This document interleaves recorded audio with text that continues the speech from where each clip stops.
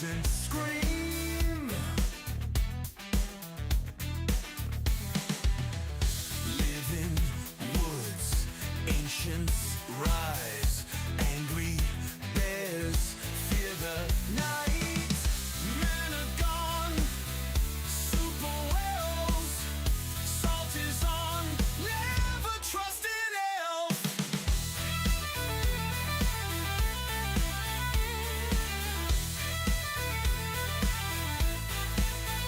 Cold arrow, double staff. Grab your bow, nature's wrath. Pour out a drink for Saint Moon, phantom acolytes too. Remember, the elf cabal is always watching you. Lame burrows, triple orb. Entangle a grunt, fight the horde. Men are gone, super whales. Salt is on, never trust an elf.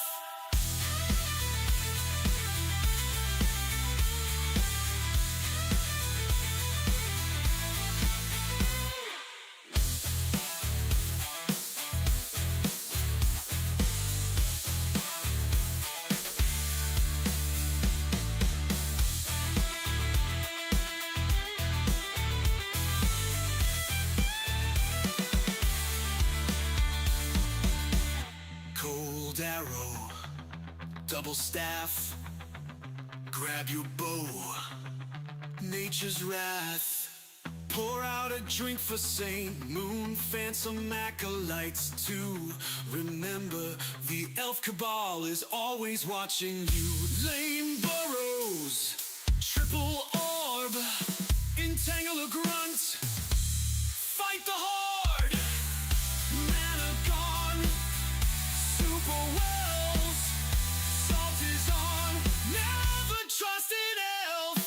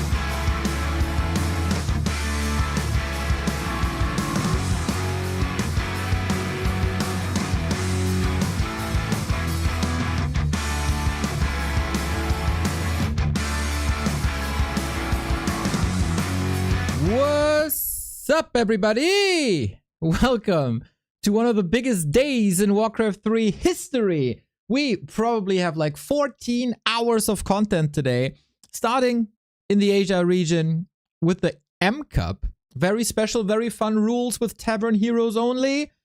And afterwards, Grubby's Onlyfang Invitational. Hell yeah, it's time after 2 weeks of grinding.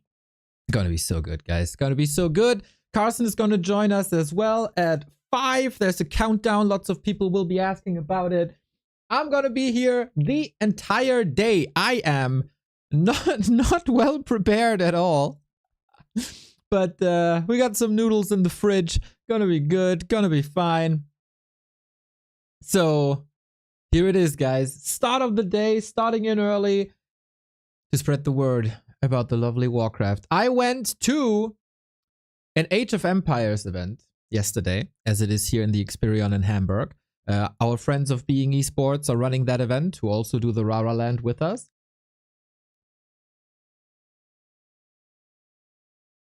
And the only talks I had was about the Onlyfangs tournament. And Pally Rifle. It's kind of funny. That's kind of funny. Yeah, there were 200 Age of Empires fans, and all they talked about was the Onlyfangs tournament. Absolutely amazing. I met Neely, the Age of Empires caster, wonderful person. I met Demu, aka The Muslim, we chatted for 2 hours, like time flew. And Killer Pigeon as well from the Age of Empires scene. Lovely, lovely, lovely people. Had a grand time, a couple of cheeky beers. And now we're here for 14 hours. Send me your address. I'll send you some food. Oh, that's super lovely. I might I might need that later. Like, let's be honest. Yeah, it was really, really cool, and it was a wonderful evening. And this still says Huashan Sword Cup. No, this is M Cup for $4,100. Yeah, what a lovely scene, man. What lovely people. I met a Polish player called Pierogi. He apparently was pretty high in the Polish scene at one point. Very, very nice. So here it is, guys. And we start with the M Cup. And M Cup has been nothing but fantastic. Yesterday and the day before, we took a little break from this, because Huashan Sword Cup was up with Happy and Lin and Fortitude. And of course, we had to cast that. That was a little bit of a priority. Because, I mean, the best players in the world, right? But this is our bracket. And you're looking at this correctly. Happy is in the lower bracket, everybody. Happy's in the lower bracket, courtesy of Lawliet, who defeated him 3-1 in an outstanding series. Life is his opponent here today. Lawliet, the Happy Slayer, that's going to be our first match. Then Moon advanced with a 3-1 over Labyrinth, and Infi with a clean 3-0 over Infi, playing the Night Elves here, interestingly. A clash of legends, everybody. A former WCG final in 2020. 2 of the GOATs. I think if you have a GOAT discussion, these 2 are certainly in it. They're among the top 5 of GOATs in Warcraft. There's Moon, Infi, Sky, Happy, Grubby. That's the discussion, right? I mean, should be. We'll see who comes out on top today. Happy is still in this tournament via lower bracket. He has defeated Focus, and Labyrinth also successful yesterday in the lower bracket with a 3-2 over Shao KK. Good tournament for Shao KK, man. Love to see his work. Love to see his play. Lin.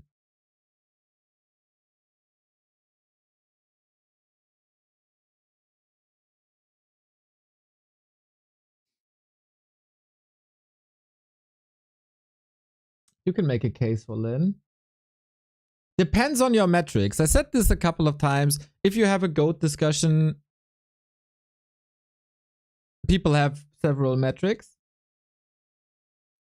And one of my biggest metrics is, maybe, whatever that word is influence on the scene as a whole. So Moon is the biggest star for Warcraft in Korea. They had his face on his birthday in the subways, for example. Sky is the biggest impact in China. Basically, every esports in China is based on Sky's success at WCG. And Grubby has the biggest influence in the Western scene on this game. And I don't think Lin comes close. Even though his peak skill definitely outranks the others. But I think if you make a case for Happy, you can make a case for Lin as well. But Happy is making up with more dominance and higher skill ceiling. It's a long debate, everybody. It depends. It depends on your metrics. But let's make it not a top 5, but a top 6, and then Lin is obviously in. I think GOAT should be about skill, not popularity. And this is where the discussion drifts apart because everybody has different matrices. And you are going by skill, but other people are not. So this is why the GOAT discussion is an interesting one.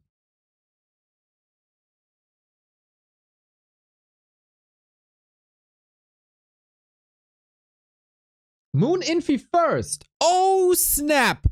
Let's go then. Switch. Switch. Thank you, Stufka. Hey, Africa. Ecolos. Thank you for the report on the Division 2 sign up. They're playing already. Yep, there's always a little bit of a watch protection on KK. But I'm ready to go into it now. We won't miss anything of the action, of course.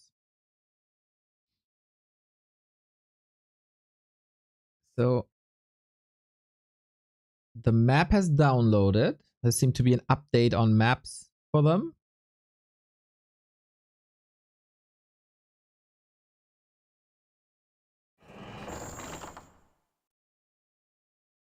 Here we go. All right.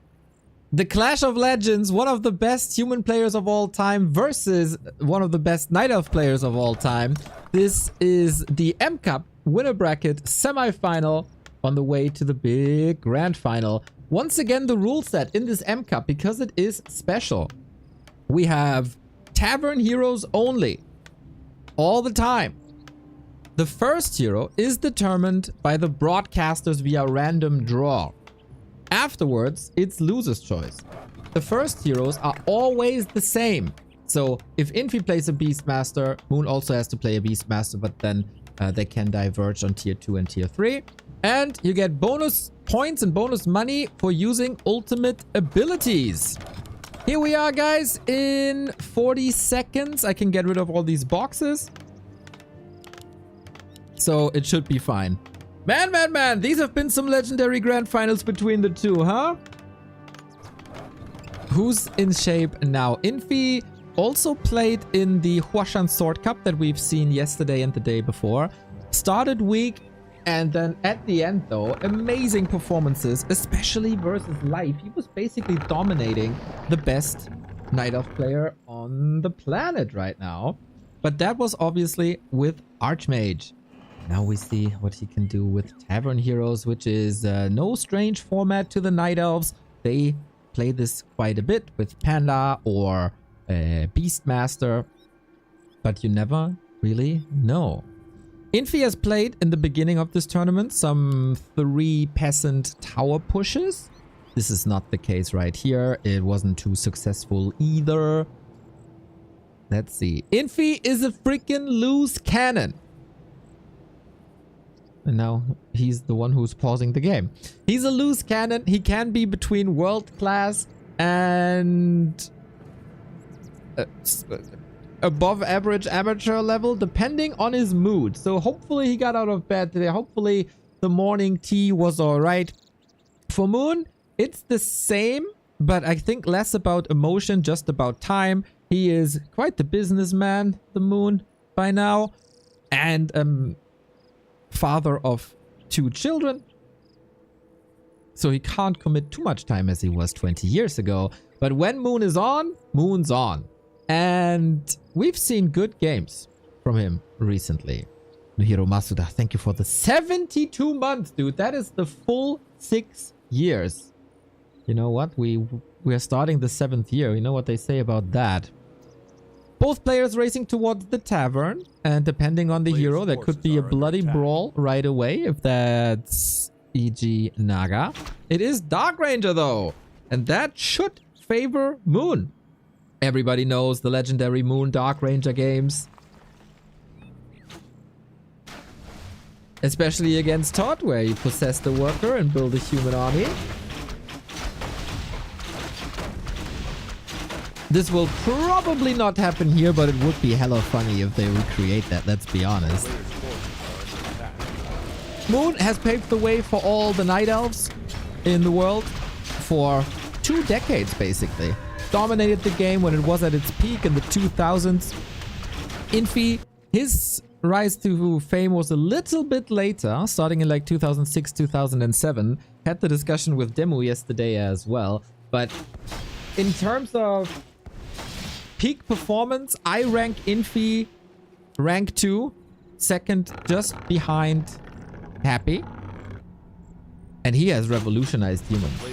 Back in the day, Sky was the first to pave the way with a lot of aggression and tower pushes. Infi flipped it on its head and went for lots of defense. That's a year, a whole year. And I'm still gonna complain G about Pally Riflemen and buff Night Elves. Go M-O-N. Okay, thank you, Kov. Thank you, Tom Typhoon. Thanks, Neo MVP. Let's go, Tom. Thank you, thank you, thank you. So yes, Infi flipped the script for the humans. Instead of high pressure tower pushes and rifle pushes, it was more an expansion play and stability in that expo play. He's a bit of a sadist, I think. He knows how to torture his opponent, that's for sure. Dark Ranger pressure. Dark Ranger signature spell Black Arrow. If she kills something under the effect of Black Arrow, it spawns a skeleton. This is very good against archers because archers are squishy and you kill them easy. Same can be said about the Dark Ranger of Moon, as this works against footmen and especially militia as well. Then we also have Silence, but in a Dark Ranger mirror, we don't see Silence, we see Life Drain. And that is rare, but Life Drain can be incredibly strong. We've already seen it in this tournament, and I love to see both players adjusting to the M-Cup meta. Skeletons can harass already. Target fire is on point by Moon. Infi is distracting kinda nicely. Moon now with the Huntress Hall and the tier 2 instead of an own expansion. For Night Elves, this always takes a little longer. And the Ancient of War isn't in position yet, but Moon surely knows how to get a second base up. In the span of his career, he is quite a macro monster, especially on bigger maps. Infi as well. There's been some human players like TH who had the creativity and the micro, like Chemico.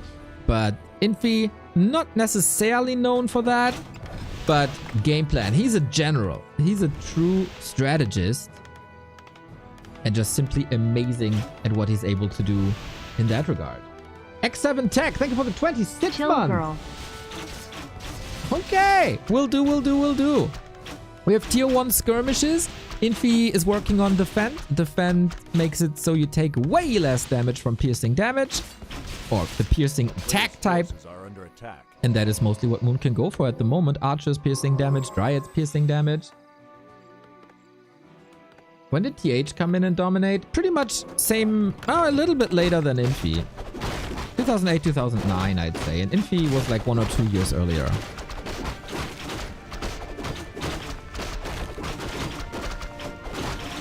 But yeah, it's always been Infi and TH on the highest level in China for a long time. Anyway, no TP on Infi anymore. Sold that one. Moon with boots, Infi with boots, especially good against Life Drain, so you can run out of it. But Infi with the big level, Moon with the big level 3 already, that eludes Infi. Gets the Panda and Brewmaster, interesting. Not banking on a single Dark Ranger. Panda always good. against human especially, unless there's like a million breakers, but I don't really see that happen, to be honest. So far, great game by both. Very stable, clear game plan, about to execute that well. Moon with a counter expansion on the rise, same for the tier 2. With that you have a little bit more damage because Dryads also deal poison. Poison is not reflected by defend, and then tickle, tickle, tickle, tickle, tickle. These two probably two of the greatest minds in all of Warcraft. There's some players who excel via execution or creativity to like execute a strategy perfectly or to come up with new strategies all the time. That goes for both players a little bit as well. But it's mostly how to use the resources and how to outplay your opponent to overwhelm him so he can't follow in what I do. Very admirable skill. I think for that you have to be like you have to be made. You have to be a person for that. Infi now, Zeppelin. And Moon is the one to distract, so the Footman and Dark Ranger can't attack the tree. Infi as far away as possible from Moon's second base, which is start to run now. His expansion, of course, also safe, and we get Dragonhawks. We get Dragonhawk. What? Okay.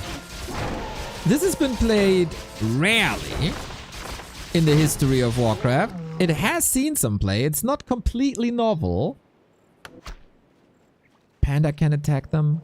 Dryads can attack them. You can switch to Talons and Hippos. Dragonhawk's not a great unit. Low damage. They might have a timing though. Infi trying to flex on Moon a little bit. Moon had this legendary clip where he introduced the world to Zeppelin Micro. Now Infi styling on him a little bit, but everything is hurt courtesy of the panda. Gotta get out. And now he showed his cards.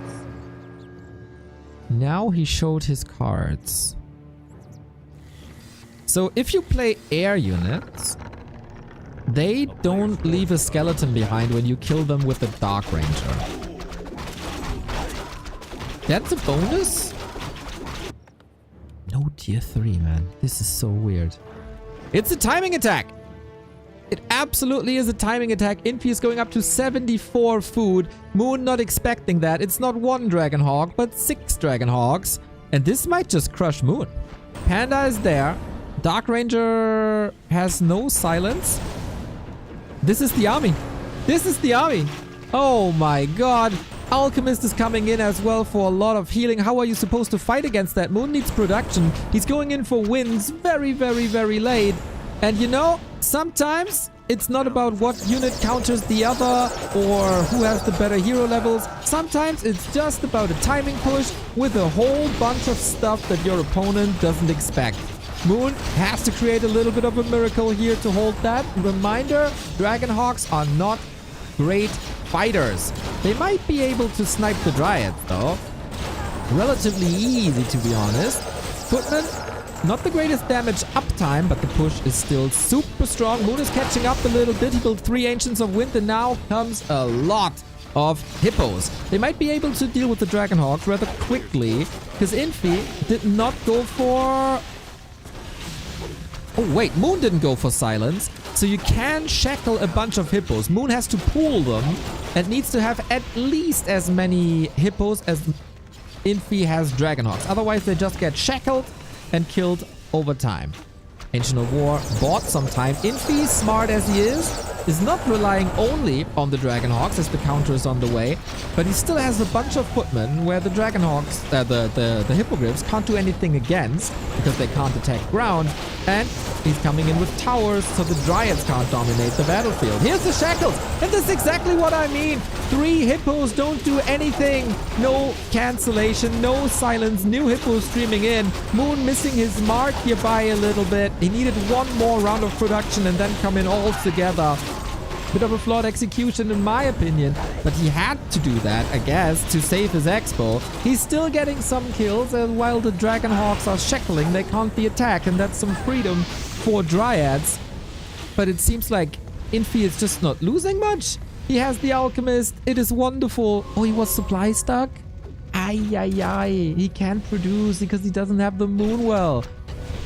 Amazing match. Big brain plays by Infi to start things off. Puts the Footman to the side. Heals everything with the Regen Scroll. Grande, grande Warcraft IMO.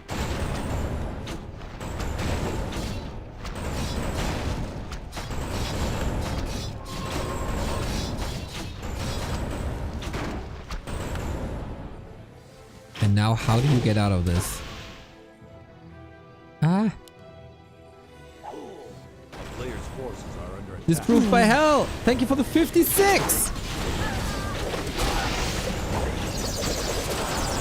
In masses, Dragonhawks can be super nice.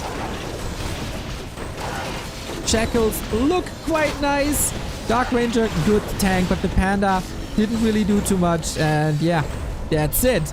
Moon is getting overwhelmed by freaking Dragonhawks. I didn't see it coming. Moon didn't see it coming. It is not unlikely to see Mass Air versus Night Elf, but that is mostly with Griffins as they kill the bears. But Infi created a timing. There was no chance for the tier 3. And not at all. And this is what I mean. Infi is such a smart gamer. You know what it takes to overwhelm Moon? A lot. Moon's been playing this game for 20 years. He's faced it all. He did these shenanigans to his opponents. But Infi, man, coming in hot, coming in prepared. Love to see it. Love to see it.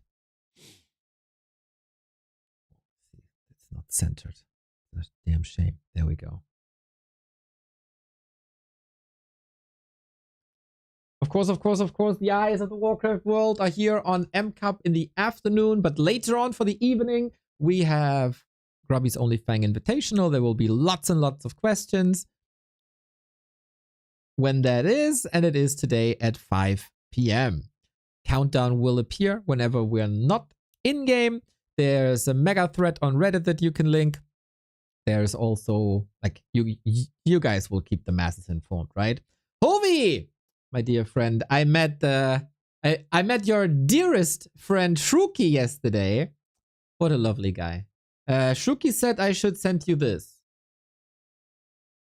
Don't know what this is about, but you know how he is. Thank you for the raid, mate. I missed you. That sounds like him. Yeah, it was over like 3 to 10 beers. Shruki, good guy. Good Dota caster from Austria.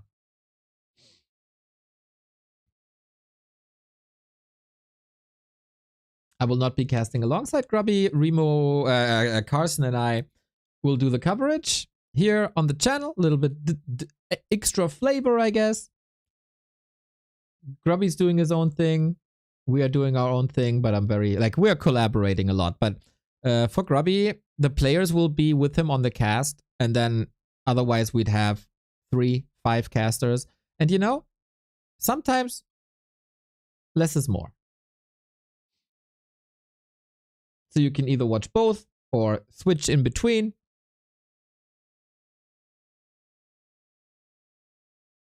I'm hyped, man. Will be fun for you to see you cast the potato. Bro, the potato, she started beef. Well, let's be honest. She wanted beef. I put on a little message on War 3 Champions, and she didn't like that too much. Let's check out the clip. Use? What the fuck? Featuring Tyler, Sodapoppin, Dendi, and more. What do you mean and more?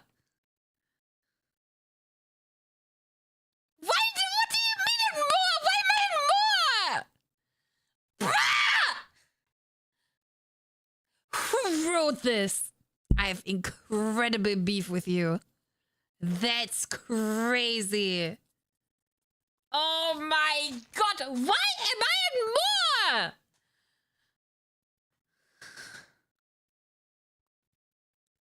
Who said who did this? Who did this?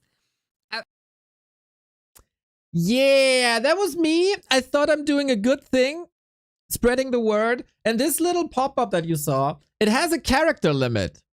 Okay? That's my excuse. It has a character limit. So I thought I don't have the space to put them all in. I just wanted to help a little bit. Filter. So I changed that.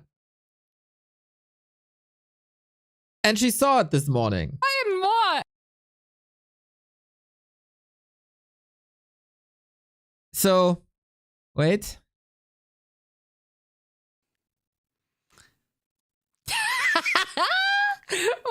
Wait.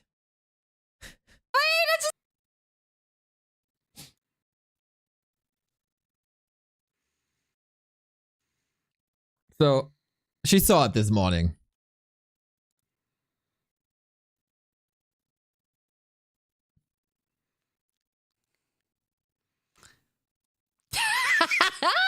Wait, I just logged in! Guys, what? They changed the announcement! Oh my god, that's so funny! That's so funny! Look what they said. Look, yesterday, it was like Tyler, Soda, Dendi, Ampi, and more. And now they added all the names! Oh my god! Please stop the beef! Bruh! Who sent them the clip? That's fucked. But it's fucked, but it's also very funny. Even capitalized! Ooh. Yeah, so I think the beef is over. I apologize to anger the mighty potato. I hope everything's fine now. And we can be friends. I can't be a German beefing with a potato. That's impossible. You can't be an American and have stress with a hamburger. It doesn't work. Cool to see WC3 still sparking so much joy to the PPS. Hell yeah. So, yeah, we're not beefing with potatoes, mate. It doesn't work that way. Sunglitters, mea culpa. Good luck tonight. Yeah, she's amazing. So energetic, so fun. Anyway, we got map 2 in this best of 5. Moon overwhelmed by dragon hawks. We go back to serious Warcraft tournament business and not the private beef between German streamers. Sunglitters is so funny. Beef is over. Lol. Haha. So much good content. Yeah. We're gonna support her later, right? We're gonna support her for sure. This was the best beef ever, right? So, Infi again with the humans. Now, he could have switched races, decided not to. This is allowed in this tournament. There is advantages for Moon now, as he has map choice, Moon. And he can pick the first hero. So, double advantage for Moon. And that is good chances for a lengthy series here tonight, as both gamers are just so very, very good. Samuel, thank you for the 250 super chat. Nice to see you again. Alles Gute. Thank you, Sam. Much love. There's very few people supporting on YouTube. You're the MVP of the week by a landslide. Thank you very much.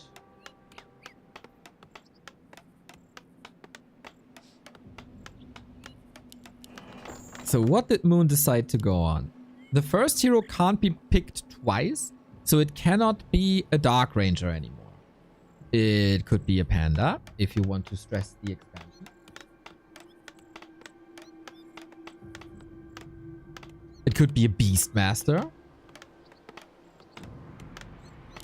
To stress the expansion. This is what it should be about, right? We have Secret Valley. I'm incredibly glad we see this more and more. I introduced it in my German tournaments. The Asians are also now picking it up. The Asians, you know, they're always very conservative or traditional in their map choices. Still playing Turtle Rock, still playing Terraner Stand. But this is not the old Secret Valley. It's been updated. And that made the game a lot better. Beastmaster it is! Unlike previous Beastmaster mirrors that Infi has played, it is not Dragonhawk first, but the bear. Is the overlay messed up? I'm sorry, I can only delete the boxes after a certain amount of time. This is a KK server issue. So now, it's normal. Beastmaster is a very good choice, I think. Against human in general, the bear is just super strong. It's hard to dispel him. But Infi is the one to pressure, and I don't think that's working in the way that Moon wanted. Got the Ancient in position already for the creep, but you don't want to start this when Infi is on your heels.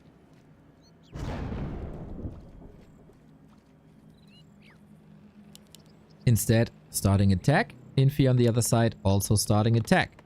This has been the theme for human players in the past couple of weeks. Different maps breed different strategies. And you don't have to go for an expansion, as they did in like 10 years ago. They played Secret Valley or Ancient Isles, these maps. A town is under siege. And they brute forced an expansion. You need 9 militia to creep that thing? Hell yeah.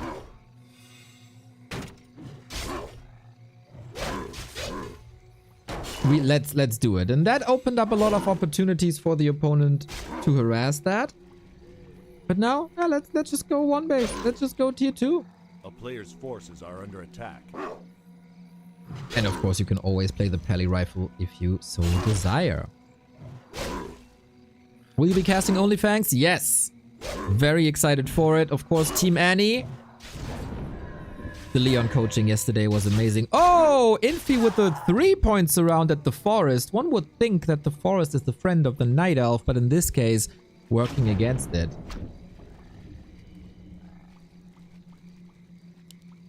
Is the color different? Yes, we're using a community mod pack, and the creator, Kenshin, has adjusted the player colors, so there's more contrast and they're even better than they originally are.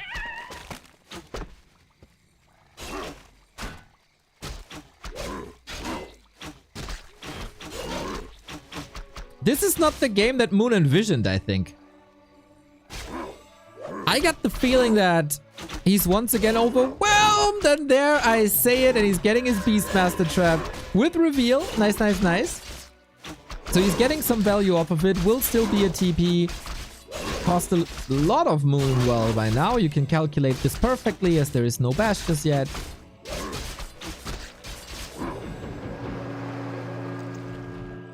And finally some freedom for Moon, who immediately should go to his creep spot, I think.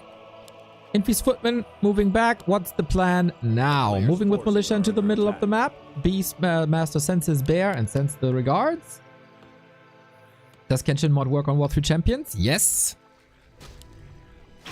Naga second on both sides. Lots of control added via Frost Arrow. Moon needs some levels now. Both incredibly low level. One footman went down maybe. And an archer. It's a push. It's just a push. A tier 2 Naga push. Again using a timing against Moon. Usually you pair this with rifles or casters or anything. But Infi says no. Let's just do this faster. Oh my god. He is destroying Moon so far. who's still trying to get the lore up, who's getting trapped on the right-hand side. Problematic situation for Infi a little bit on the Beastmaster, but he don't have to move the Beastmaster forward. He can, of course, for a little bit of damage, but as long as he gets his summons in, that's amazing. AP's too late. Moon, my god, gets overwhelmed for the second time on map choice, on hero choice. Infi finds the perfect timing against him. And this game is just over. I am so in awe with peak Infi. Nobody plays this. Nobody plays Dragonhawks.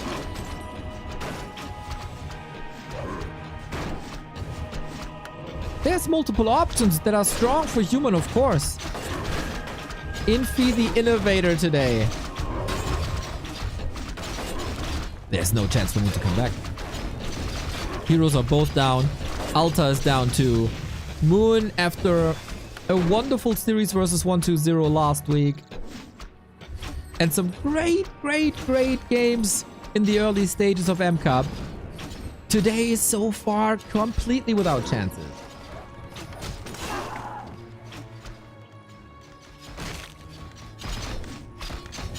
This is how Infi reigned over the scene and ruled the scene in 2009 and onwards. Boom. This is crazy. The cast is, I don't know, how long were these games? 20 minutes? And Infi is 2-0. Leaves no doubt who the best player is today. Nobody plays a Dragonhawk push. Nobody plays a Footman solo push. Poor freaking Moon. He needs your energy, guys. This wasn't pretty.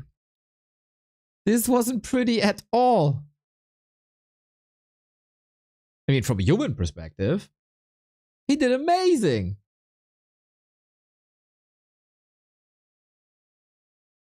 Not a single level 2. Ultimate pressure. The pressure is supposed to be on the human. And that's why Moon picked this. Like, you're gonna expand again, huh? That's what you do usually. Let me just pressure you. Then you can't creep. Boom. Rough. We're getting close to 130,000 followers, I see. Just 96 off. If you didn't follow the channel just yet and you like what we do, push it. Push the numbers. It is the best time to be within the Warcraft scene. So much great content. So many awesome initiatives. And of course, here is the home of Warcraft 3.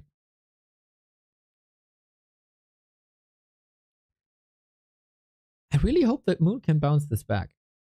Maybe a little break. Rethink the approach.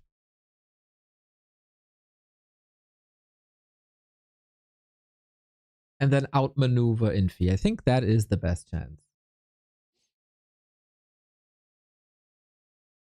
If you're watching this stream and still not following, please consider following. Did you see my game with Ampi yesterday? No, I did not, Sharky. I, as you know, was not at home.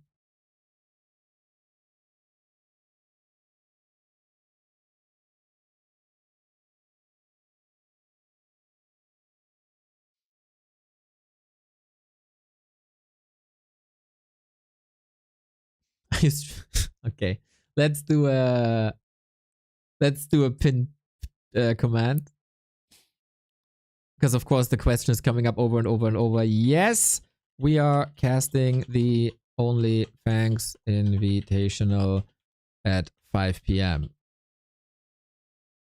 Can't and pin. Yes. Until we unpin it. There we go.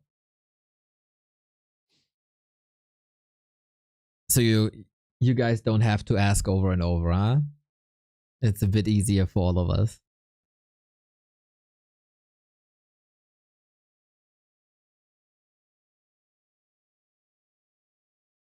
I would give money to see Sunglitters beat Tyler.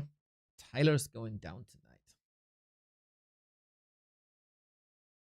I call it. I call it for a week.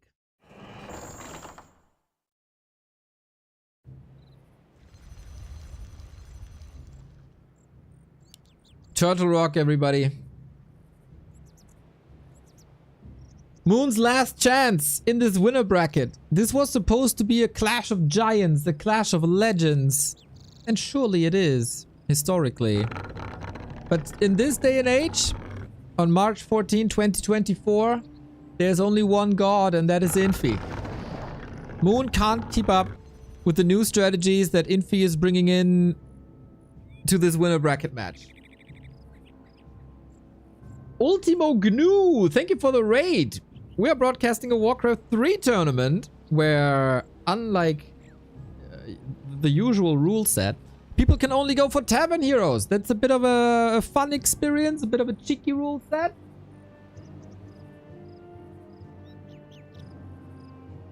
Let's see, let's see, let's see. I stand against this anti-Perla rifle tournament. Well, you can make your own tournament where everybody gets a paladin. How about that? Make it happen, Toxie. You know the map makers.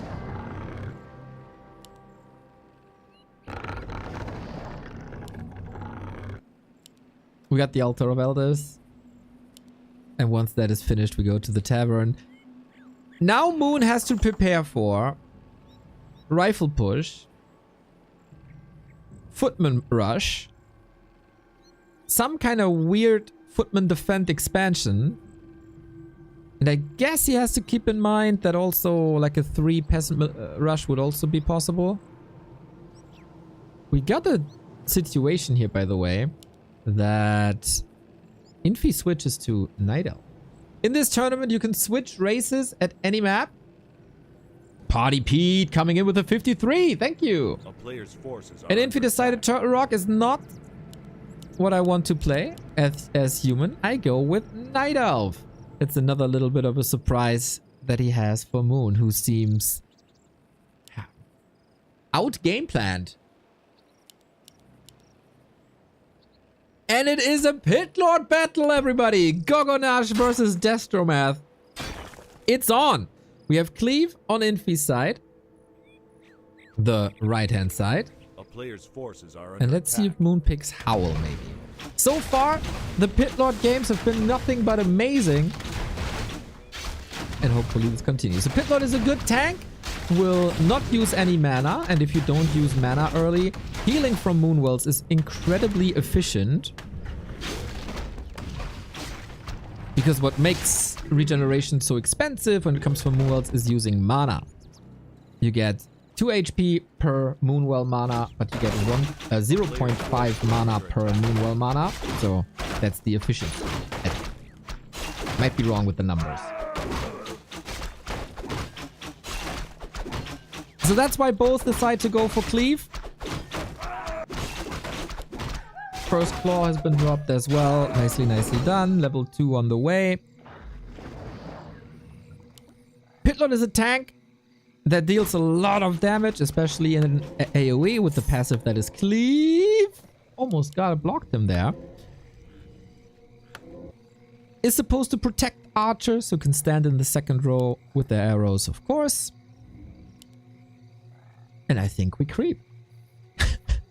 This could be a hell of a massacre if the Pit Lord reaches the archer backline, though.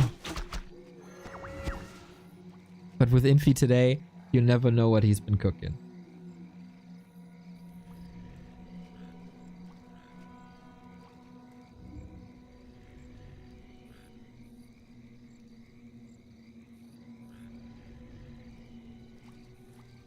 No, Moon hiding.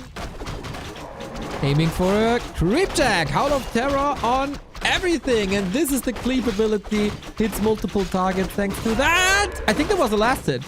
Oh, I don't see the XP like you do, but I'm pretty sure that was the last hit. Insane play by Moon. Cheeky hiding in the shadows. Intercepting the archer. Yep, Moon with the last hit. What a timing. It's so cool to see that he's not getting deterred by like losing 2 maps in the way he did. but showing the fighting spirit. The spirit moon is back, basically. A player's forces are under attack. Uses another archer on the back of things. 2.4, 2.6. Boots. Very nice on the pit lord if he wants to chase these fleeing archers. Didn't see Infi's elf too. Good morning. Good morning. Item went to Infi, and having evasion on your tank is a very nice addition. We get the Naga in for even more control, so archers are slower now. Pit Lord is faster now. This is what Moon wants to accomplish.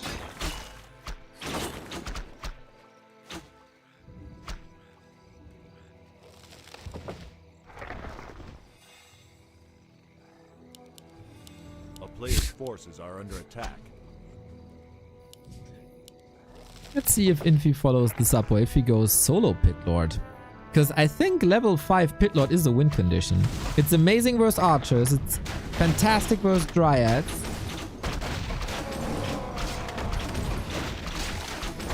And this is what we'll mostly be dealing with.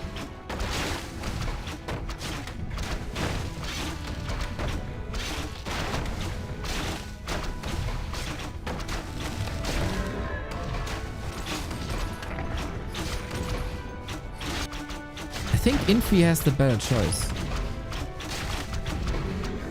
Oh, there I say it. Here's the panda. Alright, alright, alright.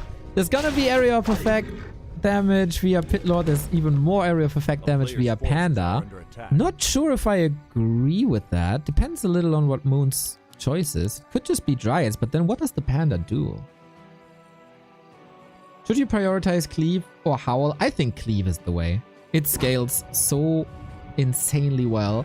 And Howl is an amazing level 1 spell. 33% damage reduction on level 1. Yeah, give me that.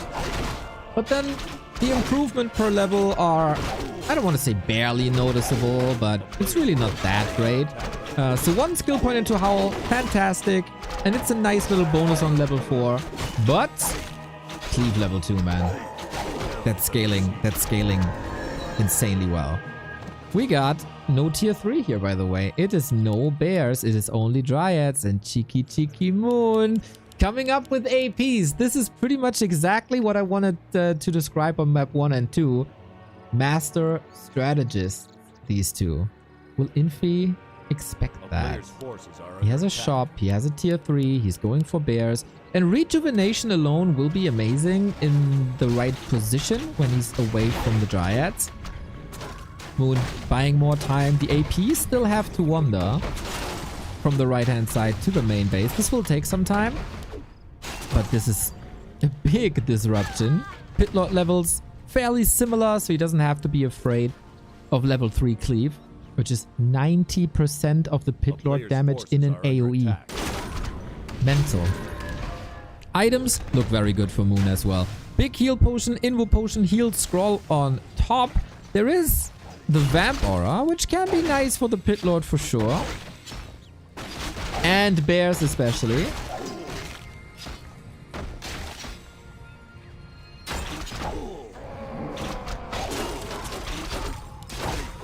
Let's see. Pit Lord for Infi, very, very low. Has to go into his Invo Potion. Both in an Invo Potion. A true mirror match, everybody. Look at the cleave. Ay, ay, ay. Against archers, the Breath of Fire is, as you can see, fantastic. In general, I'd say, though, the Naga was an amazing pick. The Panda, not really. It will be helpful against the trees. And of course, it relies a little bit on Moon's Dryad control. Don't want to tank too much. Here's the APs. Good luck fighting them. No glaives. Panda not level 3.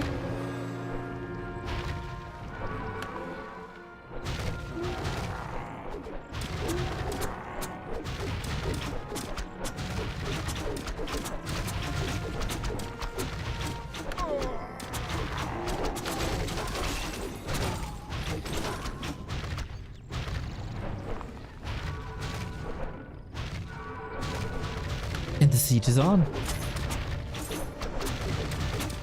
It is so much about timings, man. both exploiting that against their opponents. Because Bears and Panda will be able to deal with these APs later easily. This is not a hard counter to anything. But at this stage in the game, the Panda is weak. The Bear numbers are easily countable.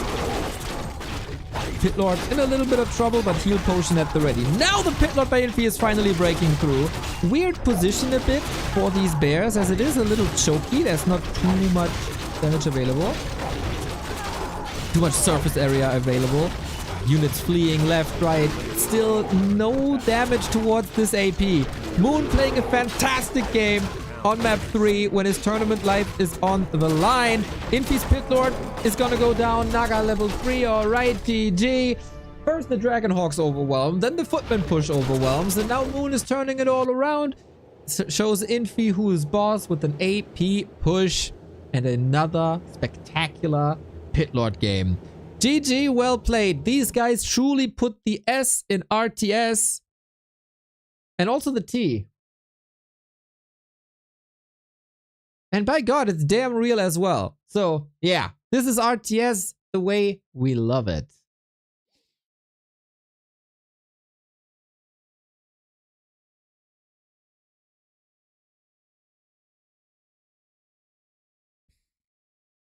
Two and one. Moon's still in a bit of trouble because now it's Infi's map choice and Infi's hero choice. They put the RTS in RTS. You can say that. Yes, for sure. How was the garrison? Quite fun, I gotta say. Lovely, lovely, lovely people. Wait, there's a tweet by our Being Esports friends. What happened there? So the garrison is basically what Raraland is, but for Age of Empires. They're in a cool location here in Hamburg, and I visited yesterday. Oh my God, Twitter is 720p. Ridiculous. Okay, this is the stage. Right. What? Oh, he walked in when he wasn't supposed to?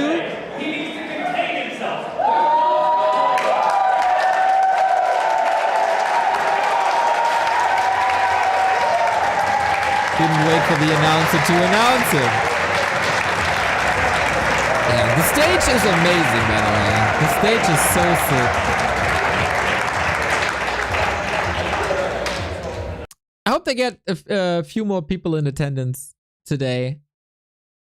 It's not as rowdy and packed as Rara is. Of course, you're the greatest audience. You're the greatest audience. That was a nice guy. Yep. He was very nice in person. I talked with Demu like 2 hours or something. Super duper cool.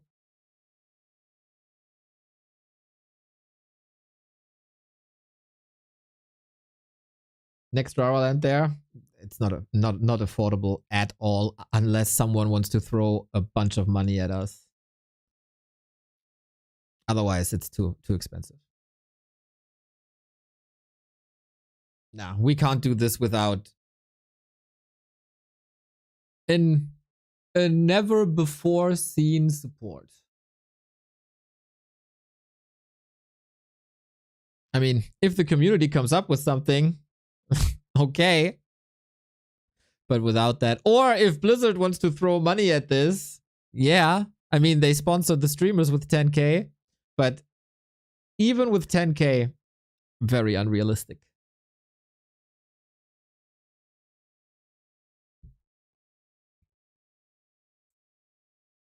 How much money is needed for that location? At least 50,000 euros. At least.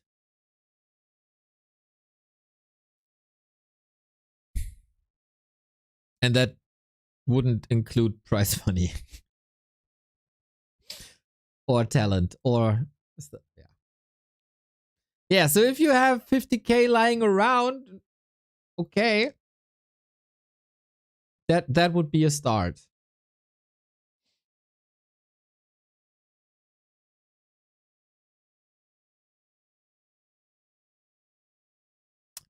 Offline tournaments are expensive, guys.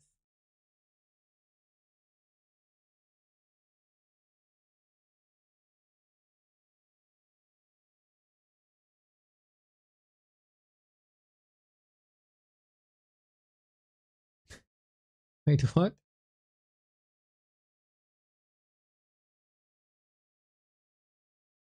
Soul referred to Dondo as peasant and said I need to get on the grind? What?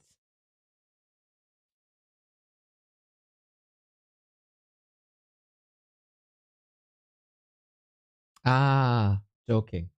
Ah.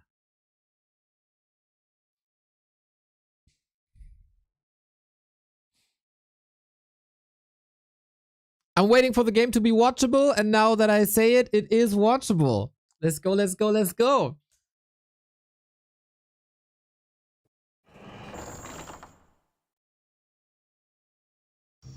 In Moon Force Game 5.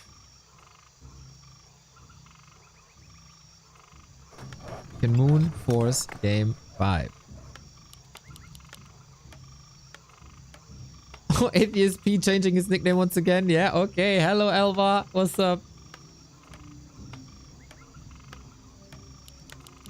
Infi back to human in map 4. So either Moon ties this up, we get a 2-2 in Force Game 5, or Infi surprises his opponent once again, as he did in map 1 and map 2 when he was playing human. And we move on to the second winner bracket semifinal.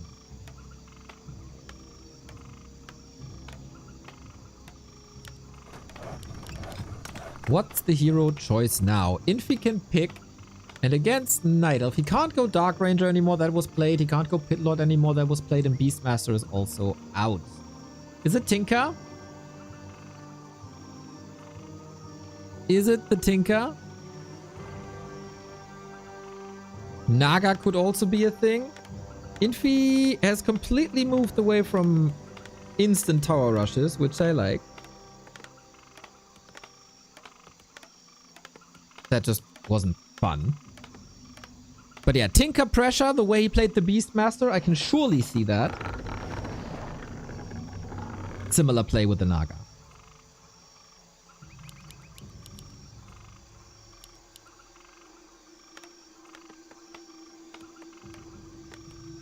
Okay, Tavern is opening.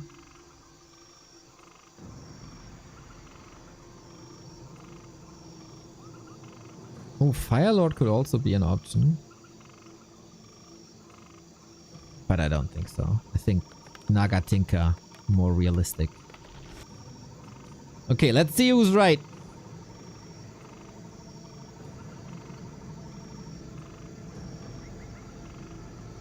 Get him.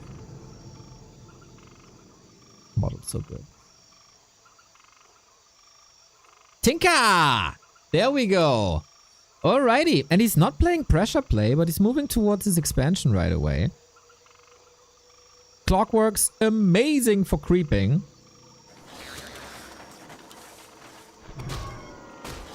And what's Moon doing? Moon is the one aggressive.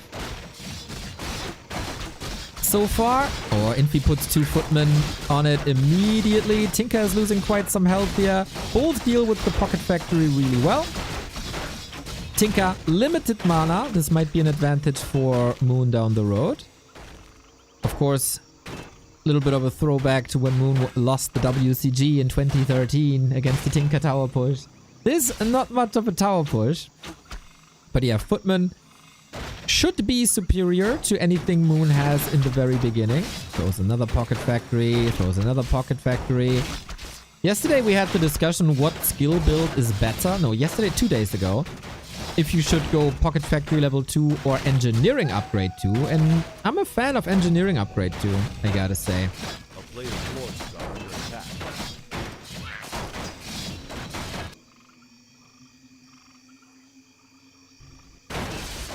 Tinker, surrounded. Infi, not the first surround today. Clearly on top of his game. After some disappointing series. At the beginning of the week. Razor sharp. Moon with an Ancient of War. Moon with the Hunter's Hall. He stays on tier 1. Hunter's all in.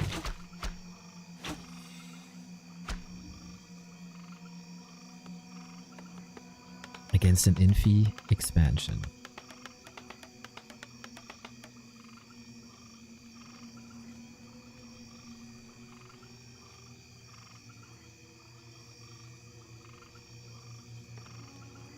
A player's forces are under attack. A town is under siege. Moon's tournament life on the line, and he goes for an all-in. We have an AP on the right-hand side. We have an Ancient in the middle of the map. This should be full map control, and maybe Infi doesn't scout here. And this will then work. I like the gameplay so far. Pocket Factory in the main to deal with the peasants that are already there. Infi is low on lumber, and moves like this keep his workers off of lumber. Very smart so far by Moon. A town is under siege. Oh, footy up for grabs. Tower easy cancel. I say this looking good for Moon so far. Levels very worrying though. 1.5 only. There's always going to be a Pocket Factory advantage. Infi's Expo is up and can probably not be raised anymore. Supply wise. Oh shit, these boxes are still up. Ay. Old man forgetting things again.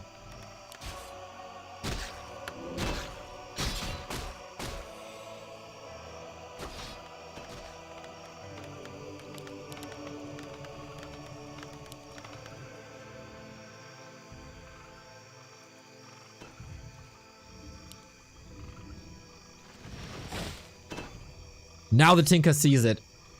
Is that too late? Or is it the perfect timing? Lots of normal damage is always amazing. Opens up a little bit more surface area. Hunters are here. This is buying time for the rest of Moon's army to arrive, but that really ain't much. Tinker level 2 finally. He was holding his Pocket Factory for a long time. Rack JAM. Let's go, Fab. Thank you for the sub. Because now Clockwork Goblins spawn faster if you have the engineering upgrade. Next AP, the first one is down. That didn't do too much except buying time. Huntress should be superior to all the units on the ground, but what about the towers? They fall to that quickly. Nice dynamics between the two. When it was all about timings and strategies, now it's about execution. Calling lots of militia. If Infi holds here, he wins the map, he wins the series, he advances to the winner bracket final. Oh, but Moon is doing tremendous damage to all the workers.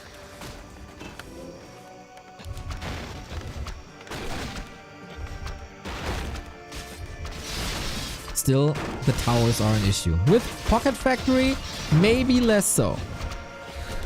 Who has the better mana management? Moon doesn't have a staff, right? No, it's only boots. So the next Pocket Factory will be his last for a while. Can he convert this damage into kills? Because yeah, it's nice if these HP bars are red, but there's the regen scroll. Exactly. But new APs up, and the APs might be the solution then. Tower versus tower. Fight fire with fire and fight tower with tower. That's what you do. Tinker in the middle. Got the heal scroll. APs up. Can they reach? Oh, could have cancelled the healing. Okay. Now, if the trees move, the towers do good damage against them. If they're rooted, it's barely noticeable. We will have a heal scroll up in a bit. What's the perfect timing for it though? And Infi is building rifles. He's still on tier 1, but he's still building rifles who have amazing damage type versus hunts. Love the regen scrolls. Love the patience by Infi. He knows that it's Moon who's under pressure. Glaive throwers are coming. And this puts Infi in an uncomfortable spot. You gotta attack this at some point. You will spend a lot of resources repairing. Get rid of that glaive thrower ASAP. This is so intense. Love to see it, man. Love to see it. Oh, Moon, take care of the Tinker. He kind of blocks himself. Has to go for the heal scroll now. Big commitment by Infi to break this siege. This has to be it. Otherwise, the expansion might just fall. The rifle's in a wonderful spot. Free damage, basically. Moon is still trapped with the Tinker. This might just be the end. It was a good idea. It looked good for a long time. can't connect. Is not sending in anything. Tinker is still alive. Third glaive is coming in, but Tinker out of the fight. AP still standing. Guard tower still standing. Take the shop away, my bro. Can't repair too much anymore. Moon is floating 500 resources.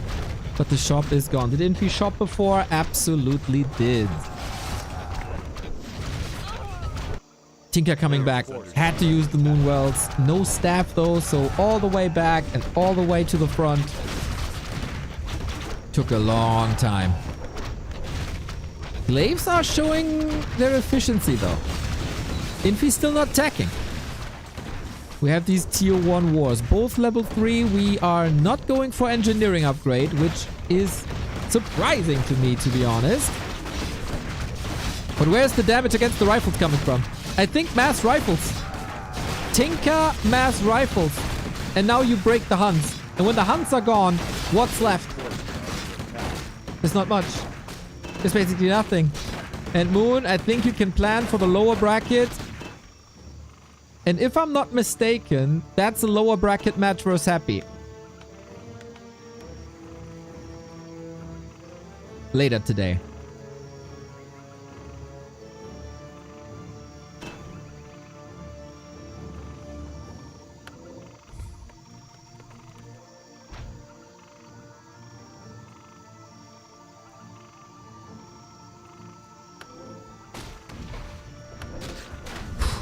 Intense. Very, very, very intense.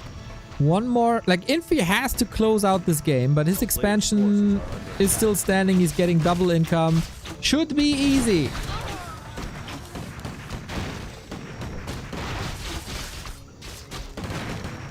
The hunt damage is respectable. Do we have any consumables? No, not anymore.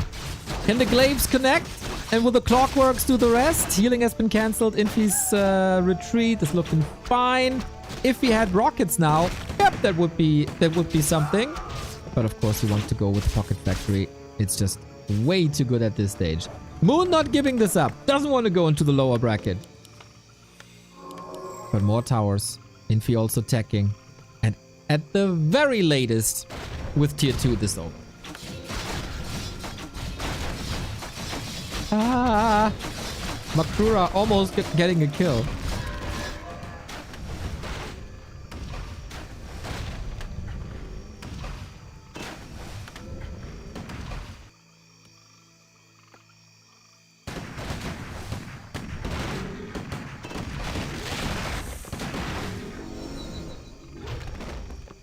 How do you stop rifles?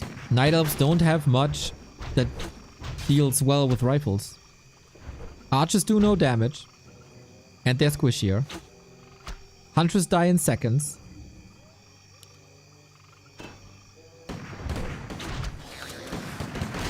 The clockworks, I guess. The clockworks are amazing. Rockets on a high level would be amazing. But Infi is pulling further and further ahead when it comes to these levels. Here's the engineering upgrade too. Moon's Pocket Factory now on high alert and high production. It feels like Moon is kind of on the edge to get a lot of kills, but then Infi maneuvers too well. When the first 3 maps were all about timings and strategies, this was more about about execution, god damn it. And Infi played it so safe, so stable. And Moon didn't stand much of a chance, everybody. A very quick best of 5 over in less than an hour, with Infi taking it home on his first map pick. Boom. And he is in the winner bracket final, where he will meet another Night Elf in either Lawliet the Happy Slayer or Life, who eliminated Focus. Lawliet has been outstanding in this tournament so far. Winning his group, winning against Happy, that's a huge effort. And I was right, everybody. Moon, as being in the lower end of the winner bracket semifinal, will drop down to the upper end of the lower bracket. And this means Moon versus Happy on Tavern Hero rules. Hell yeah. A grande day of Warcraft. We got Moon versus Infi. We'll get Moon versus Happy. We have the Onlyfangs tournament. Insane. insane. How can you not be overjoyed as a content creator in this day and age?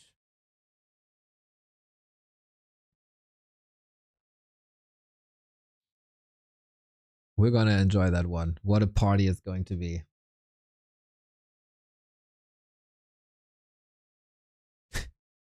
Okay, can I do anything more to let people know we're casting the event? At stream Onlyfangs Invitational Warcraft 3 starting at 5. This will be 9 hours, I think. Specific day today, specific day tomorrow.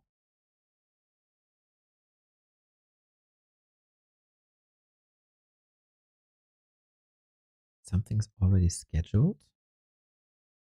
Ah.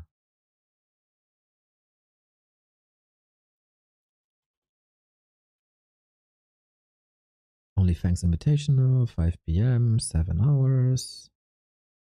Boom. Okay, now it's in our schedule as well.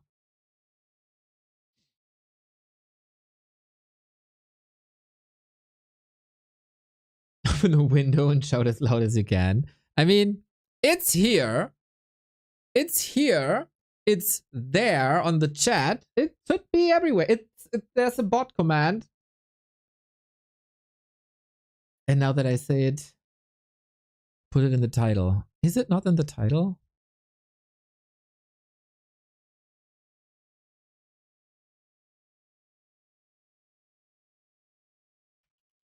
Onlyfangs tournament at 5 p.m. CT.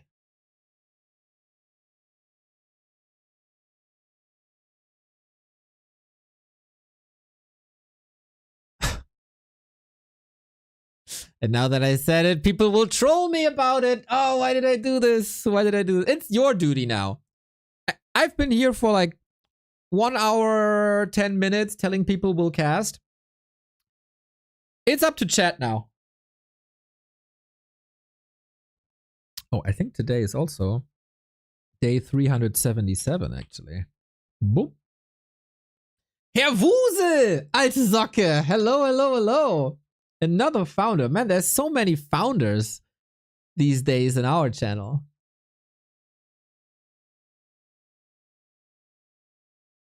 Put it on your forehead, dude. On Wikipedia it says 5. No, Grubby is starting to stream at 4. On Wikipedia it says 4. No, Grubby is starting his stream at 4. The game started at 5. I got the schedule by from Grubby, and it is here. Maybe you are in a different time zone. Are you in London or in England, maybe?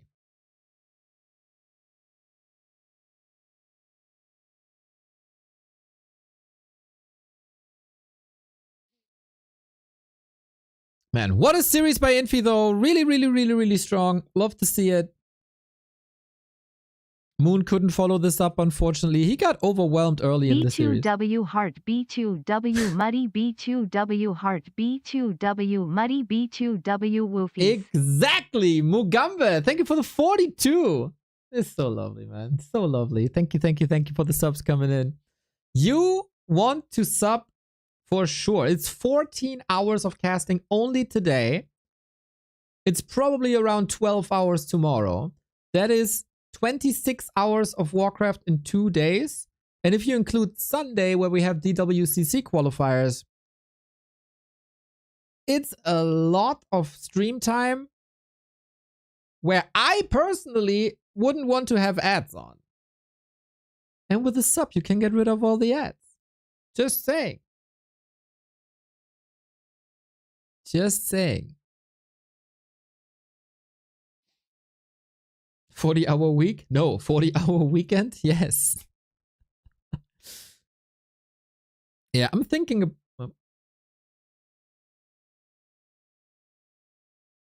I'm thinking about letting Carson do the DWCC on Sunday, so I can watch the.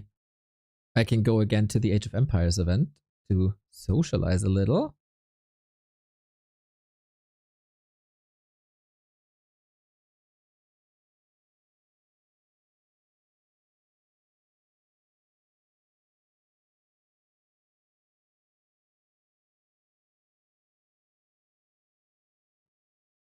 Holy Herr Wusel, Herr is back with the 10 gift subs. You lovely, lovely soul. Thank you, thank you, thank you. A classic Wusel. Vintage Wusel is what they call it.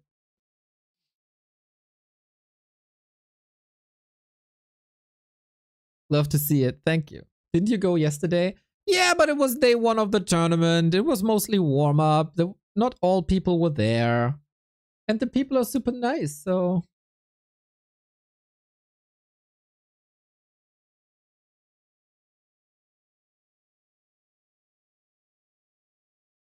The countdown on Wikipedia says 2 hours.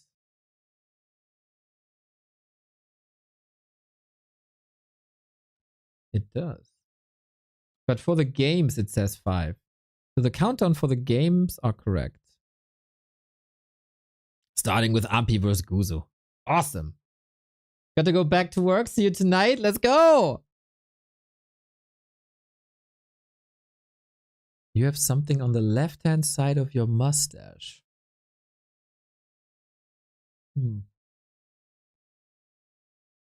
Thank you. We should be fine. We should be fine. So next up, Lawliet versus Live. 2 people who have played tremendously well in this tournament. It's not up yet. Why no one tried to block and surround the hero from the tavern with Archer Footy Farms? I don't know if it's not allowed, but I've seen some people do it. It didn't work too well.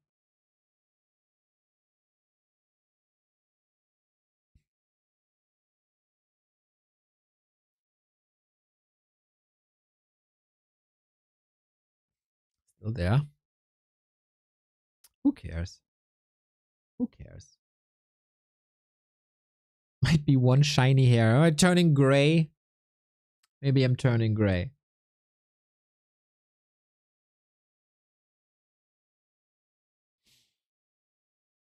Whew, 3 hours, 37 minutes, guys.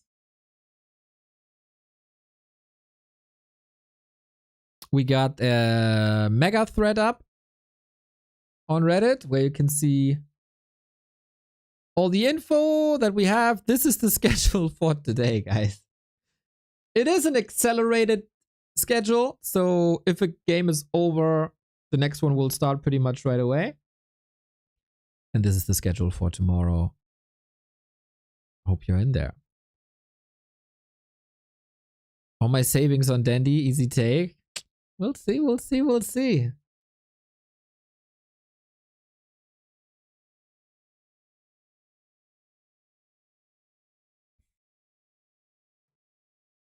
Yeah, it is gonna be a long, long, long, long, long day.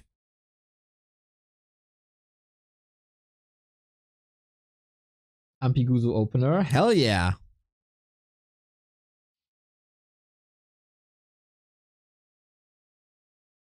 How long until Onlyfangs? Are you all kidding me? Are you all kidding me?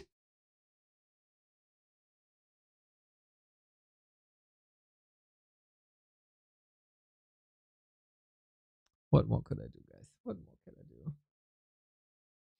Ampi is a prodigy. Go Dendi. It's gonna be fun, man. Here, this channel is gonna be a Annie fortress. This is where the fan base is. Tyler1 is going down tonight. I feel it.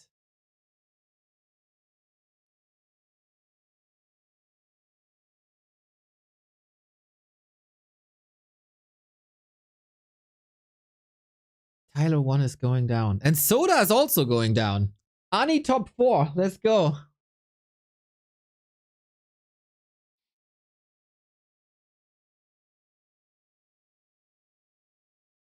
There it is. Our game is live. We can check into that.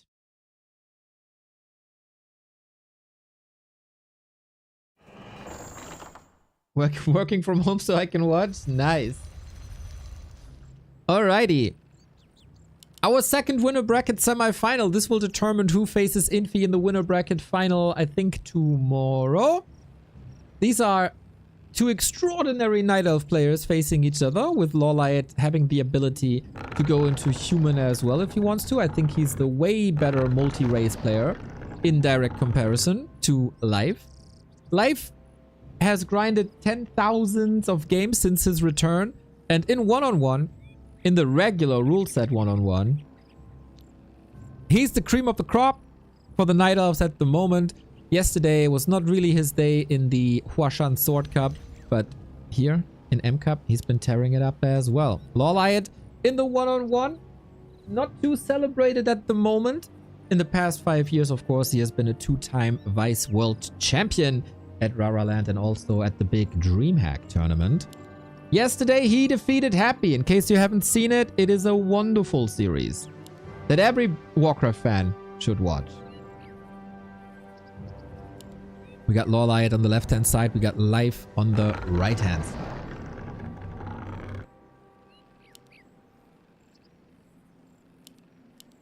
It is Turtle Rock once again. The broadcaster is determining the first hero pick. We got an Ancient of War here to contest in the middle early. Interesting choice. Expecting a brawl around the tavern then.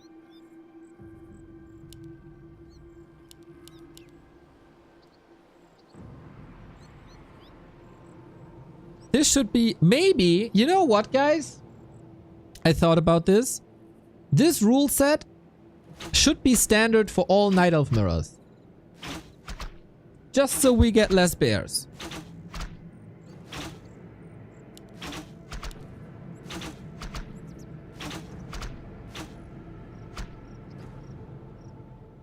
What are we getting? What do they have to go to? Dark Ranger. All right. Black Arrow. Lawliet? Yeah, sorry.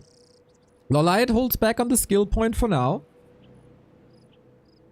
He played it really well against Happy with the life drain. So by now, everybody should be aware of how good life drain is. Not only Toxie, who's been saying that for 5 years.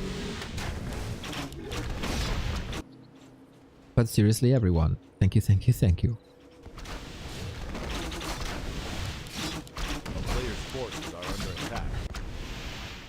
Dark Ranger taking off. It's relatively easy to creep with her due to the skeletons. Life drain against life. True. Double counter. Big double counter.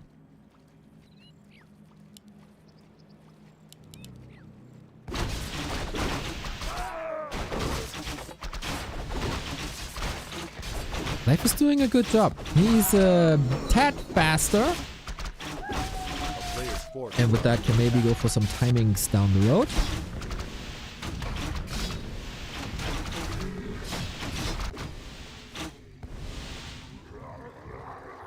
For example, what was red spot?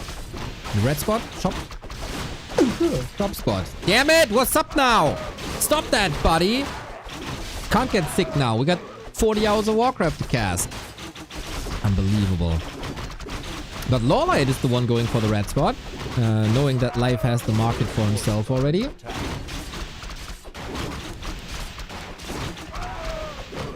And this is also, as you constantly get new skeletons, you're not taking much damage here. Question is, what item is it? And what are we doing with the spot? Tier 2 techs unfolding. Level 3 around the corner. Life has the chance for a massive free tag. Dark Ranger can heal, of course, but what about the Archer? Archer could turn into all skeletons here. Life sees an opportunity. Last hit to Lawliet. Item was stolen though, right? Ring of the Archmagi. All that effort for nothing. And the Archers are hurt. And Life is looking good, I gotta say. Suck, suck, suck, suck, suck. The damage is quite a bit higher here. Yeah, Lawliet stemming against more damage, stemming against the defeat, but how long can he keep it up? Dark Ranger double suck! Legendary double suck. What a fight this is, lol! And a double TP as well. A scene unlike any other. I have never seen this before. Glorious, glorious double suck. What did you tune into? This is Dark Ranger Mirror, everybody. Welcome to Dark Ranger Mirror.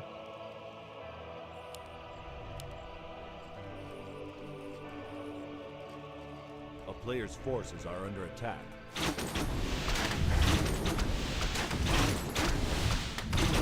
Eventually, this was salvaged well by Lawliet. It could have been much, much, much worse. All archers could have died. Dark Ranger eventually could have died. But no. Next situation. With a couple of new skeletons in, Lawliet wants to creep as fast as possible, but he's getting caught. And this is the creep tag. How I envisioned it earlier already. Nasty, nasty, nasty. What about the tech though? We got double Ancient of Wind on both sides. Going talents, maybe fairies. And a Naga second. This will offer great control. And damage.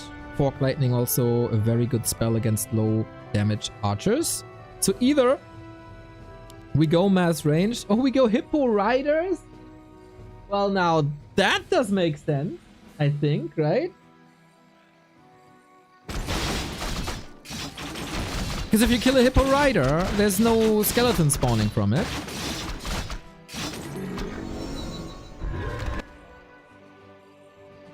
A player's forces are under attack. What's Lawliet doing?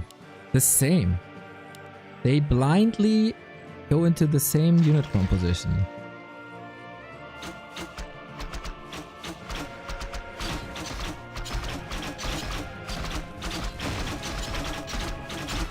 But then it's kind of funny that Hippo Riders can be countered by hippos, which are on the way. So yeah, the counter is basically already there. Maybe it's about, or more about the timing. Lawliet approaching another red spot, and Life is again the one to creep tag. Great, great, great timings and map awareness by Life.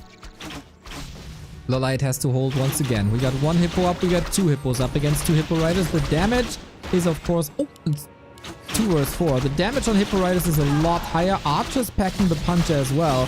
What the damage uptime is though is the question. Super unique fight. When did you ever see this? Hippo Rider Mirror. And this is why the M Cup is freaking golden, everybody.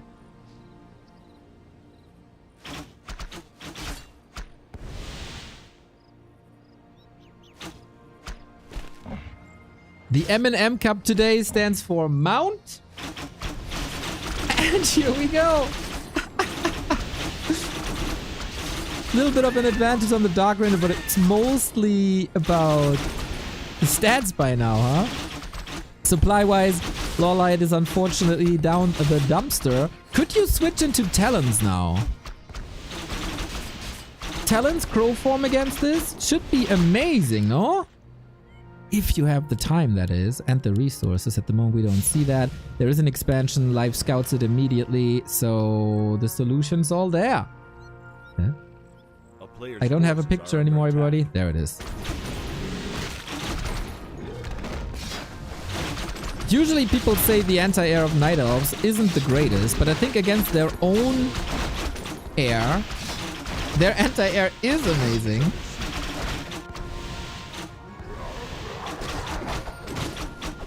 Love to see the Dark Ranger creeping though. She tanks everything. So even with a low army, you can go for these red spots. Life is taking his time, moving across, is still expecting an expo, I think. It would be odd. Or just go for the consumable. While now expanding here. Alright, he knows how far ahead he is. Lawliet's still going archers, which does surprise me. Endurance aura can be nice for more movement speed.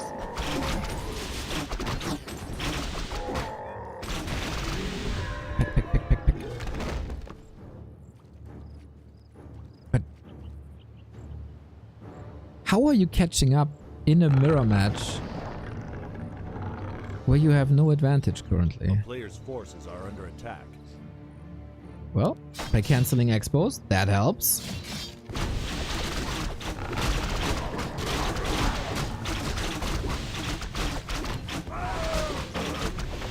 Cloak of Flames, that doesn't help too much. Maybe on a Dark Ranger it could. But it doesn't affect air, so whatever. Both meet around 50. We don't have too many upgrades. They're starting now for Lawliet. That's a way to get back, being a little tamer. He got the Huntress Hall far, far, far in the back. Life does the same. Goes with Ultra Vision first. More vision at night. Can give a good advantage too.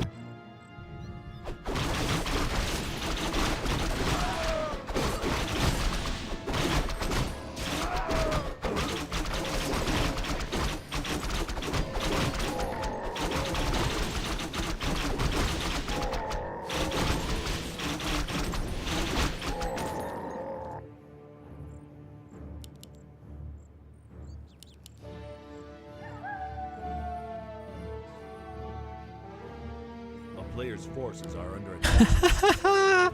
Life is cosplaying Moon with multiple expansions. Lawliet should be able to see this. I'm not sure if he can see this.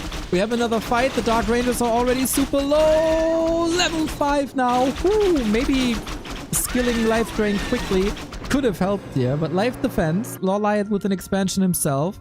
This should be cancelled easily by the hippos.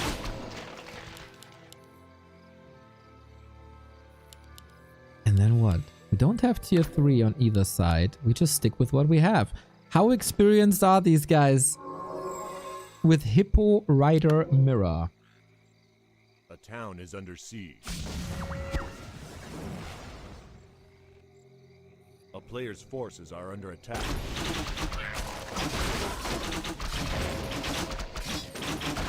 And we could get level 6 and then we can steal each other's Hippo Riders to get more Hippo Riders. Awesome. One cancelled. So in given time, this will be 2 base, 2 base.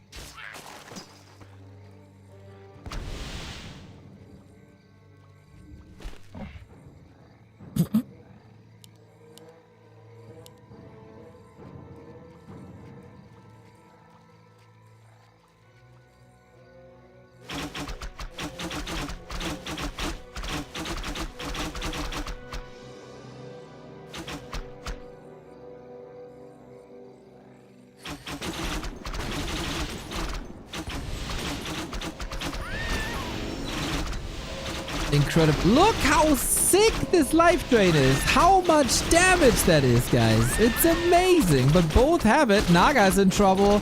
And unlike Siphon Mana, you can't pass the HP to another hero. And life stays ahead. But his strategy is out there. Lawliet is the one with the second expansion. This turns... It's an interesting mix, right? It's very strategic. Since it is about the expansions and timings and sometimes even just using an upcoming expansion as a decoy to force your opponent off the map so you can get another objective in the meantime. And you need skills in fights that you didn't fight too often.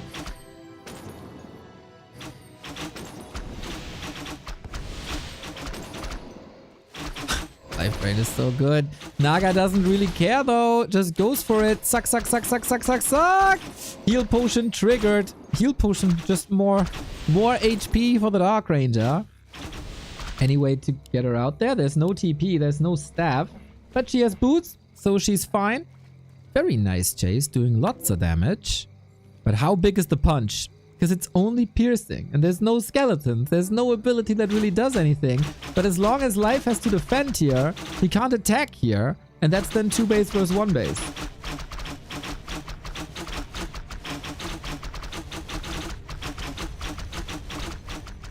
But it's a lot of hippos in the army department. Are we getting close to charm? Not really. Oh, and now we have hippos in. You gotta run away from them. No damage uptime at all. Good TP. And the gold mine has to be entangled anew. So there certainly is a chance for Lawliet to catch up even further.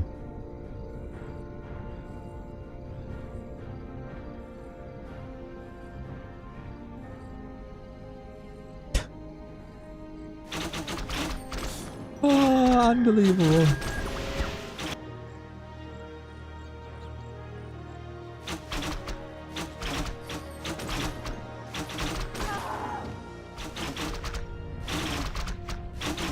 But maybe Lawliet just can't engage.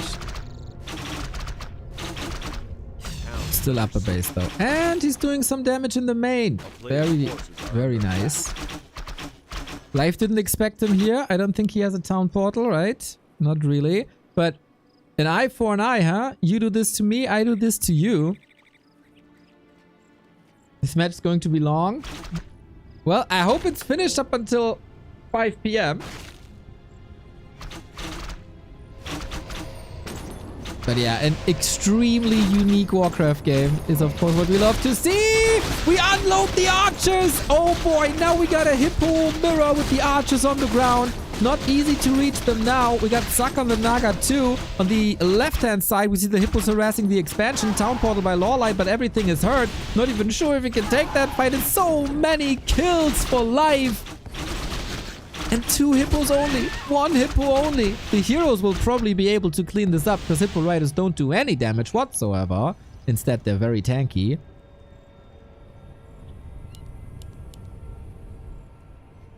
Still, like, couldn't you just own with talents? Like everything? A town is under siege.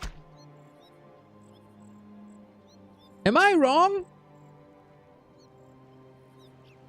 A player's forces are under attack.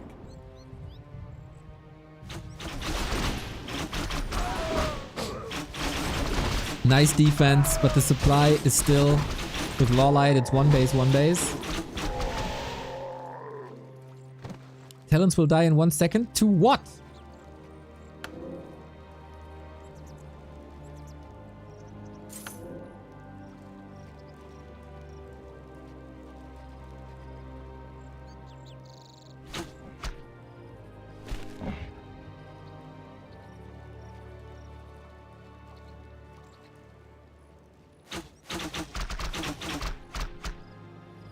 Hippos have more range. Oh, okay.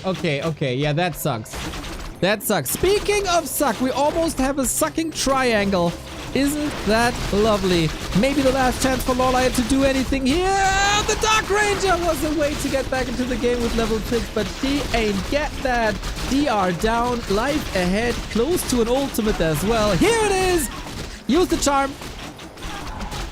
Oh, I didn't use it, I think. He didn't use it. Lawliet quit before life could get the extra points that you get into this tournament for using ultimates. Lol. And GG. What a match. A super unique match. Hippo Rider Mirror with Dark Ranger double suck. Unbelievable. And level 6 as well. Good start. And people say Night Elf Mirror is boring, huh? How wrong people can be.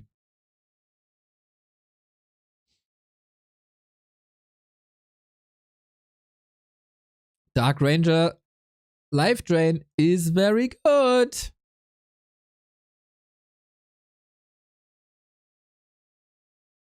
It is what it is.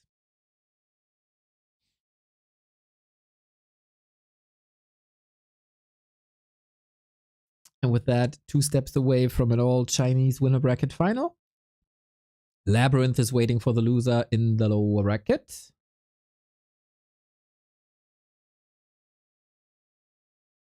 Hello! Disengage from Disengage TV making an appearance here. You missed an extraordinary Night Elf Mirror. Hopefully 1 of 5.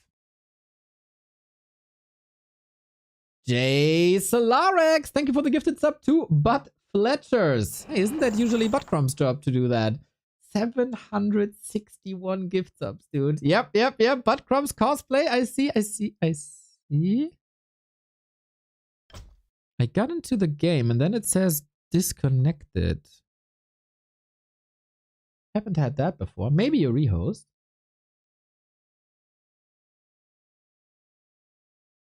Yeah. They rehosted. So in 3 minutes we go into the next game.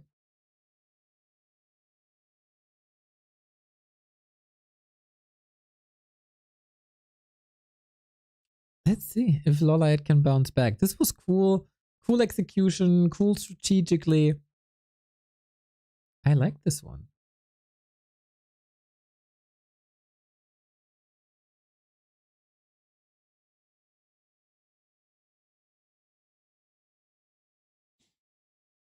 Oh. Yep. That's better. So again, map choice and hero choice for Lawliet now. Can't be no unsub butts in the channel. That's right. Nice to see a fun Night of Murder that doesn't suck, bro. This map sucked big time.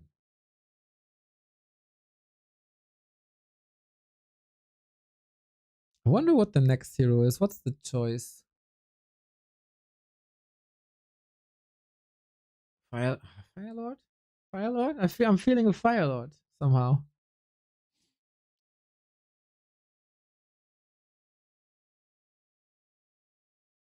Still not watchable, this game.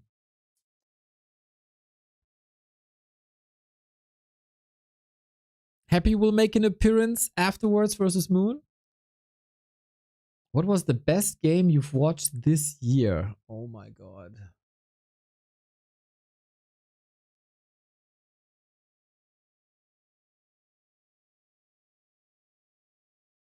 Oh, I don't know.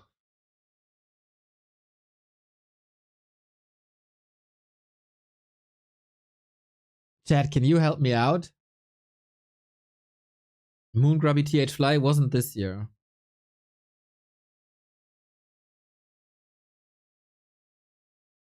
I started a list. Oh, nice. Grubby Hawk wasn't this year. The one with Happy where he won. Exactly.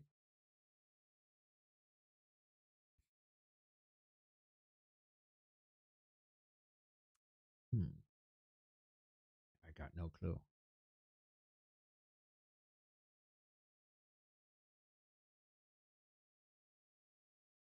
There's been so much outstanding content.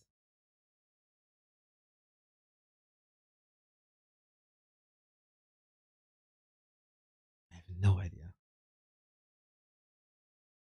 Soul versus Grubby. Yeah, for sure. I cheered a lot.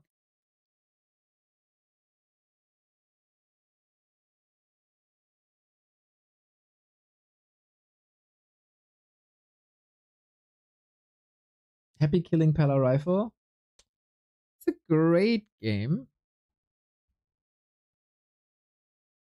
But I think for it to be outstanding, it had like yesterday Echo Owls was crazy. Happy's Pala Rifle versus 120 was also crazy. Maybe that's one of my favorites. Oh, I know it. Chat, easy. It just took me some time. It's easy. It's Happy versus Fortitude, reverse race, where Happy's Blood Mage gets to the Phoenix. That was the best game of the year, I think. So far. For me. That was so odd, dude. That was so crazy. Yep, that's it. That's my pick. Springtime.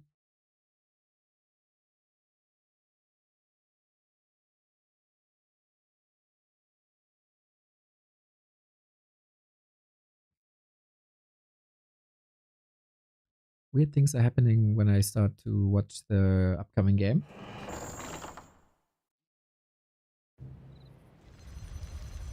Yes, sir. Okay, we're live. Took some time. We needed some rehosts here that always delays things by a little. But now, it is time. Map number 2. Lawliet down a map, but map and hero choice. Life up a map, but has to respond to what Lawliet is doing. Can you link it? I unfortunately don't have the time to go to our YouTube now and figure that out because I have to cast the game, but maybe the community can help you out. Or you go to our YouTube and look for it. It's like, I don't know, maybe 4 weeks ago.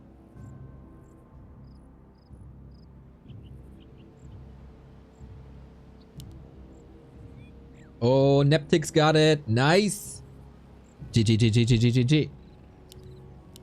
We got Lawliet in the blue on the right-hand side of Hammerfall. And then on the left-hand side, it is Life in the red once again.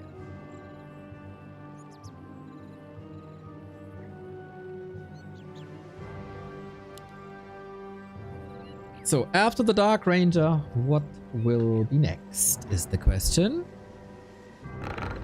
Depends a little on what kind of game Lawliet wants to play. Does he want to play the same matchup? The same Hippo Riders? Is he going for Archer Talents? Is there gonna be a normal Bear Mirror? Is there early expansions? Is there Huntress Rushes?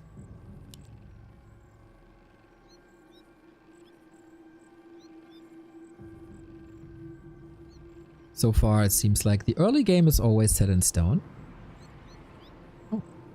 The early game is always set in stone. It's always archers plus tavern build. There's no wiggle room, I think, for hunts early. Ancient is already up towards the Golem. Today's the day. Onlyfangs! Yes! The day that people have been waiting for many, many, many weeks. Insane to see everybody so excited. Firelord, I was so right! God damn it, I'm so good sometimes! Rarely, but sometimes! And that's, ladies, gentlemen, everybody in between and outside is why they call me the Prophet. A player's forces are under attack.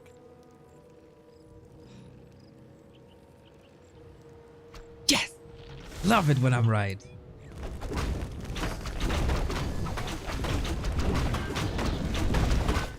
So, Firelord it is! Lava spawns. This can open up an expansion.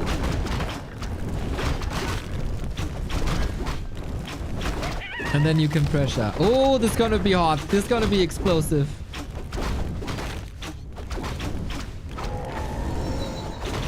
Told you earlier, but in Spanish, you're the best. This is Spanish, Neo?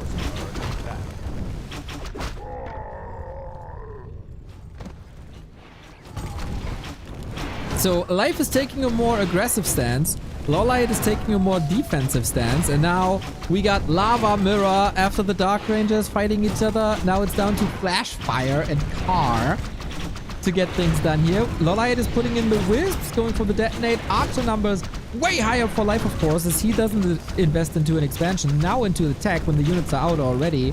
And maybe it's a little bit of rock, paper, scissors here involved. Sos El Mayor.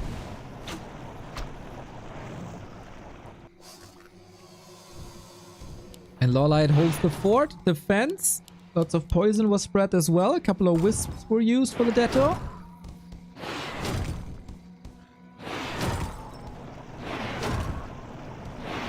Forces are under attack. What a call. Lava spawns can do a lot. This camp has to be cleaned, then Life can expand on the way to tier 2 if he wants to, similar to how we do it versus Undead. But Lawliet will get the second thing a lot faster.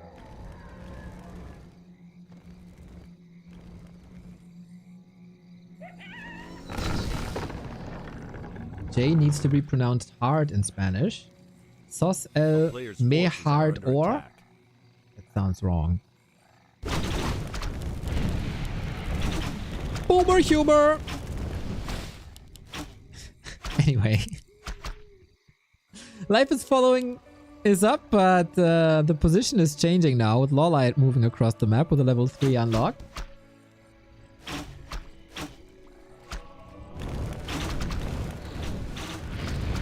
With 5 archers at the ready on each side, but the level advantage, especially with summoning heroes, these spells just get so much better.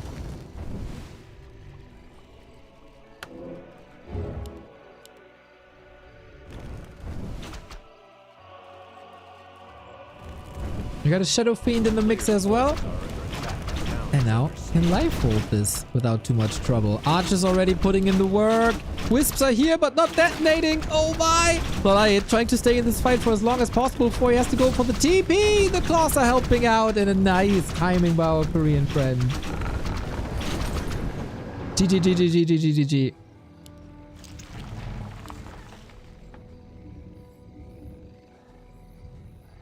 Close though.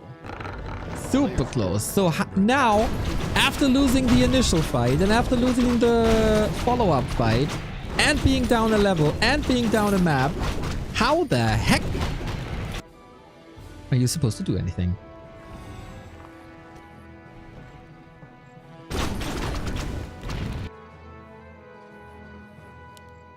Took some time to get the Fire Lord out of harm's way.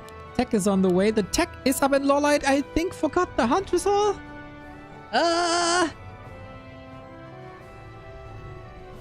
Okay, giving Life some time to breathe. Hiring the Naga. Getting level 3. Ooh.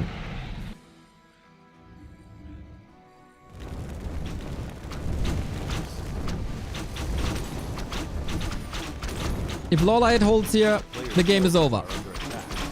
And with the pressure on the Fire Lord, I think the chances are rather high. But the Naga! What's that position? Do we have a staff? No, we don't! She just explodes! What the hell is going on? Life's Fire Lord goes down though. And that is way, way, way more important. Naga suffering as well. This looks like Flash Fire is the last hero standing. Fire Lord back from the tavern. Everything in the Shadow Meld. Light gotta be careful.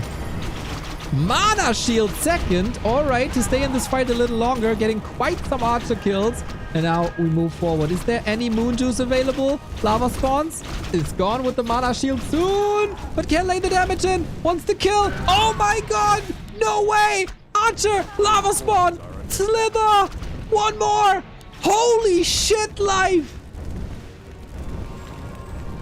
Holy shit, Life. What an escape. But Fire Lord is back. Tavern owner is making money tonight. And what do you do now? What? Oh, heal scroll? Heal scroll when? Here now? Oh boy, this must be the kill. We got Mana Shield again, but it's over already.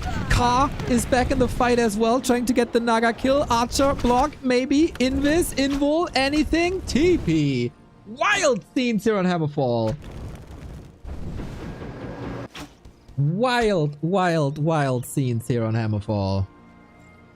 And Life got his expo up. This game could have been over 2 to 3 times already. But not with Life, who really wants this 2-0.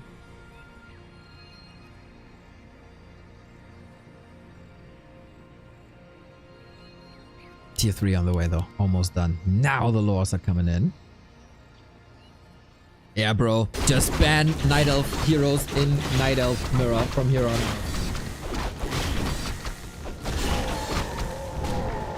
Players' forces are under attack.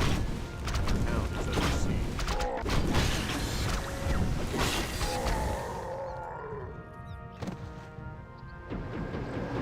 Got a Shredder up, and now production can truly ramp up. Supply-wise, rather even.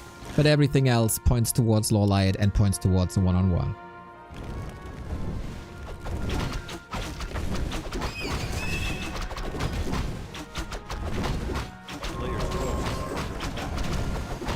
Didn't the Romans use boiling water then ice-cold water to make the skin of their victims fall off? Jesus! That's freaking gnarly! Dude, people in human history were incredibly creative hurting each other. Isn't that sad? Players' forces are under attack.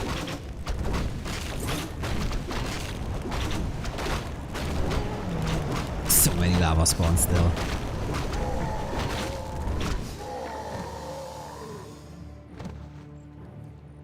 Six lava spawns. Is that the max, by the way? Or was that increased?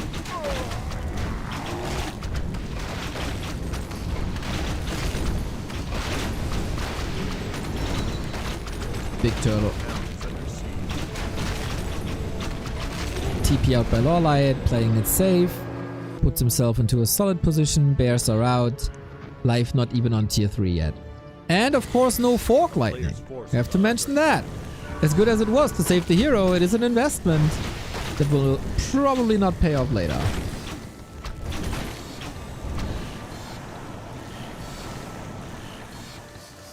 More lava spots. And Ritu. And another Expo. Yeah, Lawliet knows how far ahead he is. He knows. Is there maybe a counter? What about trying to rush Chimeras? Hidden. Can you survive that long? Probably not.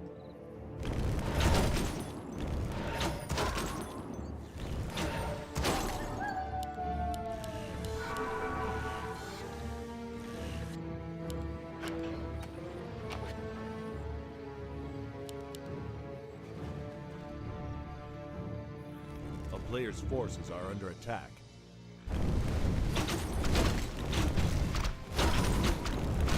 We get the first orbs of Venom out. We got the staffs ready on both sides. So heroes are less likely to fall now. Should have... Oh, we don't have it on life side though. Or do we? Oh, we do. But on the Naga herself. Again, life-saving mana shield. 3 bears against 2. Both are aiming for the Fire Lord like instantly. And that's the staff. But that's so much damage out of the fight.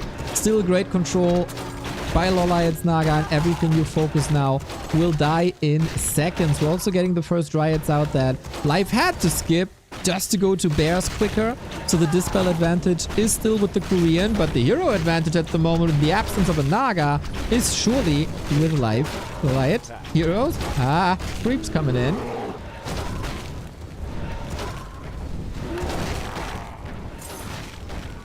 Shock control for the Korean though. Nice usage of rejuvenation.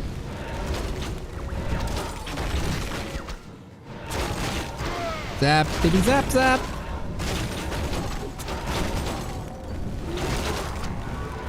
Can Life really brawl his way back? That would be extraordinary. Being down in tech so long, being down in Expo so long. We just keep on brawling, baby. Keep brawling, brawling, brawling, as Fred Durst said in the 2000s. It is also 3 bases in a second. This will be the win condition. Life is in no position to follow that up. And upgrades are kicking in. So while this was wild and super close, Life still has to come up with an idea.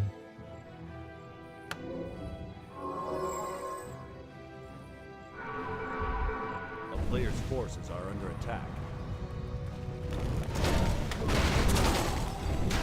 That's Soul Burn, by the way. So cool to see. Same hero combo, but different skill builds. And that's the next fight. Maybe the deciding fight! Woo! Heal scroll last second. Well done. Focus shifts again to the Fire Lord. All heroes incredibly squishy. In the Naga's case, also fishy. Don't underestimate the damage. Got a one of the wind coming in. Soul Burn can always reduce damage by a lot. Fork Lightning is mass murder though. Here's the Soul Burn. Minus 10 damage now. But the Riju. Life still struggles with the Dispel pretty much the entire game. It feels like the entire story is Lawliet has to survive one more fight and then he's fine. But Life somehow finds a way. But how long can you play 3 base versus 2 base?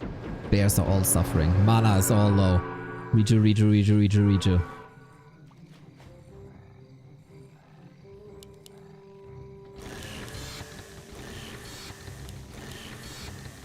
Man, this Night of Mirror is a treat. In general, all Lawliet games this entire tournament, maybe with the exception of the match versus Xiao KK, which was a little one-sided, are bangers. The maps against Sheik, killers, against Happy, of course, and this one also. Guaranteed entertainment. This is why Lawliet is so beloved by pretty much everyone. I've yet to see a person saying, I hate this Lawliet guy. And now Lawliet is in a position where you can just trade or portal for the fight because you feel like you have an advantage. And that advantage should be 2 bears. The position is not that great. Frontline by life has been established, but the heroes this time way more secure. We got the double preservation step up. And the Dispel coming in. This should be unwinnable. The concave, especially on the right-hand side, is beautiful for Lawliet. And there, it's game. What the match, man. What the match. Firelord bringing the heat. And it was a hot match for sure. GG. And 1-1. And hopefully we get 3 more of these.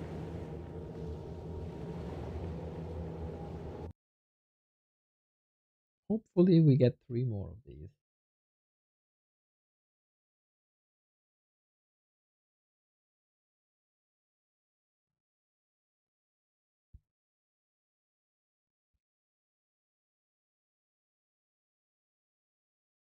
Now it's Life's pick again. We'll see what he's going for. Gotta love starting the weekend afternoon with some bear on bear paw action. Hell yeah, we got the entire weekend ahead, mate. Entire weekend ahead.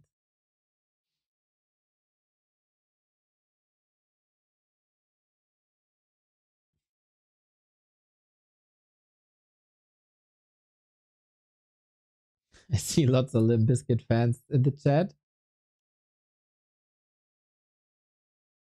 Okay. You should try Lava Spawns with Frenzy to see the max splits. Yeah, do it. It's tier 3 since he's a Night Elf. I hate that joke with a burning passion. Insane game. Glad you like it. Guzu has a Pally rifle shirt on? What? What? No way. Pally rifle? Like right before is like I want to go, right? But I'm hyped, guys. Good luck, Guzo. Thank you, Grumpy. Thank you. Let's go. He got the build order. Thank you very much. On his shirt. We're gonna go into some reacts in a bit here, chat. Watch some Warcraft 3 stuff. I think we should keep it like Warcraft 3 themed today, though. Hell yeah! I really want to watch that Jimmy video about hardcore stuff, but I feel like today maybe is not the day to watch that because it's very Warcraft 3 stuff we're doing today, right? So what a lad! Read this Sod PTR stuff. It's so crazy. I honestly I had He's such a good lad. He got 11 subs already. God damn! Getting jealous here. Annie is starting her day. Sunglitters has been grinding all morning. Good to see. Dendi has disappeared a little bit, huh? I saw it.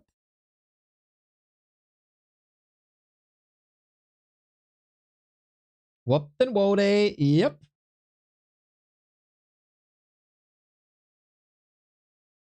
Good to see.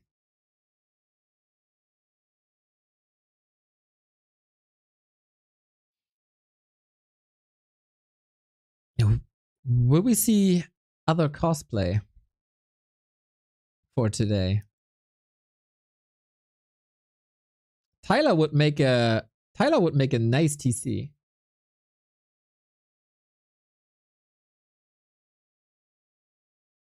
Dendi and Foggy secretly cooking.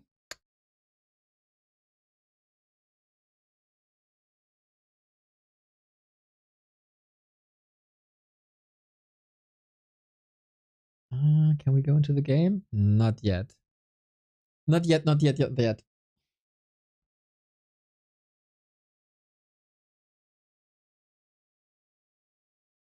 Neo Archer cosplay. You'd love that, huh? I'm more of a Banshee kind of guy.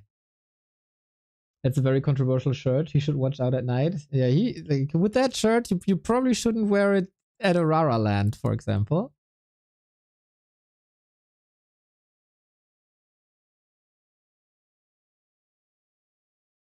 Annie usually does cosplay. I'm sure she'll have something. Let's check out. She just went live. Not sure if it's just the intro screen though. But of course, we are Team Annie. We're all Annie today. No, it's just the starting screen.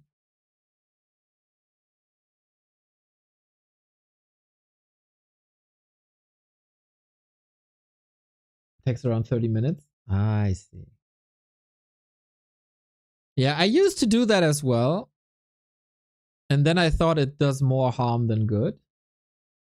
Because when I want to tune into a streamer, I really want to see it now. And I think 15 minutes is alright for waiting time. 30 minutes is long.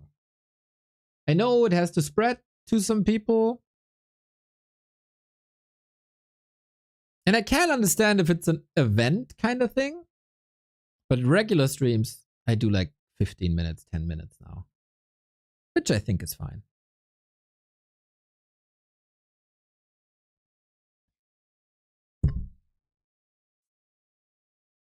$15 is the sweet spot.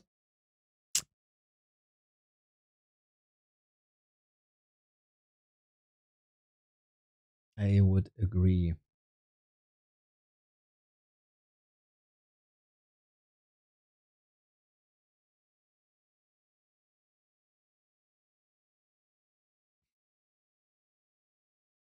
We're talking about time. Yes, we are.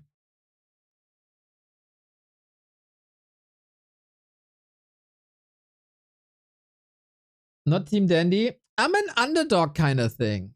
Kind of thing? I'm not a thing. What the freak am I talking about? Underdog kind of guy. Always rooting for the underdogs.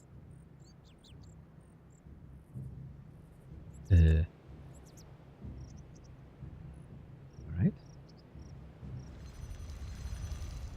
Let's go, Sunglitter. Das ist fucked up.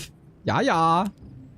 Very happy my beef with Sunglitter is done now. Well, guys, we got some Warcraft to cast. This is winner bracket semi-final in M Cup. Lawliet this time in the red. In the red, there we go. We are on Twisted. Look, haven't seen that in a while. It is Life's map choice. It is Life's Tavern hero choice. Off I go then. Good to see you back in the scenes. Good. I don't know why you're still wearing that VIP, but good to see you back. See what I did there? It's good to see you back. Sounds like it's good. Oh, I'm a magician with words, dude.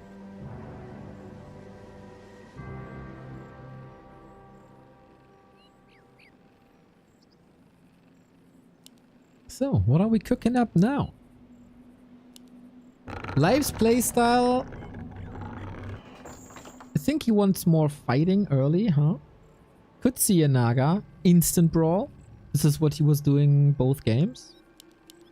We had a Dark Ranger. We had a Fire Lord. Those can't be picked anymore. So yeah, I think Naga suits Life's playstyle. Could be a Panda as well, I guess.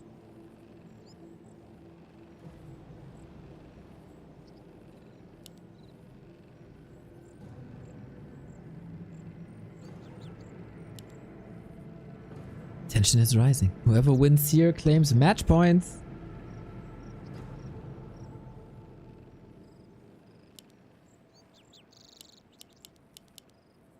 A player's forces are under attack. And what we got? Nothing? Come on. Open the door. Alchemist. Oh shit. Picking Alchemist against Lawliet. I would say this is one of Lawliet's signature tavern heroes. Did not expect that one bit. Crazy. Alchemist can be amazing. The games with Alchemists can be amazing. Going for Chemical Rage first is Lawliet, as both players separate in the middle, going for the Mercenary Camp. That will speed up creeping. Usually Acid Bomb is the way to go for minus armor, but since this Rock Golem can't have his armor reduced due to being magic immune, Chemical Rage is amazing, and that should put Lawliet ahead. At least a little bit. We got Shadow Priests for healing, so you don't have to drain your Moon Juice. Oh, Alchemist Mirrors are awesome. They're awesome.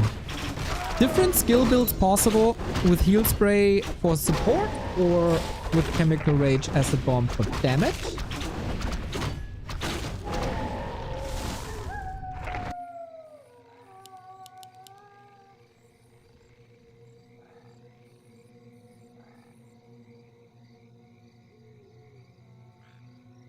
And then I guess we go expand. A player's forces are under attack. That surely looks like it.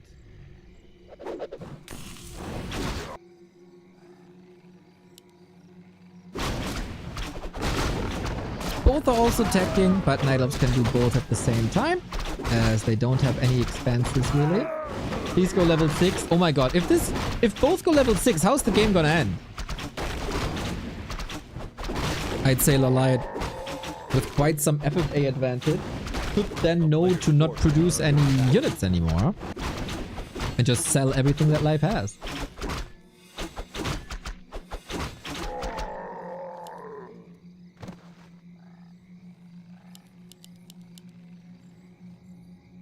Happy Settler! With pure mountain giant army. That'd be fun. That'd be fun. Yeah, mountain giant resistant skin. Alright, yeah, that would work. A player's forces are under That attack. would surely work. But these fights are never gonna end. Because then you slap heal spray on top of mountain giants. And then this game is gonna last like 700 hours. The town is under siege. Lawliet with a nice attack here. We do have counter movement in the south with great acid bombs. Chemical Rage now. There's a Ring of Regen. Makes it nice for roaming. He has a staff to respond as well. He kinda wants this tree though. Can he keep it up?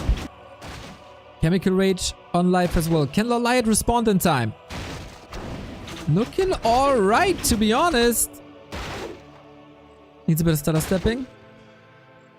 Oh, so slow. We have a base race. Here's the cancel. Now staff. No? Does he not need it? Wow, sick hold. No huge investment. Now comes the rest of the army. Tree about to finish. Lawliet, bro, where are the wisps? You need repair ASAP. But now, oh, do you though? Here comes the portal with his own alchemist. Can he run him down? Can he? Can he? He's forcing a town portal. Hides every archer here. Great defense, Lawliet upper base.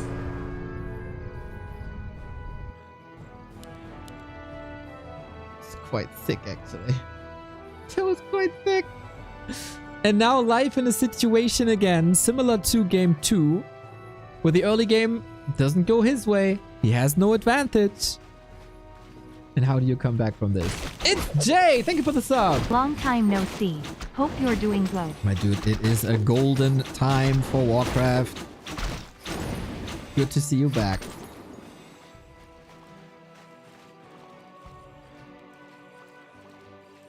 A player's forces are under attack. So, Lawliet oftentimes a victim of his own artistry.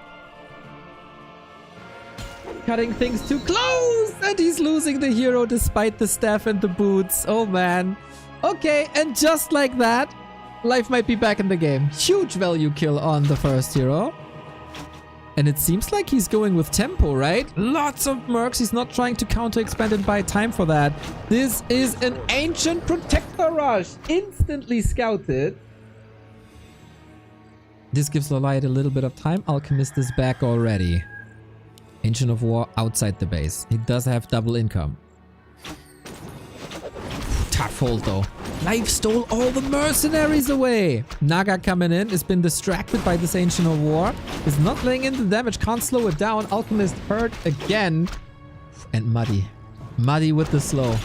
This match won't last forever. We won't go to double level 6 most likely. We're waiting for these trees to grow, and Life has been preparing this quite well, I gotta say, with the Nature's Blessing upgrade finishing minutes ago. Berserker kill. Trying to catch reinforcements, but this will be tricky. Alchemist remembers, hey, I still have beef with you, bro. Checks out if there's any additional buildings, but no, not the case. Yeah, Life has been mixing in Dryad AP pushes in his matchup versus Human. That might help him now.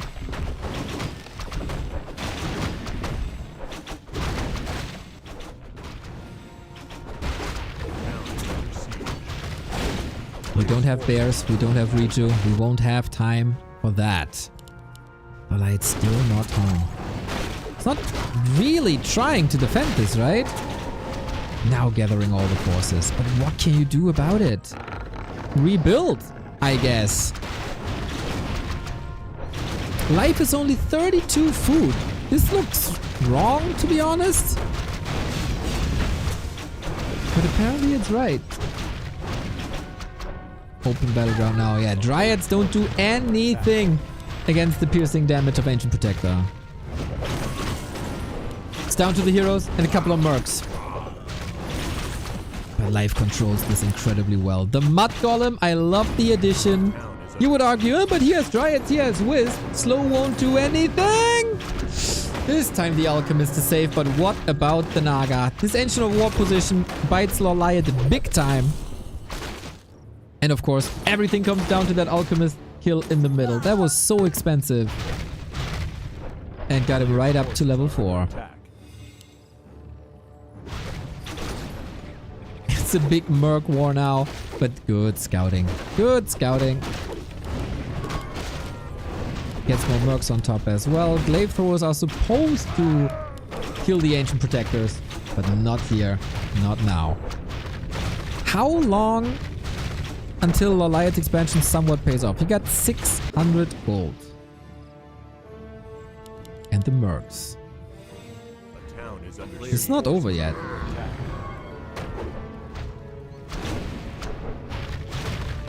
With 2 bases, he can afford a lot of repair. He's just rebuilding. Tramride, thank you for buying our merch. Back for more. Strongly endorse the quality of merch. Just buy a size up. Thank you, Tram. Thank you, thank you, thank you.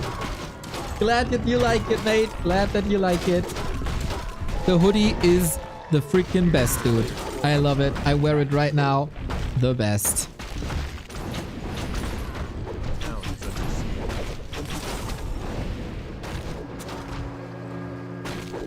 There's a $2,200 tournament going on with Focus, Stock, Colorful, Labby, Moon. Thank you, Stufka. I think today we stick with M-Cup. Happy is coming up. Happy Moon coming up. And, of course, in 2.5 hours already, Onlyfangs time. Well, Lawliet is still fighting for survival here. That sounds like a sick tournament.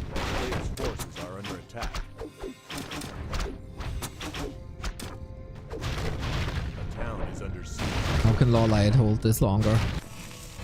He can't! GG! 2-1. Life with the very good answer. Of course, a little gift as the high wire artist Lawliet once again flew too close to the sun and can't keep his heroes together and then instantly lost the game. But the plan was already laid out for Life at that situation. And this was pretty much the only answer he was able to do. And Lawliet, I guess, didn't expect it. Ancient Protector, unfortunately, Ancient of War, unfortunately, not repositioned, not in the base. That was rough.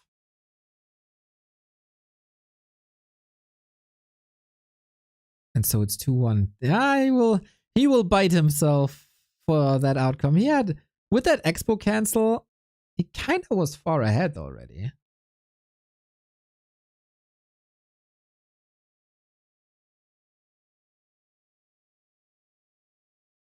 But then he wasn't. Ouchie. Ouchie.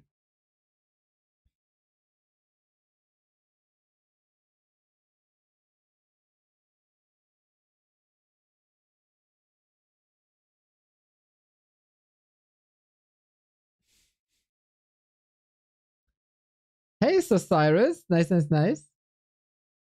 Insane how he knew he can pop like 500 gold worth of towers next to the opponent's base and they won't get cancelled even though they had the same hero. Yeah, I mean, hero was dead and hurt for a while. The production buildings were outside the base and he got all the mercs. That was crazy. Getting all the mercs was so important. So Lawliet can't go for it and can't cancel the buildings. You all hyped for the Invitational? Bro, this is... What we're casting now is a very good tournament with lots of prize money. But it's like, this is definitely the pre-show. The pre-pre-show. No doubt about it, man. No doubt about it. The world is looking at the Onlyfangs tournament. I went to an Age of Empires tournament yesterday here in Hamburg. Shout out to the Garrison. Check it out. Shout out to the Garrison. And I met with Neely and a couple of other guys. The only topic, and Demo of course, the only topic is Onlyfangs tournament. For the first hour of a chat. Mr. Rain! So hyped for the Onlyfangs. I also start grinding Warcraft again, I believe. Let's go, Rain! Who do you support, guys? Who do you support today? We'll ask that later in a straw poll or in a Twitch poll per group, but who are you rooting for? Doesn't matter if they're a tournament favorite or not. It's not the question who's gonna win the tournament, but who are you supporting? Okay, so don't go by who's likely to win, but who do you support? Dendi, Ampi, Annie, of course. Ampi, Dendi, or Soda, Big Ampi, Potato. It's hard to actually like all the people. That's the thing, man. That is the thing. They're all so likable and they all put in hard work. So there's no one where I think that guy shouldn't be in the tournament. But I want Tyler1 to suffer today. Kuzu Ampi, Soda Greater Tyler, Annie. Ampi put in the work. Glitters #1. Annie with the heart and Ampi with the head. Good call. Dota players support Dendi. I can surely see that. They're all likable and nice. And have been really trying. Yeah, very humble as well.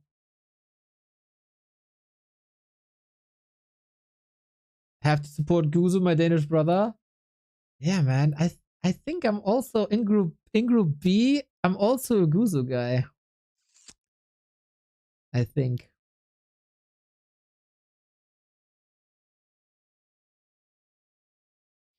Potato or Riot? Yes!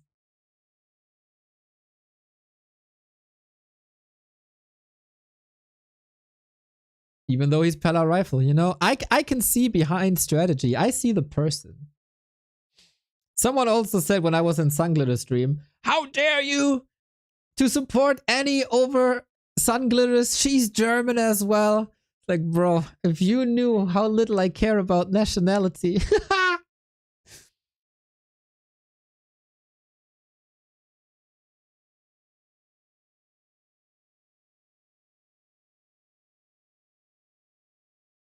Ampi all the way. If Potato loses, she won't. We know that. You can say her OP made French fries out of her. I think we go with Kartoffelsalat. The German version. For potato salad. Crizzer! Our most legendary sub. He back. Jan's alt Rakate. Happy weekend raised fist medium light skin tone. Yep, fist medium light skin tone for sure, my dude. Crizzer87 was our first sub. And Crizzer87 is still a sub for 128 months. He's not gonna leave us, man. He's always by our side.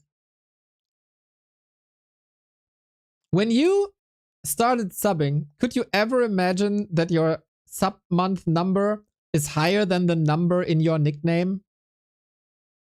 And now by a lot. This is 10 years and 8 months. I like the people who make it to the 10-year sub mark, because then I don't have to do the math. Do you know how hard it is, man, to make the math divide by 12? It's rough. Why the hell do we have 12 months? Why not 10? It would be way better. Anyway, thank you, Crizzer, for making my life a little easier by subbing for over 10 years.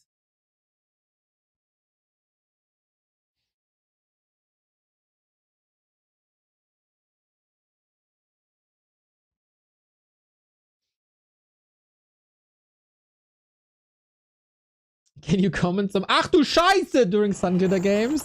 Ja, na klar. That's fucked. That's fucked, that's fucked.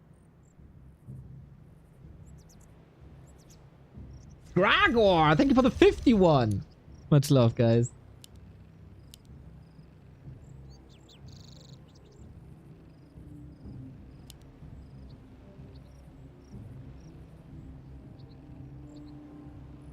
$13 would make it a lot easier, so every month would have 28 days exactly. 4 week and every month would start with a Monday. That'd be sick, dude. It was 10 months, then Caesar invented July and Augustus invented August. Oh, I thought they just renamed them.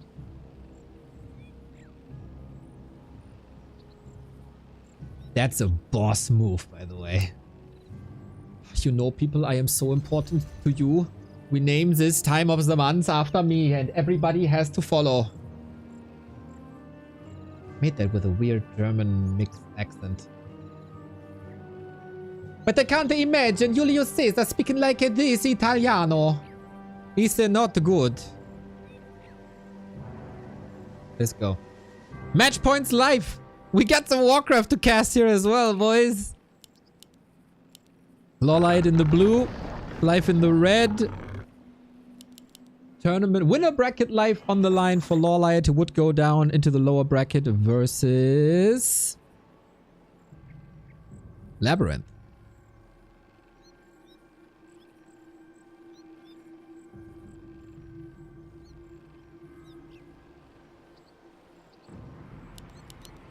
We are in Secret Valley. It's once again Lawliet's hero choice. What are we feeling now?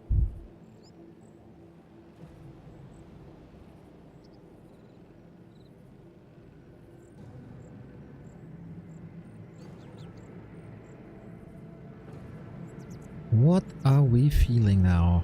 I'm not too sure, actually. So it was a Fire Lord before, indicating that he wants summons and feels comfortable. That would make a Beastmaster logical, I guess. He could turn it around and rush himself and a Tinker, but yeah, Beastmaster seems likely.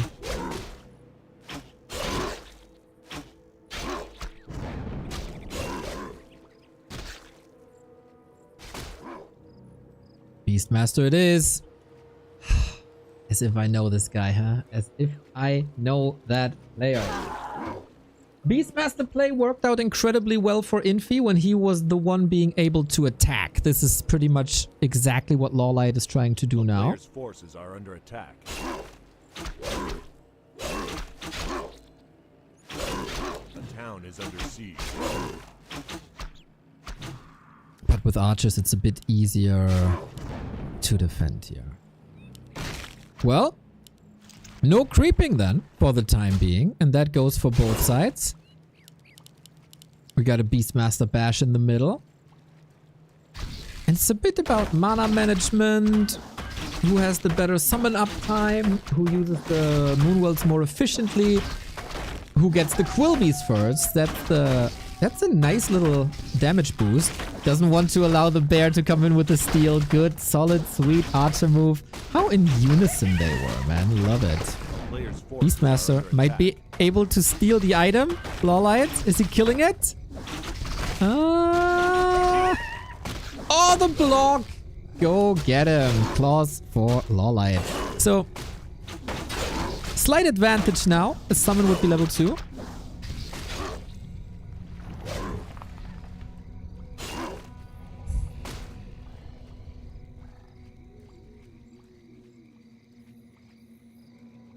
How did they change bear? I remember Quilby's Greater Hawk were the only options.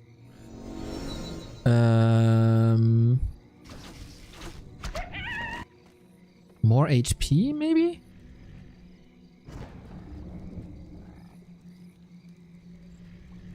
Cooldown? I'm not sure, actually. People for sure realized that it takes, a general thinking... Wait, let me look it up. Summon Bear mana cost was reduced. Mana cost was reduced from 125 to 100. That's it. That's it. I think people had a mental block that Dispel is the solution to summons.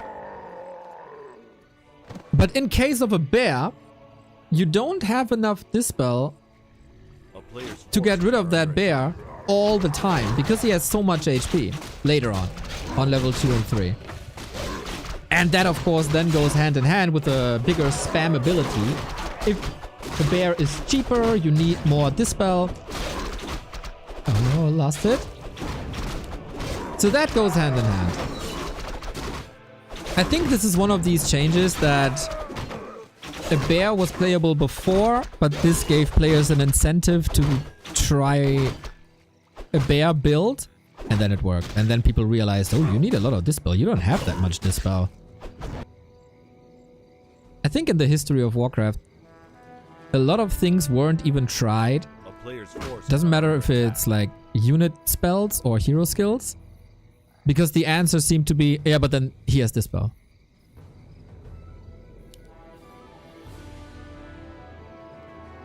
Even though that's not only Dispel. Like, as an undead, it's incredibly hard to get rid of summons with only 1 or 2 destroyers.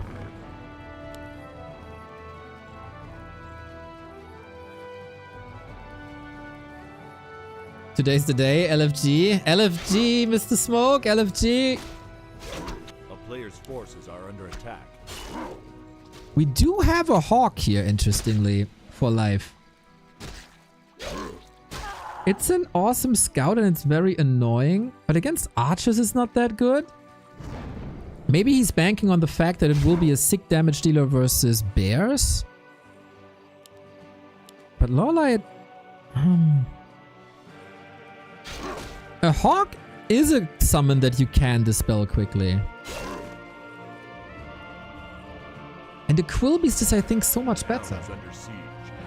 Hawk can spot shadow melted archers. Yeah, that's the reason. Maybe the hawk is there to counter the bear.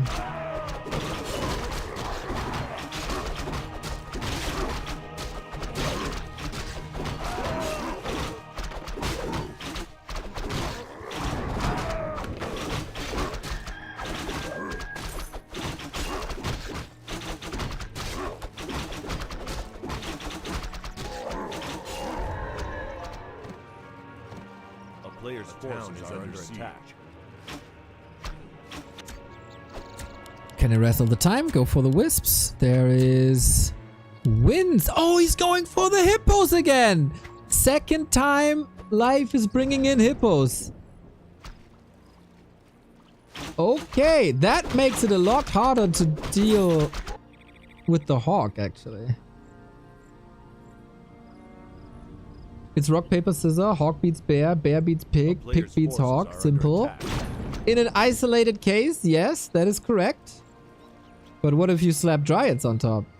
You need a lot of dryad dispel. But okay, Lawliet has figured this out. Going hippos as well. Oh man, how will the hero change the equation? Second time today, Hippo Rider Mirror.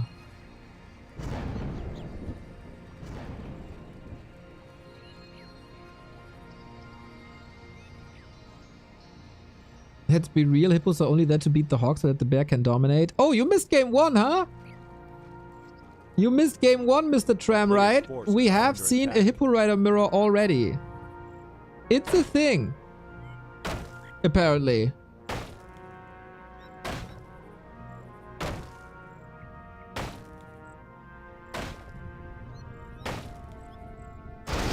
Smoke, did you ever play Pokemon past Gen 1?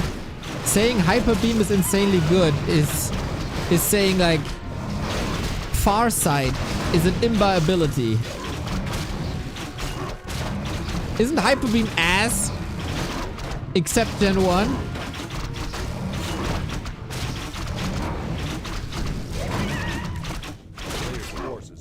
I only played Gen 1. Okay, then you're right. Then you're right. They changed it so a KO doesn't matter anymore if you have to rest after Hyper Beam or not. So you always have to pause after Hyper Beam, so it's basically half as good.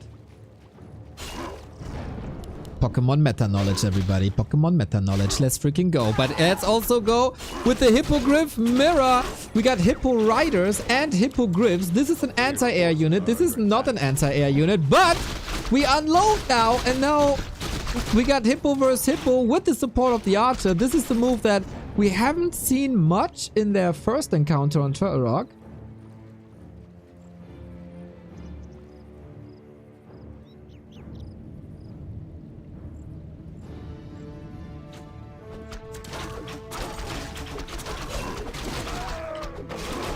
We go for a Naga every single time on the perspective of Lawliet. Control, always good. It's a fascinating matchup. Man, Night Elf Mirror can be so awesome.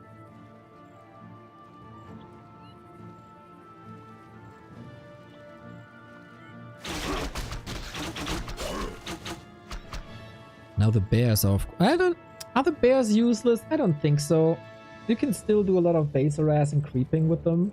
Also on the ground, they will, with their bash ability, always able to disable the heroes for a little bit and cause some weird situations.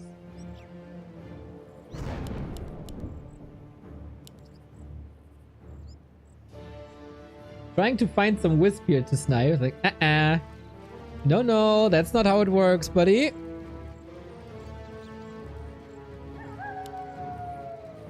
Player's forces are under attack. Oh, with the Dryads though. So Lawliet's plan is here to just slow life down as long as possible with illusions and roar and scroll of protection. Oh, this should be a rather one-sided fight here with all the buffs we got. But the archers laying in the damage while Lawliet's archers are only attacking ground. And that makes it so he's not winning the fight. Now he repositions to have the archer as backup. And now it's on the other side. The archers of life not in the fight. Hippos still survive though. Gets another kill here. Fork Lightning hitting very hard. On the other side, we got level 5 on the Beastmaster of Life. And Lawliet now, with that Hippo reposition, he saved his tournament winner bracket life.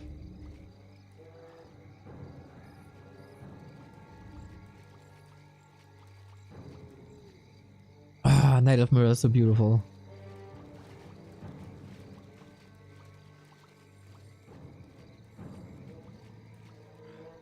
A town is under siege. So we do have the big bear. A player's Blink forces and are under bash. attack. Expo? Quite a bit open. Will we be seeing a Stampede? Life, even though he lost the fight, might still be able to bring it back via Stampede and Base Race, because there's no disable against it except the Bash Bear.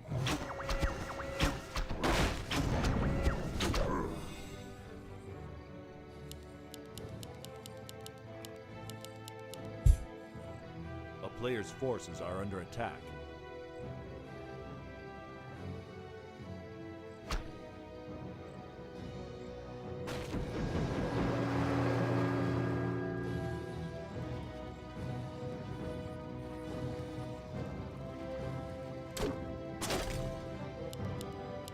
We're not that far away. We were incredibly close to ultimates today, but haven't actually seen one.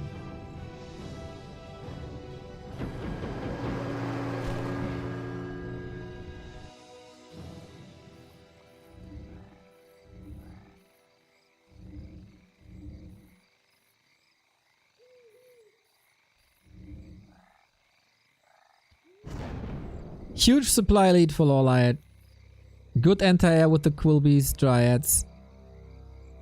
Lots of map control with the Hippos, who are still not Hippo Riders, and I don't think will be Hippo Riders. So what's the answer? Just more and more Hippo Riders and lame try to get level 6 and then win with Stampede?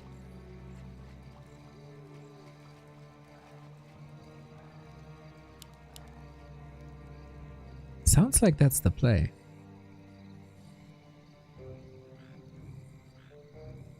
A player's forces are under attack. Well, Hippo's being caught. Firelord third. Lawliet has been playing Tri-Heroes quite a bit because the damage output of orbs is so amazing. And I think, unfortunately, Life's plan B is not working out as Lawliet is getting further and further and further ahead. 5-4-2 already. Beastmaster's not making any strides towards level 6.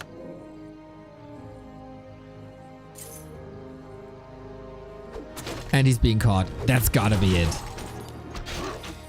I'm lagging. Imagine Life wins this. But I mean, how? But A player's forces are under attack. A town is under siege. yeah, it's just easy pickings. There's nothing to do. Life, hurry up! We only have 2 hours.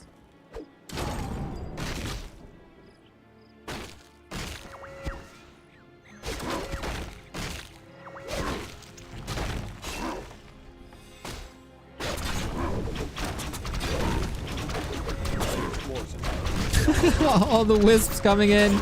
Oh, detonate the hell out of this boy. He wants level 6 so bad because there's extra money for using ultimates. And he's so close. And on map 1, he was level 6, but he couldn't use charm in time. So now he wants to stay for as long as possible to use Stampede at least once, but Lawliet is just not giving it to him. And there's a problem.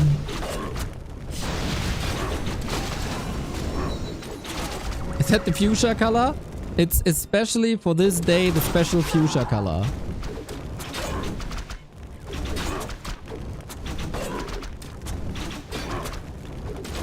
Because this is an AnnieFuchsia fan chat now. Fan channel. Beastmaster's not gonna make it to 6. Boom, boom, boom, boom, boom. We go 2-2. We go game 5. We have a decision. Infi is waiting in the winner bracket. He certainly had a bit of an easier time versus Moon, but he came in with genius builds. Yes, yes, yes. In this special tournament, there is an incentive for using ultimates. Monetary incentive. He tried to get there. Didn't really work though. Makes it fun. Makes it quite fun.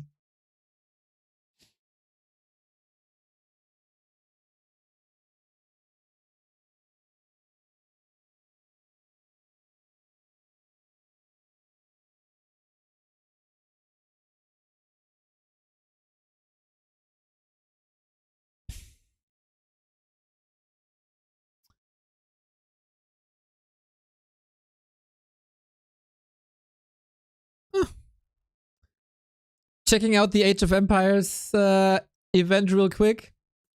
My boy Neely, he was so nice yesterday. Look at this stage, man.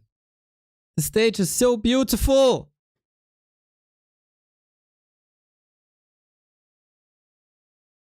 Gotta say the stage is a bit empty. Yeah, they brought the big boys for this event. They did. Pikemen, halberdiers are cheaper than as well, right? Camels, you can't really get the aggression. The thing is, I feel like, from what I've seen yesterday, casting Age of Empires is like a little more like casting golf. It's very calm and relaxing instead of Warcraft and Starcraft.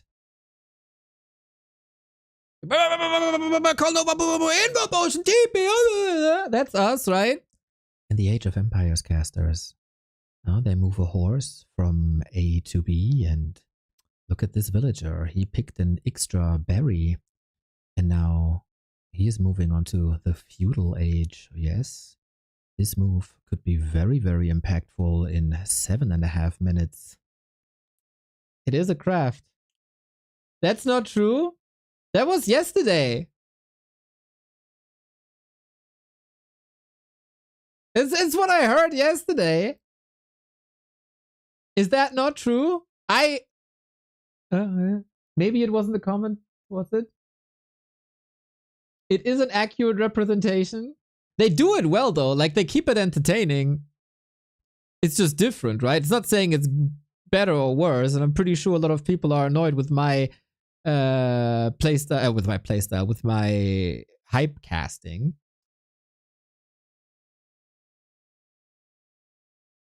And there is calmer casters in Warcraft as well.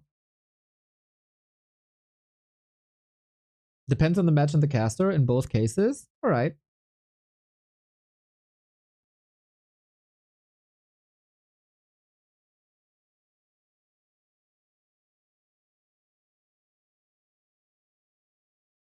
Very annoyed with your playstyle?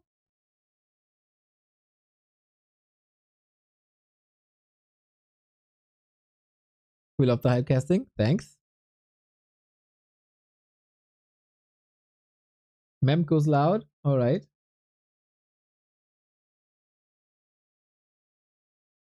Playstyle. Did I say playstyle, not cast style? Okay, I'm an idiot. I'm an idiot.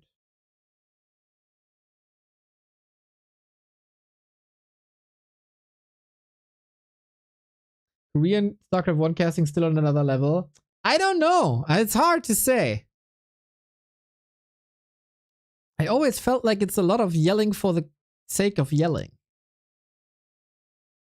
It can be fun though. But not for every day. For like a big event, semi-final, grand final kind of thing, perfect energy. For like weekly cup round of 16,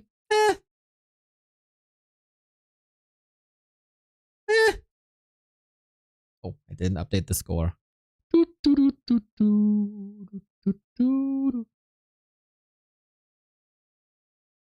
I hate the super fast casters because they often just talk fast for the sake of talking fast.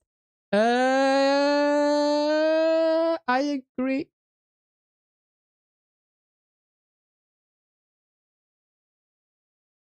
Neo, are you excited for the tourney later? No. It's just gonna be 8 hours of work. I hate everything about it. Who are these people even? Do they even know Warcraft? Dude, I'm freaking stoked. I'm freaking stoked for 2 weeks straight. Annie all the way. It's like Mexican soccer announcer style. Bro, I hate that. I get it. It's a goal. You don't have to say it for 3 minutes 500 times. It's okay. It's a goal.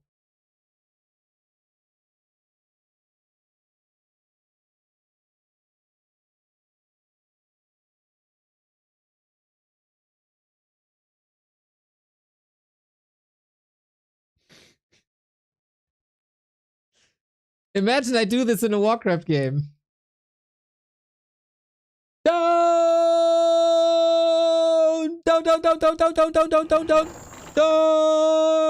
And that for 2 more minutes. Bruh, no.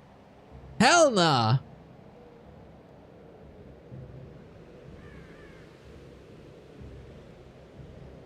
Hell nah. It was pretty good. Thank you, Phalo. It's a G.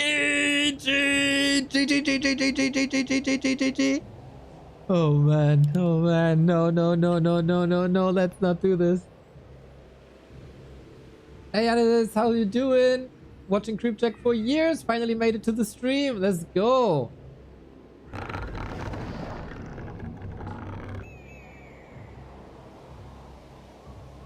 Cheering for Dendi and Soda. Loki don't mind if T1 wins it. Bro, T1 is going down.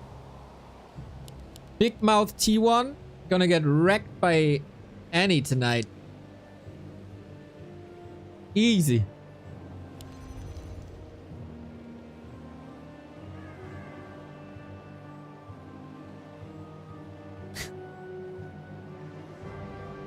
Let's go, everybody. It's decision time in the second winner bracket semi-final.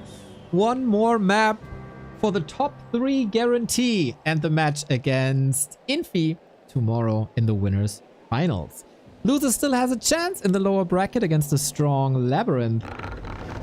So let's see who comes out on top. Advantage is a little bit with life. He won the neutral map. in the beginning of the match. So with that, he can choose what hero it is, and Northern Isles was the map that was left.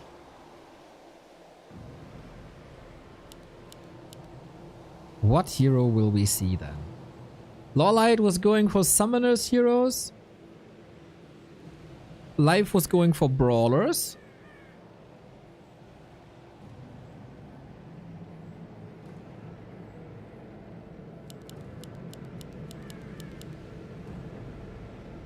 And will we see any expansions? So far, we're only prepping with the Ancient of War. Interesting situation now, right? If both figure this out. This was a very expansion-heavy series for Knight of Mirror.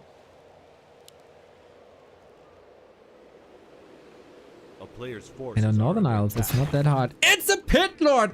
How can you close out a series better than with two big demons slapping meat? We got Mongrathot versus Gorgonash. Lucky for both that Asgalore is not involved. But Lawliet with the block here. Love, love, love, love, love to see it. Get some good hits in.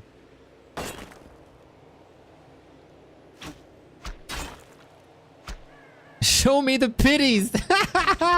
Sonic, dude. And so far, there's only one Pit Lord slapping that meat, and that is Life's meat.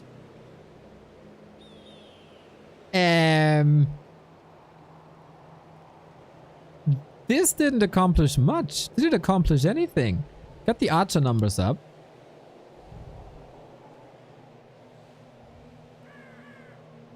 This is gonna be fun, guys. This is gonna be fun. Tech has started early on both sides, so no expansion. Oh, does he have an idea that the archers are hidden here? If he reveals a bit later, he could have gotten the surround. But do you want to surround against the Pit Lord with Cleave? Probably not. So for people who tune in later, Cleave is an amazing ability that basically makes it so your normal attacks become area of effect as a passive ability. And once the Pit Lord gets in the back, he's Player's forces are under destroying these archers. As you can see, it's all AoE. Also makes it so that you don't have to use...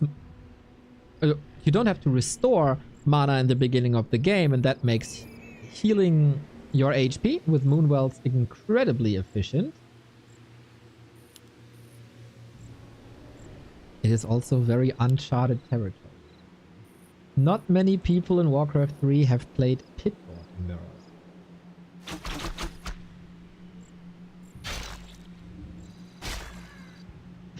Now we hide. Okay, Lawliet thinks that surrounding a Pit Lord is a good idea.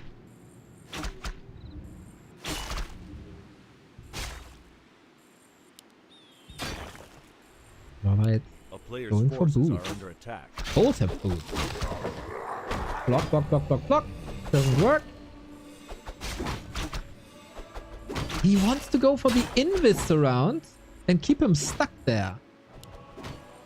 But for that, we got a staff. So nicely anticipating the play, preparing a counter, and going more aggressive. With Lawliet's expansion here, Life is on a timer. It would be almost heartbreaking for Life if he doesn't do it, as he was ahead every single time throughout this entire series. 1-0, 2-1.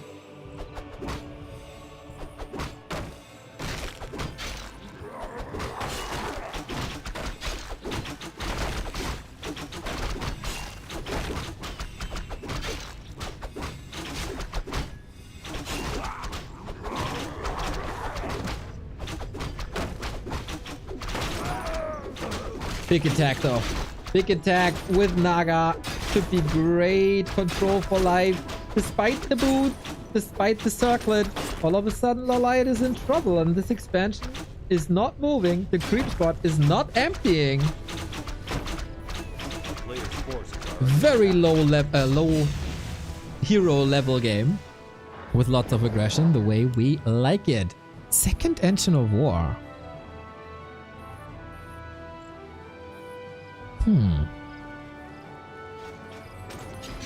On tier 2.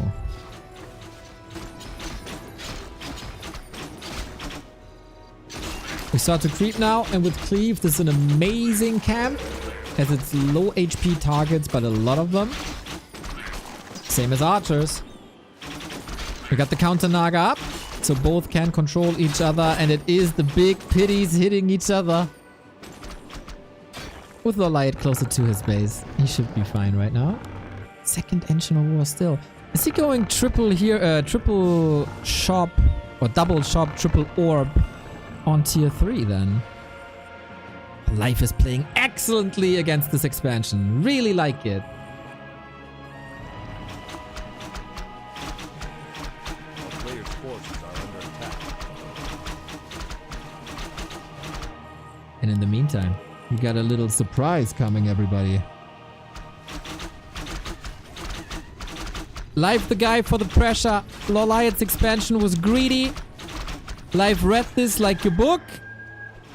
And he's just gonna kill it. Oh, Lawliet, as genius as you were against Happy. This might not work out for you.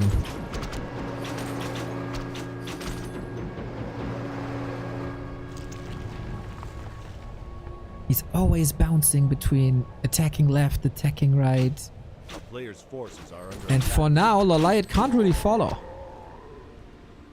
The creep spot isn't there yet. He can never... This 400 gold for nothing, guys.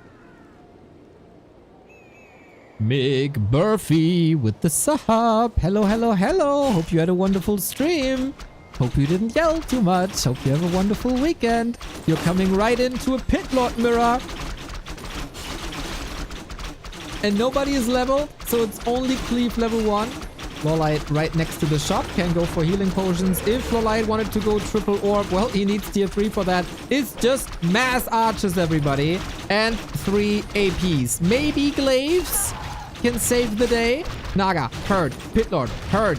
Oh, the Pitlord is packing a big punch. The town is under siege.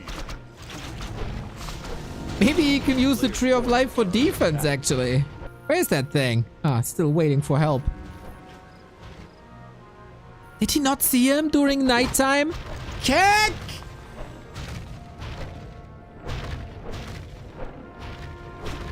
That would be so funny. He had Ultra Vision. Maybe he just wanted to check if an expansion is coming up, and as long as there's creeps, it should be fine. This is relatively easy to creep. It was started already. Oh, Lawliet might be holding. Rain of Fire!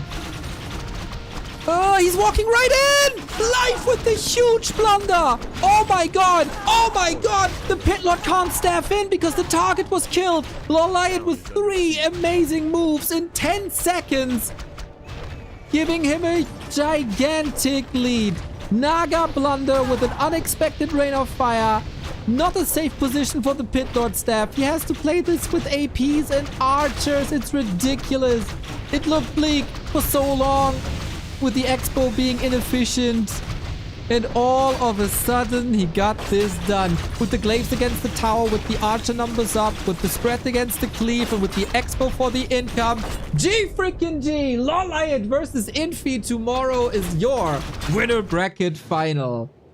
What a sick sequence that was.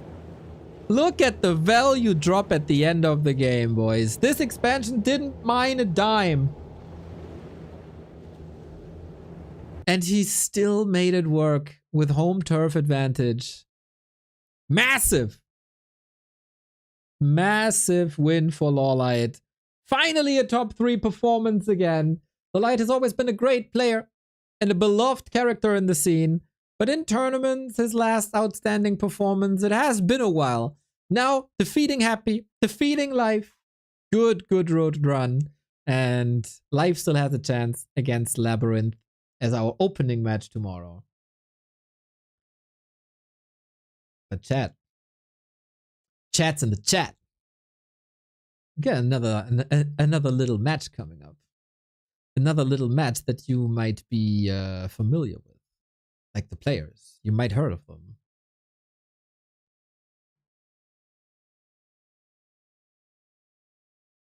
It's time for Happy vs. Moon, everybody. The last 2 hours before the Onlyfangs Invitational, we will be spending with the GOAT of today against the GOAT of the past in Happy versus Moon. Oh yeah. Ain't that something? Ain't that something? Isn't 2 hours the tournament Grubby was planning? No, Grubby's Onlyfang Invitational is totally not starting in 1 hour and 45 minutes like I...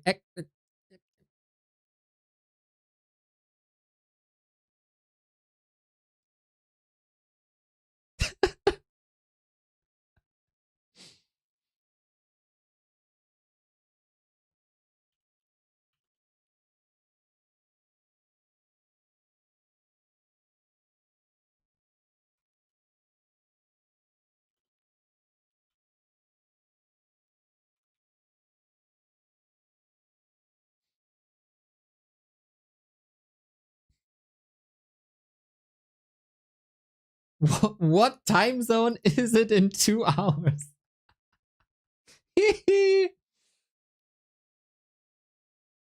That was funny.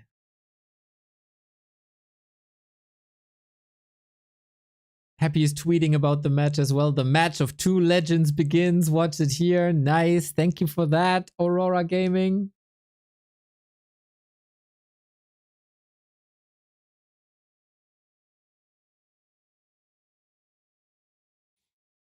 What a warm-up before the Onlyfangs tournament. Happy versus Moon. Duel of goats. Need goat emoji. Goat 1. Goat 2. Nice. Twitch.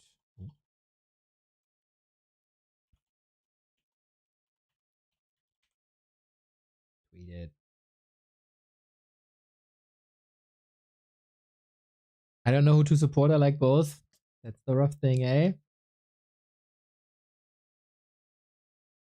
I didn't know you were gonna cast the Invitational. I think it's cool that everybody supports each other. I think so too, man. It's very heartwarming. The past 2 weeks have been incredibly heartwarming.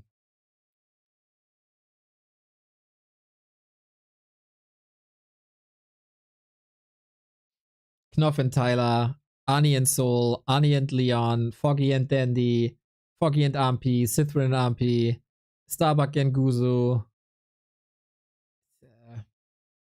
Did I forget people? Lado and Ampi, Kevin and Ampi.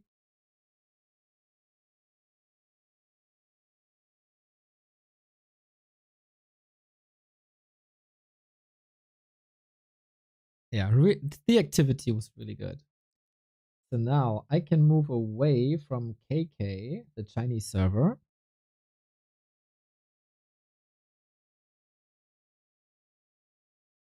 And can move to War 3 Champions. Oh, version 1.527 is available. I have to update my War 3 Champions, everybody.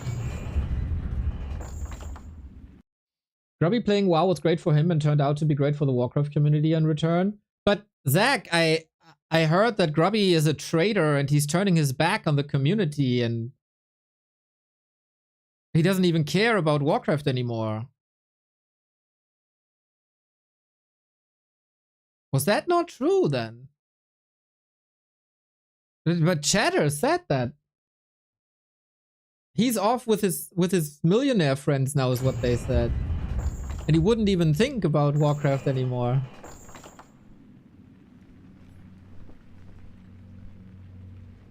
But people say stuff, huh? I totally agree, dude. I'm talking about this for like 4 weeks now. Since the last Tyler FFA, I think.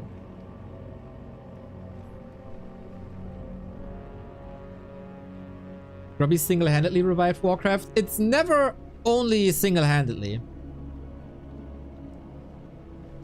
Yes, Grubby has a big part. He's playing in it. He's carrying the torch. But someone has to make the torch. Do you think the players in the tournament would be as motivated as they are if not for War 3 Champions? If every third match is against someone who's mass moonwelling swastikas on the map, or just laming or fake accounting. I don't think so. The way it turned out was so beautiful because War 3 Champions was able to provide a platform for these players that they could use to play the game.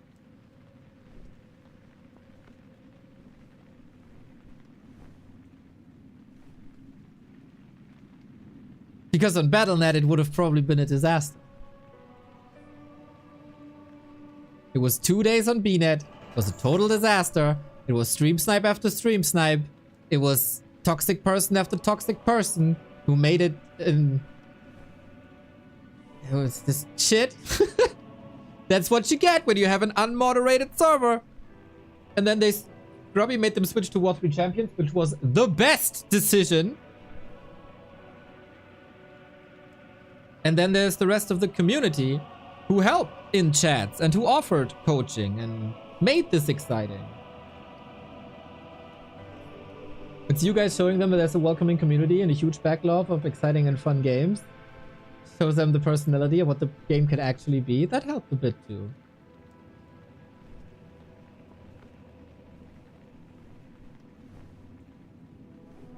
Grubby has been the single... Dude, I just talked 5 minutes that there's not a single reason.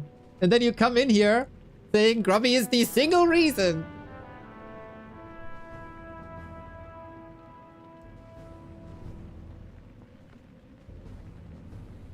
Swastika thing is real? Yeah. Happened. Second day to Tyler. First day, second day, I don't know. And without Tyler's FFA, this wouldn't work, etc, etc. It's never just one person, one thing. And that's the beauty of this. This is the beautiful potpourri of people coming together, supporting and enjoying the game, including people in Twitch chat.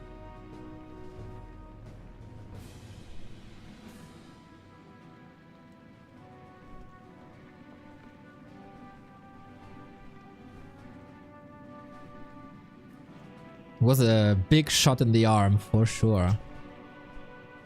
Speaking of shots, who has the best shot in our lower bracket round 2? Moonverse Happy, starting in 2 minutes. I'll be AFK for a second.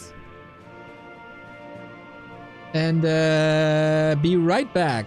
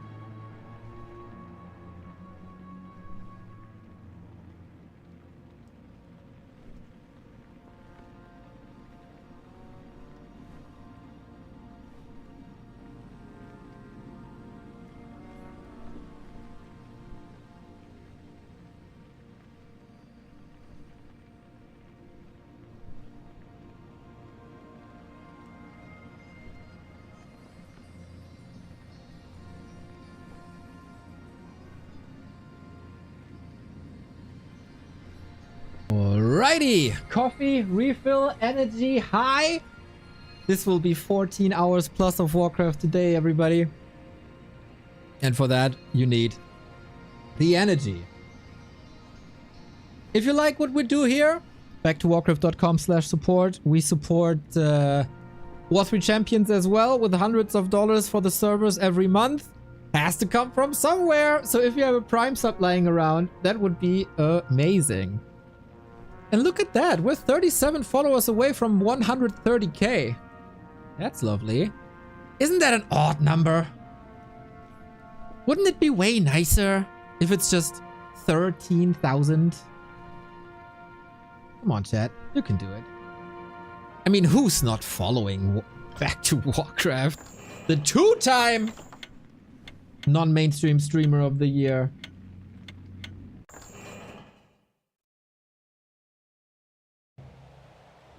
At the Early Game Awards.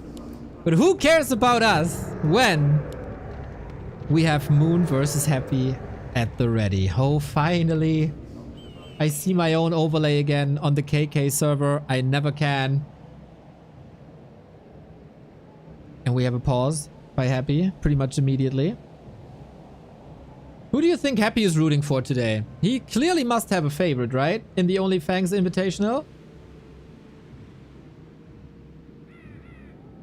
He's been following their plays. We can't see. Yes, you can't see. There's currently a pause screen. Soda? We'll sub in before the invitation starts. Let's go, Blue Blue. Blue Blue is awesome to say, by the way. Very streamer friendly. Okay, now the pause is over. These are the freaking goats of the game. Moon, probably the most famous worldwide Warcraft player. And Happy, the dominator of Warcraft 3. This current era, it was way worse. There were 5 years where nobody even had a chance to stop him. Now he got more competition, and Moon might be one of them. Happy lost his winner bracket quarterfinal to Lawliet, another Night Elf. And that was the first win of a Night Elf in 8 months to Happy. But of course, with a special rule set that we only have Tavern Heroes. That changes a lot. No Demon Hunter, no DK, no Lich. So no Coil Nova and no Mana Burn.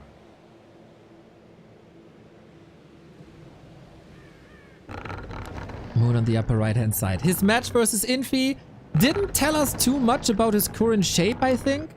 We haven't seen too much incredible micro. It was very tactic, very strategic, all around timings. And Moon got a bit outplayed there. Let's see what Happy is cooking up. Happy in the past 2 weeks has played nothing but Battle.net, nothing but Tavern Heroes.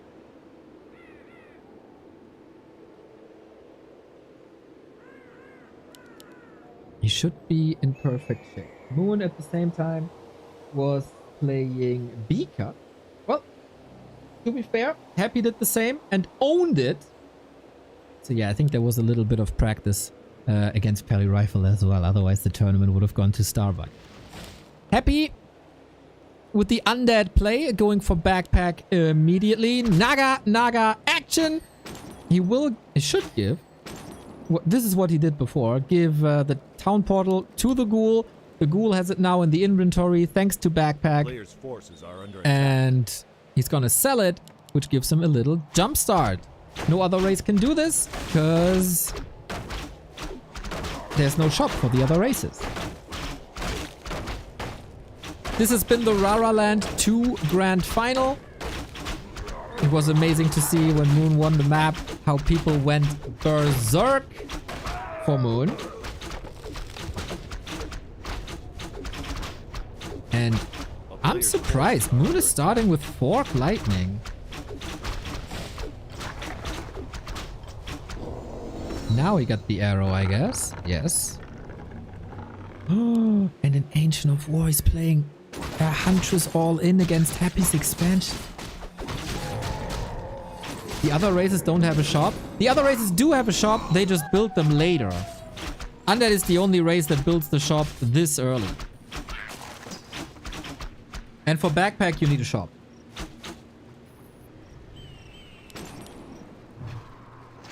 Sorry. I'm not that great in explaining stuff. Always take things for granted. Like knowledge for granted. I gotta get better at that. I'm learning though.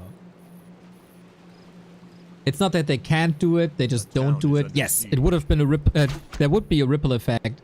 Like if they go for a shop for tier 1 for undeads, it's super essential to get the shop.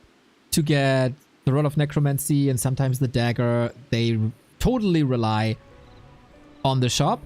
For Night Elves, you need the shop on tier 2 and tier 3. That's when the good items are there. Human, yeah, if necessary, they can build it. But usually the staff on tier 3 is the big thing.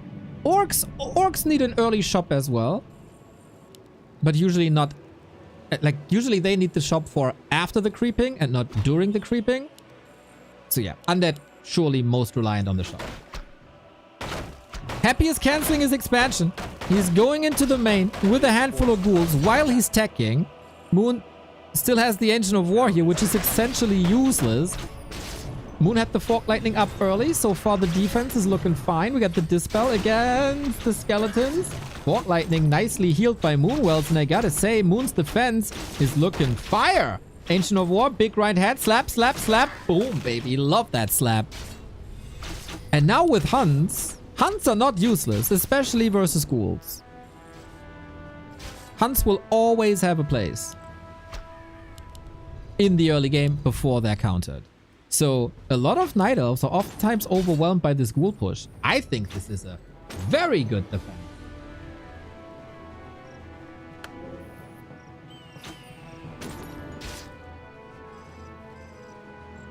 A player's forces are under attack.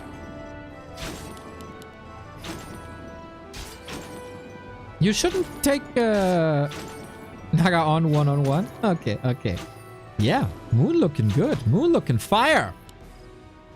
Surely not as overwhelmed as he was against Infi. And how? He's going straight up tier 3. You always have to have it in the back of it. We've been watching Happy vs. Night Elf games for 9 years now, right? And Happy always owns in the late game. Partly thanks to Coil Nova. This is different. There is no Coil Nova. There's no Unholy Orb. This is very different. This is wonderful.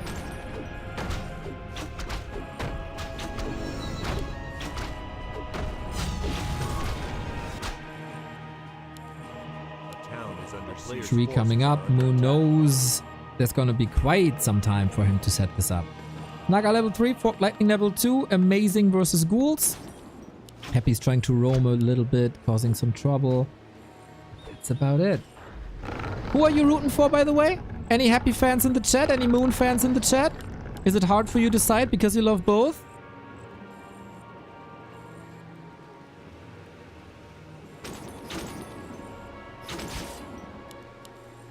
Moon for life. Moon, moon, moon, moon, moon, moon, moon, moon. Moon, of course. Moon, moon, moon. Happy for the win. Both. A player's Happy. forces are Moon, under both. attack. Okay. Clearly in favor of Moon. And Moon is doing what Lawliet did in the winner bracket. Of course, for Moon, it was nice to have some game tape.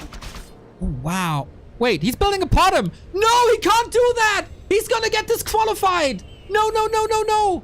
No, no, he's not thinking about it. Moon, it's Tavern Hero only, my bro. Oh, God, thank you.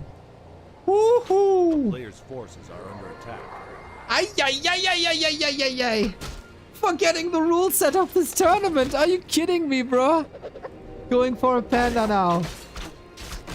We were like a minute away from getting Moon disqualified here. Woo-hoo-hoo. Well, well, well. He was trolling. Yeah, yeah, you think that. We go mass air. And Happy's anticipating this or saw this already. Under attack. Going Gargs. And that's what the panda is for.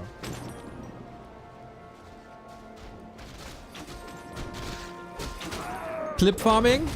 I don't even know if Asian streamers do this. Did the sound just disappear, guys? It's so quiet. Is it me?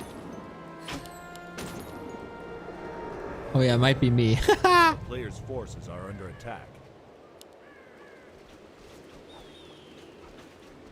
Mass air. This is the third game of the day where we see a lot of hippos.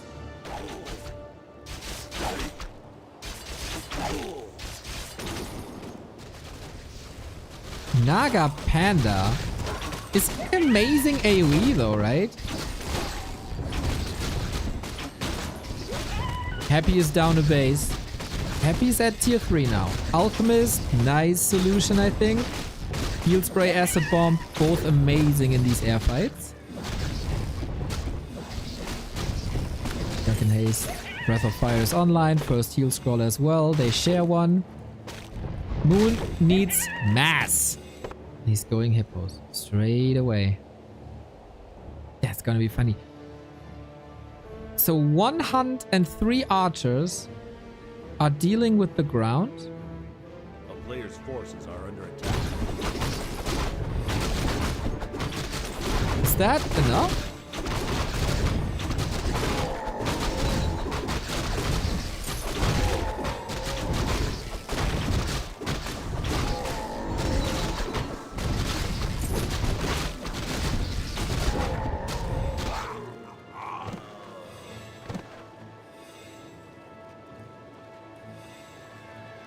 Bro, that would have been another level of Night Elf stupidity. After losing Shredders to creep, losing their heroes all the time, losing expansions to creeps, getting disqualified for building a non-tavern hero, that would have been next level. But thankfully, we're not there yet.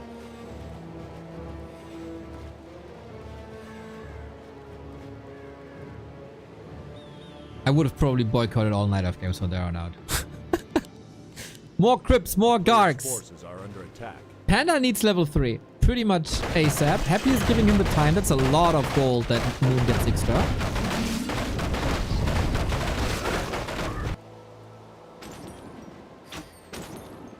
I would almost love to see a Pit Lord for Howl.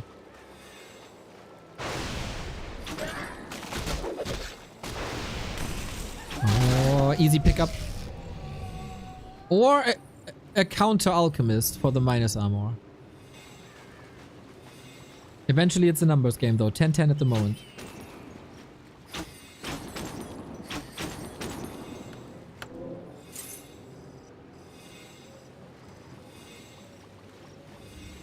Big fight. Heal scrolls 2-1. Protection scroll as well. Moon should be able to do this even without a level 3 panda. There we go. Alchemist is big. Supply-wise, small advantage. The air fight clearly goes to Moon. 3-4 hippos. Okay. Has to re-engage here. Pool's still strong on the ground. As long as the hippos are fine, Moon is fine. And this very much looks like it. Great setup for Moon. Breath of Fire hits quite a bit. Huntress almost saved here. Naga in a bit of trouble. And once the panda hits 3, what is Happy supposed to do? He's switching to Fiends already. Hippo Riders again. 3 games of Hippo Riders. Lol. Happy Soul Ring of Protection on Alchemist. That was unexpected. Was it +5? The tech switch? Oh, he's nice. By chasing into the base, he sees that the Fiends are out and he scouts Happy's tech switch. And so he can go into Fairy Dragons now, which are freaking amazing. A player's forces are under attack. In mass. And with upgrades, and he's the 2-1 upgrade already. Usually a liability of a mass air Night Elf strategy is that the damage isn't high enough. Because you don't need a Huntress Hall for the Ancients of Winds. You oftentimes don't have it. And then you can't boost your attack by attack upgrades. But by opening up with Huntress, you already had the Huntress Hall. And now you can go for upgrades. And that is super valuable.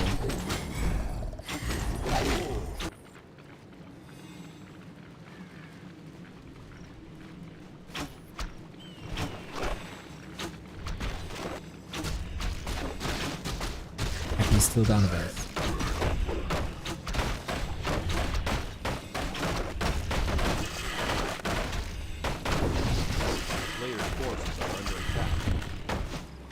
Happy must know that Moon's going into fairies. Acid Bomb won't help much then. Like the AoE of Moon with Drunken Haze, Breath of Fire, Fork Lightning is still amazing against this army, whether it's Gargs or Fiends. Moon has a TP, can respond at all times. That's what he's doing. Acid Bomb's gonna hit hard. Here we go. We got lots of fairies. Usually you want to kite with them. How many fiends are available? Not enough. We need extraordinary fiend micro. Usually 1-0 is known for that, especially in this matchup. More and more fairies are coming in. Panda still has Drunken Haze, Breath of Fire. Oh, the fiends are looking good though. Do we have upgrades on them? Nope. 0-0. That is gonna be super rough. Part of Moon's supply is obviously not doing anything, as Hippo Riders can only attack air. But the heroes alone should carry. Happy is getting quite demolished in this mass air fight that Moon brings to the table. Wonderful control. The tickle damage. Oh, I was about to say wonderful control, and then the Night Elf loses the hero with the big info potion.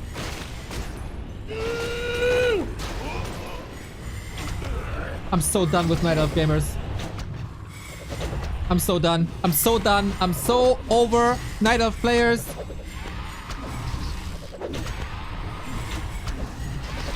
They do this on purpose now to trigger me. They must do this on purpose by now.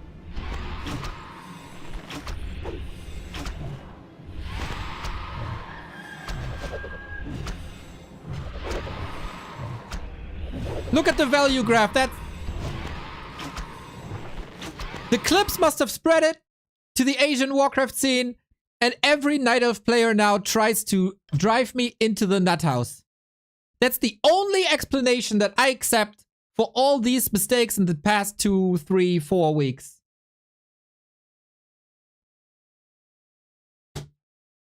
Happy wins, lol.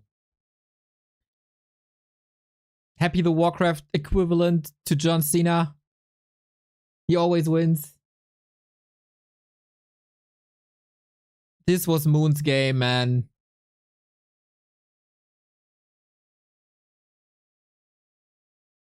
And of course, my rants are getting bigger and bigger. Because it's not happening on a weekly basis anymore. It's now happening on a daily basis.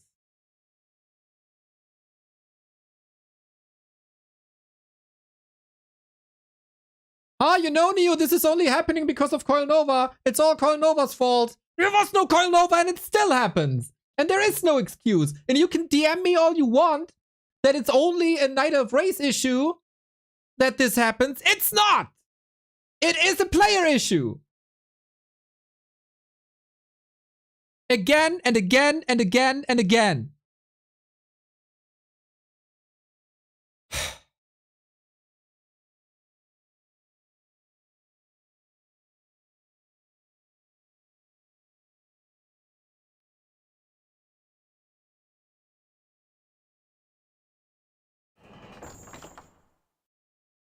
You know what?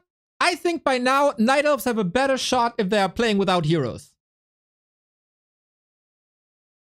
Just let it be. Just give up on heroes. Just give up. Build a couple of units more. Apparently they're easier to save.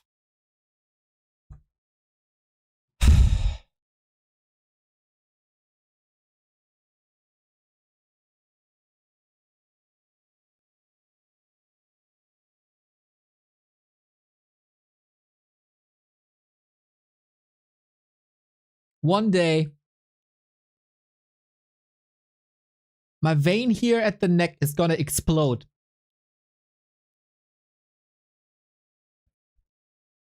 Because of a Night Elf losing the hero.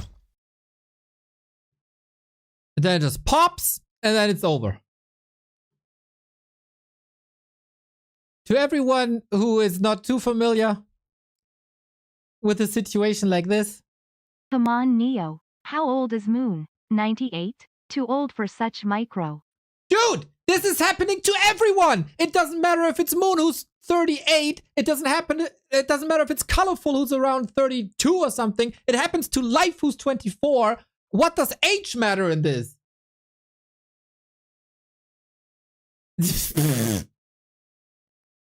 Unbelievable. To everybody who feels like this is a bit outrageous and maybe a little bit too much because it was just a mistake, I'm very sorry if you're not too familiar with this. Night Elves have been complaining that they can't win tournaments for literally years now.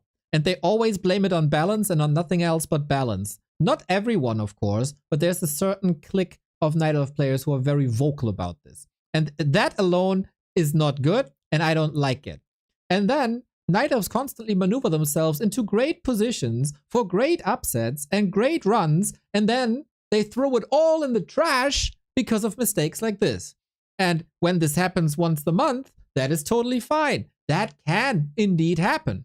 If this happens on a weekly basis, my temper rises a little bit because except of, oh yeah, we really fucked up, we should improve on this, I get more excuses. And then they say it's all because of Coil Nova, and then it happens in a freaking Tavern Hero tournament. So what's the excuse now? Oh, the nuke of the Alchemist. Yeah, who can expect that? And then they argue they can't use inventory stuff like staff and potions. Because it's so demanding. You play him as fairies, bro. You right-click on a thing.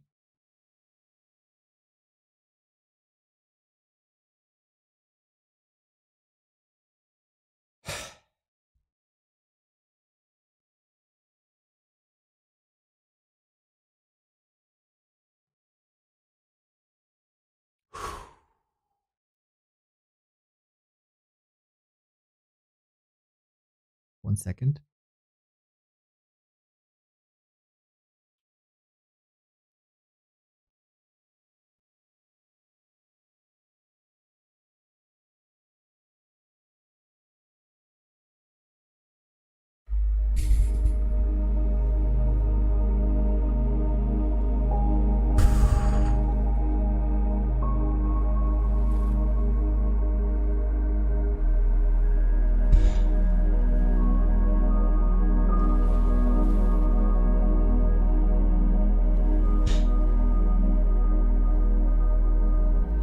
Okay, I think we're good now. We're going in for map 2. If that told us something, then that moon is goddamn competitive. And he can do it. And he's in good shape. Bring it home, boy!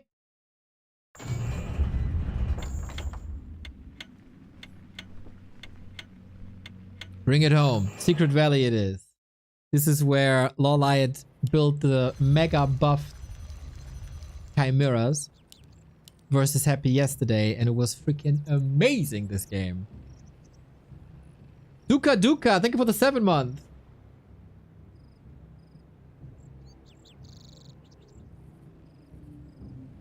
Let's do this. Map 2.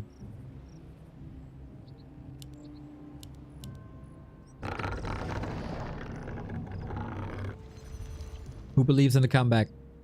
I hope Moon is not as broken as the casters of this game.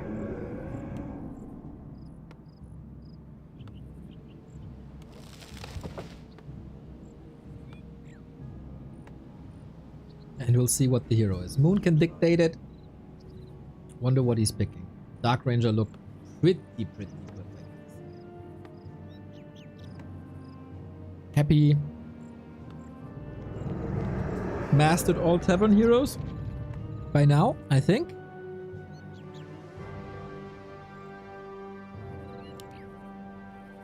Starting with the Ancient of War. We don't see any ghoul pulls, right? At all so far?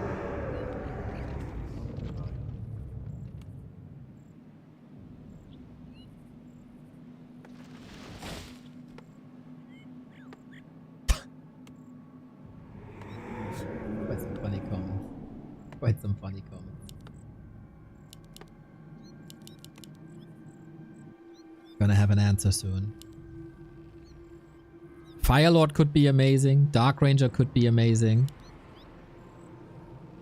The plays are out there.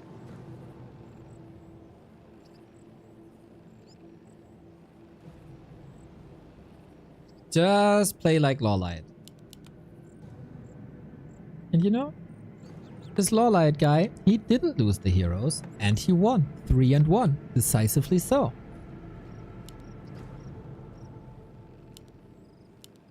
Alright, show me the way, Moon. Must be a Firelord. Dark Ranger, okay. My intuition was right then. Dark Ranger has had a sick glow up actually in this tournament. She was a first hero in like 2007-ish.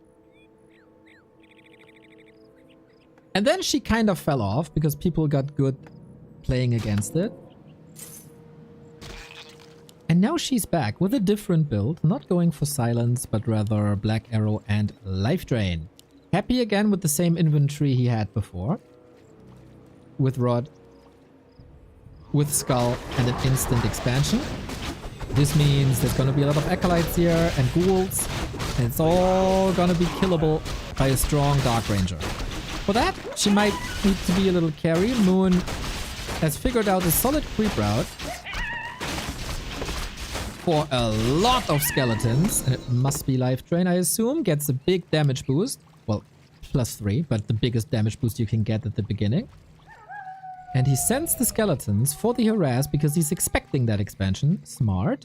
Tracking the Wisp. Good. And he's going for his own second base. He's going silence.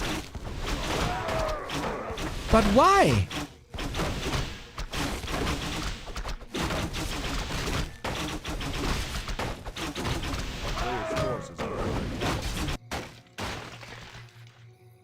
Isn't Life Drain the meta? I mean, you can stop Life Drain with silence, but you can also stop Life Drain with Life Drain. Not too sure if I'm a fan.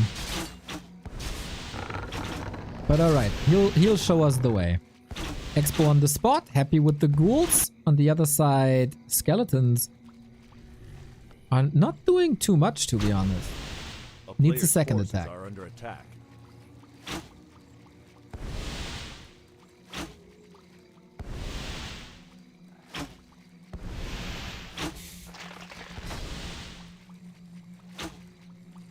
I'm still angry.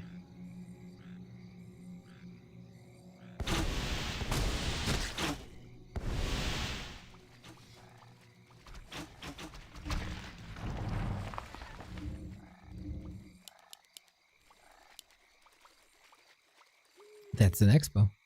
Just like that. As long as it's 2-base, I think it's fine. Happy will be ahead though. He's going for a lot of ghoul production as he has a lot of tier 1 phases in a lot of matchups these days. A player's forces are under attack.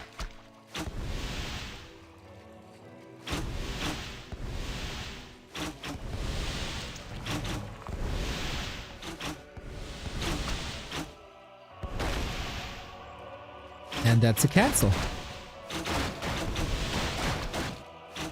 There's nothing Moon can do.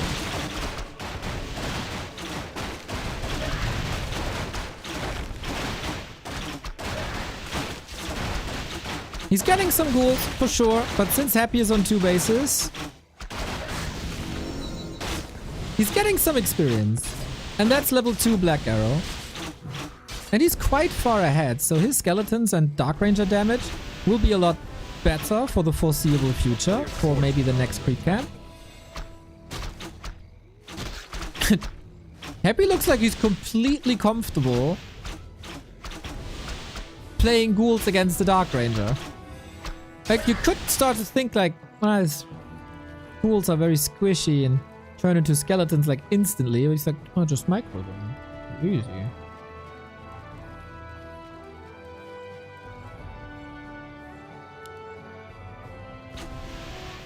No cancel? No cancel? Oh my god. A player's forces are under attack. Seriously.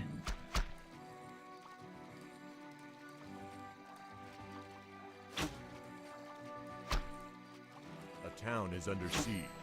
Alright though, but Happy has no TP. Come on, Moon! Go get him!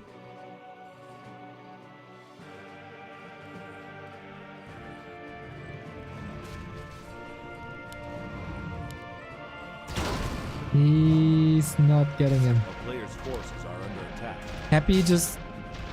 Happy just out-dribbled him so hard, dude. How is that even possible? Well, well, well. Dark Ranger with boots. Kinda nice. But the other Dark Ranger had boots as well, so it was just smarter movement. Sorry, I'm turning big time hater now. Happy is back. Archer's here to defend and Dryads as well. That's kinda lovely. But there's Life Drain. See? Life Drain good. Silence bad.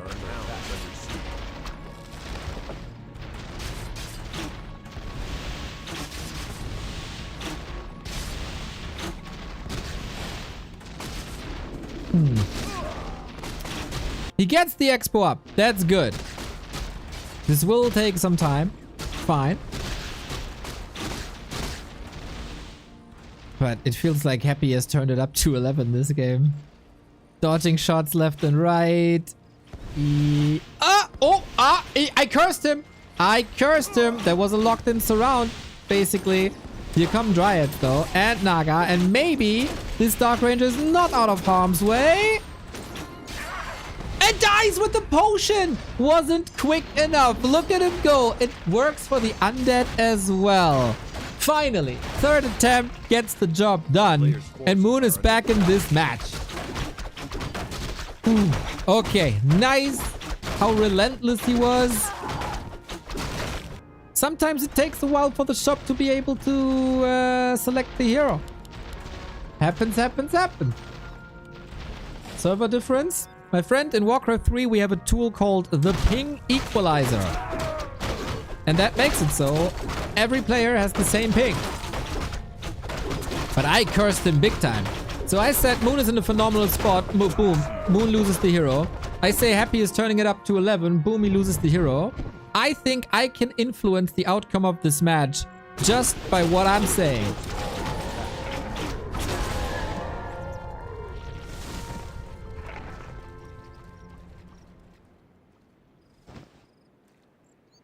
It was incredibly close though. To purchase this. And then use it. Unlike the Invo potion on game 1 that was available in the inventory the entire time. But okay. Moon with a bit of momentum. Unfortunately, momentum can be ruined quite a bit when you're facing gargoyles because they are freaking annoying.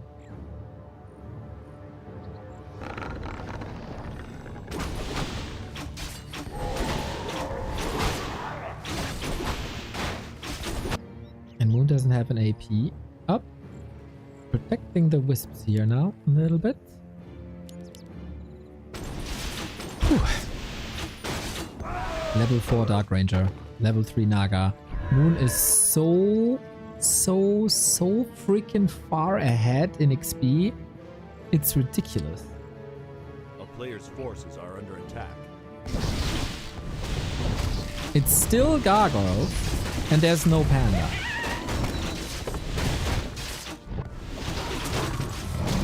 I don't say who's in what position here in this game.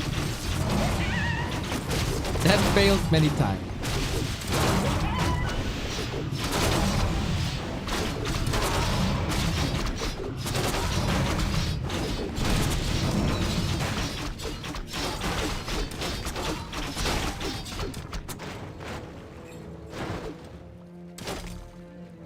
A player's forces are under attack.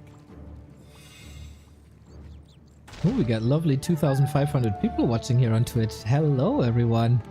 Maybe I should rage more often. Is that the Tyler secret? Just rage at everything? Have 15,000 viewers? God. I don't have that in me. I can do this once a week, maybe. I don't have that in me.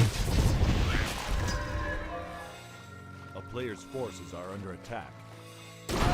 Triple hippo against this. Okay. Usually, you don't like to counter gargoyles by hippos, because in a regular match, you are facing a lich, and if the lich hits you hard, your attack speed suffers as well, and your movement speed from that nova, not only the damage, and then it makes it almost impossible to maneuver against it. Now that the lich isn't here, there might be a chance. Oh, Moon a hippo for free. I like the triple win production.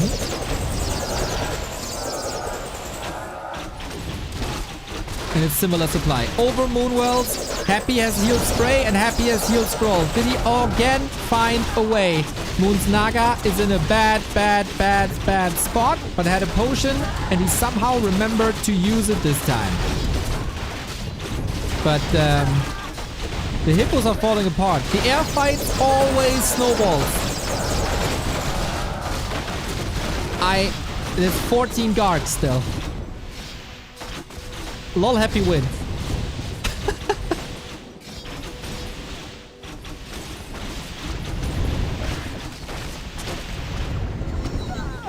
We die with the... Oh, I was about to say with the Invo potion again, but that was on the Dark Ranger. Guys, this game is over again. Moon just... I think he developed a crazy mental block against Happy. After losing to him for like 2 years. And Happy is just a genius in tactical adaptations.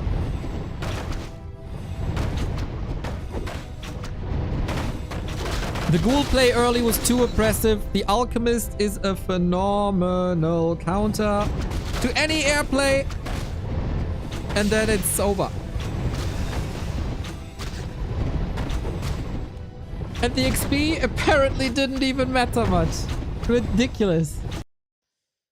Happy just plays a lot cleaner. Expo. This was an Expo cancel without getting the resource back.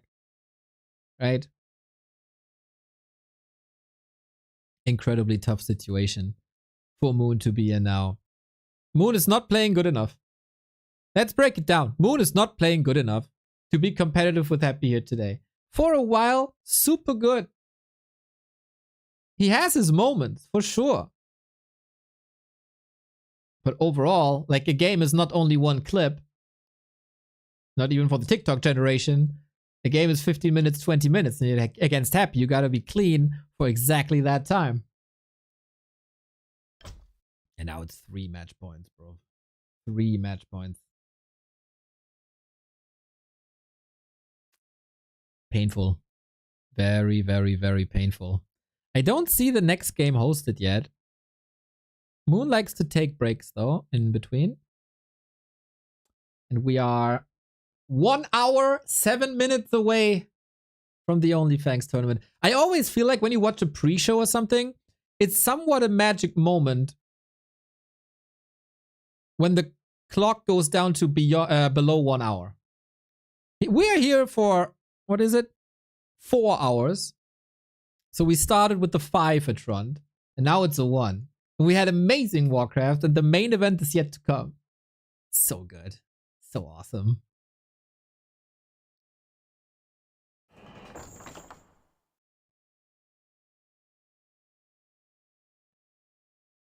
All right, we see Annie online, Ampi online, Tyler online.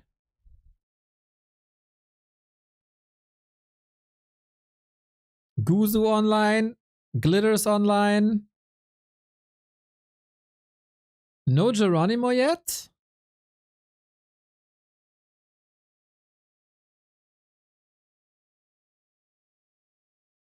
And maybe no Soda yet? I'm not sure. Yeah, it's heating up, everybody. Everybody's getting ready. Guzu online? Yup.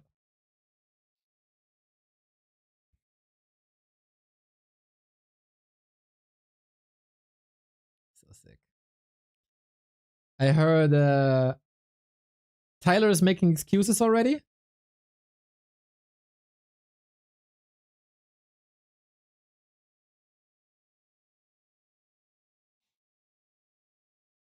Is what the chatter said.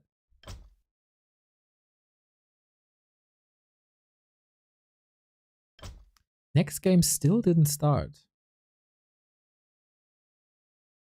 That's rare.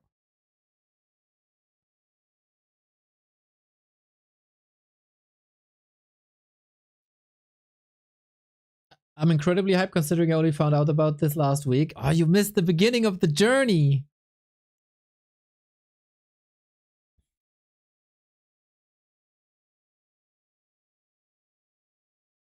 think you hit the sweet spot though. Okay, I'm tuning in to the Chinese stream of the BBC.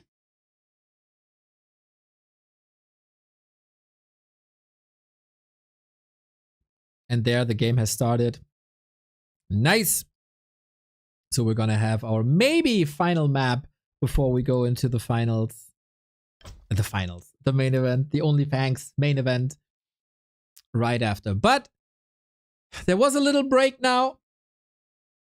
Maybe Moon can just somehow trigger his inner beast. He played better against Infi at the end of the series than he was at the beginning of the series too.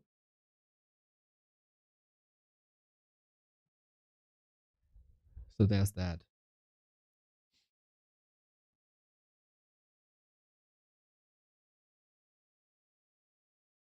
Two minutes till we get the game. 2 minutes.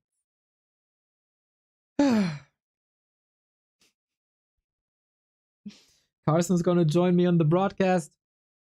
It's gonna be good. Losing Expo early results in a worse army mid-game. True. And I think Dark Ranger aggression against the Undead expansion wouldn't have been the worst either. He only sent skeletons, but Happy was ready. At least make them trade it.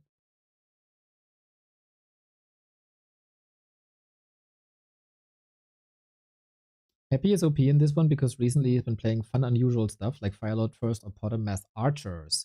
But Moon has been playing, let's say, Firelord First for a long time. Since the Firelord buff. He's been playing Dark Ranger First for decades. But Happy is definitely a hard-working man. And he has put in the work for 2 weeks.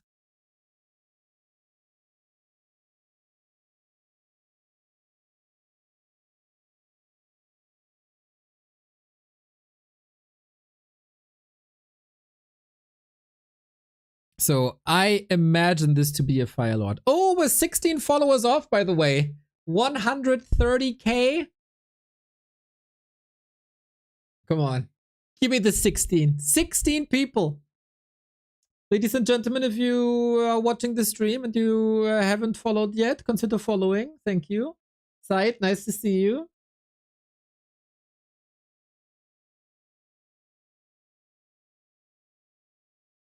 I have officially calmed down now. We're on Turtle Rock next, by the way.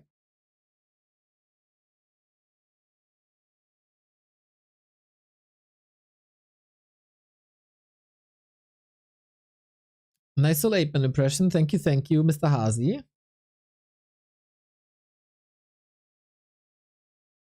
Let's go.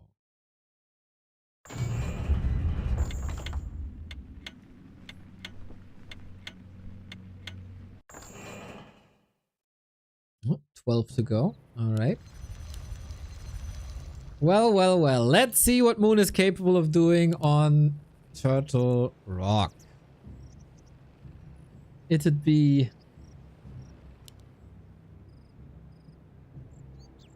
quite insane if Moon brings it back. But he was successful versus Infi on this map, I think. Let's just do it again.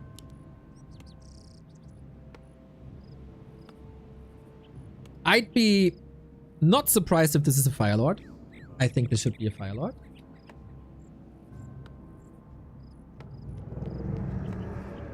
It's some boring to kill anybody again and again for Emperor.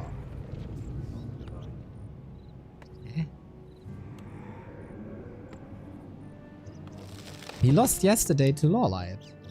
It's not winning everything.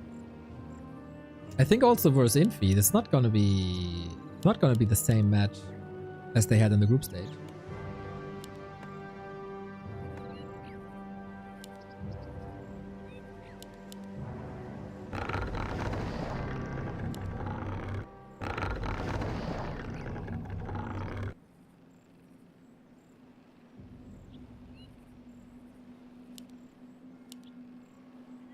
Alrighty.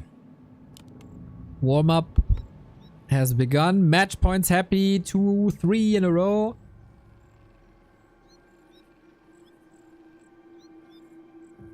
Woody, thank you for the... B2 WNB2 WNB2 Jesus. WNB2 WN Go Elf players. Go elf players, huh? Nice that you still have hope. Nice that you still have hope. And you still are able to root for them.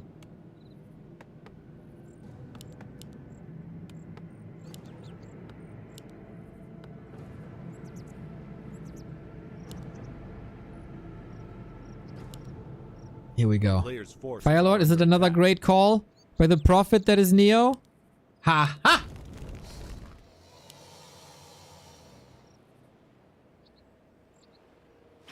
No problem. Very predictable then though. Piercing damage not too crazy versus the turtles because they have medium armor. Takes a bit and Happy comes in with the harass. He can be overwhelming quite easily, but Moon is close to the Moon World's last hits. Happy gets it. Surprise, surprise. A little bit of HP for Moon, and it is a commitment as 3 ghouls can't be on lumber during that time. Ampi wins today. A player's force Well, if he keeps his heroes alive, his chances rise by 50%.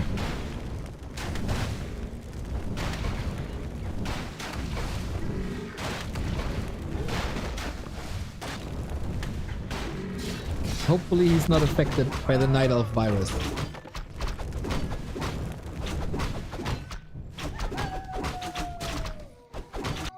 Happy forgot the rods? Ooh, were they not brought? Were they only brought in now? Nah, he got him. He got him.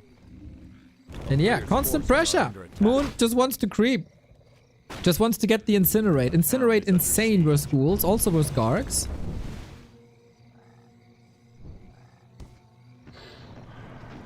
Please make it so Happy is not playing Gargs in one-on-one in melee. Ay. Expansion. Interesting. It's also what Lawliet did, I think. You can use a little trick and eat through the forest here. That makes the creeping easier. Might be a little sneak here. Do they have to use the same heroes? Yes, in this tournament that has special rules, they do.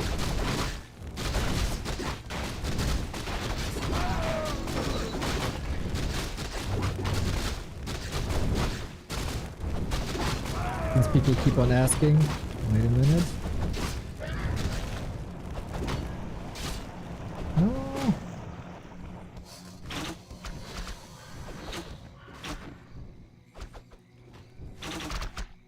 There we go. A town is under siege. Skeleton harassing here. Firelord trying to run away. We do have Incinerate online now. Claws, very nice. Lots of mana for more lava spawns for Happy. He won't complain either.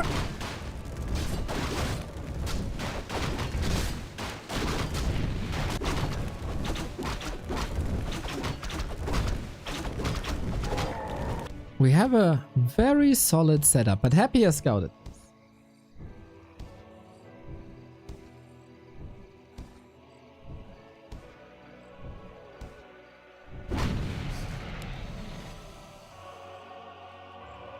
Player's forces are under attack.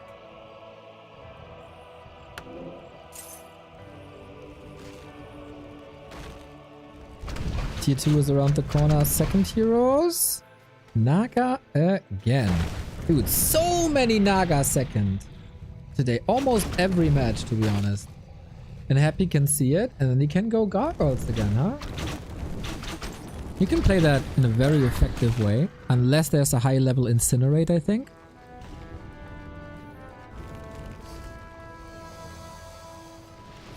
Player's forces are under attack.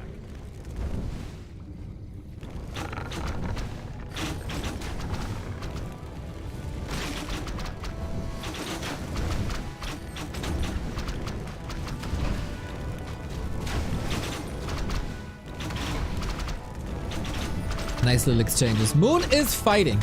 Can't blame him for not trying. But Happy is out-leveling him quite a bit. He caught up half a level here.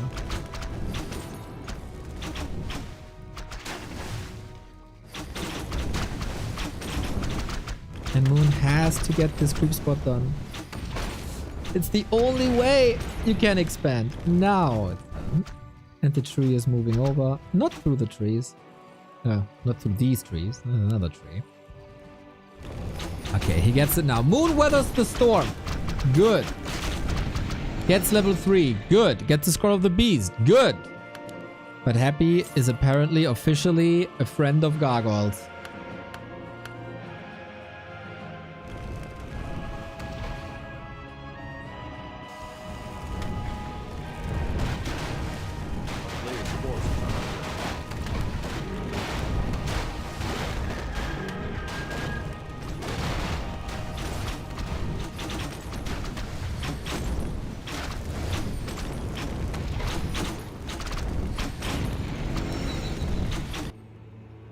Can Happy outmaneuver him?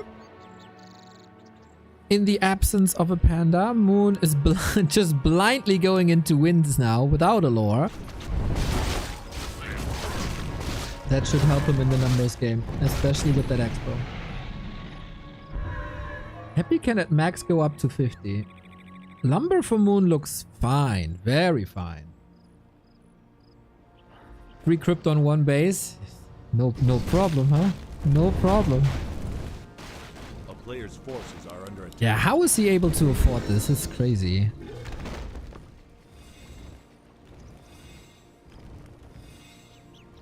What's he skipping?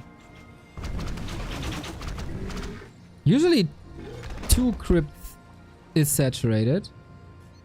A town is under siege. He's not investing too much into items. He's also not going for a second hero. That's 400 gold. That's a crypt and a garg. And then no rod. That's 150. Interesting. Yeah, he clearly made some math on this. And of course, a player with the name Happy doesn't need a TP. Anyway. So, Moon is once again in a position to win this game. That doesn't say anything though.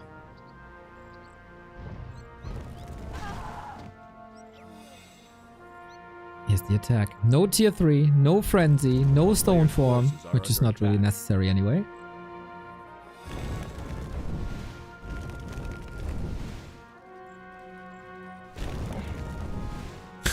Don't. Why is there a... Did he pick up the archer to not lose it? Smart by Moon. This looks a little foolish. Like he's running away all the time and then Happy catches him and then without a fight he gets out. But this was to position Happy here, to pin him down here on the left-hand side.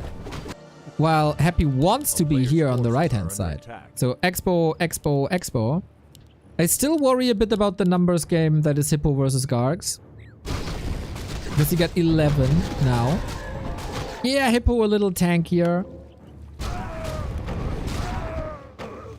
And the Fork Lightning will hit hard. Still, it is a numbers game after all. And Moon could easily afford a 3rd Ancient Wind. Easily.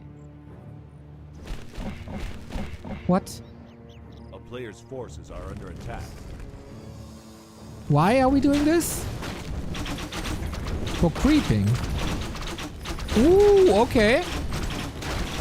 Oh my god. If Happy creep jacks him here, he's so done. Because this mounting ability has a cooldown. So yeah, I really hope this cooldown is off. I don't even know how long it is. 7 seconds? 10 seconds? Is it longer? Okay, we're ready now.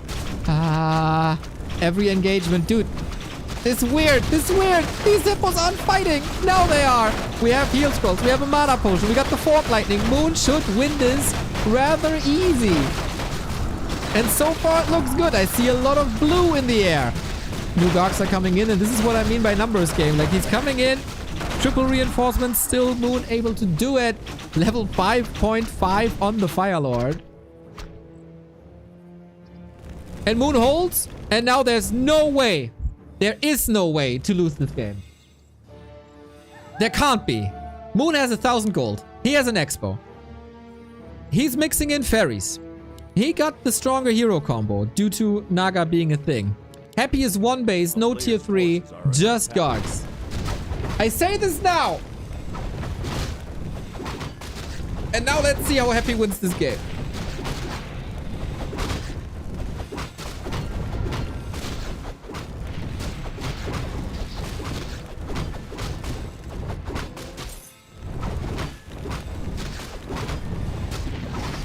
Why fairies? Because he knows that Happy, after losing the first Garg fight, is going into Fiends. And Hippos don't do anything to Fiends. And Hippo Riders are a very inefficient unit. They cost the supply of a Hippo and an Archer together. They do whack, whack, whack, whack, whack damage. And fairies are way more spammable. They also do a lot against statues with their flare form. It's a good choice. It's the right choice.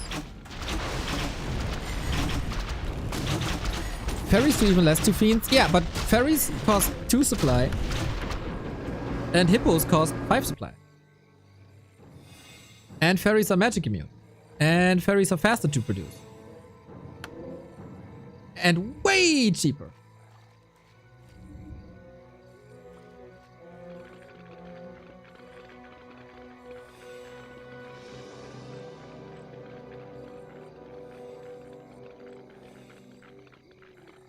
Is it 5 supply? Is it 4?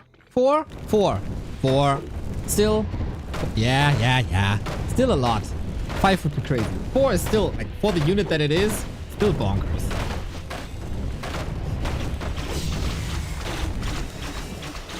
But I mean, it's due to the mechanic of the unit, I guess, that you can't lower it. Anyway, fight! If Happy has the micro of a lifetime, he might have a chance here, but the fairies are doing a fine job. Hippo Rider's still up, which of course you don't want to throw them away if you have them already. It's not that they're mega bad or something. We get level 6, Happy no mana, goes for Volcano. And the supply gap is closing. Happy doesn't even have to kite. Dude, he's winning this fight. Easy.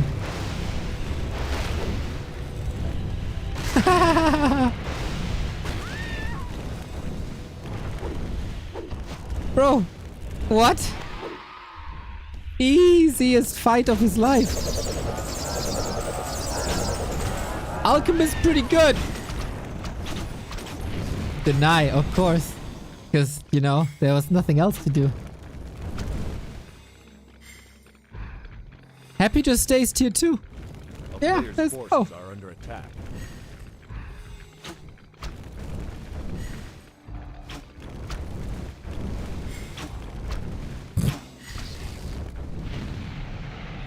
That's ridiculous.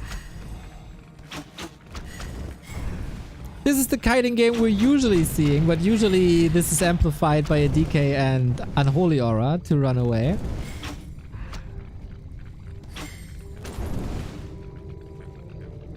Okay, so he gets a couple of kills, and now Happy is not winning anymore due to expansion as well. Happy still has Volcano. Volcano can do a lot to buildings. So we'll see if he finds a way.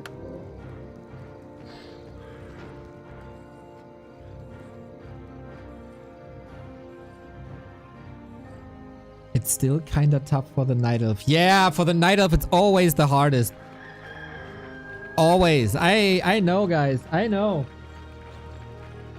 For the other races it's always easy, but for the poor Night Elves, it's so tough, guys.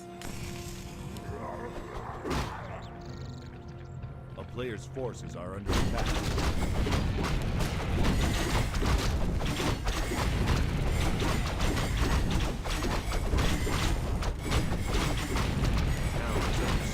Flute. Amazing.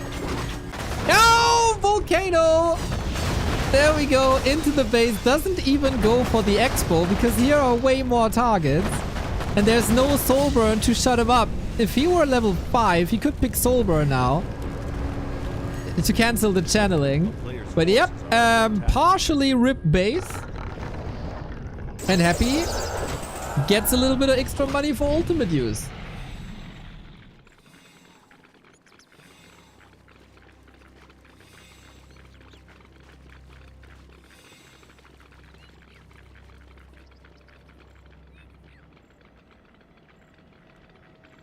Soulburn cancels channeling. Yes, it's a silence, and silence cancels channeling alongside abilities like Ensnare.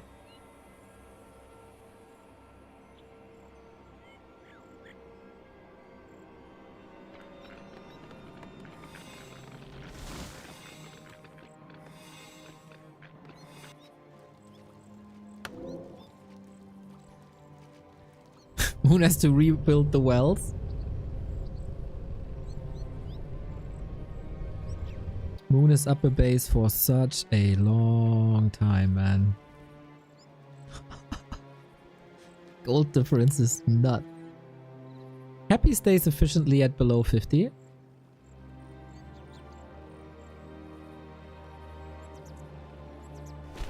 Volcano has a 35-year cooldown. Happy even made it to tier 3, bro. He can get orb now. He got Unholy Aura, so he got the movement speed. Oh shit, he's seriously winning. Moon has to do something. Double heal scroll, okay. Invo potion, I don't know why Night Elves bother to spend gold on Invo potions at this point in time. It's just a waste.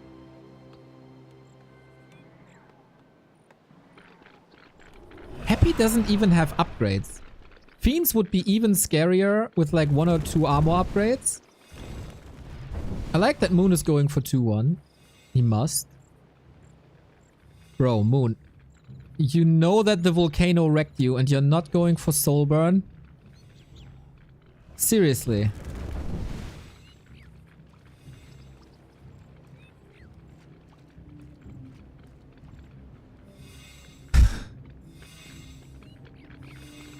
Just gonna bite him. Town is under siege.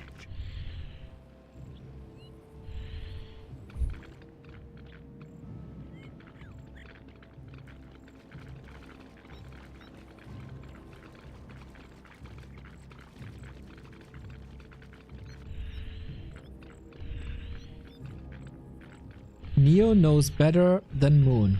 Okay, tell me please, what is Lava Spawn level 3 going to do against Mass Fiends? Is that really that much of an upgrade? When you can Town is disable under an siege. ultimate Players' forces are ability under attack. instead.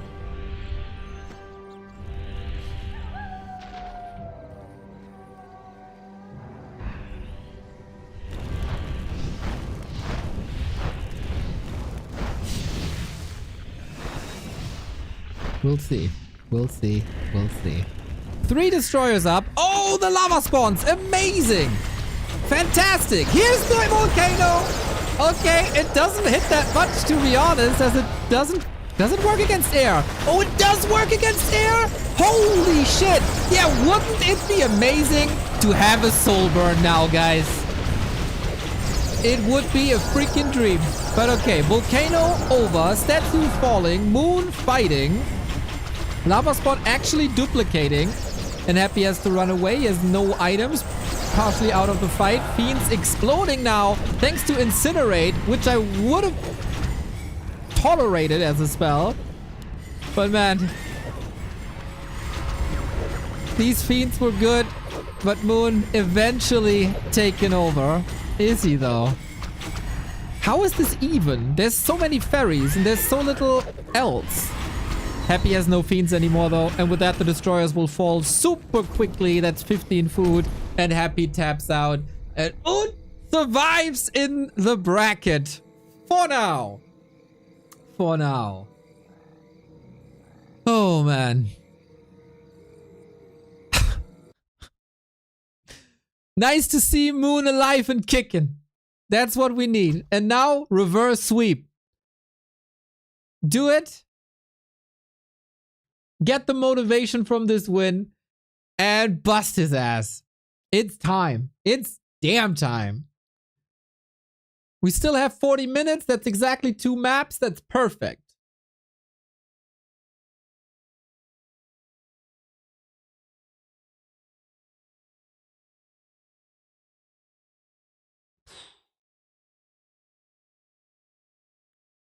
Okay, 1 map. Nice, nice, nice.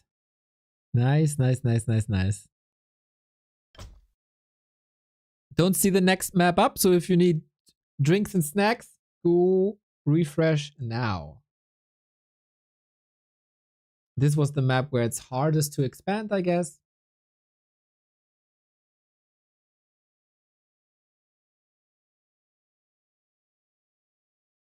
Spoken like a true content creator? What did I say? What did I say?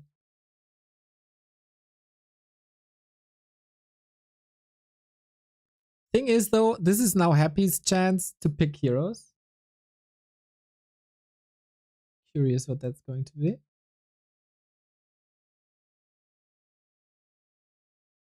Bad choice to go for Volcano in the middle of the fight.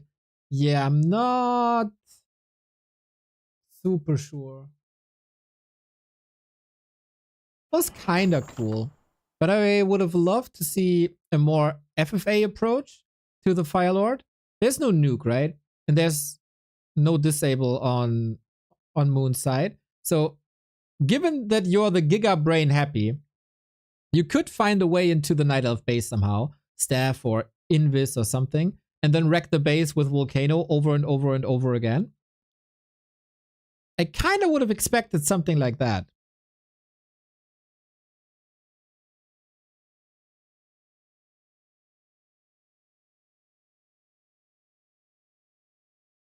Volcano doesn't affect air units unless wept. Yeah, that's what I thought. The wept ones. Maybe, yeah. Wasn't that great then.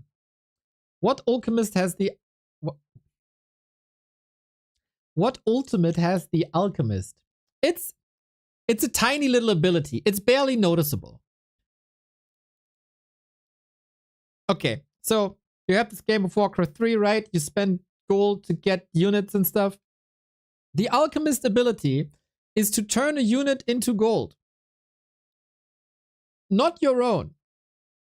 He clicks on an enemy unit. That unit is insta dead, and you get the gold that the opponent paid for the unit. And you might think, oh, Neo, that sounds really good. That sounds like it's kind of broken, actually. Shouldn't an ability be this strong? It must have a big cooldown then, right? Do you get XP? You also get the XP. It must be a great cooldown then, right? Ha! Chatter, let me tell you. 45 seconds.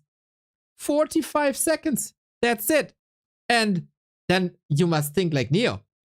But it must cost an absurd amount of mana, right? 250 maybe, would you suggest? 150. 150. Is that believable? That's kind of like a mana potion. You can always trade. You get more gold? No say so. You're outdated, bruv. There's a time in Warcraft where a guy called Matt Morris was doing the balance. It is widely known as the worst balance that Warcraft 3 has ever had. 2019 leading into 2020. He looked at this ability that I just described. Transmute is the name. And thought, hey, that should be buffed. You should get more money than the opponent paid for the unit.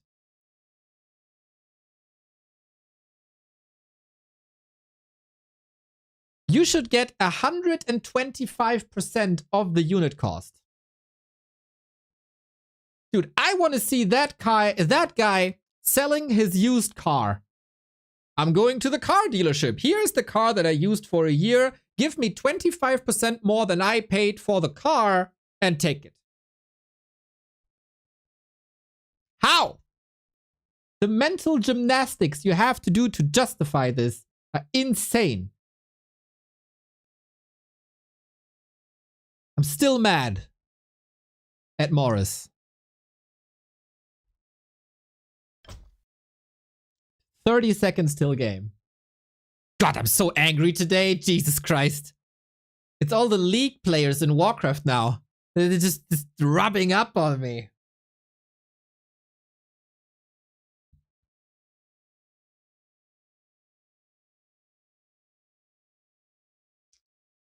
That's the ultimate.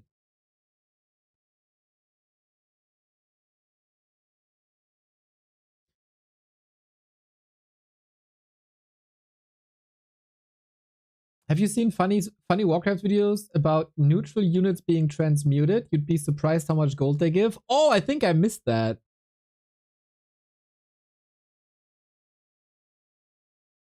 But cool.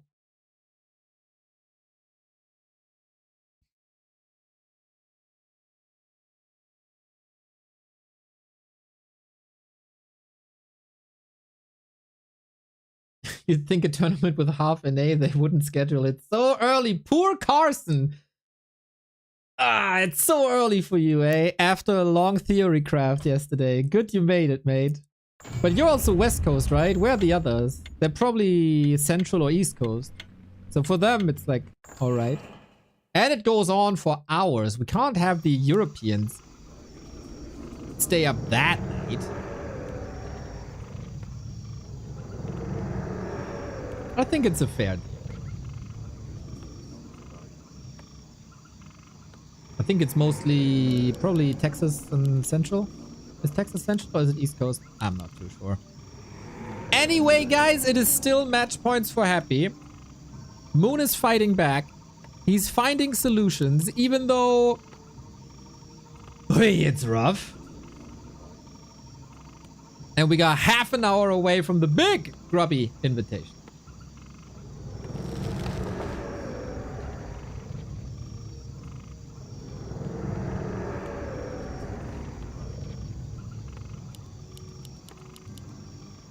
Happy upper left hand side. He can dictate Tide Hunters as a map.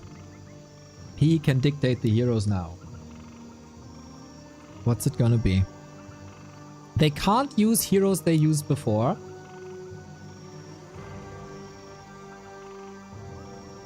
Glad to see streamers having to work actual human hours and dying about it.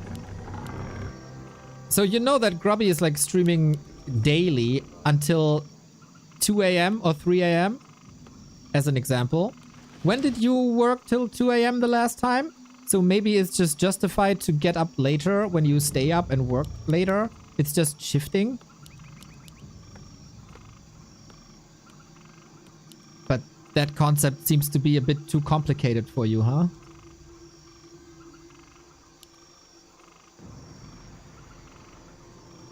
Ay, ay, ay.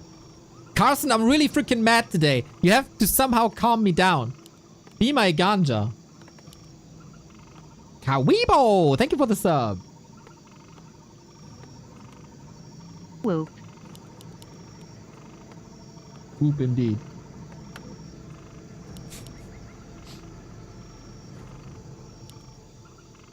Alright. Tavern time. I'm mad too. Ay, ay, ay. Under attack. Tinker! Let's go, let's go, let's go, let's go. Tinker. Happy's first pick is a Tinker. Kinda tells me he wants to go into this air fight again. Because rockets can own, but then he could have picked the panda. But panda is very... Tinker is actually pretty brutal, no? So early game you can creep. And you don't go rockets early game. Well, with the panda you would have the ancient... the AoE very early on. Against the ghouls. Clockworks are nice-ish against ghouls, but Breath of Fire is definitely worse. You only get the AoE damage later in the game. And it helps you creeping and it helps you level up. If that's the plan, it's freaking genius. But then rockets don't work against fairies. What do I?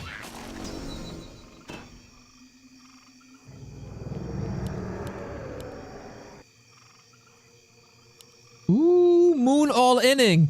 Okay, guys. We're on a timer now. Double Ancient of War, Huntress all in against the Night Elf expansion. The big threat for Moon is undead towers. And Clockworks can deal with towers fairly well. How amazing this Clockwork model is, by the way. Yeah, so good. This initial harass didn't do too much, but Moon is buying time. He has a staff. Love it. There was another player. Oh, it was Moon early against Infi. It was a Tinker mirror here as well. And Moon didn't have a staff. And he was doing pretty much a similar thing against Infi's expansion. But without a staff. And that took way too long to get from base to Expo. Because you have that Moonwell advantage, right? Oh. He's going straight for the mine. He's going straight for the mine. Happy cancels the pocket factory. That's not too many clockworks out. Archers laying in the damage. Tinker has to reposition a little bit, but smart position. So only one ghoul can attack him. Tinker is sturdy. He needs to buy some time for the staff as well. Maybe he tries to commit his town portal for it. It would be worth it. Buy some more time. Damage needed. Oh my god! A player's forces are under attack.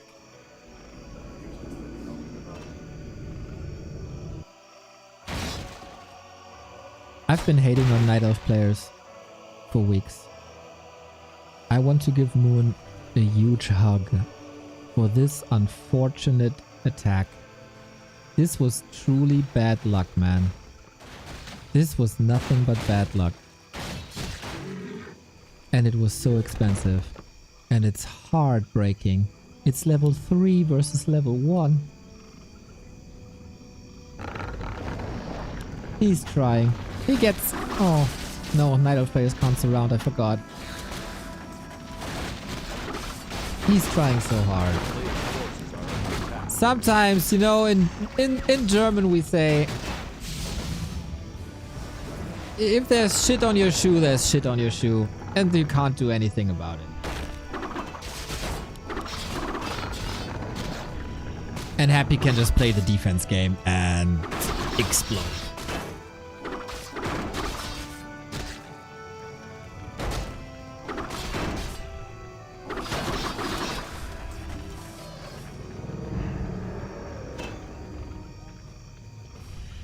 Oh, this could have been everybody's game if he gets the 50 damage more. In German, we also say, sometimes you lose and sometimes the others win. That's true. That's similar, yeah. Yeah. An AP push against the Tinker is almost hopeless.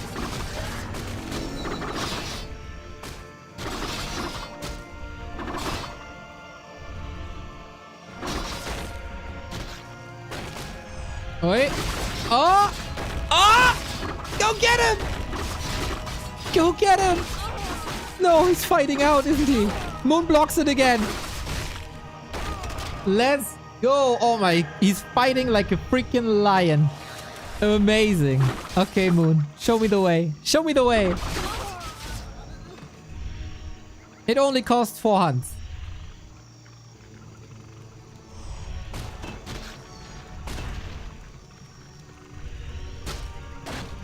At the moment, I don't think we have the lumber, actually, to bring the Tinker back from Tavern. Let's go, let's go, let's go, let's go, let's go. A player's forces are under attack.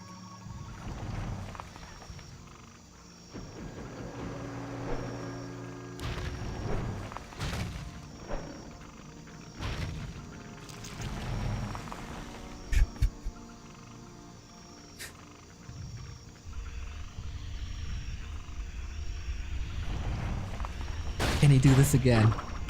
With bouncing glaives? Somehow? And the APs have no support. No wisp, really. Happy's playing this well. You can say whatever you want. He played this well. And Moon tried incredibly hard. And then, you know, it's game. It's game.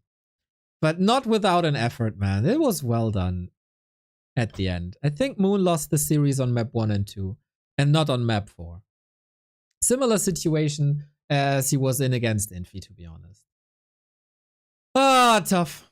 Tough, tough, tough, tough, tough.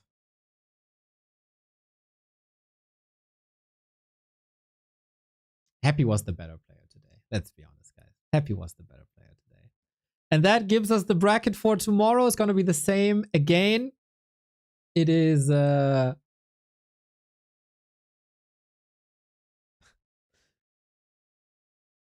maybe 3 matches tomorrow. Let's check it out. M Cup on Liquipedia.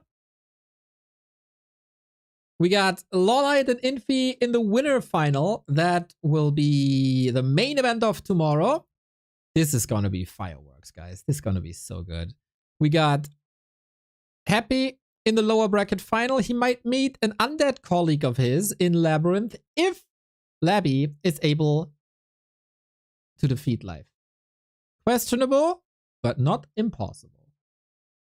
So yeah, these are the players remaining. Lawliet, Infi, Life, and Labby. Moon eliminated. This game was crazy cool. Love that series. Infi also, the strategies Infi displayed, top notch. And Moon today, a bit outplayed, unfortunately.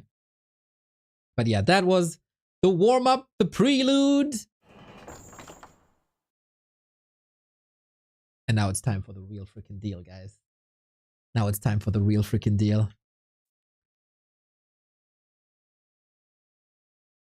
The Onlyfangs Invitational. Hell yeah, it's time to change the titles. $10,000 Grubby's Onlyfangs Invitational. Featuring Tyler1, Dendi, Sodapoppin, and more in all caps. That's it, guys. 22 minutes. 22 minutes. I'm gonna grab something to eat, but thankfully, there's a cool video that will put you in the perfect mood for exactly this event. That was released yesterday. I hope I can find it. Must be on Reddit, actually. Because it has a lot of cool moments from the Onlyfangers. It is Art of Warcraft coming back to work. And it's 15 minutes, and then we meet up with Carson. Go full screen, bitch.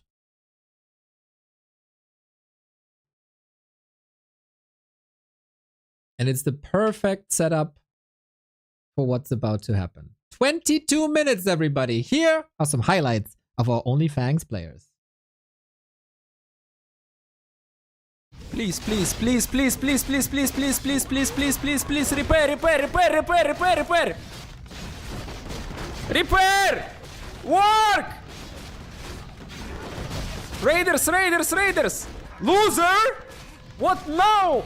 Oh, why the fuck is this emote, this weird ass emote allowed on Twitch, man? What is this shit? Dude, I might report it. It's fucking unnerving, man. It literally just killed my vibe pre-stream. Holy fuck.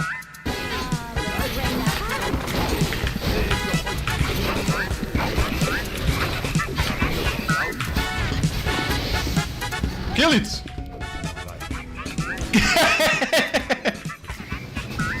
Get the fuck out, bitch. Get the fuck out. Can you voice line with Zeppelin? What? We have Roar, that's 25% damage boost. We got Flute, that is I think 7%. And then the Kodo on top. This is what? Plus 42! Oh my god! Rip Bozo. Never fight at an undead base? My ass, dude. Which undead base? We do have the cripple, which is a 60 damn... Lawliet, what are you doing? Town portaling, I guess.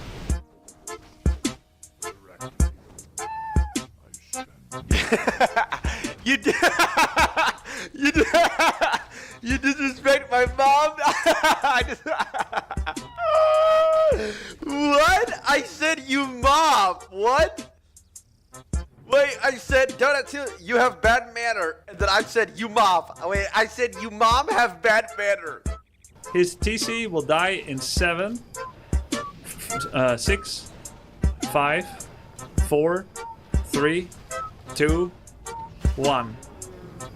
His Farseer will die in 7, 6, 5, 4, 3, 2, 1. 0. Oh my god. Please!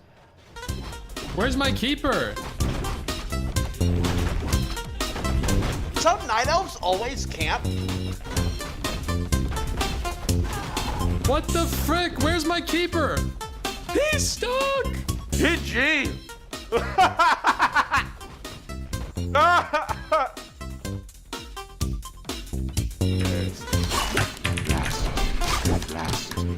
Gonna buy bullets. I'm not gonna buy bullets. They bought 2 bullets, okay.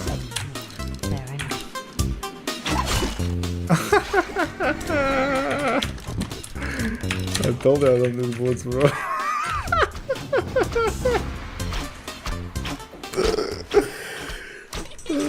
So what's this? Did she actually win MP? Oh my god! She's winning multiplayer! Her first win? She has the notes up! Oh! No, she's not gonna win this. No. Is it my first win? Level 3 against 6. Griffins against double the amount of guards. You trolled me, chat!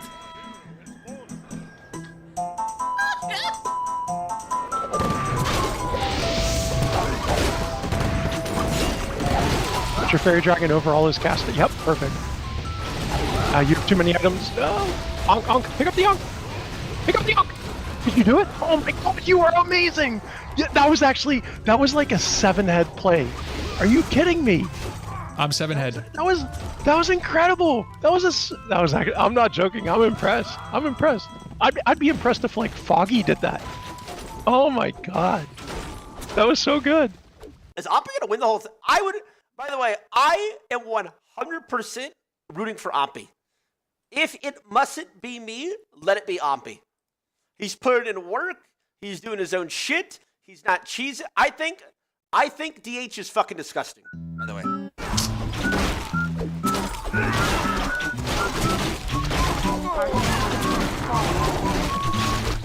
Wait, what the fuck? I pressed Z.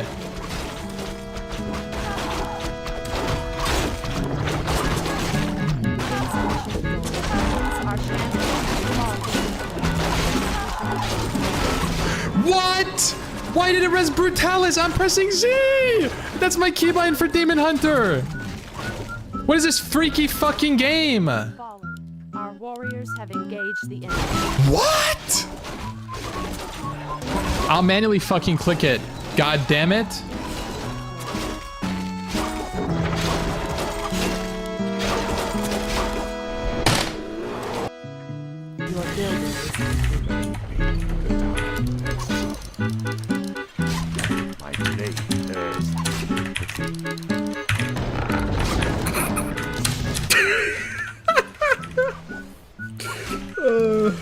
More lumber.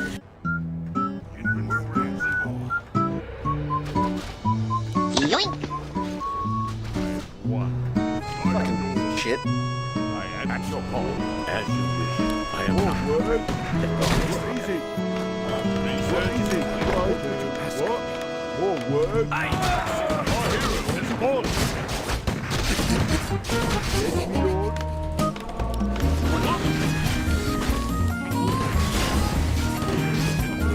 Oh, inventory's full. What do I drop?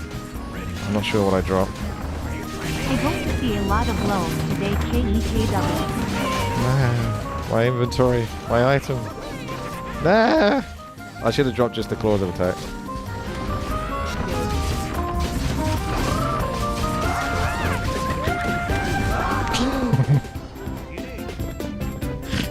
I wanted to get the 2 rifles because I knew I was in range for that, but I didn't intend to necessarily get the hero. I was hoping I could somehow do it so it's out. I do technically have the Ankh though, so I could make that sacrifice. Okay.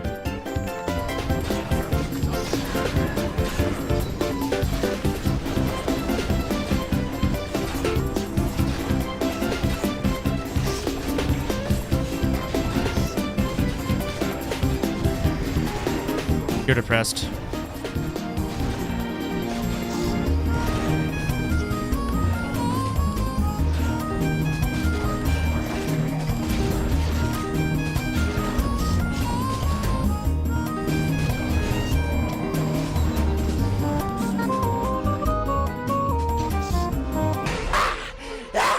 Talkatee's coming, baby! What the fuck? Oh my god.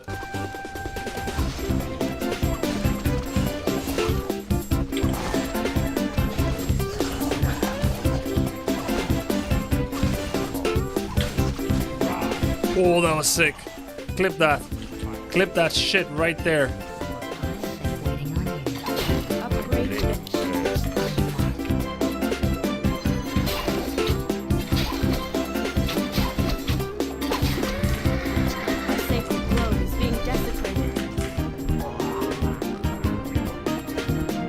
Don't let him suck. Move heroes back. Move heroes back. Bro! Oh! You must like it! I do. Oh my god, I found him. He found me.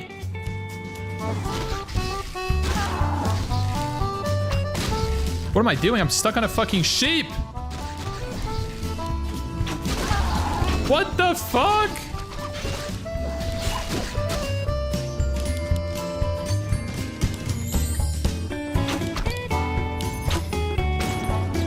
Yeah, you punk? You got a Naga on your ass. What are you gonna do, huh?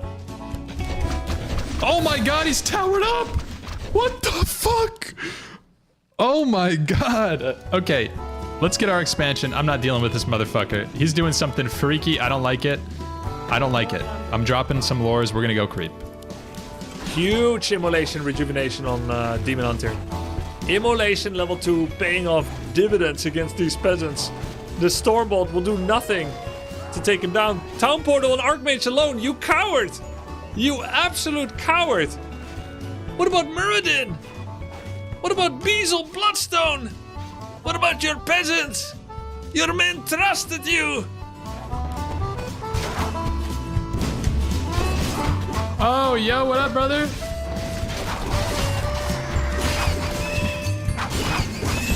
Holy shit!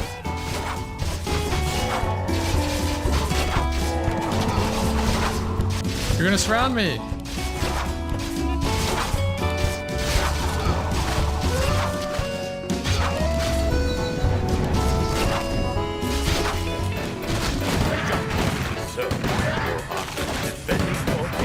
Is it GG?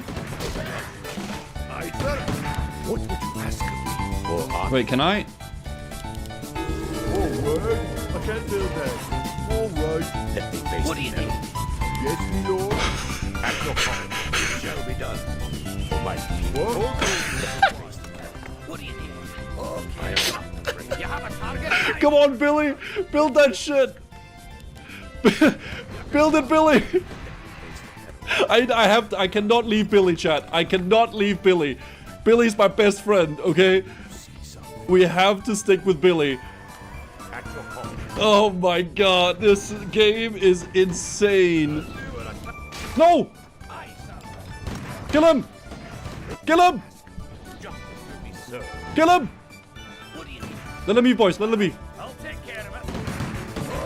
Time to go. I've got the beat in my sight. I'll take care of it. Yeah, you want some? I'll take care of it. Fire! I win!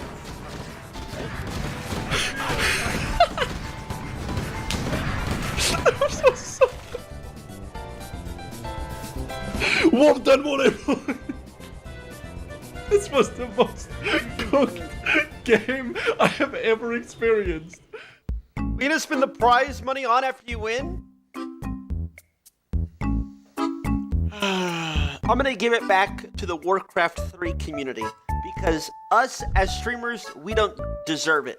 But you guys as viewers, you deserve the money for your continued support to all us humble Twitch streamers. So I'm gonna give it to you guys.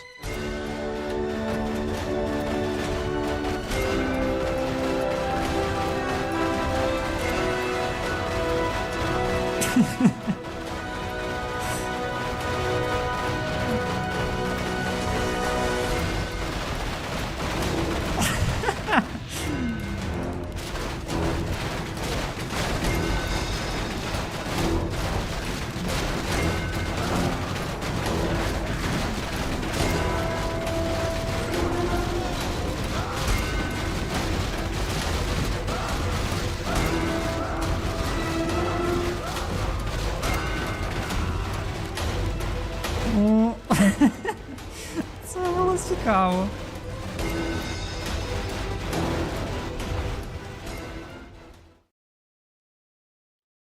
AnnieFuchsia has better control grouping than you. No. Sunglitters is And better hey, control and guess what? I'll play against him, and what will happen? I'll put him fucking 10 feet under, won't I, bud? Who gives a shit about your stupid fucking control groups? It's like me playing the cow opening in fucking chess. They're not needed if you get good. Fuck your control groups. Okay. Yes, Tyler. Sorry, Tyler. I coached you wrong. Sorry, Tyler. It's my mistake. You're so great. Oh, I love hearing that. Oh my god, yes. You don't sound open. You want to end it like that? Do you want me to go through your VODs? Stun locked when I get somebody in my ear. I literally said that. Do you want me to go through your VODs when I wasn't there? Watch all your VODs. You're a brand new player at this game. You want me to see you just standing still because you're brand new at the game? I'll go through your VODs. Well, that was a waste of time. That sucks. Oh wait, there's a new strat. Oh great, let's hear it. The Hitman strat. Wait, what's the hit? Whoa, bro. Wait a minute. Whoa. Yeah. He's the best American player. Hitman. Oh, okay. He's a player. Okay. Yeah. I was like, wait, you're gonna hire a hitman? What the fuck? What the hell? Oh.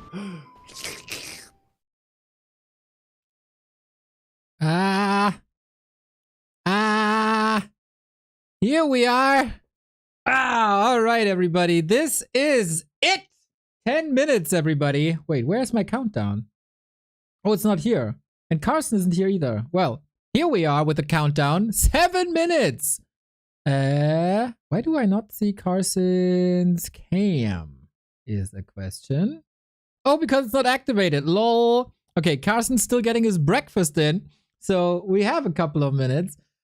This was an awesome video. Please, please, please, please, please follow this content creator. It is the best video creator Warcraft 3 has. Out of Warcraft after a long time. He back. And it's just glorious, man. It's just glorious. It's time. $10,000 on the line. Clem, thank you for the sub. Or Kai Lem, sorry, Kai Lem. Subscribing himself and gifting a sub. That is lovely. Thank you, Money2 Berlin, for the sub. Ghost in Shell with the sub. Hope to see a lot of lulz today. Zeko Nippy. The support is strong. The support is strong. Because Back to Warcraft did so much for the game for the last years. I will totally watch it here. You single-handedly kept the game alive in the West. Thank you, thank you, thank you. That's so lovely. Did you see the new emote custom made? Best emote on Twitch? I did not. Grubby already said he has plans to do something like this again, seeing that the player level is just under and around yours and considering they will improve. Will you ask him to take part? I will not ask him, but I will say yes. If he asks me. Jeffa, thank you for the sub. Thank you for the sub. So I still have to do some Orga stuff I'm not perfectly prepared. Group stage. I'm not perfectly prepared due to all the other Warcraft action going on here. Craziness, craziness, craziness. So we make we do a vote right here. We start with Group B. A little unorthodox, but surely not the worst thing to happen. We got a little hype train going on. Warcraft 3 festivities, everybody. We start with an absolute banger of Ampi versus Guzu. And I think he wants to be spelled Ampi, right? MPY. United States. So let's put him there as MPY. Group stage. Afterwards, Sunglitters making an impact. Yeah, just keep the subs coming in, guys. I like it. I like it. Sunglitters, the most important person in this entire tournament, of course, versus Geranimo. Geranimo also USA, right? I just have to create the player names. Geranimo. All right, that makes things a lot easier. It is group stage, group stage, group stage. We're gonna have a lot of games here. Ooey. Ooey indeed, Zuron, thank you. Next game, Ampi again versus Geranimo. In a best of 3. Afterwards, still group stage, Guzu versus Sunglitters. Afterwards, Sunglitters versus Ampi. And then the main event of Group B is Geranimo versus Guzu. And we do it later for Group B, but with that, you have a schedule like this. 3 minutes, guys. 3 minutes, and I think it's time to get Carson on the line. Kevin Yu, thank you. Thank you, thank you, thank you. You deserve it. I'm not a Warcraft guy, but as an outsider, I think it's really impressive what you did for the game. Oh, guys, you make me blush. You make me blush. And look at this handsome man, guys. Look at this handsome man. Carson has arrived. Welcome to the Onlyfangs Invitational, brother. I don't hear you. Looks like... What? Looks like Discord is not connected. Oh, shit. Oh, shit. Oh, shit. Input, here we go. Now you're supposed to hear me. And in a second, I can hear you too. I think. Good morning. Yes, there you are, Mr. Carson. I said nice things Hello. about you. How you doing? Oh, pretty good. Pretty good. Feel great. I was like, normally I don't eat before a stream. I just sort of ride it out till the end. And then I looked at it, I was like, oh, we're about to cast 12 best of 3s. All right, I got to get some toast. And then we'll be ready to go. So I'm good. I got my coffee, got my water, got my toast. I'm very excited. I've been looking forward to this. I've been watching all the streams for the past, whatever, it's been 3-4 weeks now. Very excited. Lovely. You?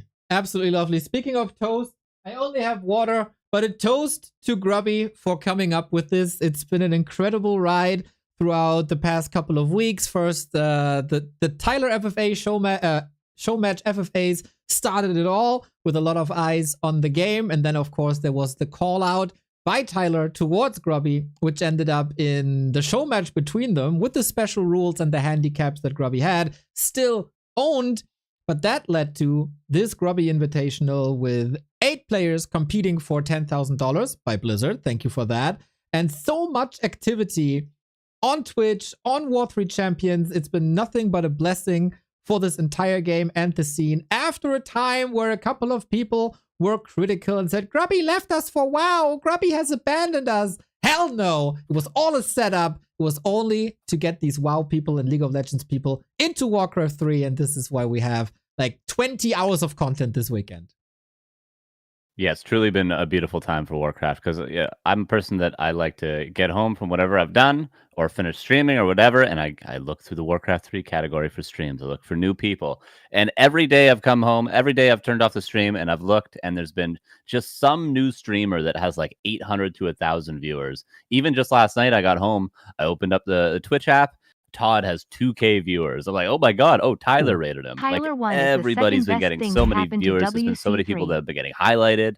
We've had Saul getting highlighted. We had Lotto coaching Ompi. So it's been really sweet to see a lot of people finally getting some viewership that they deserve in this community, and finally people realizing how good this game is, albeit frustrating and difficult and infuriating.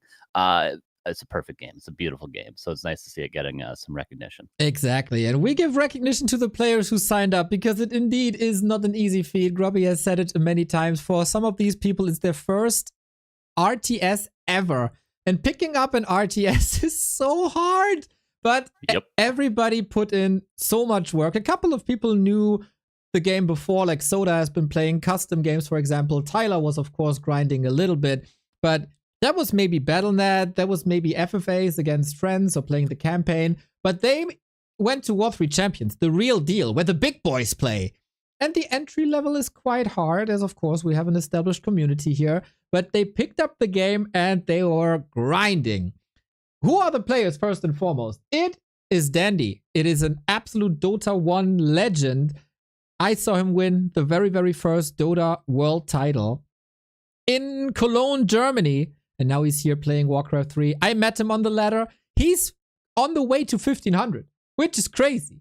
Then we got Ampi, an absolute World of Warcraft hardcore legend who has a lot of achievements under his belt. He put in as many hours as any other. He got coaching from Foggy, from Lado, from Kevin, and is currently the second highest in MMR. And some consider him the favorite. Is it just between Dendi and Ampi, Carson? It seems like they've definitely gotten the highest highs so far in terms of MMR. Who knows what people have in store? I feel like all these players are very cheesable, especially with the right coach, and who knows what coaching everyone's gotten behind closed doors. So there could be particular strategies for particular players, but if we just look at their ladder results, yeah, they're the two favorites for sure. Well, first you have to survive the groups. The first game is live. We're going in a second. We start with Group B. 4 players here. Oh, we have a rehost apparently, so we have more time. Nice. We look at Group B. Ampi is considered the favorite in Group B. Guzu right behind him. Only 28 MMR separate the two. Ampi, Night Elf player, Dryad Bears. Guzu, Pala Rifle player. This is the match to win Group B if everything goes according to plan. Then we got Geranimo, who's a bit under the radar with a steady rise over the past couple of days. Nobody really has an eye on him, I feel, so maybe a dark horse. And then there's Sunglitters, who's an absolute unique potato being. Has a very specific strategy, probably the weakest, but I'm rooting for Glitters all the way.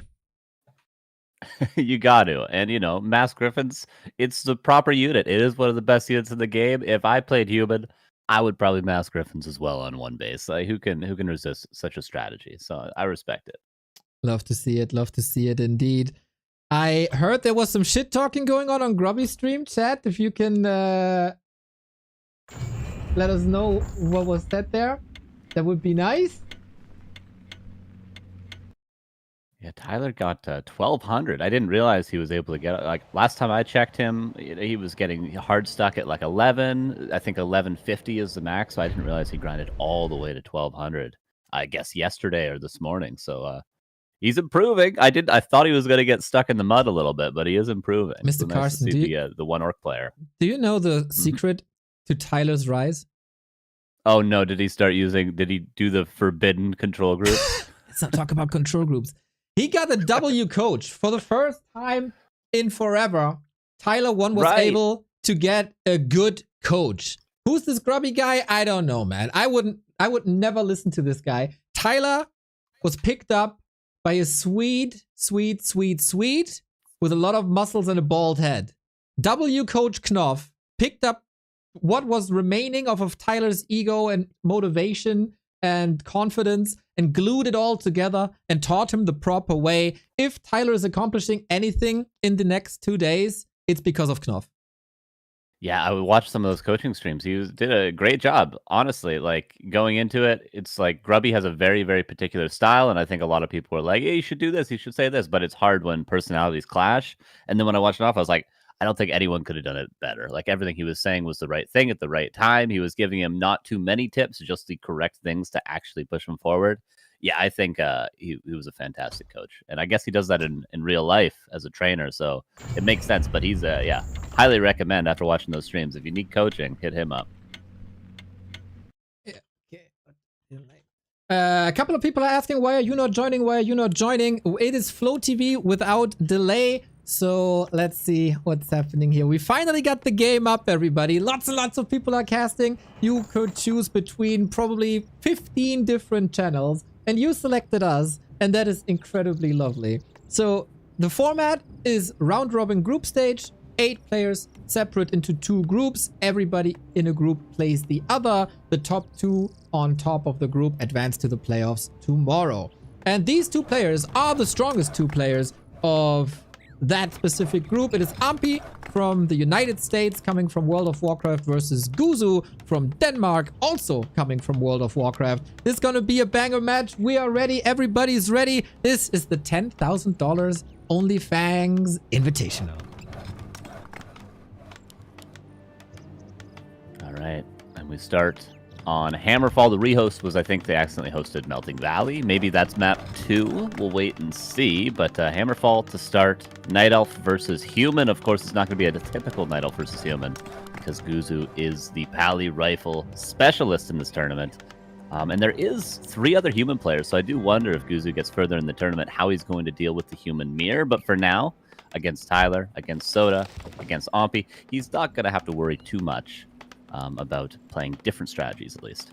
I agree. The big question here in this match is how much MMR extra is playing Pally Rifle, and what is Ampi's strategy against it? The groups were out for around about 1.5 days maybe, so Ampi had enough time to do anything about it.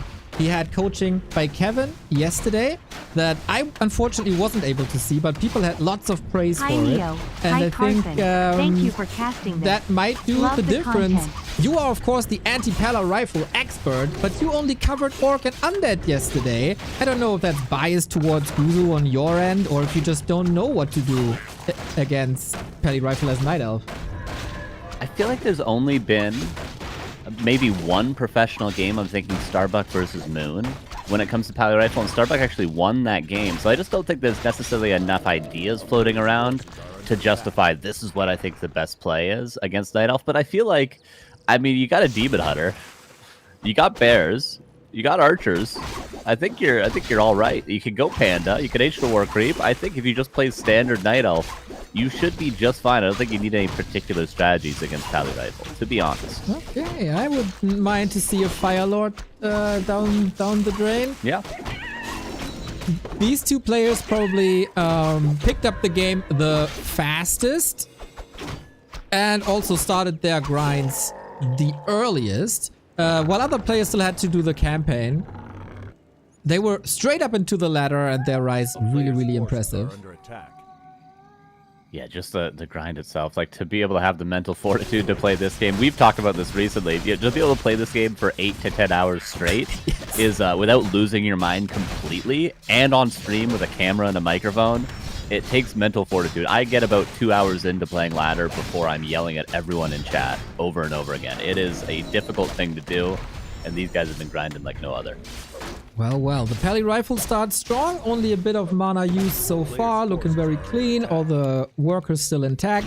Ampi not going for an ultra aggressive early game. He was equipping himself a little bit. Got the ring, which is fantastic. Got the immolation to do damage in an area of effect. Can also mana burn, which is great until the Blood Mage is there. Then it doesn't matter anymore because the Blood Mage is giving you mana anyway. And so the creeping game continues. Yeah, so far pretty solid. Obviously, we can look out for even the smallest of details with these being relatively new players. If just things are on time, if they're continuously building units, if they're not forgetting to build workers, if they're not denying creeps on Ampi's side, it's all good. Pretty much, you know, at this level, when you're relatively new, if you just follow all the steps correctly and don't mess up something in all the chaos, like forgetting to build your second hero, or forgetting a Moonwell, something like that, for Guzu forgetting a rifle or his Blood Mage, you're in a pretty good spot. Just don't mess up horribly, and you could probably make it out of the group stage. 1000%. I think this is the thing that we as casters should look forward to. Who's spending his resources the best, and who's not getting supply blocked, who's not leaving units behind. That's the key thing. And oh, we got a wisp here by Infi. He saw that. Nice little ping by, I assume it's Grubby. Then I didn't expect this to be so passive. I thought Ampi coming in as the favorite might put on a little pressure, but he's farming. And I mean, these World of Warcraft players, they know farming, and coming up with 2 rings is a fantastic opening. But yesterday in the theory craft about Pally Rifle, you told us a lot about timings. Guzu is hitting his first one. Yep, and the tier 2 is about to hit. He's got level 3 now. He's going to be getting his second hero as well, so he's going to be pretty strong relatively quickly. The Wisp again sees all the movement across the map. Oh, I have to speed up a little bit. I'm a little bit behind. I saw the ping. The F7, yes, I thought it would the just be magical synced. one. Yep. Yes. But nice defense here. They're exchanging their TPs.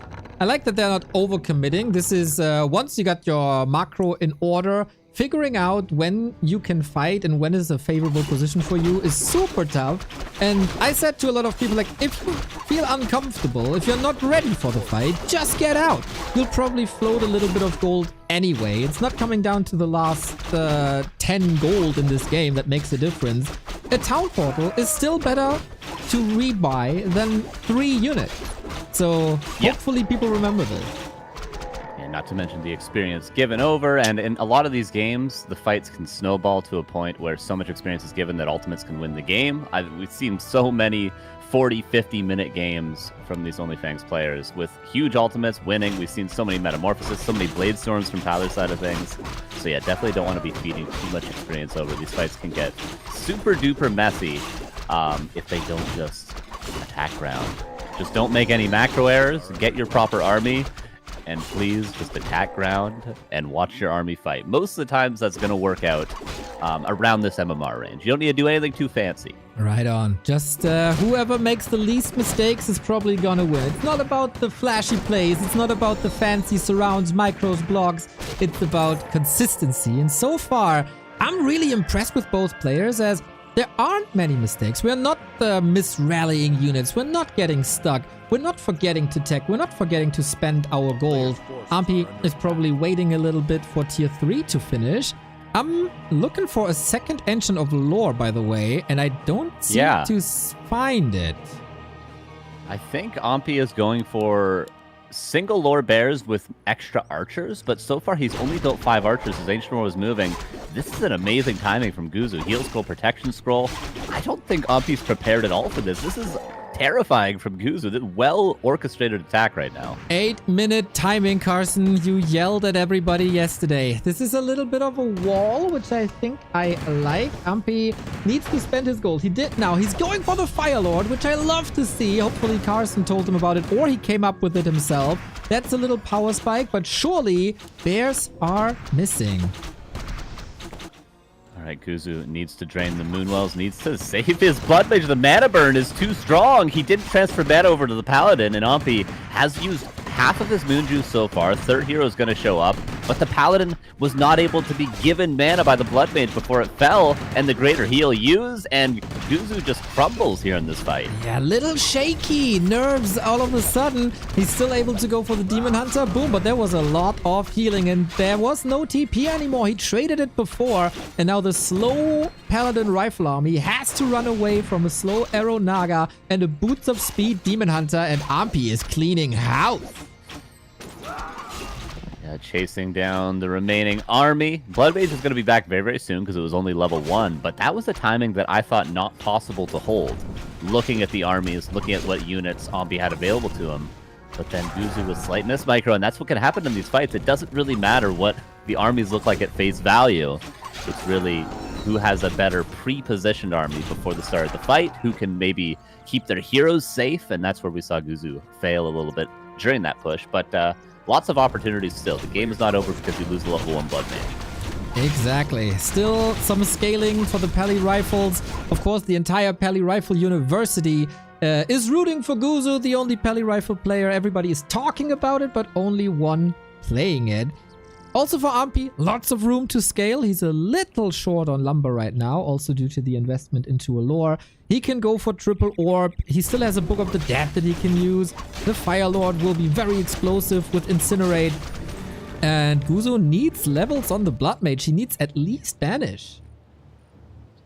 And Guzu might be falling into the trap slightly that some Pally Rifle players fall into when they're not like very, very well practiced in the strategy, where they think they need to end the game on Riflemen. Whereas if you watch a lot of players like Lemus, like Toxie, like Starbuck, they'll just go tier 3 and they'll play for the late game with a third hero. I think a lot of players that first learn the strategy, they stubbornly fall into, I'm just going to end the game at tier 2 with Riflemen, or I'm going to leave. It's one way or the other, and that's what Guzu's going for. Well, well, well. We get more and more upgrades. Rifle's gonna be on 2-2, 50 food. In that regard, he's still ahead. Firelord a little caught off guard here on the right-hand side. Should be able to reposition. The rejuve is amazing, but so is the Holy Light last second. Blood Mage tanking a little bit too much for my taste. Dying for the second time. Trades it for a bear, but the Blood Mage, the glue that puts the Pally Rifle together, has been removed for the second time. But again, Ampi's army super small. Yeah, there's only a few archers, and he did eventually get a second lore and a shredder, so he's going to have more and more bears, but he initially invests his resources into getting 3 heroes, and of course the orbs later on can stack up the damage. But Ampi again with the Blood Mage focus seems to be holding this push with relative ease. The Moodwells are lower than they once were, but it's soon to be nighttime, and Guzu has to run far, far away from this Demon Hunter. Oh, can he though? Is he going for a Zeppelin? This kind of looks like he's aiming for a Zeppelin, but I'm not too sure if he has the controls for it. It's not something you use every day. I'm very surprised how well these archers are paying off. Constantly they are not able to hit them, and this is the Pally Rifles falling apart, and Ampi with the first map of the tournament. Very solid play. Seemed to have a exact idea of what he wanted to do against the strategy. Obviously, he knew what Guzu was going to do going into it, and he prepared. He had the extra archers. He went for the immediate third hero with the Fire Lord, and only single lore, not over-investing into tech because he knew he was going to have to defend that timing. A solid prep. You like to see it. Lovely. Absolutely lovely. I wonder, do they have calls? Brings a tear to my eye. This is therapy for you. No, I don't think so. Yes, It's Soda and Grubby casting. I thought maybe they're interviewing the players in between. But everybody is streaming, of course. If you want the players' comments on this, check them out. Check them out. Open all the streams. Yeah, there's going to be hundreds of people streaming this, I'm sure, because it's open to everybody. Currently, 50,000 people watching Warcraft 3 on Twitch. For map 1. This is not even Tyler. This is not even Sodapoppin. Yep. Wow. I was, you know me, I'm a bit of a pessimist, right? I said, this is a cool thing, but there's no way it can reach the heights that the Tyler Grubby show match had. Hopefully, I'm very, very, very wrong. Yeah, so far so good. I mean, I forget what Grubby's viewership was like in that match, but currently he's sitting at almost 23,000. Damn, I think he had 30, 36, 38, 34, right. Yeah, something like that. Yeah, I'm sure people will be shifting around as well as the matches go on to see people's first-person reaction. I will do a little, trick and try to get us player cameras as well. Oh, nice. Needs a little bit of production effort, of course. I'm not too sure if that works perfectly, but we'll see. And the sync, by the way, was a little bit weird last game. I kept having to speed up at random times. I think you might have ended up behind me at the end of the game. What? So maybe, just try hitting F7 every 10 minutes and see. Okay. Yeah, it doesn't perfectly sync up for some reason. But, Unbelievable. As long as we're always hitting F7 to make sure we're good. The most important button here today. Yep. So I'm still tinkering. Mm-hmm. Can you tell me who spawned on which side? Yes, Ampi is in upper right of Northern Isles. Of course, I did it the other way around. That's the thing with... Wait, where is that brother source? Am I dumb? The production god. People need teams of 10 people to do this. I need time. Nope. Yeah, so map 2 is going to be probably very similar looking to map 1 because Guzu's going for that timing. And again, the timing was not the problem. I think it was just a solid defense. Maybe this is, I don't like to say the word solved when it comes to Pally Rifle, but Pally Rifle against Night Elf is certainly a strategy that I feel like could be solved. Maybe not for Orc, not for Undead, but for Night Elf with the tools they have available, Pally Rifle could be a strategy that is just easily counterable with what Ampi is doing. But I will say, I have no idea if this is exactly what a Moon would do, what a Foggy would do, what a Colorful would do. But for Ampi versus Guzu, it certainly worked very well on map number 1. Right on, right on, right on. So we are... I think I have to restart to get the overlay running. Problems over problems, Carson. You got to cover for me. We are chilling. Heroes are still not out here on map number 2. Northern Isles is classically a better Pally rifle map than Springtime. I'm not exactly sure why people say that it's such a good Pally rifle map, but I think it has something to do with maybe an easily accessible green camp next to your base. A lot of the time, Pally rifle will be pressured, at least against Orc, so you like to have a safe creep camp nearby, and you like to have a shop on the way to your opponent's base to grab heal scroll, protection scroll. Hammerfall's a little ways away from the main bases, so Guzu had to go on a little bit of a detour to get those scrolls, but on Northern Isles, when he pushes at 8 minutes, 8.5 minutes, now you're gone. Oh, Goblin. Sorry. Shop Ompi could contest that, so. Hello? Yeah, hello. You were gone for a second. I don't know why. I don't Did know. I lag? You Yeah. lag too. Yeah. Okay, I'm in fast forwarding. I think this camera thing has to wait for a little bit later.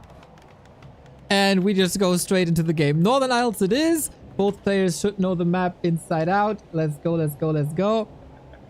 I am fast forwarding to catch up to you guys, to everyone. And here's the game.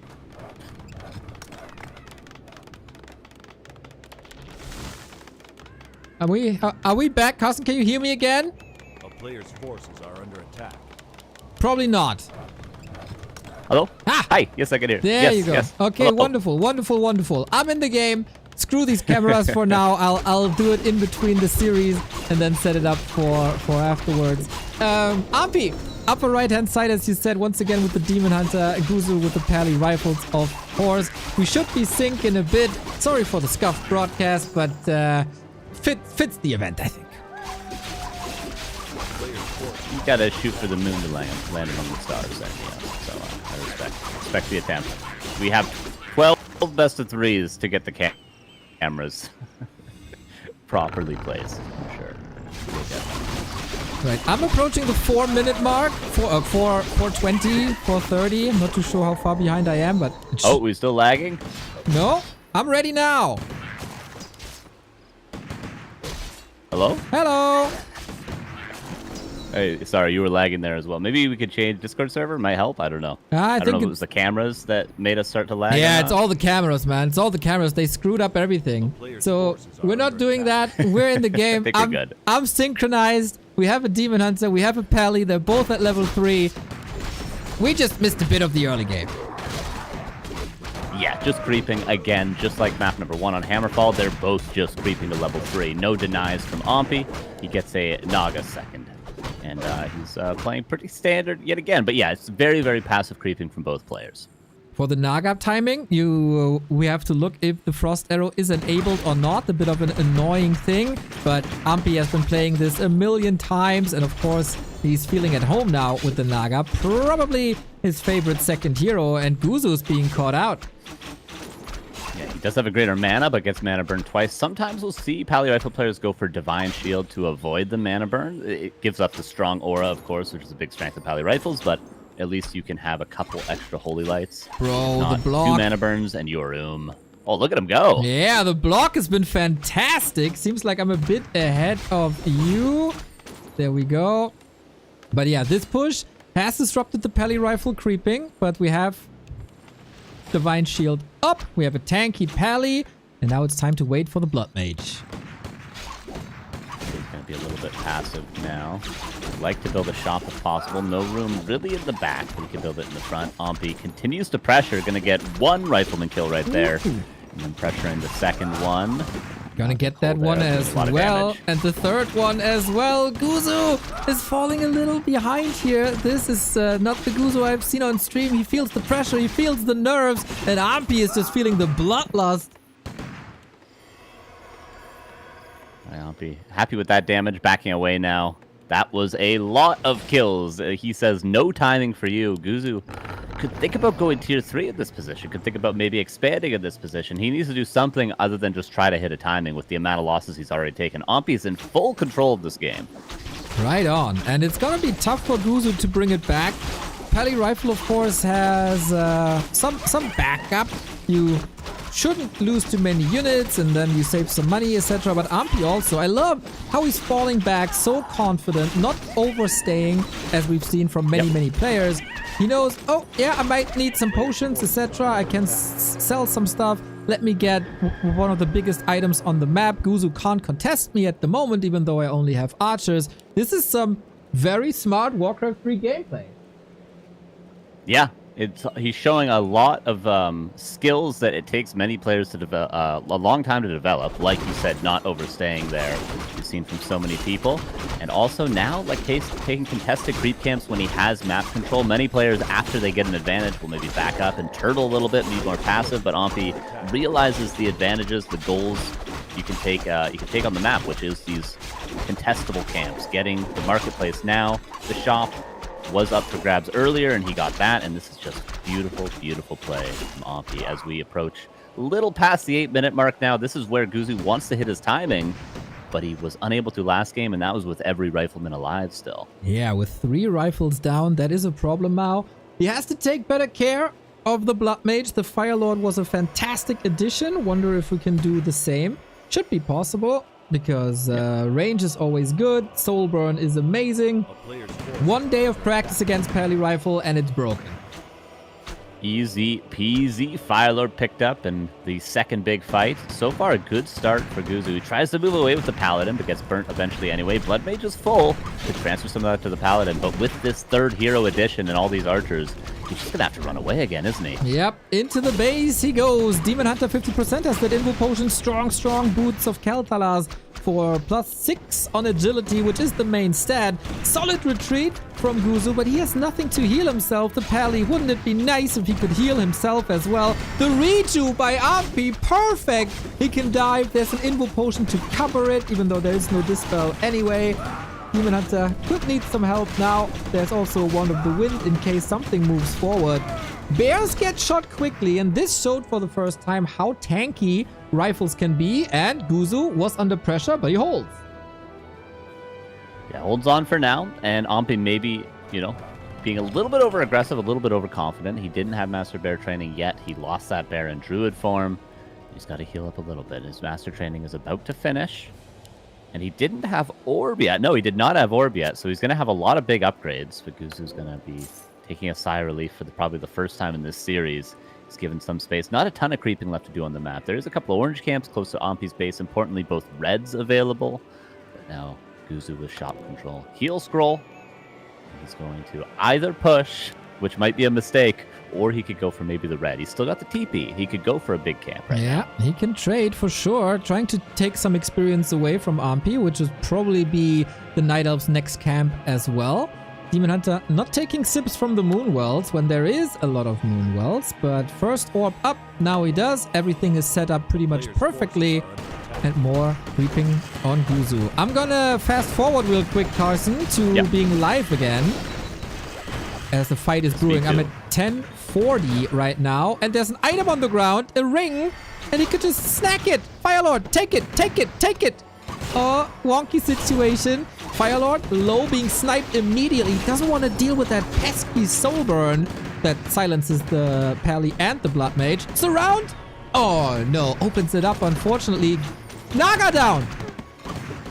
Oh, that was so much damage. The focus fire is really strong. The surround attempt was great, but Ampi loses that hero, has to staff out the Firelord previously, and just gets the hell out. And Guzu, for the first time in this series, taking control. Damn, that looked so confident. It's easy to panic in that situation. You lost the very first fight of the game. You lost the first map, and then you're dealing with these scorpion thingies, whatever they are. The Night Elf is coming from the right-hand side, but you just turn around, focus the squishy Firelord, and then the Naga was a bit out of position. Rifles in an amazing concave around it. Gun. Naga down, staff was already used and on her, and the Demon Hunter alone can't win you a fight either.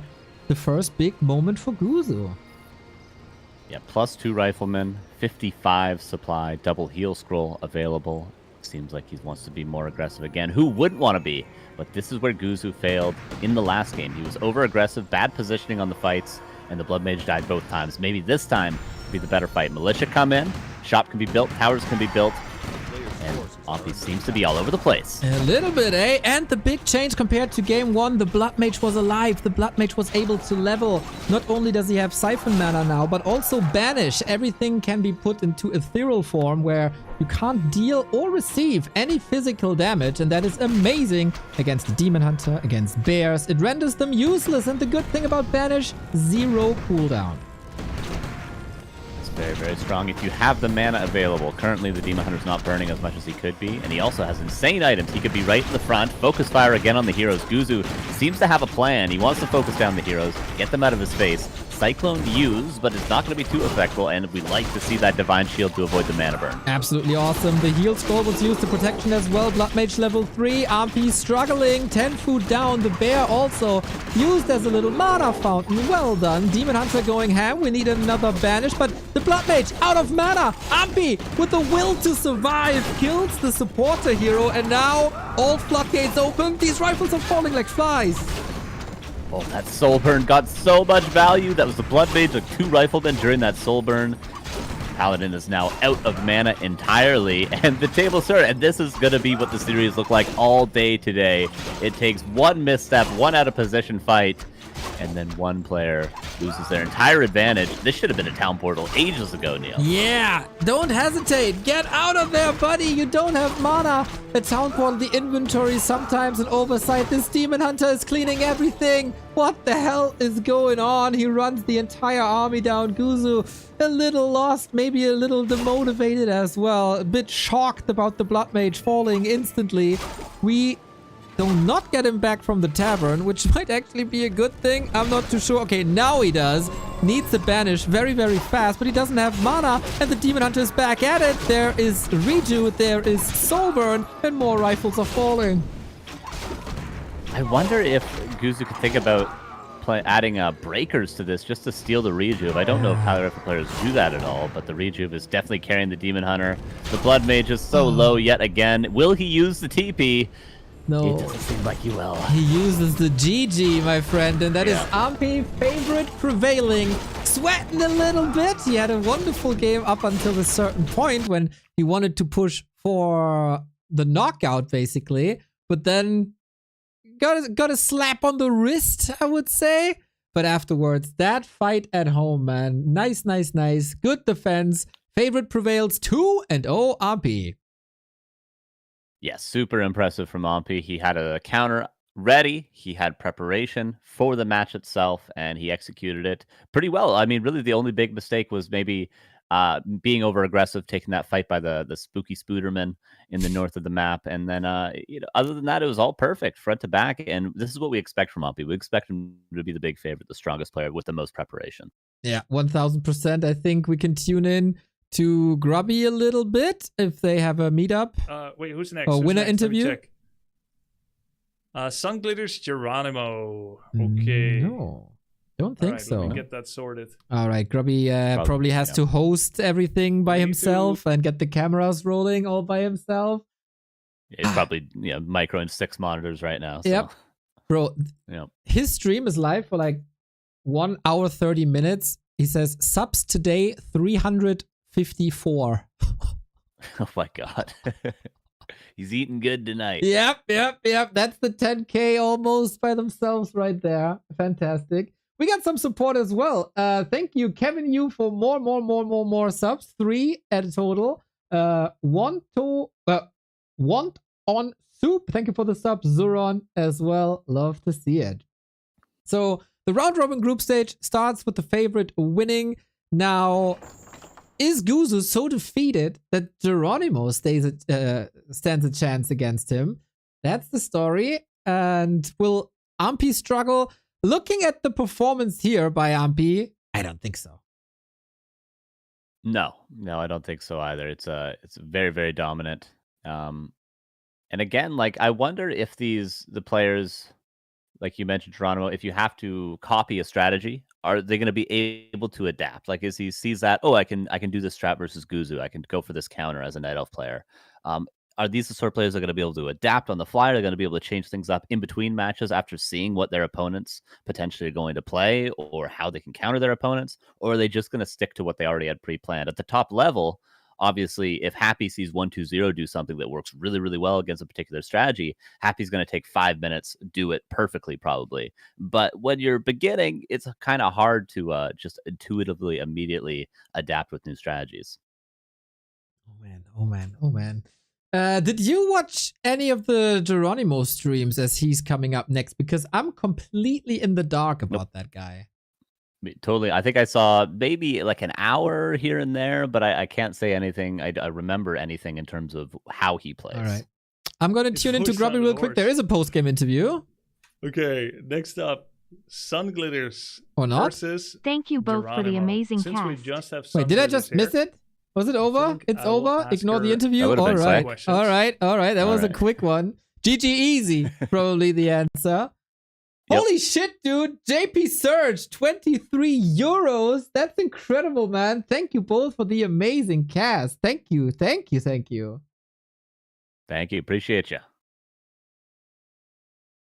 All right. So, do we have the legendary Sunglitters next? Is that what I'm hearing? We have the legendary Sunglitters. Did you see my big mistake, Carson, when it comes to Sunglitters? No, I did not. You know, I'm a trustworthy ally of the War 3 Champions team and this little pop-up thingy you see on War 3 Champions every time you launch it. I can change that. And I thought it's a nice thing for the players and the audience to let them know that this tournament is happening and remind people whenever they start Warcraft, when it is, where they can watch it, etc. This little box, though, Mr. Carson, has a character limit. And a very small one with that. So I said the tournament has been played by Dendi, Sodapoppin, Tyler, and more. And Sunglitters was opening War 3 Champions, saw this, and freaked the hell out. And more! And more! I'm not even mentioned! And more! Who did this? We have beef now! Big beef! And I don't That's your want country mate too. You do that to somebody from your neck of the woods. I can't have beef with a potato as a German. So true. Yeah, we can't. Like this is our bread and butter basically. For us it's potatoes. So I changed it again, put all the player names there, and put her name in all caps, and then Miss Glitters was incredibly happy this morning seeing that change. Very good, very good. Yeah, I saw it myself when I loaded up War 3 Champions. By the way, War 3 Champions got a couple of updates. You can now hide the game name, which might be when you host games as well for streamers. And also, I had music when I launched War 3 Champions, like the new client, which I don't think I had before. So shout outs for the couple updates there. Nice. Everybody constantly working on it, especially with all the new players coming in. This is, of course, the Warcraft scene as a whole is winning. By the way, thank you, Caesar Augustus, for the 5 gift subs. Thank you.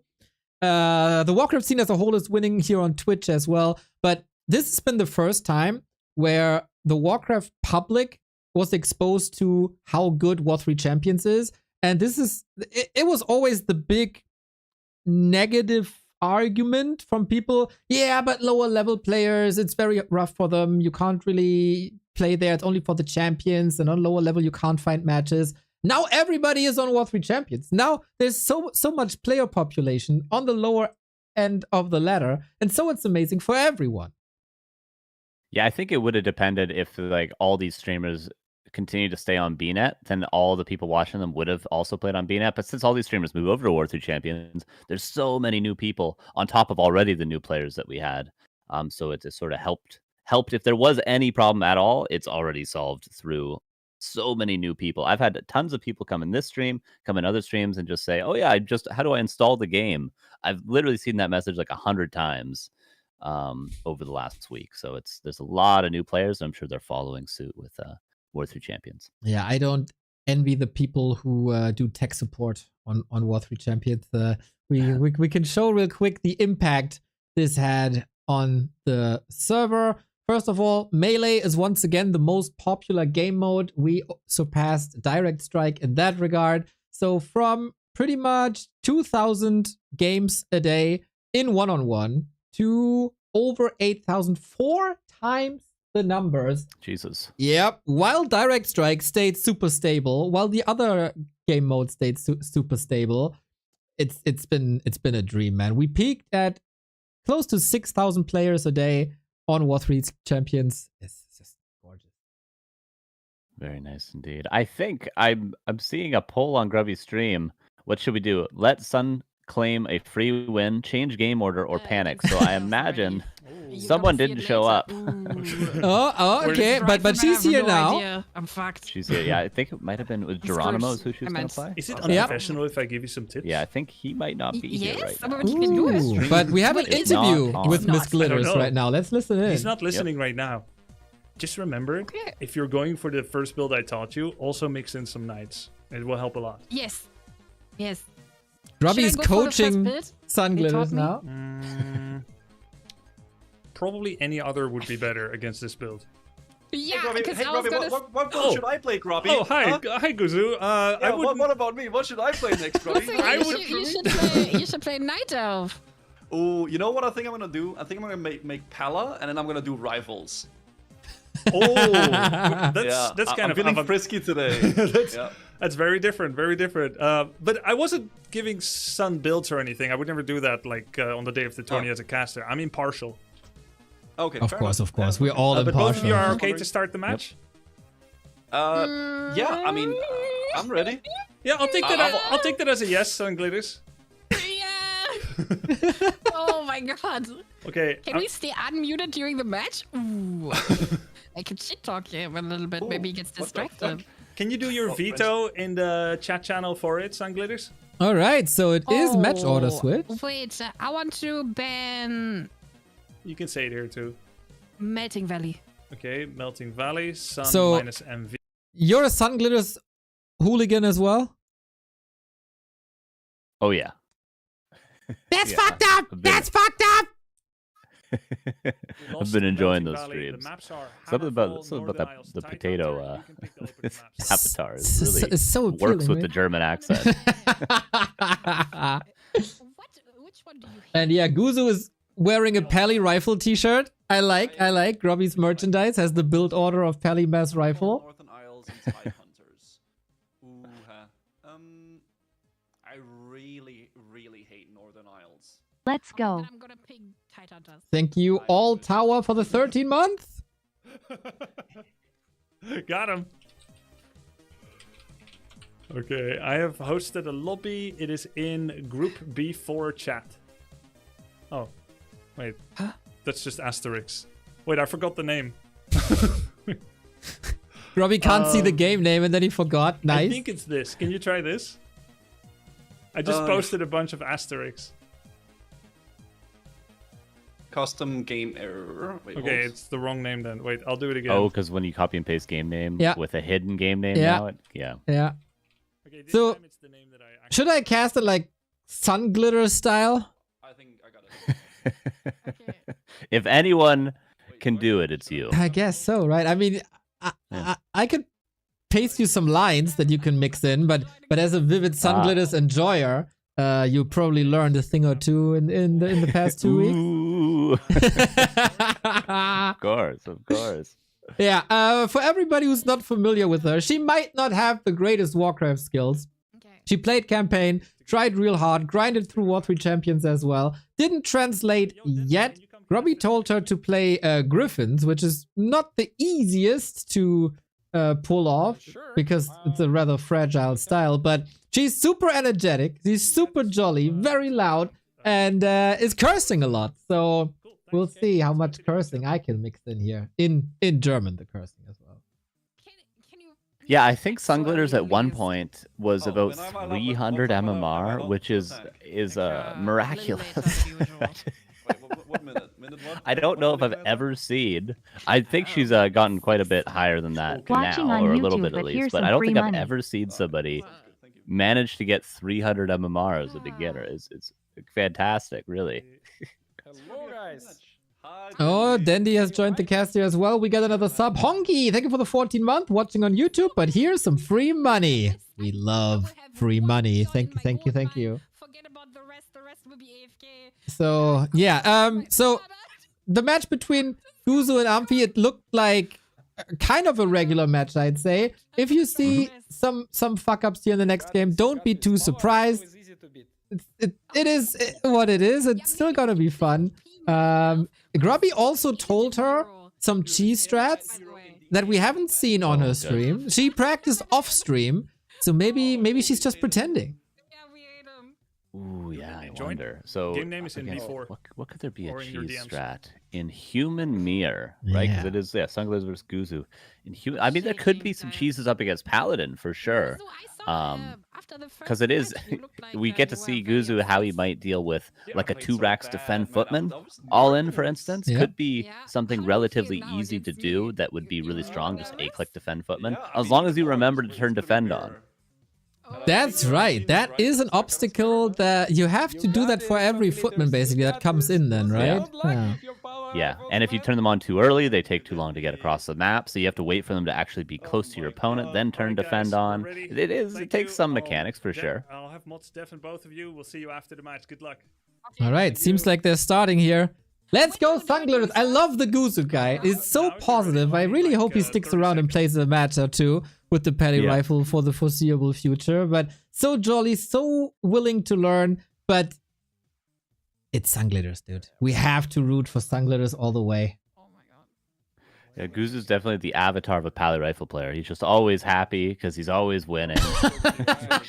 Just hanging out, you know. Did you see how stressed he was when he was playing Archmage? No. It was a different person, dude. It was a different I was just waiting for the moment where some horns grow out of his forehead. True. He's such a nice guy. Yep, I agree. And I'm still here too. Okay, I'm looking for the game name, looking for it. Yeah, it's not started yet. Oh, gotcha. So many streams to look at. It is, it is. At least, but yeah, it's gonna start in a second. Guzu is the huge favorite. Seems like Geranimo wasn't there, and so the match order has changed. This is not okay. I hope he's showing up. I mean, US time, 11 a.m. or something. Yeah, maybe he's the one person that shares the same time zone with me. Maybe. Yeah, maybe. Yeah, just like Guzu has about 1,000 MMR advantage. So the same gap between me and Happy is the gap between Sunglitters and Guzu currently. Sunglitters at 413 MMR. All right. I mean, she has gained some MMR, and I'm pretty sure that a lot of that is also hidden to make the opponent feel easy. She's been playing the cheese not on stream and not on War 3 Champions, but in custom games, I imagine. So I'm still mega confident for our potato. Absolutely. Yeah, I think she can do it. I want to see some strats that she has planned. That's the thing I'm most excited for, is not what we've already seen on stream, but what the preparation for all these players is. What have what have they got in store with all the information? Because not often do we have a tournament, very rarely, in fact, where everybody's practice is all out in the open, all their coaching's all out in the open. You have all the information in the world to prepare and then to sneak a sneaky strat in. I don't think we've ever had a tournament like that. I totally agree, and especially with the 2 days, as you mentioned, they had time to get this done. Let's go. Everybody has been grinding and everybody's ready. Are we ready? Not just yet, but the game has started and it's not War 3 Champions. Yeah, I'm refreshing as well. Don't see it just yet. Ooh. Did they disable Flow TV instead of setting it to 1 second? Maybe. Yeah. Or it just takes a little bit. We'll see. Yeah, the no delay thing is weird. I've never actually casted with Flow TV 0 delay before, so there might be some unintentional bugs. Normally we have a 3-minute delay every time there's a Flow TV game. That's right. Yeah, not sure if it shows up. Grubby's also tinkering with production. Otherwise, we just restream. Restream Grubby. Yeah. Oh, I started another game. Sorry, that's not the game. You hear the Warcraft sound, people. It's not important.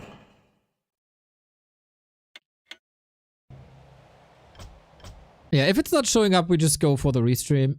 And Sure, sounds good. that should be the way.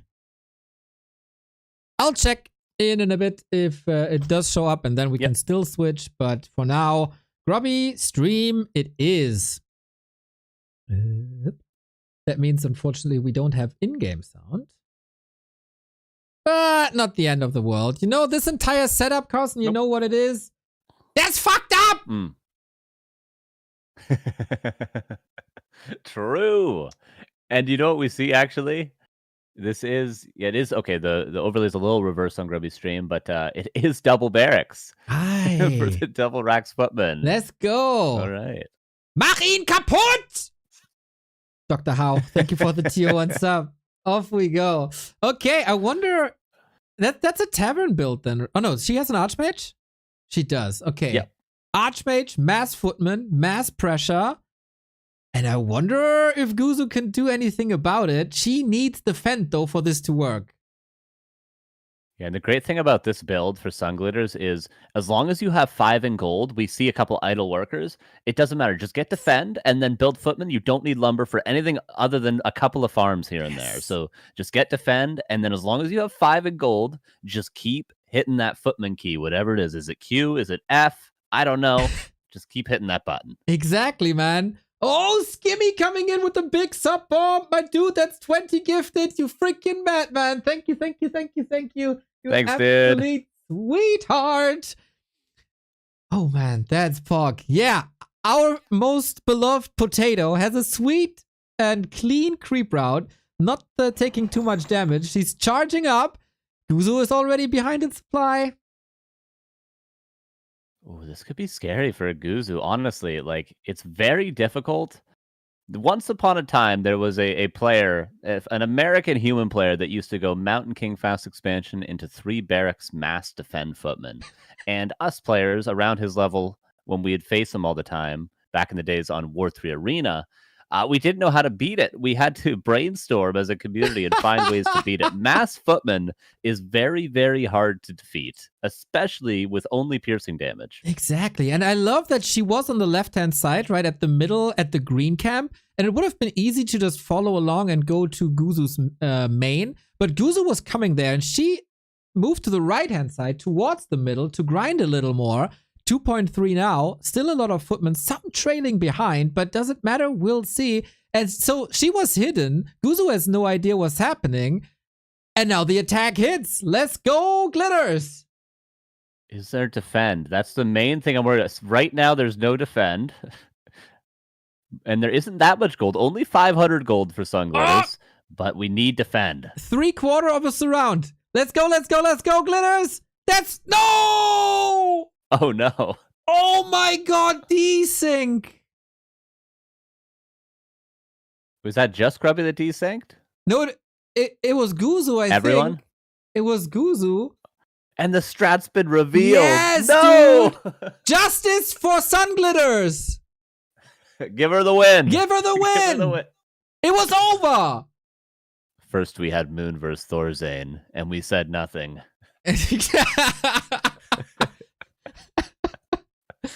Oh, man. I got disconnected, apparently. He pulled the plug! Come on! Oh. Well, Yeah, true. Wasn't right. He had a rifleman surrounded. It was about to be Sunglitters. Honestly, it was over. As long as it was looking not bad at all for Sunglitters. It was really not. The rifles were falling left, right, left, right. The potato was robbed. Who robs from a potato? Exactly. This is heartbreaking. There's only one right way, and that's 1-0.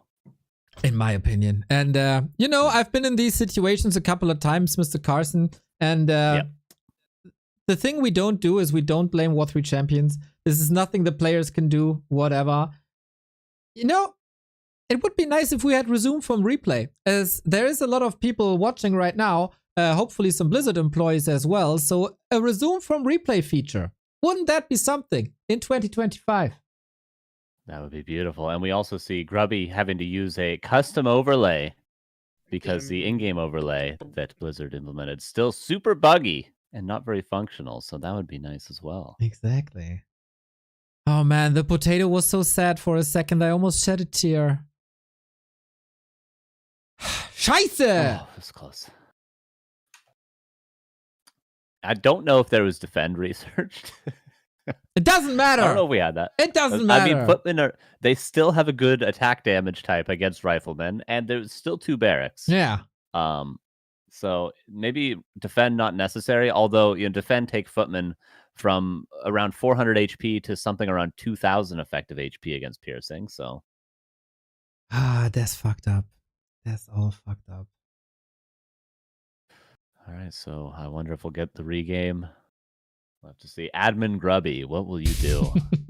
What will he decide? He did mention, I don't know if you heard this earlier, in the case of a tiebreaker, they're going to have some sort of tiebreak match, and if I don't exactly know how the round robins work out like this, but if there's a tiebreaker and they have to play like X amount of tiebreaker matches, Grubby will have to play them in some match, and the determining factor of who makes it out of the group will be who can defeat or who can survive longer against Grubby playing versus them. I'm not sure what the circumstances that allow that, but there is a situation if the groups are tied that Grubby will be playing some of the people.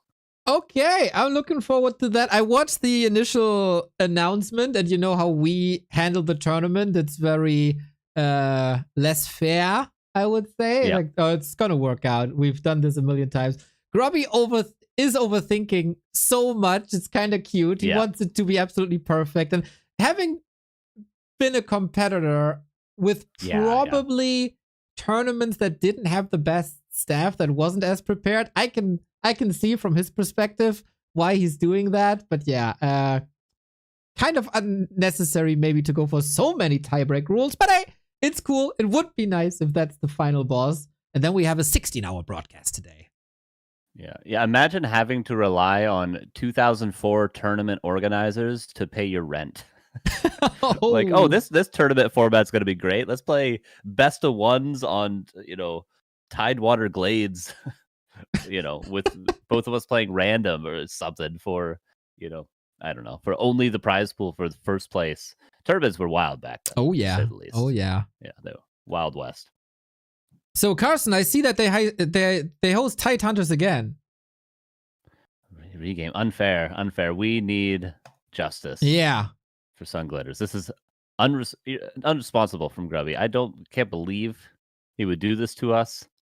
It's unbelievable. This German-Canadian channel stands together for the poor potato that got... We stand united. Exactly. We stand united. It's very important this day and age to stand together against unjust ruling of the administration, of the powers that be. We're going to get Yaws, we're going to get Xlord, we're going to get Kiwikaki, we're going to get Insup, and we're going to protest together. Exactly. We all get our trucks, and we're going to go to the Netherlands, boys.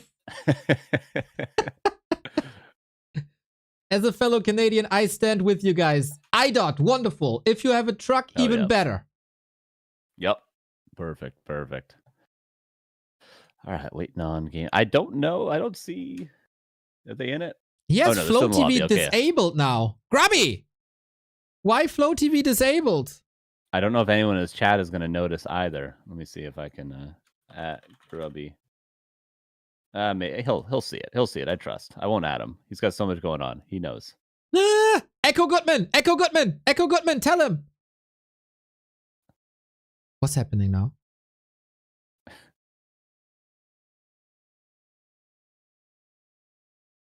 he's feeling the pain of doing Orga and streaming at the same time. It's a nightmare. Welcome to War 3 Champions Finals every season for you. Bro, and then the match of like Jens versus Fortitude or something, China versus Chile, that's the fun. Yeah, everyone's mad. The ping is horrible. 20 rehosts. There was some seasons that were wild. I think season 15 was the rehost season or something around there. And this is why we have the new launcher, by the way. The old launcher caused all the join bugs. Now that's not really a thing anymore. Shout out to Grubby for fixing the Flow TV and everybody involved. Ruigen guys is, I think, listening in. And I think we get the rematch. The potato is still smiling. I like it. She's not getting deterred. She's just doing it again, and she's gonna own again. I'm ready for it. I'm ready for it. So And this ready. time, we're going to be able to see it from our in-game perspective. So Hell we'll be yeah. able to see the perfect macro as the footmen get queued up time and time again. All right, I Loading in. am trying again to go with the camera. As of course we gotta have the potato on. Goes over Sunglitters. There it is. Gotta swap that up. Even if it's just the potato. Yeah, we need a big That's all we potato. We need all the big potatoes. Just for the people to see what the content is today. Sunglitters has Regame. old version War 3 champions. Update please to fix Oh. desync. Interesting. Please tell Grubby that I'm gonna pass it Oh, over. because it updated today. Yes. War 3 champions. Maybe that's why. Oh. Makes sense. Makes sense. I guess everyone else did some warm-up games. Maybe Sunglitters just came in without any warm-up games. Oh no, you know what Started the stream. You know what I Mm-hmm. think happened is she was grinding all day from like 10 a.m. on. Maybe she never restarted, so the update wasn't pushed to her. True. Well, hopefully it doesn't happen again this game, and then we can get it fixed for next. Hopefully. Let's just hope that this is not happening again, because that would be totally fucked up. She needs to restart. I know this because on Custom Lobby the game name shows. I see.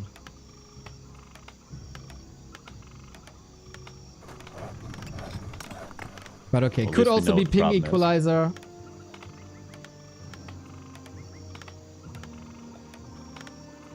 Either way, we'll see. Will Sunglitters do the same thing? That's always the question when we have desyncs, especially at the pro level. And there is rehosts. Is like, do you do the same thing twice? Do you change up your style? What is ethical? Is it ethical to do the same thing over and over again? I've sort of arrived at the position where it's like, do whatever you want. If the disconnect isn't your fault and the admins decide to regame, just go with it. Yep. You know? Play the game out however you would. I think that's the best thing you can do. Alrighty, I'm fast forwarding to the position. I'm still working on the potato cam, everybody. Carson, cover me for potato quality. Absolutely. Sunglitters again going with a nice creep out. That was one thing I was impressed with in the start of last game, is that Sunglitters moved very smoothly from camp to camp. It was efficient creeping. It wasn't a level 3 route, but it was still no waste of time. I think for beginner players, that is one of the more difficult things, to not just AFK on the map while you're not doing something. Unlike StarCraft 2 or Brood War, Warcraft, there's always somewhere to move. You don't want to be static at any point until the map is entirely crept out. You always want to be pushing, defending, or creeping at one point in the game, and that is something Sunglitters and Guzu are both doing very, very well as newcomers to the game. And we're seeing the same exact strategy yet again for both players. Sunglitters seems strong before the unfortunate disconnect. And you know what? Will it be the She's same gonna situation? own again. No issues whatsoever. I have faith in the big potato, the biggest of them all. Yeah. And I think I got the cams ready now. Needs a bit of adjustment, but in general, it's fine. All right. And by the way, I'm at 335, 336, 337. Okay. Gotta slow it down a little. Well, I'm 347, 48, 49, Perfect. 50. All good. 1 second. Nice. Yep. Okay. Whew. Okay, that was stressful, but we got it all up now. And of course, I got the cams reversed because I'm an idiot. There's always something. Sunglitters this time actually switching up the creep route, going for a more aggressive Oh. route. Some footmen taking damage, but that's why we have 2 barracks. But the Archmage is going to get level 3 pretty soon. She has a backup plan then. I like it. A couple of footmen hurt, but should be fine. Imagine a creep jack now if she knows what's up. Not only was fucked up, but also what's up. And the big turtle might help her. The big collab of potatoes and turtles. Off we go. As the creep check comes in, I mean, Sunglitters, a map hacker, runs straight to where Guzu is creeping. Oh my god. In the first fight, again, a couple of footmen are going to go down, but that's why we have 6 in production currently. Lots of peasants falling, and no peasants means no lumber, means no upgrades, means no tier 2 buildings, and the double turtles is going to be level 3, and then Sunglitters can go to the base, and this could be a very strong timing. Exactly. She got mana for a water elemental. The damn paladin got a mana potion. That's annoying. Goes to the turtle now, exposing the base. It's kind of open, right? And there's a tech. Sunglitters with a chance to do massive damage now. Defend is being researched. It's going to take about another 20 seconds for it to be done. See barracks, there's a single arcane tower, but the Archmage already out of mana. Summoned a level 2 water elemental. This could be Sunglitter's moment. Can she get a game win? This is her best opportunity. Knock him out, sister, knock him out! Okay, damage coming in. The Arcane Tower isn't strong against regular units. It's strong against summons and to burn the mana, but it's not that well targeted at the moment. There are kills coming. And Sunglitters can get a bunch of peasant kills, and then TP out, has a shop, can heal up, and then defend will be done. Yeah. You still need footman production. Currently no footmen coming out of those barracks, but lots of peasants dying. There's no lumber for the Blood Mage. It's only six militia anymore. She does it again. The ice cold killer just does it again. The strategy was out there. She doesn't give a single fuck, dude. It's insane. What am I doing? I don't know what I'm doing. It's mega chaos. A couple of footmen here surely falling. Now she remembers there's a TP. But damn it is done. Nice. A very good rifleman dies. Defend is done. Footmen are in production, and there's a shop available. Can heal up, get mana. I just hope Sunglitters knows that she has to go again. She has to end this game soon with that defend and with those footmen in production. Exactly. You got to run across the maps. Beeline it. Okay, a couple of footmen died. We're down to 4, but production is quick. She needs to hit that defense button. Get the shields up. Guzu had to wait for the tech, right? He didn't cancel it. He waited until it was finished. All the corpses of the poor workforce. But yeah, she's just going at it again. This is the correct play. Unfortunately, the Arcane Tower did not die, so there may not be another Water Elemental if the Archmage runs in first. Footman coming across the map. There's 5 more in production, so even if she doesn't hit the Footman button again, there'll at least be that many more. There we go, defend! Will she press defend? Yeah, there we go. Nice. There we That's what go. we need. Huge damage mitigation. Archmage right clicks have to work, but this is also an all-in for Sunglitters. She can't get out anymore. No TP. Yeah, how good are the defend footmen going to hold up? Guzu, is he just going to right-click the Archmage, ignoring the footman? That is a good way out of this. Then Militia can clean up the footman. Blood Mage is almost out as well. Sunglitters is trapped. The Archmage! Scheiße! Scheiße! Archmage is kaputt!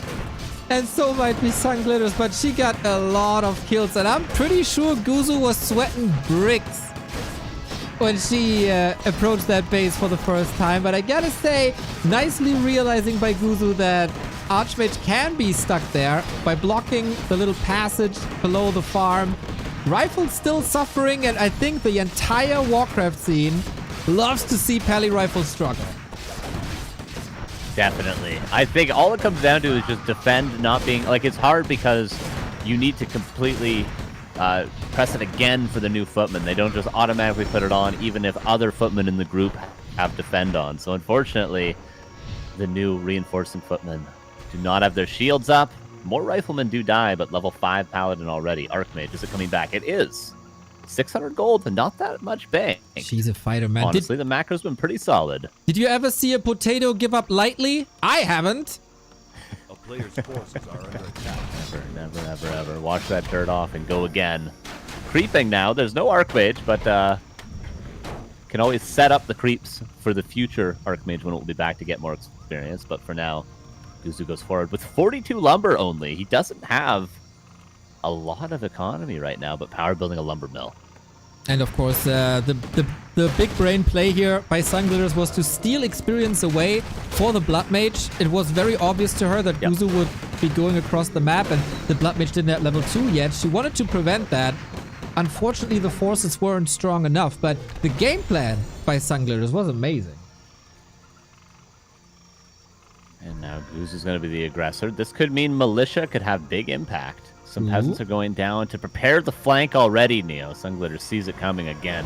Has perfect map vision right now. Knows these peasants need to get in and do the normal damage to the riflemen. Archmage is back. Will she press defend? Will she press defend? She can win this fight if she does. Come on, come on, come on, come on. We got 10 foot people. Off we go. Everybody hates the Pally rifle. Kill him.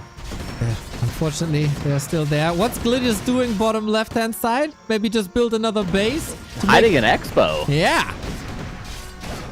Guzu will never know. He's not going to scout that. Never. He's never going to scout that.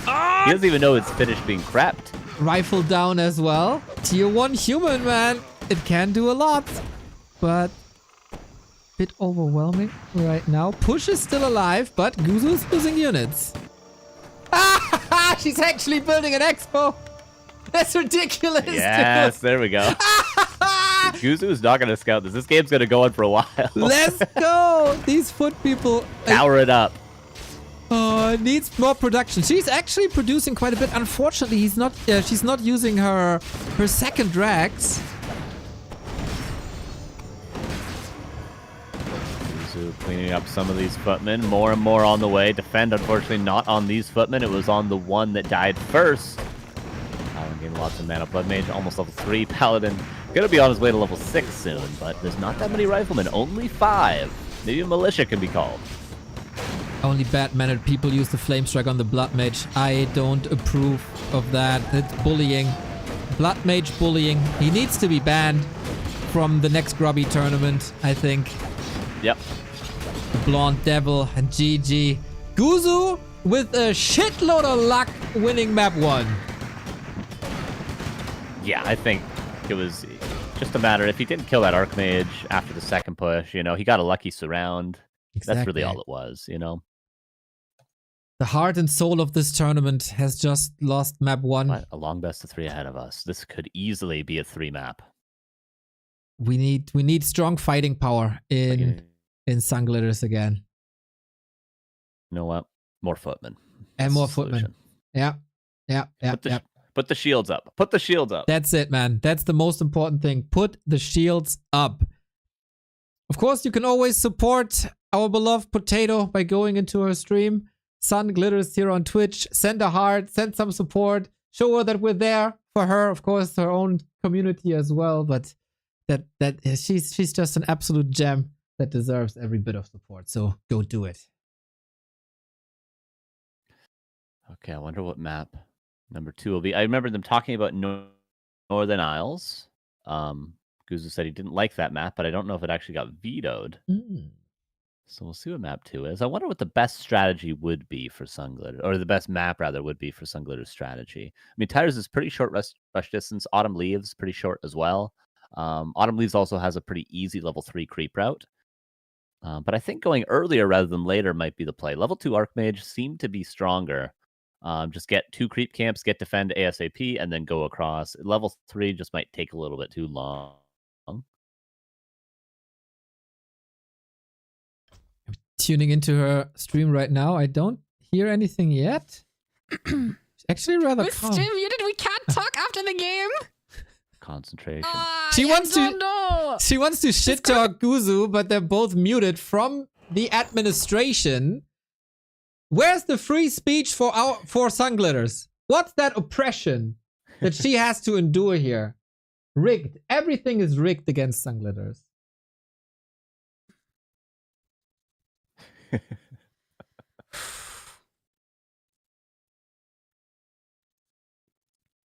You got this, Potato. Get him this time. All right. Huge support. Dude, her chat is going crazy.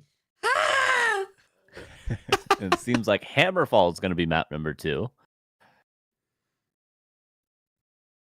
Okay. Never hold up the shields. That's what we need. Exactly. That and never stop the footman count. Yes. Yes. Not stop the count. Keep them building. And they pretty good last game for sure. Not a ton of gold banked at any point. Even if you're queuing up a bunch of footmen, I'd say it's totally fine. Have 6 in production. Just put the resources into footmen. We have one thing we need to do, and that's get a lot of foot people. That's right. Or is it time for the mighty, mighty, mighty birds, the griffins, that was her go-to strategy? A filled toolbox for Sunglitters. Guzu has to weather yet another storm to make up for the loss he suffered earlier versus Ampi. We have match 2 coming up. I got it all running. Alrighty. Match points Guzu, but don't you dare feel safe, my Danish friend.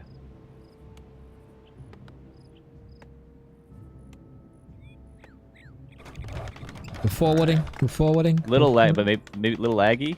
Are we lagging? I don't know. Are we? Oh. Huh? A little bit. You're lagging a little bit. I think we're all right now. Okay. Yeah. It's oftentimes when I tap in game and then tap out, and my old PC, you know, it's an old bug. It doesn't jump as high as it used to. Yeah. That's why we cast Warcraft 3. Still run it. Yeah, well, actually quite demanding on CPU, to be honest. Optimization Yeah, a lot Blizzard. more than it used to be. Yep. Okay, so I'm at 133, 134. We do have the Archmage versus the Paladin yet again. Sunglitters with quite the strategical mastermind, I would say. With the right idea, just needs a little bit better execution with the defend, and then that strat would have absolutely worked in game 1. 1000%. We got a new sub, by the way. Thank you, Red Fox Orc, for the tier 1. Thank you. Damn Pally Rifle. Coming up once again. Yeah. This time, Sunglitters with a aggressive tower realized what really ended that game was not the loss in Guzu's base, but instead the counterattack. So preparing for that future counterattack with an early Arcane Tower. A very, very wise potato indeed. The 200 IQ potato, yeah, might be indicating a tech switch, more stability, maybe the tier 3 tech with the Griffins around the corner. Griffins, not an easy strategy against Rifles, as Rifles obviously can attack air, and with a bit of focus fire, that should still work out. And, oh.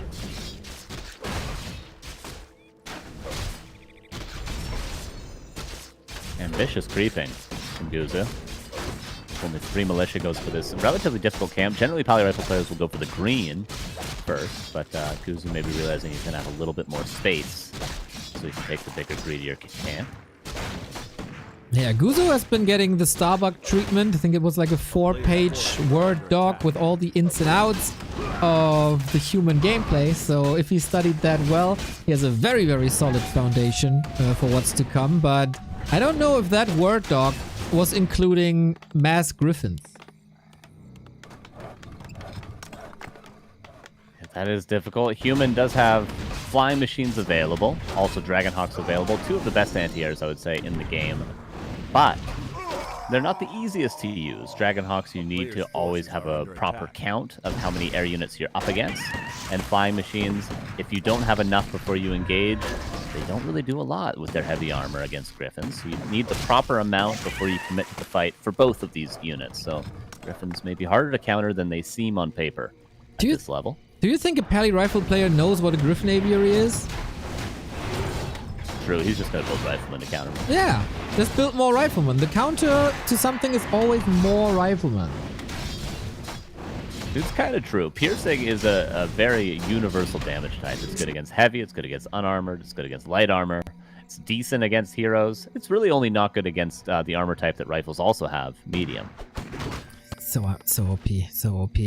Sunglitters standing still a little bit, macroing up in the base probably with the tech unfolding. Boom, there's the shop. She knows she needs it for some healing down the road as the footmen are getting hurt. But it's only 1 footman hurt, and she's maneuvering safely across the map from green to green. Oh, going to the lab now. Ambitious. Yeah, oh no, that thing is big, has an aura. Maybe too strong. Oh, finds the right creep camp. There we go. This is the proper order of things. Get another nice item as well. And I do like the Sunglitters is doing 2 different strategies. Not just playing one cheese. Tried the cheese one time. And then she's gonna switch it up now. So a different strategy. which I think is really common at the pro level as well. You go for a cheese maximum one time. If you go for it twice in a row, I feel like you've already given up. So you try it. If it works, okay. Your opponent's thrown off the game. Move on to the standard stuff. Yeah, cheese goes well with potatoes, but potatoes are, of course, universally loved.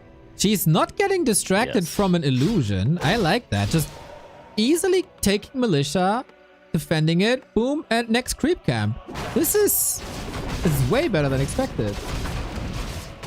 Absolutely. Does need to finish up that farm. That's very close to done. But tier 2 is reached. Probably will be tier 3 relatively quickly. We expect to see the Griffins or maybe even some Knights. If Sunglitters has realized that technology. Obviously, Knight's very good against Riflemen. So we could see that. But first, we need the tier 3 tech for Guzu. There's only one way forward, and that is with a Blood Mage. And of course, with more Riflemen. Let's go. That was some sweet creeping, I gotta say. Switching aggro, saving units to the left, focusing at two things at the same time. Archmage is a big weapon with the 2 gloves of haste and the claws. Nice to see it. Guzu, of course, not deterred. Might have forgotten a farm, but there is production going on, so that's fine. Now, the big question. Can Sunglitters survive the incoming push, which is inevitable, and survive till tier 3? Double Griffin Aviary is on the way. There is lots of militia to be called. With enough militia and these footman numbers, I think you can defend against this, but it's not going to be easy.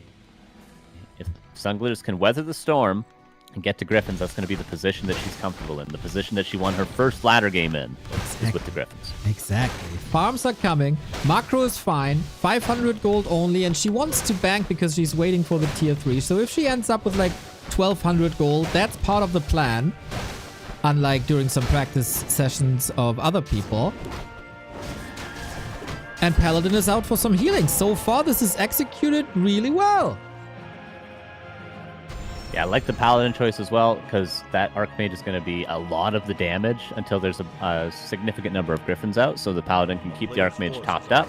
We saw Guzu hero focusing a lot against Ompi earlier, so I wouldn't be surprised to see the same in this first exchange that they have as Guzu approaches the base of Sunglitters. Will he push? For now, he just creeps, but is he giving too much time to the potato?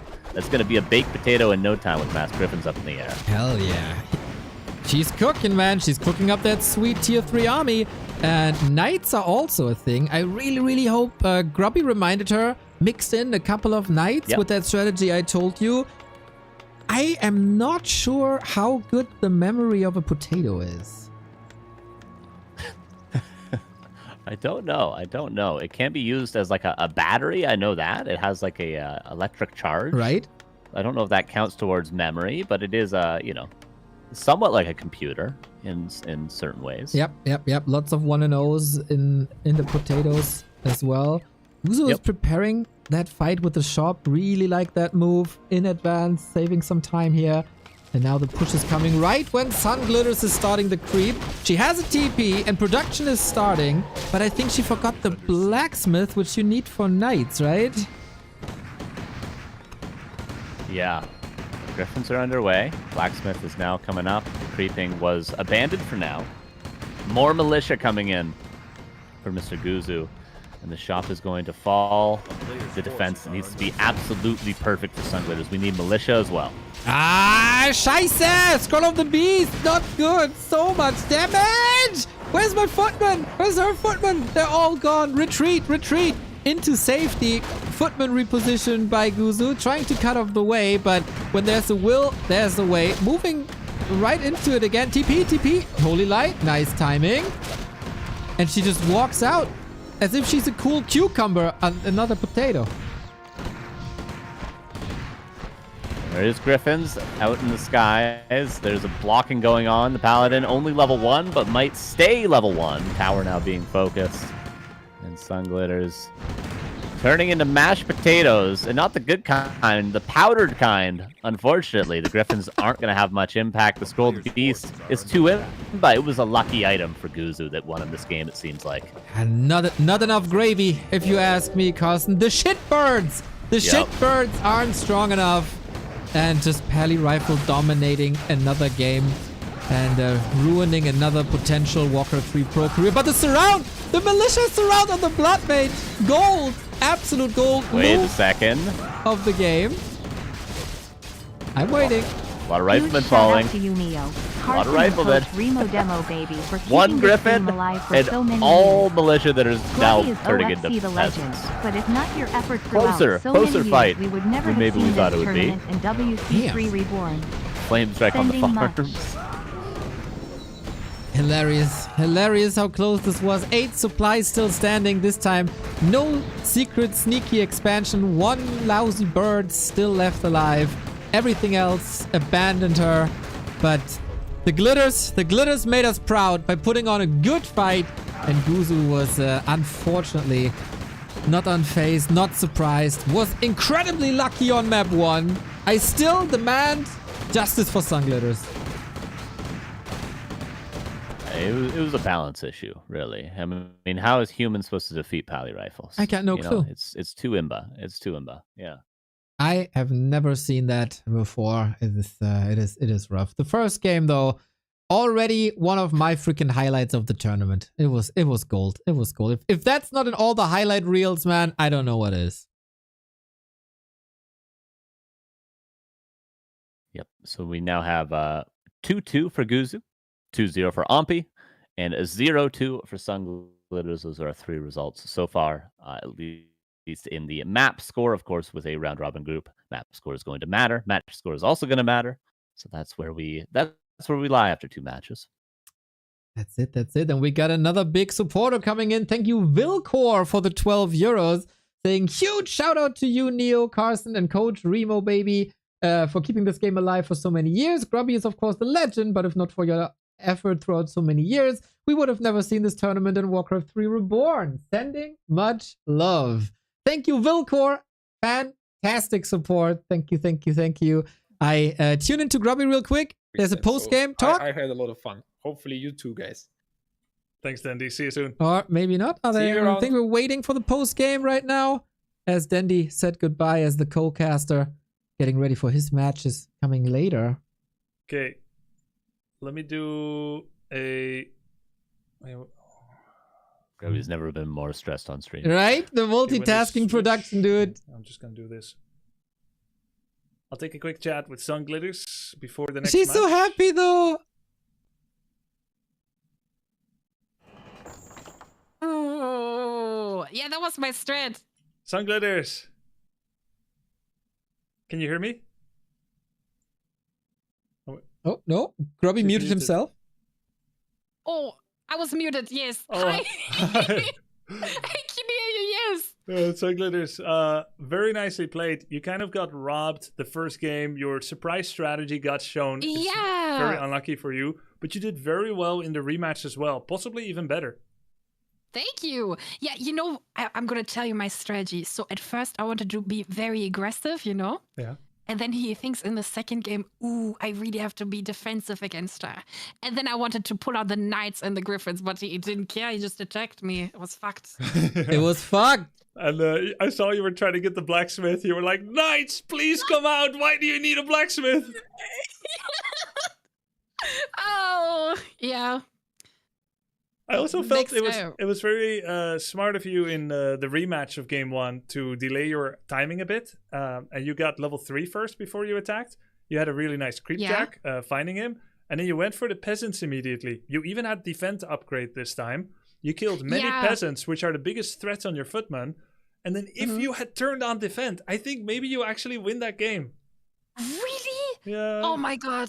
Oh, yeah. I'm bad at that.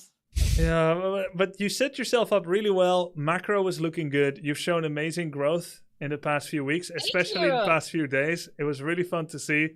It was close. Thank you. So good job. Thank you. I also wanted to ask, after Warcraft 3, will there be another RTS you'll be conquering next? RTS? Oh, like StarCraft? Yeah, StarCraft 1, StarCraft 2. I don't know. But I wanted to finish the campaign. So look, guys, if you don't know, like I was too bad when I started to finish the campaign even on normal. I had to stop like in the middle of Undead because I just couldn't finish it. Then I started practicing a lot. And it's been actually really fun. Like winning like my first games against real players. Of course, I'm like 400 MMR, but it's still been very fun, and people have been very supportive. So thank you guys. It's been really nice. Nice community. That's awesome to hear. And thanks for your patience waiting for Geranimo. He's here now, so let's get those vetoes on the road. Cousin, she said we're nice. We're a nice community. If only she knew. The depths. Who do you depths think of the mud you pit are? that is this community. Who do you think you are to talk against Sunglitters? It's true. You know, that's pretty good thought process though. Like I went for the cheese game 1 and then hopes he would be over defensive, and then I was going to go for the more macro oriented play. This is how pro players think as well in tournaments. Like this is a great tournament mindset. I often say, you know, don't go for cheeses, don't go for stuff like that on ladder or when you're a beginner player practicing, because you want to develop good fundamentals. But in a tournament, go for it. Do all the cheese, do all the pre-counter strategies, try to throw your opponent off. Like I think that's perfect tournament mindset for Sunglitters. Yeah, she did well. I wonder if she has more prepared for the other opponents, because the cheese strat is out now with the Footman Rush. She's gonna have 2 Night Elves against her. It's very unfortunate group, by the way, for her Griffin strategy. You are having a human mirror, which is tough. We just saw it. And then Night Elves are usually going for Dryads, which are really good against Griffins because Griffins can't attack the Dryads. And then what do? You have to go Dragonhawks then, I guess. But Grubby rigging the groups against Sunglitters, rigging the first game against Sunglitters, it's all a big scam. Yeah, everyone wants to play against Orc and Undead. No one wants to play against Night Elf or Humans. Like Pally Rifles, damn, I wish I was playing versus Orc or Undead. Mass Griffins, damn, I wish I was playing versus Orc or Undead. That's right. So buff our races, Neo. Buff our races. For sure. Oh man, yeah, but the Sunglitters hype won't stop. Of course, we just heard it on the broadcast. Geranimo is now here after a little bit of a hiccup, of a delay. So next up, the Mighty Potato again against Geranimo. Big dark horse. Is there anyone in chat who could characterize his play? Could tell us what he does? Because we're all a little bit in the dark. Yeah, it's just simply too much content to keep up with. So it's hard to know exactly how all these people play. I didn't see even Sunglitters. I only saw a couple of streams between all the content. So it's been too much to know these players fully. As the professional broadcasters. Oh, they do Geranimo versus Ampi next. Okay. Oh. So Sunglitters can take a little break. That's important. Has to think about maybe new approaches. Smoke comes in. Geranimo likes Dryad Bears and Demon Hunter. I also saw Podum, but he does some Demon and also some Podum strats. Ooh, Podum. Oh yeah, it's a Night Elf mirror. True. Yeah. Ampi Podum hates is Night Elf mirror. the best strat. Yeah, I think Podum is the best way to play a Night Elf mirror at this skill level. I think Podum is even probably the best to play always in Night Elf mirror, unless you're up against like a Kaho or a Life or someone like that. Then they're really, really good at punishing it. But really, I think at every other MMR range, other than like literally the top 2 Night Elves in the world, I think Podum is the strat in Night Elf mirror, in my opinion, on most maps. Maybe not all, but most. It can be incredibly good, and of course with Hunts you don't you can tank a little more, which is always nice. At a lower MMR, Archer's so fragile, Wisp so fragile, can get easily overwhelmed with that. Chat tells us Geranimo has some StarCraft 1 experience. That is always helpful in an RTS. Brood War freaking crazy hard. Yeah, if you can play Brood War at even like a rank D level, you're going to have no problem in Warcraft, I feel like. Brood War is complete chaos. If you can manage the chaos of that game, you can make it through. We were insulted a little bit by a famous Brood War streamer the other night, Carson. I was tuning in to Artosis because he was streaming some Stormgate with the new patch, and they had a talk because Stormgate now has a day and night cycle, and Artosis said, I can't remember a good game that had a day and night cycle, and people said, Warcraft. The entire chat was Warcraft. Artosis said that our game is shit. And then, you know, I respect it. From Artosis, I'll take it. You do? And you know, in Stormgate they have this big dragon, right? The ultimate of the demons. He then Right. Okay. It's called the Flayed Dragon. The entire game, Carson, Artosis called that thing the Frostworm. So how much does he hate our game, really, huh? How much does he hate it, really? True. That would be, honestly, imagine Grubby's tournament in the future, having somebody like Artosis, like somebody who is really good at Brood War, but no experience in Warcraft whatsoever. That could be fun. I mean, he'd probably be way too high level too quickly, but someone like that would be really fun to see how they would, how they could pick up Warcraft 3. Just like the guy that Grubby coached, Netherlands. The guy Orc player. The guy that Grubby streamer. StarCraft 2 streamer. Hearthstone, yeah, just like Hearthstone picked up. We got 2K MMR. Yep. He probably beat me in a best of 5. I played for 15 years. So it's good to see those people. That would be fun indeed. I also know Max Pax is playing. Mm-hmm. That would be fun. That would be fun indeed. And some Age of Empires people could be coming in as well. Yeah. I mean, probably the Muslim would smash everything. But I think it has to be people that haven't previously played. Maybe RTS experience, but no Warcraft. Yep. You know, maybe like Winner StarCraft or something if he's never played Warcraft. Euthermal was also practicing a bit. Yep, true. Yeah. Mm-hmm. Oh, Tyler has appeared on the broadcast. What's going on there? Oh, is he casting maybe? Oh, yeah. Man, that they're still casting together after all the drama. Yeah, have they talked since? I don't know, man. I mean, Knopf took over coaching, and then Tyler's MMR went through the roof. I think we can just skip the pre-game questions. This is going to be a cinema cast. Probably. We'll just do like winners. Well, hopefully it's not getting too scuffed, but we'll see. We'll see. They got good chemistry. It's going to cover the minimap if I do. There's no space. I'm going to run and get a coffee. I'll be back in 1 minute. Okay, Carson, do that. Do that. Interviews Sunglitters after. I think there's always going to be winners interviews. But we can check out what Miss Glitters is saying on her stream. I hope she feels the love from the community. The higher I put him, the more chat there is. So. You're famous now. Who do you think wins? Geranimo or Ampi? On your forehead. My second game very, very bad. I couldn't even beat Griffins. I was already dead. I'm trying to get the cam to work in Discord. I have set it up for scene, but I think it's picking up my entire thing. It was alright. It was alright. Instruction. Everyone else figured it out. Click the gears next to virtual cam on OBS. Ah, they're setting up virtual cameras. Alright. This might take some time then. Yo, in case you're just tuning in for this one, we're broadcasting Warcraft 3 pretty much every single day for 377 days in a row. Doesn't matter if there's action in Asia, Europe, or sometimes the Americas. We're going to bring it to you, so feel free to follow the channel. In case you haven't yet, we're also on YouTube. We're also, of course, Facebook, Twitter, Instagram, everywhere. Join our Discord if you like to discuss. If you think that Warcraft 3 is your game and you love what you see, the best place to play the game or to learn the game is the Gym Discord. !Gym in the chat links you to a Discord link. Also, if you rather would like to consume some written guides, warcraft-gym.com has guides and also the link to the Discord. That is the homepage, probably to get started. That is not the proper. Where is that?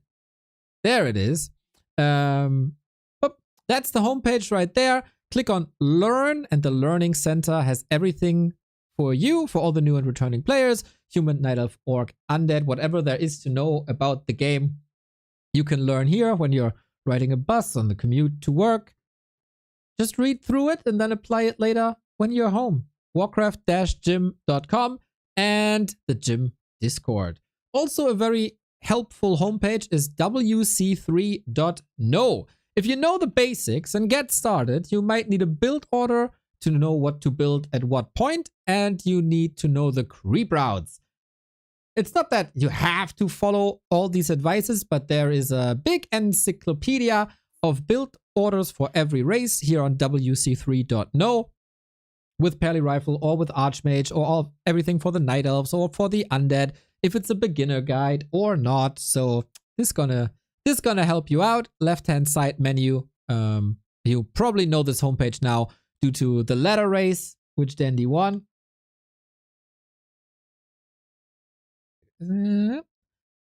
This is an incredible homepage, and we thank everybody who participated in that, and of course Long Jacket for coming up with that. Now we, I think, got a game soon. Yes, it has started. Wonderful. It is Geranimo versus Infi, a Night Elf mirror in 3 minutes. Unfortunately, there is delay on the Flow TV. Now the question: do we wait the 3 minutes or do we just restream again? Or maybe he even takes Totally up to you.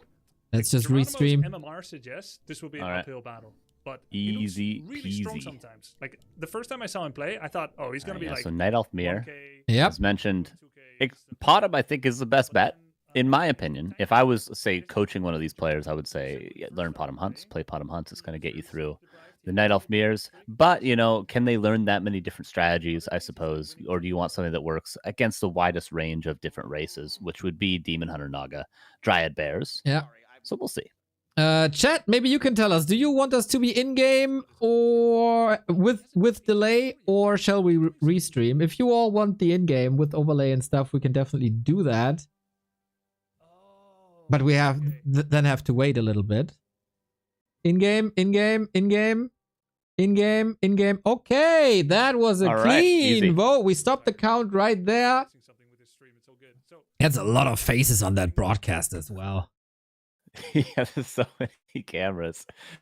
It's outrageous. But the nice thing about 3-minute delay is I think we'll actually sync better with 3-minute delay as opposed to no delay. That's right. 80 seconds, guys, and then we're in. Don't spoil, everybody. If you spoil this, we're going to ban you forever. No appeal. Yeah, we didn't see heroes yet, I don't think, before we swapped over. I closed the stream before I saw them, so I don't know what's going on. I saw them, just but know I it's will on Tide remain Hunters. quiet. Okay. I will, you'll act surprised and I'll be surprised. Good. Got the best Perfect. chemistry here. Got the Yes. best chemistry. What do we got? 1 minute. Then obviously, the big favorite is Infi. Does he improve? Did he improve on his Night of Mirror? Because on the streams, he was very vocal about hating the Night of Mirror. Just everybody hates playing versus Night Elf. Did you see that Sunglitters clip that Saul posted in the Discord and added me this morning? No, I don't think so. It was just Sunglitters shitting on Night Elf, saying how much she hates Night Elf players, and Saul was like, "At Carson, check this out," because I am a known Night Elf hater as well. So it's just funny that everyone's saying that. Same with Tyler, although he hates Pally Rifle most of all. Yeah, he also hates Undead. But oh, really? Just every match. Welcome to Orc, Tyler. Good luck. Good luck. Every matchup is terrible. Get used to it. So, we are informed Geranimo had an emergency today. That's why he was late. Hasn't had a chance to warm up. Will be interesting to see how that will affect him with the series. Well, we're going to figure that out in a second, everybody. It's the first game for Geranimo. I always want to call him Geranimo, but that's a twist to the name that my small brain can't really catch up with. This goddamn overlay needs a little schmack again, I think. But yeah, you're fast forwarding. Yeah. I F7 all the way up to when we were in 3-minute delay. Truly, it feels like when we have long down times, you have to F5 War 3 champions, and then the overlay works again, which is a bit odd. It is what it is. Yeah, I've been trying to solve those issues myself too. I've been, if you've watched any of the weekly cups, I've been struggling, but I've slowly fixed it over time. Oh really? I didn't notice, dude. I didn't notice.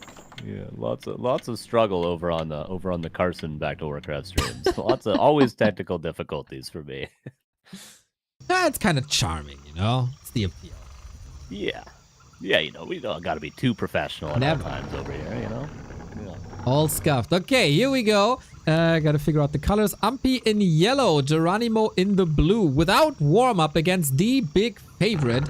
Maybe he can treat this one a little bit as his warm-up. And then for the important matches, if he's aiming for rank 2, he has to beat Guzu anyway.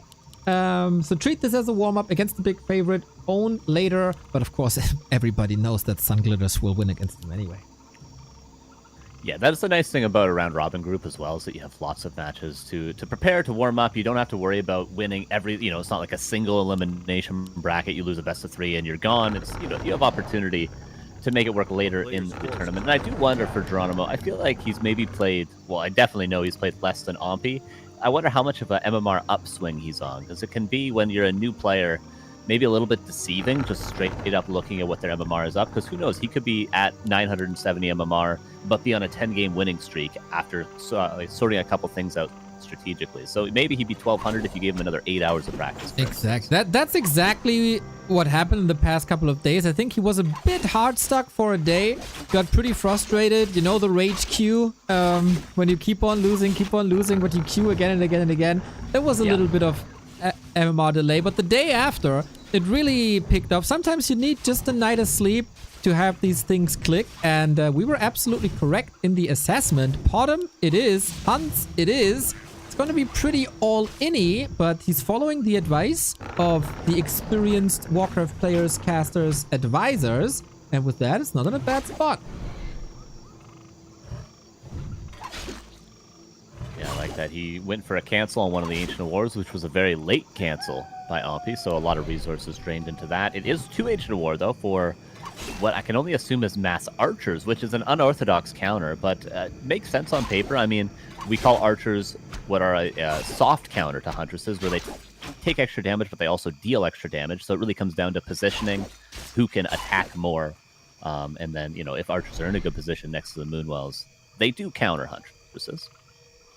If you protect them, for sure. An Ancient Protector would do wonders as well. If you can get them up. We'll see if he goes that route. I can only assume the Kevin coaching yesterday also prepared Amfi for exactly this. Yeah, it's unorthodox. I could see it working, but I could also see with how long Ampi's been on tier 1, it failing disastrously. Potom doesn't always have to go for the all-in. It can sometimes, you know, if you see Moon playing Potom hunts, he might go for just an expansion, or he might tech to tier 2, get a Dark Ranger to counter all the archers. But similar to Guzu with the Paladin Rifle, I feel like Geranimo is going to be a little bit one-track with, I am going to push you eventually. Clock is ticking, guys. People were wondering, Potom, I never see a Potom. Potom is strong because she's pretty resistant to mana burn. She has an orb that doesn't require much mana to use, and that orb hits hard. If she manages to level up, then they get the True Shot aura, which boosts everything that has range attacks by 10, 20, 30%. And that makes everything pretty strong, actually. And to break it, Ampi would need the tier 2, so there is a little bit of a timing window for Geranimo. He wants to push probably around 50%. 50%. 50 supply, and that's what we're aiming for right now. Yep. With harass. I would love to see Ampi with a Staff of Teleportation, but he doesn't have one, and there's only, I think, one entrance into the space. This space is actually kind of beautiful from Geranimo. I don't know how functionally good it is, but I like the look of it, and, you know, that's half of the battle. Warcraft 3 looking good, even when losing. In and outside the game. Always go for those surrounds and blocks, even if you lose the game. Yep, for sure. Dude, all the That's the American way, is to always go for the fancy plays. Yeah, he's living it. He's living it. It is a classic North American way of playing Night Owl. True, yeah, the Potom hunts, this is our style, okay? I claim this as a North American player, okay? We got OC, we got FK, we got Wizard, we got all these Potom hunts players. Xlef and Strife Crow back in the day playing 2-on-2 with double mass hunts. Potom and Keeper, absolute legends of the game. Yeah, this is everything else would have been too complicated for NA anyway. You should have got OC to coach him. That would have been perfect.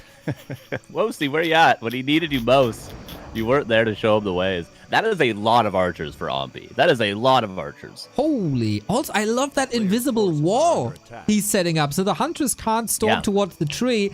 It can be a strategy to just click on the tree with hunters, because everything that we're trying to repair will get attacked by the bouncing glaives, and we all know how squishy wisps are. Okay, Geranimo has to move past the Demon Hunter on top of the archers. This is what I was talking about positioning earlier. If the archers are out of position, Huntress has completely demolished them. But if the archers are in a good choke that aren't able to be attacked by the hunts next to Moonwells, they will win. So this is now going to favor Ompi, this positioning. We go for Ancient Protectors, maybe a little bit late. 4 Hunters in a choke. Demon Hunter holds the fort. Repositioned indeed. Ampi can't get the kill, gets it now. 1 Huntress nicely moved away to the side. And everything that the Demon Hunter hits will be bouncing towards the archers. So this is really nice. Also, the Demon Hunter position by Ampi is really good, creating some distance here. And now with the range attacks, getting kill after kill. Nice positioning on the archers. The Ancient War is in front. Ompi actually 1,200 gold. Now cancels the Ancient Protector. There was Glaive Throwers coming out anyway for Geranimo. Maybe he pushed a little bit too early. He could have waited for those Glaive Throwers and then slowly sieged down the Ancient Wars. But now Ompi seems to be pretty comfortable. He's got so many resources, but he's got a strong enough army right now. Pada, Mana Bird. Oh my god, 3 HP.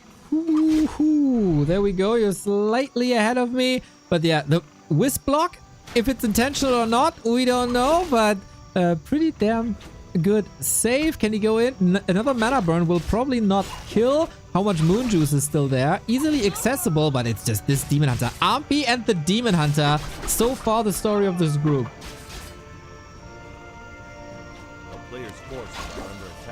And the Demon Hunter still chasing with the boots, man. Incredible. Yep, there is no stopping Ampi today.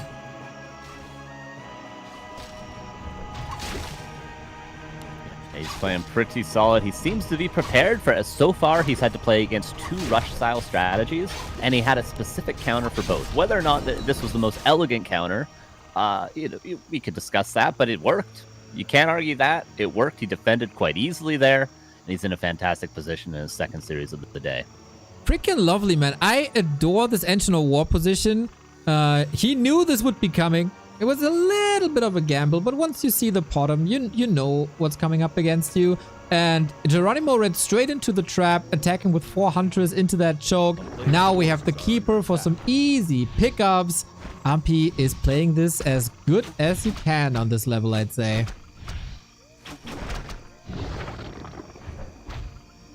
More Huntresses are going to go down. By the way, very, very laggy from you. I think we're all right now, but maybe we could try changing the Discord server. Might help a little bit. But Huntresses, Entangle, will be killed. Keeper is going to help out a ton if there's no Wisp detonates. And the Glaive Thrower desperately trying to do what it can, but this feels like it's going to be 1-0 for Ompi. Yeah, there's not much left. 27 food. It gets a couple of archers here and there, but Podem is still in the altar, fighting without your hero. That boosting all of your units is not the greatest, but if you're not fighting, then Ampi is rushing up to tier 3. That's what he's doing. And this is certainly game. And Ampi goes 3-0 in the group.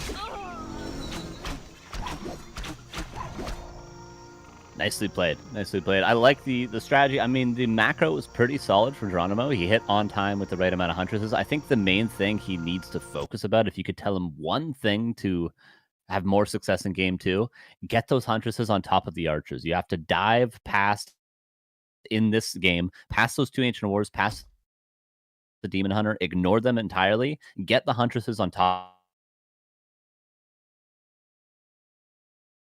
and you'll have a lot more success. Yeah. Oh my god, my camera is on stream. I'm like, What? Robot. No. All good. So. Oh, it's just my camera is fast forwarding a little bit. Yeah, I closed a couple of tabs that should be finer now. So I wonder if Geranimo has another approach to this now. Yeah, there are things he could improve. We're going on to war. Oh, the boat map. Oh, yes. You know I'm a big fan. You know I'm a big fan of this map, Neo. Huge fan of the boats. Huge fan of the boats. You will get your emote, Carson. I know You've been yelling at me for weeks that you need a boat emote, and when you said that to me for the first time, I was like, what the hell is this guy talking about? BG aus Osterowitz. But, I am but a mouthpiece of the people, Neo, okay? It's not just me, it's the people want a boat emote, okay? oh man, yeah, for sure.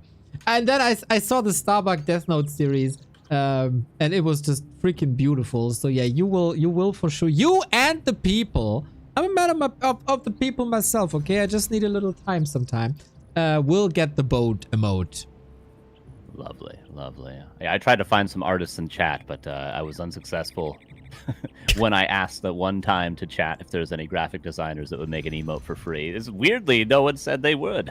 Yeah, people. How many we have? We have thousands of people here. So if there's someone who can do us a boat emote, we'd love that.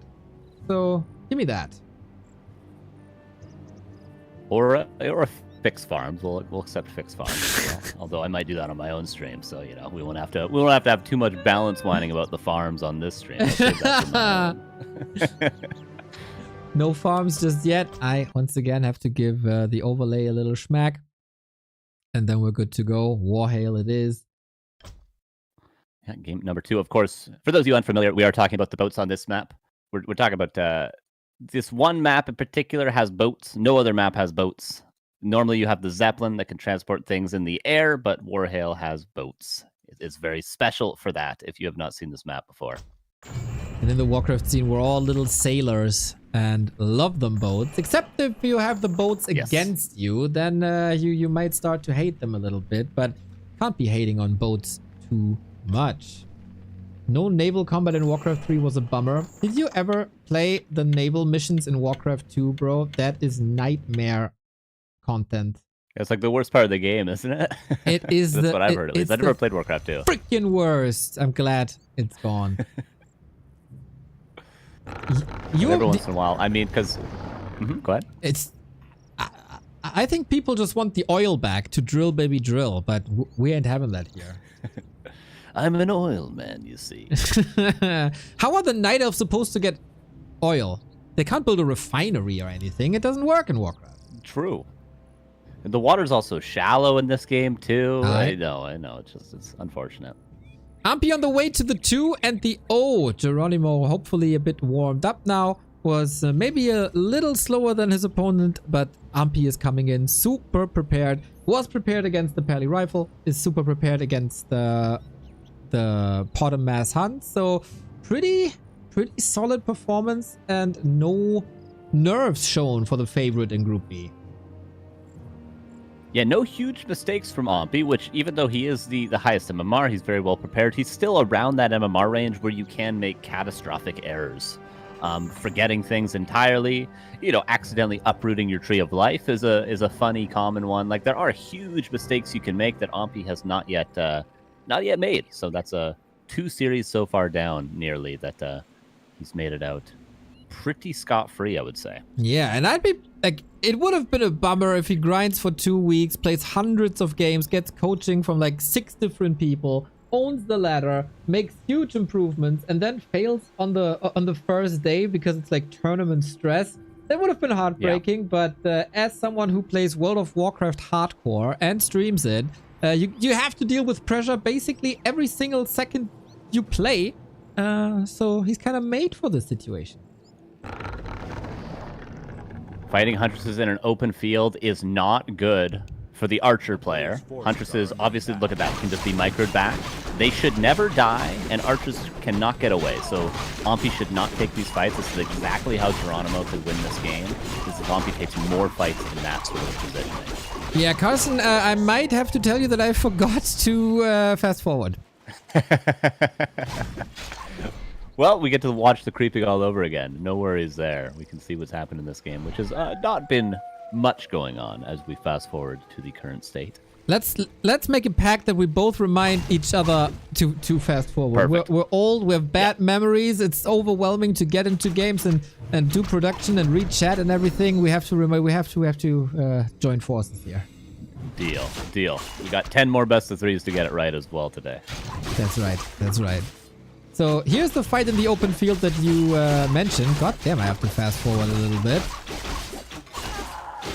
But yeah, solid retreat. A couple of losses here and there. Can heal the Demon Hunter up with Moonwells. And dust settles. Is there a plan B? Is there a new avenue to Geranimo? Or is he sticking with the hunts? He's creeping with the Ancient of War. Do you do that normally with mass hunts, or do you continue to produce with 2?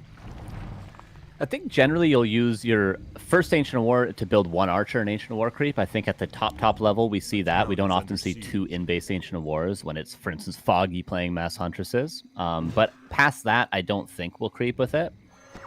And now, as you catch up, 6.5 minutes into the game is where we lie, and Geranimo's preparing his push just like he did last game. Off we go then. How prepared is Infi this time? Once again, we have the double Ancient of War up in pretty much the same position. We got so many archers. Could be the hard counter once again if they can all reach, and I think the position is pretty flawless. Again, I mentioned, if he wants to win this fight, Geranimo, he has to dive on those archers. He cannot be timid here. You're going to take damage, you're going to take losses, but dive on those archers and town portal out if you have to. Attacking the Demon Hunter is a huge mistake here. Oh, nice. Sniping archers. First one down. Again, the bouncing glaives. Infi repositioning with 2 different groups, and Geranimo pretty much head against the wall style. And that's how he has to be. He gets on top of the archers. He's taken so much damage already, and notice he's a little bit timid. He's not fully committing, but he gets out with minimal losses, let's say about 3 Huntresses, but if he overcommits here, he's going to lose his entire army. Not looking too great. The archers, most of the archers survive. Demon Hunter level 3. Infi got the boots once again, and running these units down as he did before. There is going to be a Moon Juice advantage now for Geranimo because, of course, he hasn't been back home to heal yet. Infi was using his Moonwells during that fight, so maybe if he can recover some Huntresses... Oh, the Naga pickup is going to get a couple of exit kills there. You like to see that. Nicely aware of his positioning on the map, Infi, to grab that second hero. Infi has a really good understanding of the game. You could be stuck in ways where you go Demon Hunter Panda every single matchup because it's a kind of a nice fit. It works pretty much all the time, but when you're chasing and you need a little bit of crowd control, the Naga is your pick.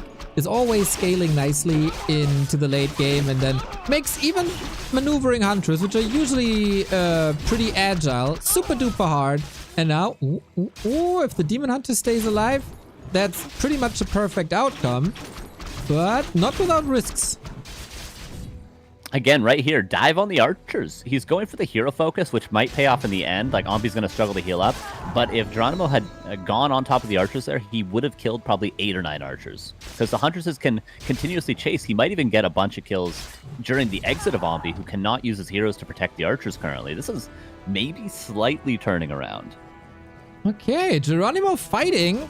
Coming in as the underdog, not going down without a fight. Podem got level 2 now with the True Shot Aura, 10% boost on everything. It's basically a free attack upgrade for all the hunts. And he has the 1 attack upgrade already, so damage is ramping up. Can he heal up his heroes? His Demon Hunter gets up to full HP, buys an HP pot, going to tier 3 double lore as well. But that's pretty much all the Moon Juice right now that will be used to heal up both heroes. And it's daytime for a long time now. Ooh, okay, no Moon Juice in this defense. Has to resort to the shop. Once again, focusing the Demon Hunter and only the Demon Hunter. The trees get uprooted. They fight here as well. And Geranimo, he's not forgetting to produce. That was close on the Demon Hunter there. But again, this is a true tug of war between the 2 bases. And Infi needs a bear now. Okay, he's got one out. Needs rejuve. Demon Hunter's got to be really, really careful. Geranimo doesn't have the healthiest of army either. Perhaps a heal scroll while the Moonstone is still active could be grabbed from the shop. A couple of Wisps are aggressive to build some APs, but they would be easily canceled by this amount of archers. And Infi is slowly stabilizing. Once he has rejuve available to him, he will probably no longer struggle against these Huntresses.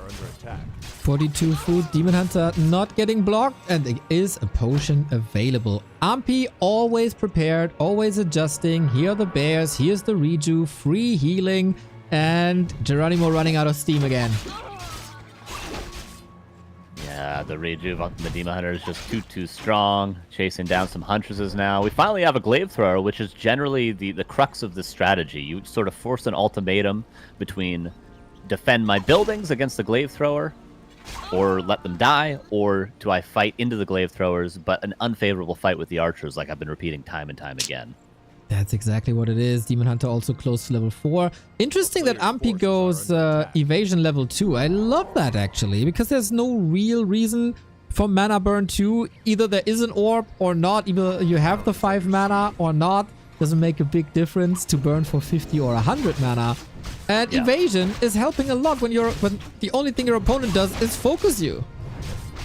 Yeah, it's nice. It shows Ampi that it is not just blindly following a build order, but actively thinking about the game and making decisions based on what he sees in the game. It's the sign of somebody who has real potential to get seriously good at this game when they're making decisions like that. But level 4 means he no longer has to think about that too much, and the Rejuve is great and bears. This is tier 3 units against tier 1 units now, Neo. Right on. We have Immolation, by the way, so if he's in need of more damage, he could end this with a couple of fireworks. But yeah, one Huntress after the next. Geranimo, unfortunately, without chances in this because Ampi is just rock solid. And I wonder what Dendi is thinking. Looking at this Ampi performance.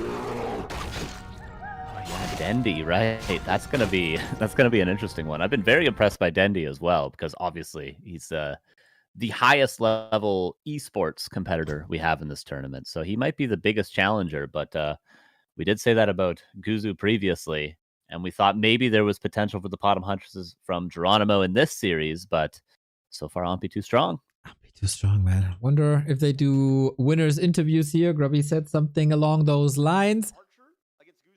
Good to see the competitors still talking to each other Sunglitters as well. And Geranimo, of course, has to play against Guzu next, or not next, but coming up, and Sunglitters as well. And if Geranimo is not a little bit sharper, then I can see another upset there. Yep. It's good. I respect that. Tyler, thanks. I learned a lot from our first games. A lot of the times, it's better just to do what you're most comfortable with. Yeah. Yeah, for 2 reasons. One, you're most Okay, checking in on the Grubby broadcast, but still talking to Tyler, who I guess has to get ready for his match soon. Group A will be the main event of today with Tyler, with Dendi, with Soda, and of course, my girl Annie, who will show the world how great Warcraft looks like. I'm rooting for her all the way. You can cheer for your Soda dude and for your Tyler meathead. I don't care. I'm Annie all the way. It will show us how good Saul's coaching has been as well. And Leon. I think Annie got coaching from a couple other people. Yeah, Leon as well. Right? And was doing practice games with Echo Goodman on Orc today. Yeah. I saw in the custom game list. Yeah, it was fun yesterday. Echo Goodman was cosplaying Soda yesterday as well when Leon was coaching. Yep. And so he played a little weaker than he usually would. But he was also typing like Soda would talk, like, oh, it's so depressing. Oh shit, I don't know what to do. Echo Goodman was an absolute gem in that practice session yesterday. Yeah, it's undervalued to be able to be a chameleon for practice partners. Just like being able to pick up strategies and emulate people so that you can give the best practice to opponents is an underrated skill in Warcraft. All right, I'm gonna change the score here real quick. So we have that on the board as well. According to the match list, it should be Sunglitters versus Geranimo next, but we'll see if that still stands. Mega Mimba, thank you for the 2 months. BG from Österreich. I think it's Austria. Not too sure. Are you drinking, my friend? But thank you very much for the 2 months. Also to Jeppe, Eldritch Maze, and Hybrid Minds. Thank you guys for the support.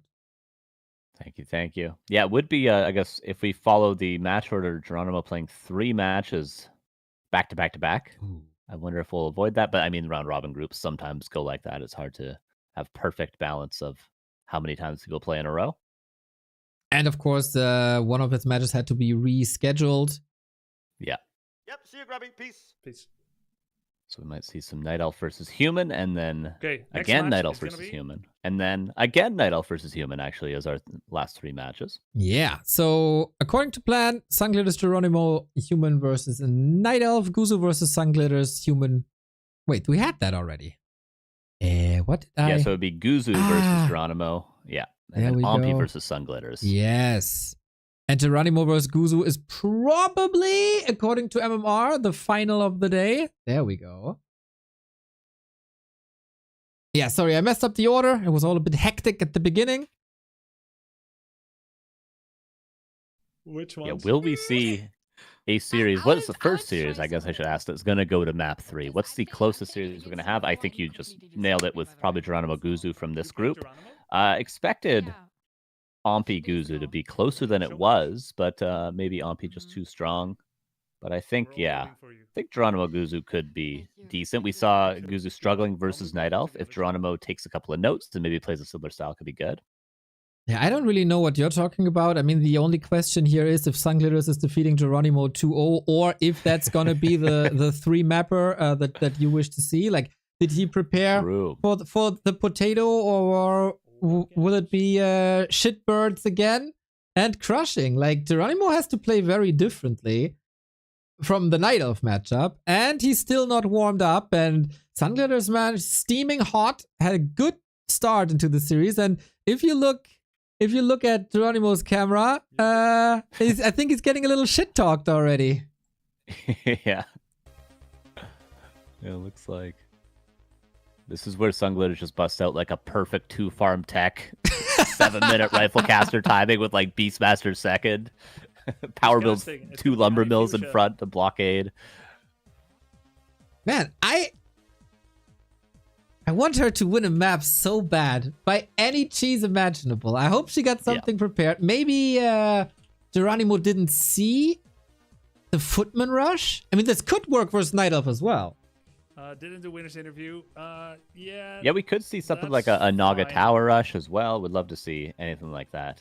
I don't want to have any hard and fast rules about interviews, pre or post. If it feels good, I'll do it. Otherwise, I'll just skip it. Ompi seemed to be really in the zone. Not very talkative. I want to respect that. I know what it's like. I've been there before. Ampi spent the whole yesterday against Human. Yeah, with Kevin, right? I sent you. I got a message from Fourth Age in chat. He sent me that. Yeah, Fourth Age. Nice. Nice. I'll see how it looks in the Twitch chat emote thingy. All right, so we are preparing. Oh, we have Annie casting now. I think first time we're hearing from her today. She's gonna drop big knowledge bombs. Yeah, definitely. She's been studying a lot. I would say her and Ompi, I feel like, have been really the big grinders recently. It was at first Tyler had a lot more experience because he was preparing for the Grubby show match, but then once this tournament was announced and everyone else started playing, I feel like it's been a lot of Ompi and Annie that I've seen, mostly getting coaching and practicing a lot. Yeah, I think for Guzu, it was a little unfortunate that he was on the grind, then had to travel for 3 days. That stopped his grind a little bit, but once he was back, he was in the zone again. Soda has also played quite some games. So it's not like the others aren't grinding. For Annie, maybe not the most amount of games, but just soaked up knowledge like a sponge. And she has one of the best understandings of the game, IMO. But bringing that, like seeing the game, understanding the game, and bringing it to the map, 2 different things. I talk from experience, unfortunately. Definitely. If you can simplify the micro side of things, I feel like game knowledge could help a lot in a tournament like this. You know, just knowing, oh, this unit is good against this unit. Oh, this build order is going to be good against this person.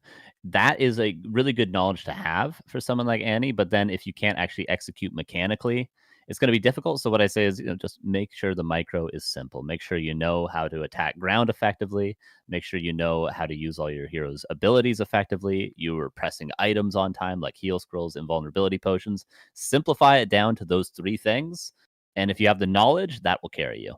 Exactly. And then you're also a lot calmer when you have these basics down, and then you can go for the advanced strats. But we'll see what we get here. I hope I see Geranimo's player cam and No he's too delay. lively. I thought he would be like crushed, defeated, but no. Maybe nobody notices.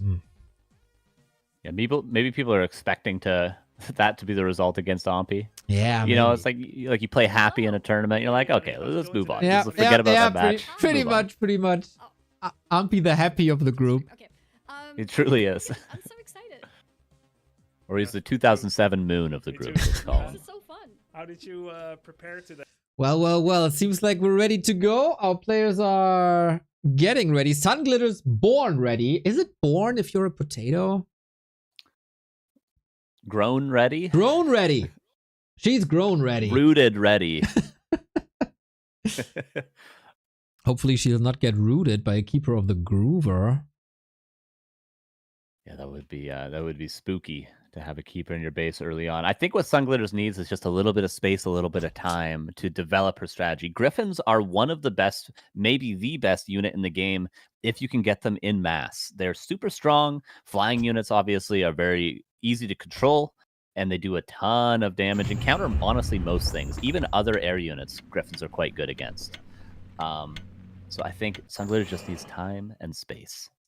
And of course, the big question, did Geranimo practice for the very, very special kind that is Sunglitters with his special strategies and chaotic gameplay? Or was he just focused on Guzu and Ampi? Because if you're not prepared for our beloved potato, then things can go wrong. B2WFTW Carson plus Neo plus Very free fine. Remo. We get a donation in, so...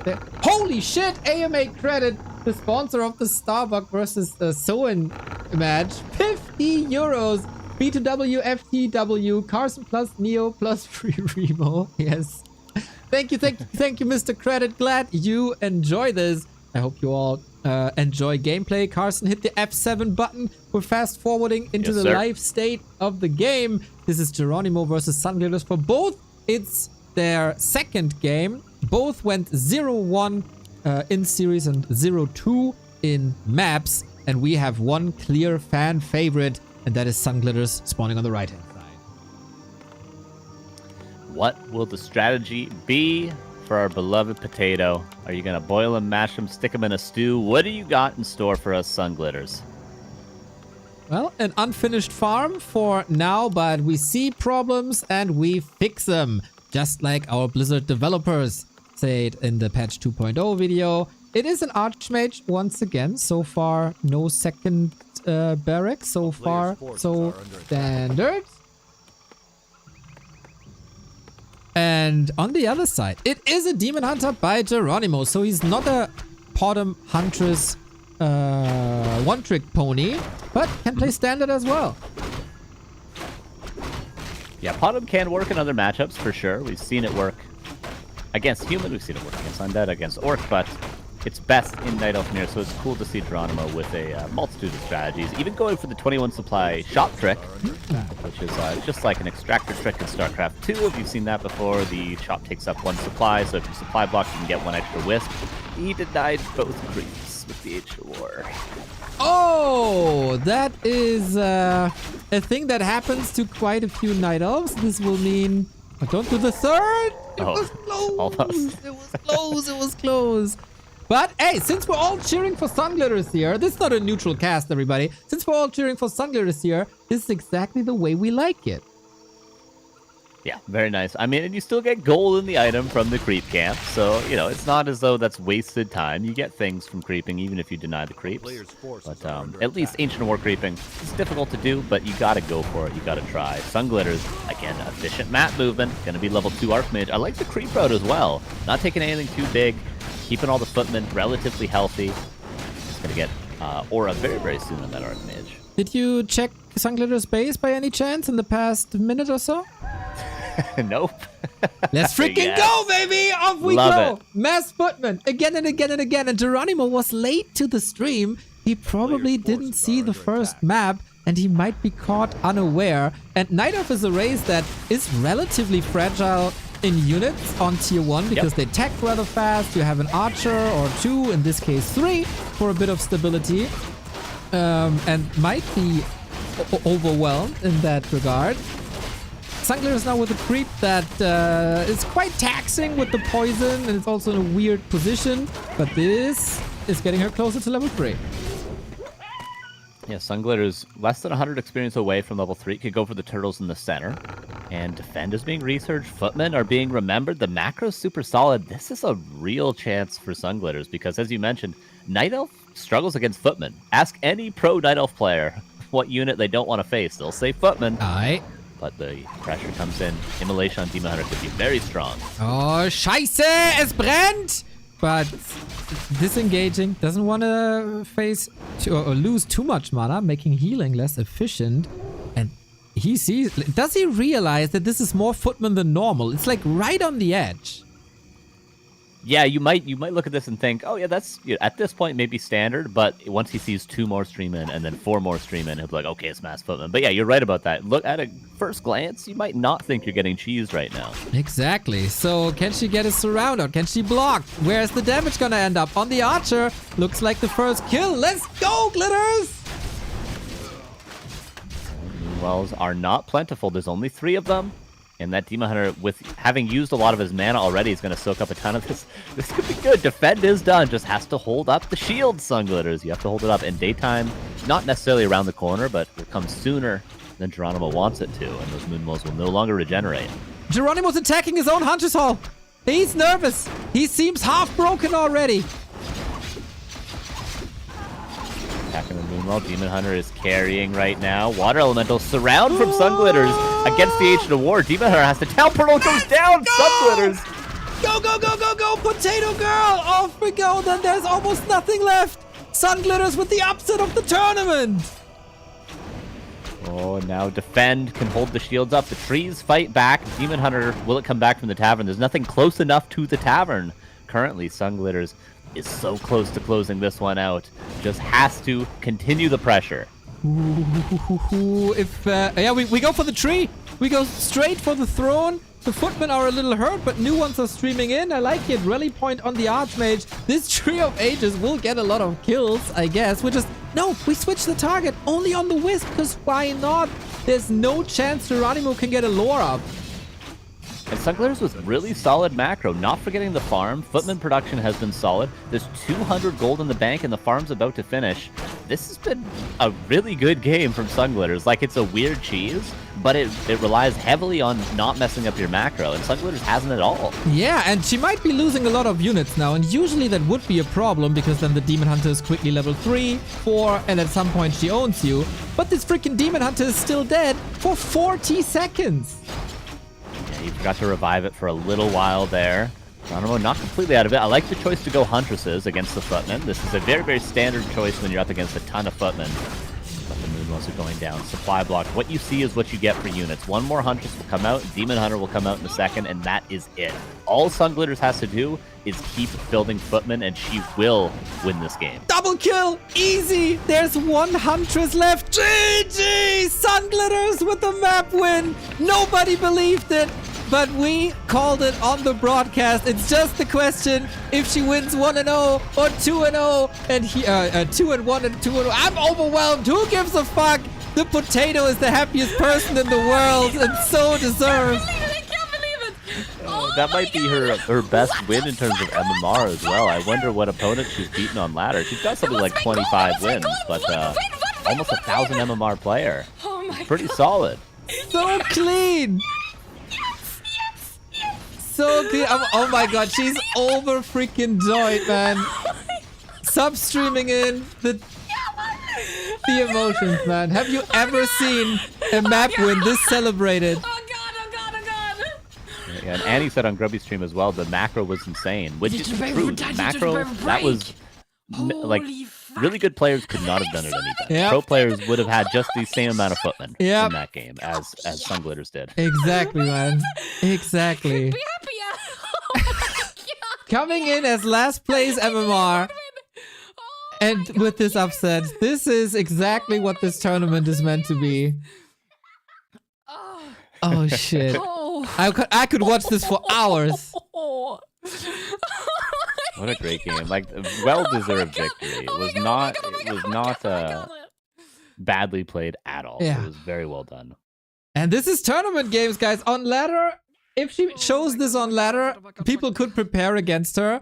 But she held it back. She knew what to do. She played it super clean. And on this level, man, mass stuff is so overwhelming. Yeah. Geranimo had no answer to this. Crazy, crazy shit. Yeah, mass footman is a legit thing. Double barracks footman is not uncommon at many levels of this game. Yep. They're strong footmen. They're very, very cheap. It's you can cut workers because they only cost gold, and they just build so fast. Unlike something like mass grunts, maybe like something like mass huntresses, that the production time's a little bit longer. Maybe for huntresses you need a hunter's hall, but footmen, 120 gold. Just keep building them. Unbelievable. Her stream is peaking now at like 6K viewers. Everybody is going crazy. Oh my god. I can lose now. It's fine. But I got one win. Unreal, man. Unreal. I want to see the same from Annie later. Versus Soda versus Tyler, and then it's all a win for all of us already. Yeah, and now it gets a little bit interesting because it seems like Onfi is obviously top 2 make it out of their group. It seems like Onfi is probably the favorite to be seed number 1 out of the group, but then Guzu's 2-2, Geranimo now 0-3 in maps, Sunglitters 1-2 in maps. So it's a little bit interesting who the number 2 player is going to be to make it out of this group. Yeah, I don't rule it out that it's a little bit of a question if you're Sunglitters now, right? Do you want to play your birds? Or do you do this all in again to edge out the victory, and then Sunglitters could get the W because Geranimo doesn't have the experience to deal with all this mass. The next game has started, and it is Hammerfall. There, the rush distance is a little bit longer. 2-2, thank you for the sub. It's a little bit longer, so it's not that easy to rush across the map. It takes more time. But yeah, we'll see, man. We'll see. Rank 9 in Silver 3 is Sunglitters, and her experience is showing. So Let's far go in this potato. tournament. Let's go potato. Thank you, TNX. Yeah, it's amazing, man, to see you guys not being elitist at all, but to cheer for the personalities that Grubby brought together. I have to restart, overlay a little bit, but the game has started, so it will be live in a minute or so. So Carson, 2-0 or 1-1? Oh, I think it really depends. I think that Cheese would win it again. If Sunglitters goes for more of a macro game with the big birds in the sky, I think it could be probably a close one. It would probably go to the late game. I think Geranimo might be a little bit more defensive in map number 2, which is probably what Sunglitters is hoping for after cheesing. That's what she said in her first series as well against Guzu. So maybe we could have a longer game, and I feel like if it isn't cheese again, you could flip a coin. But if it is the cheese, high likelihood for 2-0. High likelihood for 2-0. It's definitely overlay to Neo 0 for now, but 3 times the charm, and then we're gonna get it running. You're not missing any of the action, everybody. Don't you worry, don't you worry. She did use Defend. The shields were up for a couple of footmen. Max it out with the gift up. Let's go. A 10er for us. Wonderful, wonderful, wonderful. Love to see your support, not only for Sunglitters, but also for us. Now I checked the API. There it is. Love to see your support, everybody. You're freaking amazing throughout the past 2 weeks and, of course, further. And now we're going on to Hammerfall. Carson, don't forget the F7. I'm going to hit it in a second as well. I'm sped up. We're at about 2 minutes, 20 seconds in game right now. Heroes just came out, and we're starting the creeping. Hopefully, Geranimo, worth noting, last game denied 2 creeps. He would have been a higher level Demon Hunter had he not done that. Maybe he can do it a little bit better this game, and he'll have a better chance against a potential Footman rush. If you're a higher level, that just means you die later to the Archmage Footman Water Elemental focus that we've seen here. It takes longer to come out of the altar after you die to the surround by the Footman again. Sunglitters 1-0. Unreal. Sanctus, thank you. I am fast forwarding still. Hopefully the Ancient War creep for Geranimo is a bit cleaner. We'll watch it. The Makura creep, not too easy to do. But there is repair, good aggro. This is for sure better already. Yeah, no denies there from Geranimo. Sunglitters creeping aggressively as well, but a couple of footmen getting a little bit too low there. She goes for the level 2 in the center. I take over for a second because the Demon Hunter is coming in with Immolation. Get the level. Archmage in a bit of trouble. Item on the ground, but this was of course a panic situation and now I'm caught up. And apparently we have a Golden Kappa train going on. So if you want the Golden Kappas, everybody, get your Submarinos in. Golden Scam Train? No, no Golden Kappa Train. Of course. You soon have a Golden Band train, my friend. Joledada, thank you for the gifted sub. Keeping continues. Sunglitters also moving this train along.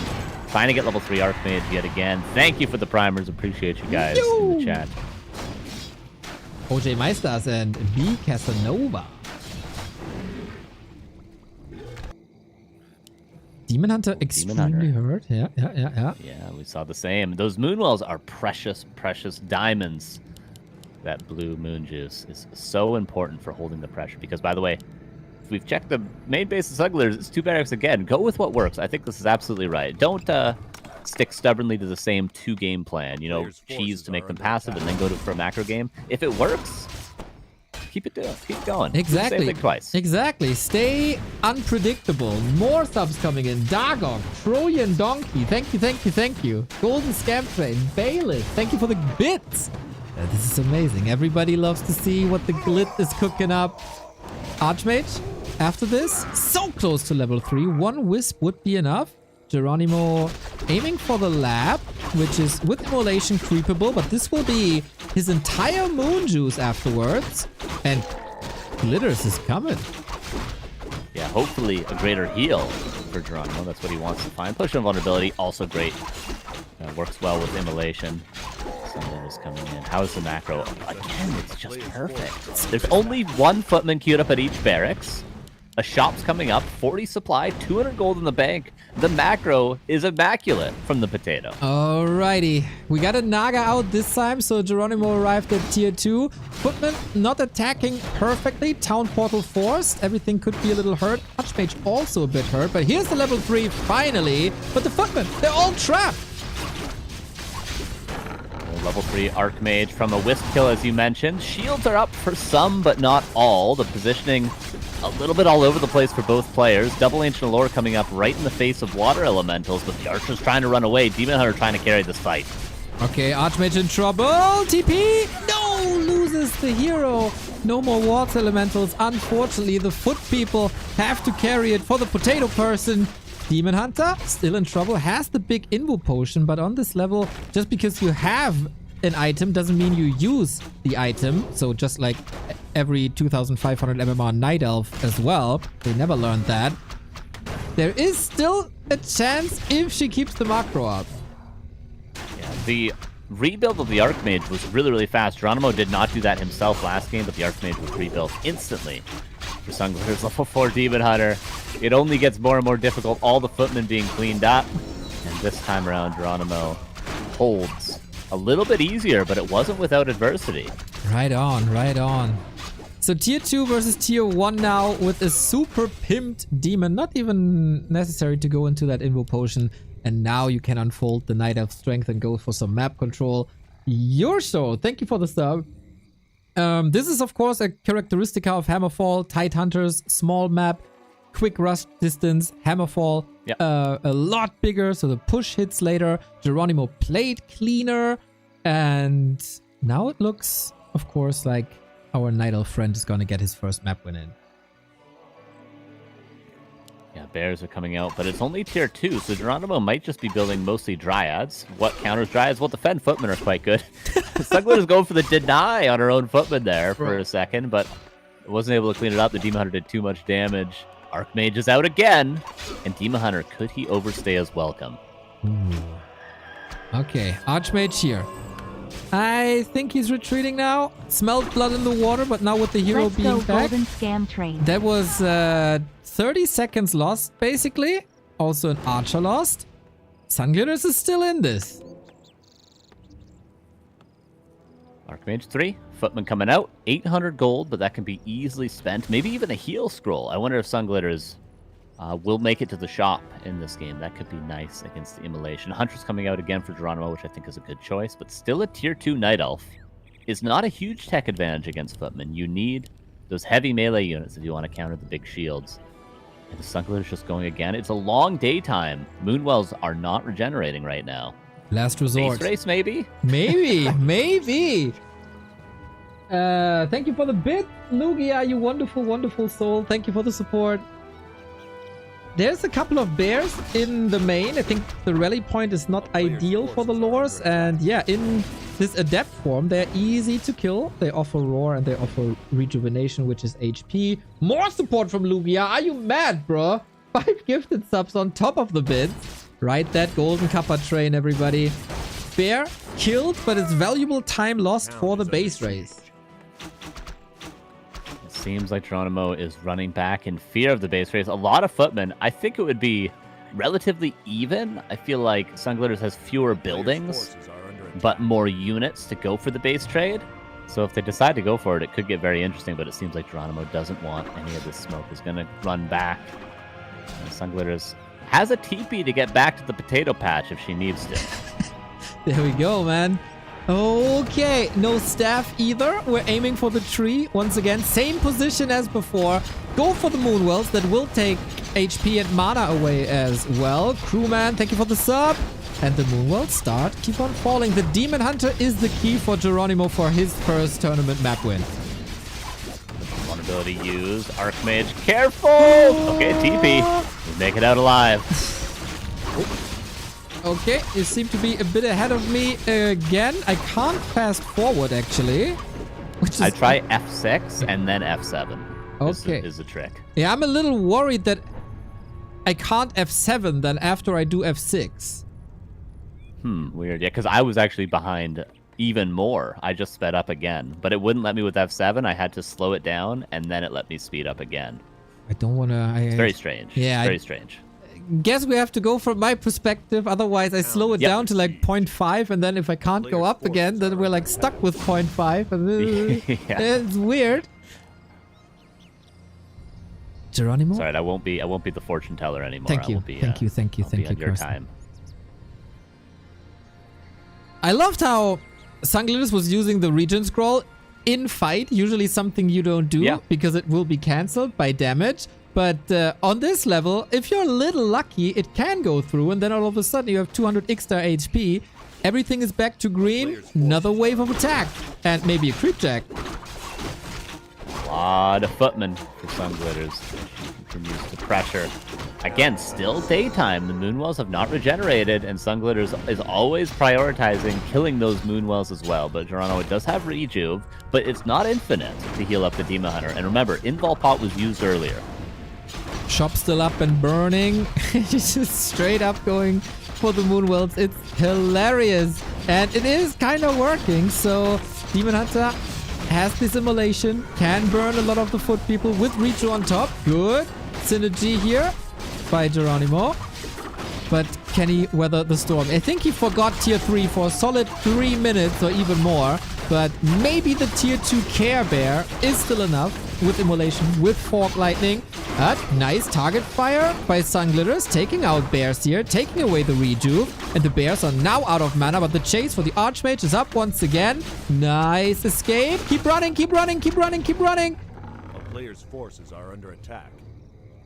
Works for now. Turns around. Oh no! Oh no! Misses the right click for a little bit. And now everything is bruised and hurt and probably pray for the level 5 Demon Hunter. Yeah, that's a lot of experience from the Footman. Very, very close game. Like, there was times when Geranimo, you know, if he didn't have that push from vulnerability, imagine if he gets to scroll the beast from the lab instead. Demon Hunter could easily die. It would not take much more. Just a couple of extra Footmen. But it seems like it will be the end of Sunglitters. And just like that, the macro slips. When Sunglitters falls behind, the macro slips. We have like 12 Footmen in production currently. But again, just want to point out, very close game 2. It seems like we're going to a map 3 here. Oh, this is exactly how we want our Warcraft. It's going to be good. Tier 3 around the corner for Geranimo, and then bears will probably just eat footman for breakfast. Now the next question, will we see the first ultimate of the tournament? Because the Demon Hunter is making quite some progress to being a Superman. Yeah, it's another, what, 12 footman maybe? Which is not going to be too tall of a task when it is Sunglitters with still 7 footmen in production right now. As we reach, maybe, is this the longest game of the tournament so far? Yeah, I guess so. And Geranimo? We've reached 14 minutes in any of the games, and we're approaching that now. Is Neo using custom models? Yes, I'm using a mod by Kenshin. !Kenshin leads you to the download and the install tutorial. It's super easy and looks fantastic. Seems like Sunglitters is going to go one more time. Footman in production, Archmage coming out soon. Waiting with the footman outside the base to push again. Archmage will be back in a little bit still, but it will be out soon. And then one final attempt, this time against a tier 3 Geranimo. Well. All it could... Oh, okay, he morphs the bears. I was about to say, like, if he forgets to morph the bears or loses his Demon Hunter in a bad spot, there is always a chance. He had to spend a lot of resources going for Moonwells again that couldn't be put into army. And some wisps were lost, so he's floating a lot of gold but doesn't have the lumber for more units. But without an Archmage, this will be hard for our beloved Potato, and the chase is on. A lot of footmen, and worth pointing out, normal damage is really good against heroes. If the Demon Hunter's out of position and he tanks too much, footmen will do a lot of damage and can potentially get the kill. If the rejuve isn't there, if there's no staff, if there's no personal vulnerability, so this could be the last big fight. Right on. Instantly surrounding a bear, top notch. One footman as a decoy for the bears, but the redo on top. Geranimo is getting better. Still out. Oh, I was about to say out damaging that one, but no, the redo is actually a savior. Demon Hunter 5.5, getting close to an ultimate. We might be seeing it this game. Demon Hunter, I wonder if he'll have enough mana to pop the Metamorphosis. He'll certainly get to level 6 if Sunglitters keep building footmen. Immolation has proven to be such a good tool against the footmen.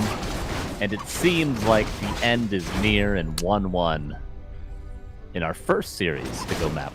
Right on. Geranimo, it was a rough start against the top favorite in the group and then against the mass footman all in on map 1 that he didn't expect to be seeing. But he's stabilizing. He seems to be warmed up now. This was a lot cleaner than anything that we've seen before from him. And if that is the future of his in this tournament, maybe Guzu should be sweating a little bit. Yeah, I would say for Geranimo, it's good to warm up probably against Ompi and then Sunglitters before he plays somebody. Maybe he plays someone that's well above his MMR, well below his MMR, and then he'll play the match that he's expected to maybe even be a favorite in. Probably not, but, you know, a match that could certainly, he could win 2-0. So it's good that he has this long warm up against the cheese and then against the more standard play so far. But Sunglitters has one more crack at it. Will she go 3 times for the footman all in? I wonder. It seems like she has a lot of fun. I don't think it's going to be like map dependent or anything. But, you know, just for the sake of wholesomeness, we tune in and check her out once again if she's in a good mood. Of course, our Potato is always in a good mood. It was cooked. Yeah, that's a solid post-game analysis. Yep, fair enough. Is it, for a potato, is it good if it's cooked? I guess you don't want to eat raw potato, do you? I did try. No, it's not that great. Not great. Undercooked potatoes also not great. They need to be just right.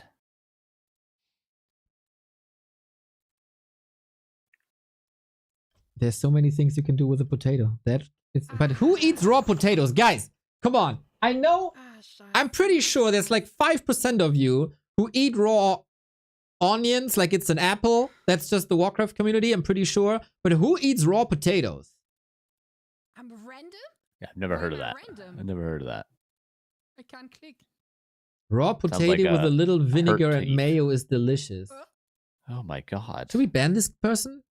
I guess it's like the consistency of an apple. Isn't it more hard than an apple? A potato? Yeah.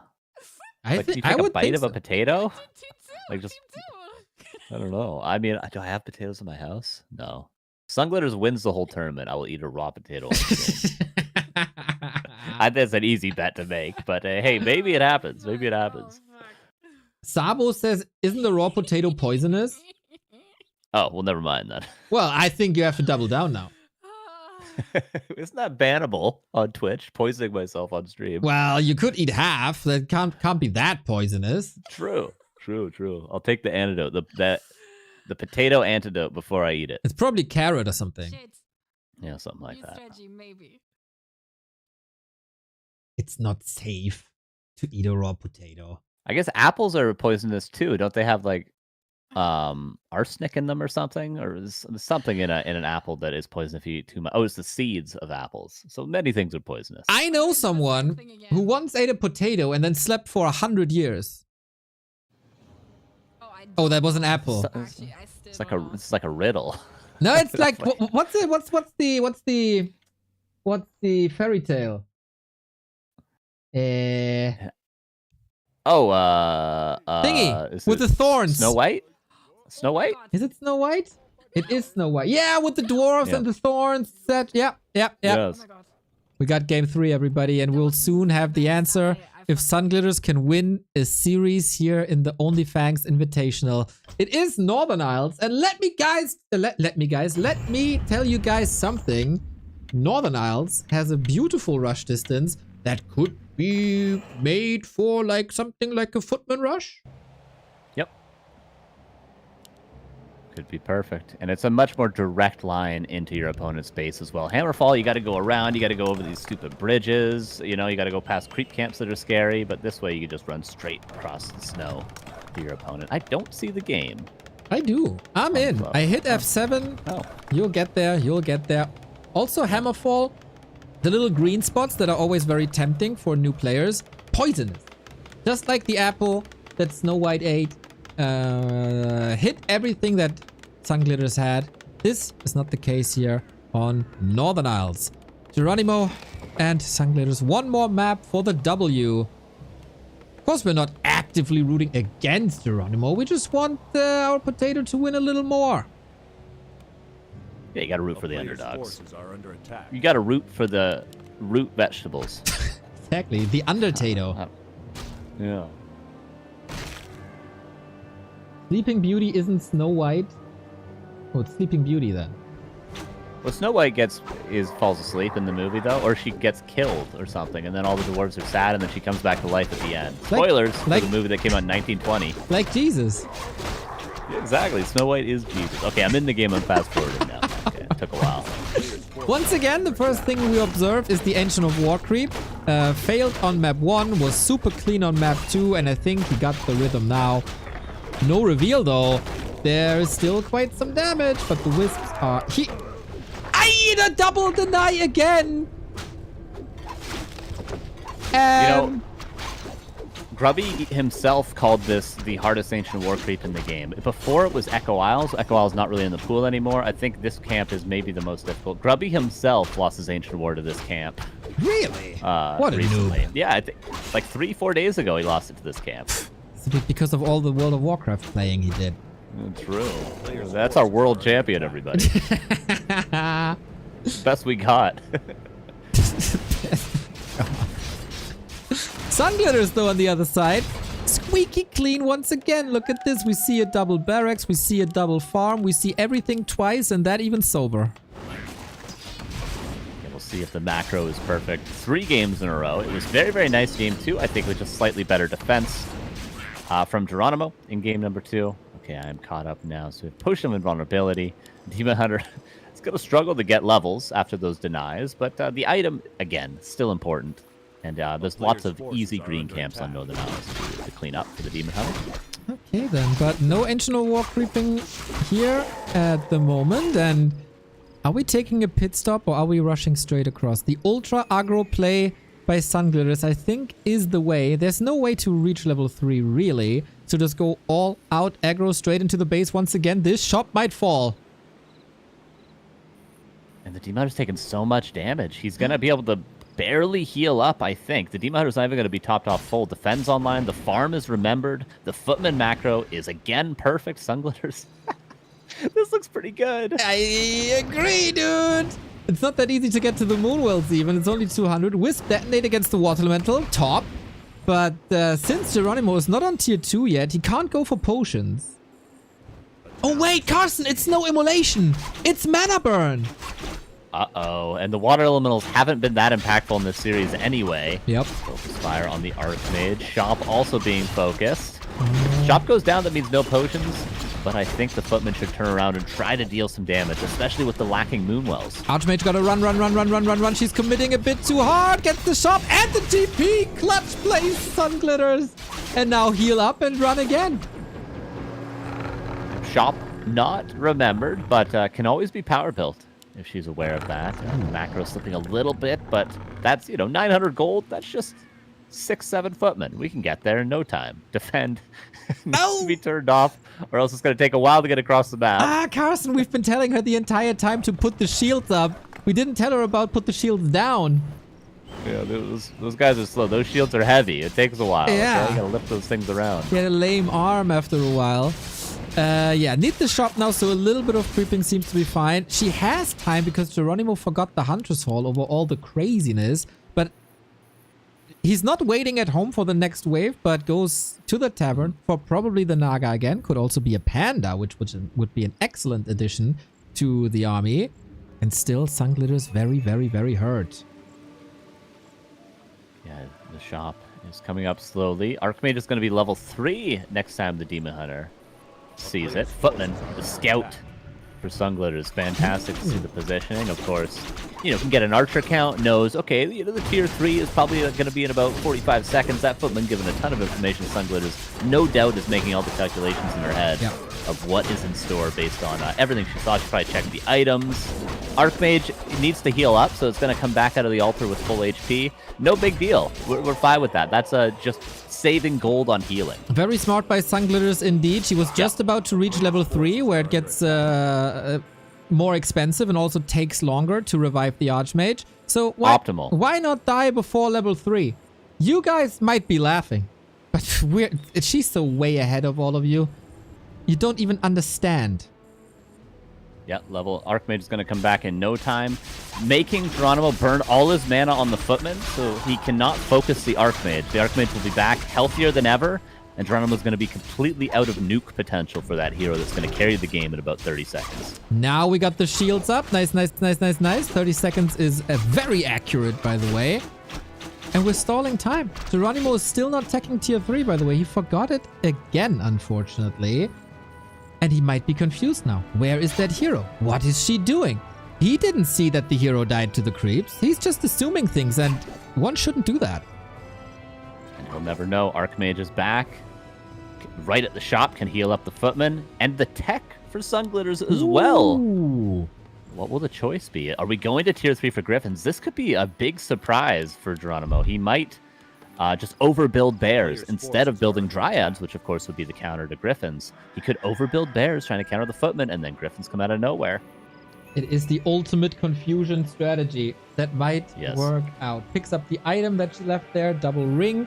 Super nice because Geranimo is so heavy on the hero focus. More resistance to physical is sweet. And creep jack. Item. Boy. And a town portal. And focus. Almost the kill. Archmage now going to get level 3. Geranimo goes back to healing. He's still waiting for his tier 3 as well.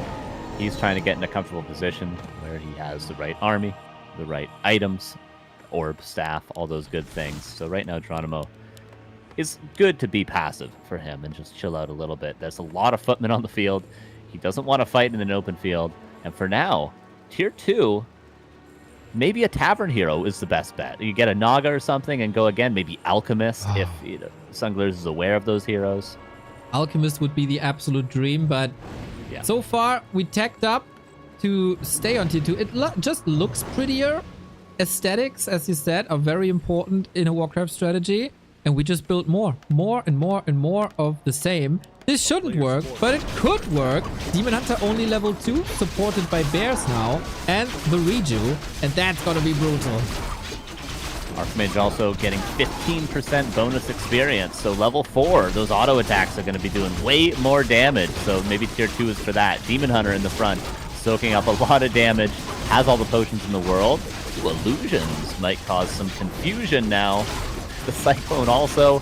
Wait a second, Naga getting quite low as well. She doesn't finish the job! She doesn't finish the job! The Naga! Oh no, so close! Archmage, wait a second. Archmage comes around the outside, forces some potions. The footman numbers are still pretty high. And the invul now used. All the heroes are low on the field right now. This is gonna be level 4 Demon Hunter in no time. You might have denied a couple of units. Shield partly up still. Gets the bear. Whoop, there we go. This is way closer than expected, but of course 8 supply about to drop due to the footman. Glitters needs the hero kill now. Naga! Click, click, click here! Click her! Click her! God damn it! So close, but there's limited healing right now for Geranimo. If Sunglitters was only building footman, there's 1100 gold. The macro slipped a little bit, but look how low. How does he heal up? Level 3 on the Naga, but 1 HP currently. Can Sunglitters finish her food? Level 4. Doesn't seem like it. No way, man. She's still producing. The macro is so sick. Just click that Naga. Another bear comes in for Geranimo. Lifesaver. Literally in the case of the Naga there, and Geranimo barely holds on. They both have single-digit units left over and are very, very bruised. The footmen continue to be produced. Okay, can Sunglitters invest that gold into an army and go again? Carson, I'm so sad. Oh, it was so close. The Naga was about to die 3 times. Imagine she builds a Mountain King or an Alchemist or any of these two. She has this game crazy. Yeah, second hero would have won the game during that push for Sunglitters. Yeah, any tavern hero, probably Naga. I would say would probably be the easiest and the best to use. Just turn Cold Arrow on and forget about it. If only. If there was live coaching and you said the only thing you could say is pick up a Naga and right-click Cold Arrow. Easiest Then game. everything else the same. Yep. Guys, she's 400 MMR. Cut her some slack. Bro, we're cutting her all the slack in the world. We're actively rooting for her as hard as we possibly can. We are fans, okay? We're Team Glid.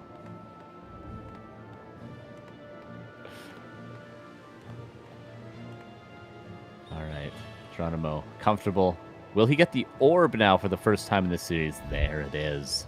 And Geranimo is finally stabilizing after 3 games of intense pressure. Can he have a moment to breathe? Doesn't seem like it, because Sunglitters, again, is pushing. Rebought the town portal so we can go even one more time after this. It's just streams of footmen. Dude, when I know that this series is missing something, that it's an encore, and I just want more and more and more of this. Cyclone, super sweet. Demon Hunter with full mana, though. He's gonna be the weapon of choice again for Geranimo. Water elementals are quite good against the bears if they're focusing. Archmage nicely mic'd away. Those rings, as you mentioned earlier, are helping out a ton. Demon Hunter is pretty bruised. He's got a potion, but that's not that much healing for him. Oh, level 4. Falling. Evasion would be so good for Geranimo, by the way. Who's just burning and burning away, and his Reju usage is really good. Oh, Naga on the other side of the map taking a lot of damage. Will Geranimo notice? He's microing the Demon Hunter. He's cleaned up those footmen, but the Naga could be the one to fall. Come on. Just forget about the Naga. Okay. Well, we need to rebuild and go again. There's only one way forward. Exactly. But you mentioned it earlier, man. If she had tech to Griffins, her signature strategy, it would be perfect right now. There's no anti-air outside the Demon Hunter and Naga. These bears would have all been dead for a long time. Yeah, Geranimo right now is at 50 supply. And, if he broke upkeep and built a couple more bears, eventually you get to this state in the game where you just physically cannot counter units because you only have 100 supply in Warcraft 3. That's not that many units. So you just don't have a lot of supply capacity or resources once you're in upkeep to counter Griffins. So if he had this many bears and then all of a sudden there's 6 Griffins in the air, it's just game over. It is, man. It is. But this is so stressful for a new player. You know that like 50,000 people are watching or something. You're the underdog, and you might be in the back of your head like, oh, they're seeing my mistakes, and just maneuvering across the map is sometimes stressful. She is distracting now. Noise, I like that. Geranimo could just A-click into her base probably and win, but he's not that decisive either. Town portal might have to be used again, but it will not be, it seems like. And really high-level heroes again. We didn't have Metamorphosis last game, but we might get it this game. I really like by Geranimo that GG it is. I really like Geranimo. He, of course, ate the defeat on map 1, but he made really good adjustments. The rejuice were on point. He took care of his Demon Hunter, and he knew that there would be a lot of hero focus, and he always had a potion ready. Of course, not 2000 MMR perfect play, but exactly what he had to do in that situation of the game. Keep the Demon Hunter alive. He will be your carry. That's what he's designed to do. And that part of the game, he played very, very good. Yeah, I think memes aside, I think that's the ideal result for both players. I mean, it shows that a cheese can make up the difference in MMR. And for Geranimo to be able to come back after losing and, is able to win against the cheese 2 times is nicely done by him to make the adjustments he needed to. And for Sunglitters to get a map there, despite the MMR differential, is pretty solid. I think she could be happy with this result. Both players can. Absolutely. We're tuning into the Grubby broadcast. Really cool series. Went all the way to 2-1. Geranimo, That's a little congrats on the post-game. first victory. Nice job. Thank you. Congratulations, Geranimo. Congrats on your first map victory. Sunglitters. Yeah. Well, thank you. She's so locked in. Yeah. She's just seeing the game in front of her face. Yeah. Honestly, you did really well, Sunglitters, especially adapting, trying out a whole new build as well. I think you did really well. These games were so close, and they were swinging back and forth. In the end, the bears are just too strong. But you did really well. These were some really good fights. Yeah, once I saw the bears, I kind of knew it was over. Because I went all in. And I also, they cannot not attack the wisps when they're working. I was trying. I couldn't attack them. You can, but not every footman can attack at the same time, so they end up tripping a lot over each other, right? Yeah, probably only 2 footmen. So you needed to separate them, maybe. Oh shit. Okay. Yeah, handling melee units is so hard, honestly. Yeah. I think you did really well. Sunglitters gave me a heart attack during that series a little bit. That first game, you looked so overwhelmed, Geranimo. Dude, I've had one hell of a morning. I could DM you after and explain it, but I wanted to do it during the tourney. Dude, today's been, I'm just ready. I'm I had to jump into it. I'm ready to game. I'm just... You found your footing, got your first up. Congrats. Finally. Congrats. Sunglitters put up a fight though. She was popping off. I was trying. No, you were doing real. I was not expecting you to do that. You just took. I was like, oh, she's doing the rush, and I was like, uh-oh. Because I knew the strategy that I normally do. It just doesn't work against Night Elf so well. So I had to do something else. Oh, the Griffin thing? Yeah. No, you did exceptional. I think you actually would have beat the last game. I was in a really bad spot. You almost had me. It was so close, actually, that game. Yeah. No, yeah, I screwed my creeping up, and my Demon Hunter was 40 or 30% HP. Okay, the games and the fights in general were so close. It was really good games to watch. Oh yeah, that was fun. I had a lot of fun either way. Oh, Grubby wanted to talk. Oops. Oh, sorry, Grubby. I apologize. Sorry. Yeah, I think you deafened now. But yeah, you guys did really well. Really good fighting. Thank you, Annie. I'm so proud of you, Sunglitters. I'm sorry, Geranimo. I'm looking forward to your games I'm tomorrow. proud of you too. No, I feel bad for because Grubby was trying to talk and I was talking over him. I feel bad. Yeah, I kind of did too. It happened. It's okay. I'm sure he doesn't actually mind. But he just deafened us, which is the easier thing to do. But yeah.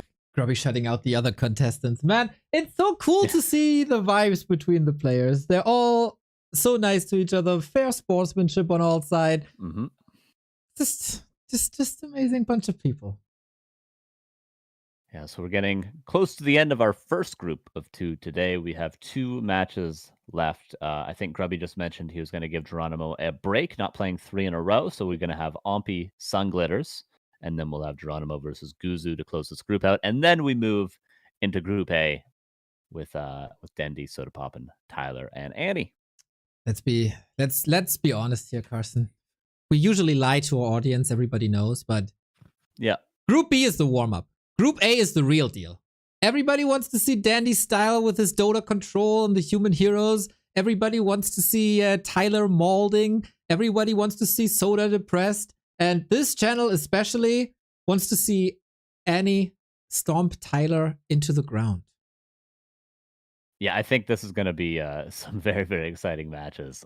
All these players, I have question marks next to them as to how well they're going to perform against each other. I think all these matchups could go either way, really, with how much preparation people have put in.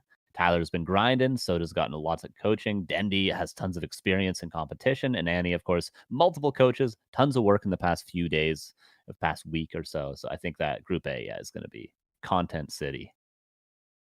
You know that if Annie is losing, you got to comfort me, and I'm going to be all sad and crying. I think she's got good chances. It's hard because only top 2 make it out of the group, but honestly, I don't know. Like, I've seen a lot of Tyler. I've definitely watched the most Tyler of any of these streamers. For Soda, I know what his general game plan is going to be, but who knows how he'll play under the pressure. That's right. It's, of course, a little bit of a rematch coming. If you guys followed the Onlyfangs arc, Soda was the leader of the Onlyfangs gang, and then Tyler challenged him to a one-on-one in World of Warcraft. And Soda, of course, playing this game for like 20 years. Tyler just recently started, and Tyler actually won, took over the War Chief title of the Onlyfangs guild, and now the rematch in Warcraft 3, where Tyler is the favorite and Soda is the challenger. And that's going to be our main event for tonight. Here, Group B once again, Ampi 2-0. He is pretty sure in the playoffs already. Question is if rank 1 or 2. Geranimo, oh no, he's through. He cannot be kicked off anymore, I think, because he won the direct comparison versus Guzu, and Geranimo had to beat him 2-0. You know, Ampi first place, very sure. Yeah. It's between Guzu and Geranimo, while Guzu has to play. They will be playing against each other, so that's the match for the playoffs. Yeah, and obviously seed number 1 does have some impact. It means you'll play seed number 2 out of Group A, I believe, in the semifinals. So it means you won't play the best player from Group A, but the second best from the matches that we have after this group. So it will have some impact for tomorrow's matches, which will be the playoffs. Yes. And a special FFA between all the people who are eliminated today. So that's going to be the opener. Gonna be good. Gonna be good. Fun. So there's a little discussion in chat if people are not GGing. In War 3 Champions, there's a TV client basically where you can watch all the matches that are played on ladder and also the custom games if that's enabled. And in that, you unfortunately can't see the chat. So you can be damn sure that everybody is saying good luck, have fun, and everybody is saying GG. Just unfortunately, you don't see it. But I mean, you heard them in the post-match talk, right? Like everybody is super friendly to each other. There is a GG. Unless it's Tyler playing. We'll see in Group A. Yep, that's right. Yeah. So Sunglitters versus Ampi is next. They're already in the lobby. And then we'll see how Ampi deals with this, or if Glitters has another strategy for us. But since we have a little bit of a break, if you think this is fun and if you want to start Warcraft again, Battle.net at the moment, not the greatest experience. Everybody here in the tournament and everybody who started to play Warcraft because of this Onlyfangs Warcraft arc is playing on War 3 Champions. It's a community server that has way better playing conditions because Battle.net, you know, that platform from $1 billion company, has 5 servers around the world. The community server that's funded by the community has 30 servers around the world. So wherever you are, you're definitely going to have a better ping than on Battle.net. And matchmaking is so much more fair. Grind through the beginning, lose like 10, 12 matches, and then you'll be matched with people on your rank, and from there on out, it's just nothing but great and fair games. And as you saw, a lot of people started playing. The lower MMR scene is very populated, so you find games super quickly as well, which was usually the selling point for Battle.net. But now War 3 Champions has that as well, so it's once again, and always was, the prime platform to play Warcraft 3.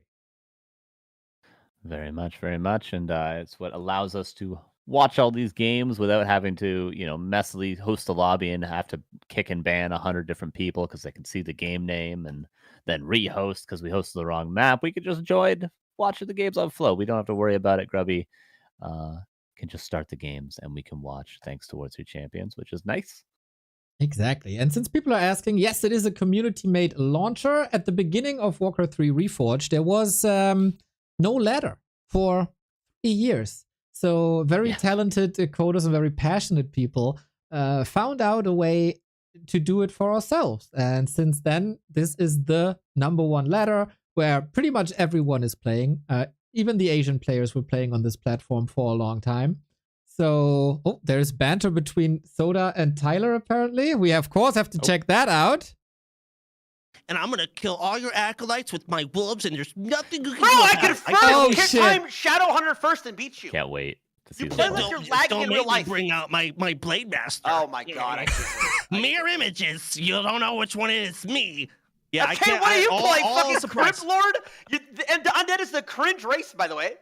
That is It's a not cringe. true. You just sit there and you tower hug the entire game. Shut the fuck up, Tyler. Let's argue, but let's not argue over the. You damn well know that Undead and Orc are the least cringy of the four. True. Well, orcs. Orcs are the Undeads are actually cringe. I'm sorry to tell you, bro. No, they can be cringe, but they're not. Lich, Death Coil combos are sick. It's right. What do? Tell him, Ooh, Soda. Look at me. It's I've got cringe. headhunters. True. Look at my headhunters. I made them so It's not even fast. headhunters, though. That's the thing. I have I'm gonna come in 800 with my different Farseer. strats. I'm a scout, by the way. Look at my summons. Like, no, dude, you're cringe too. Scroll of the Beast. I'm so fast. Look at me go. That's not cringe at all.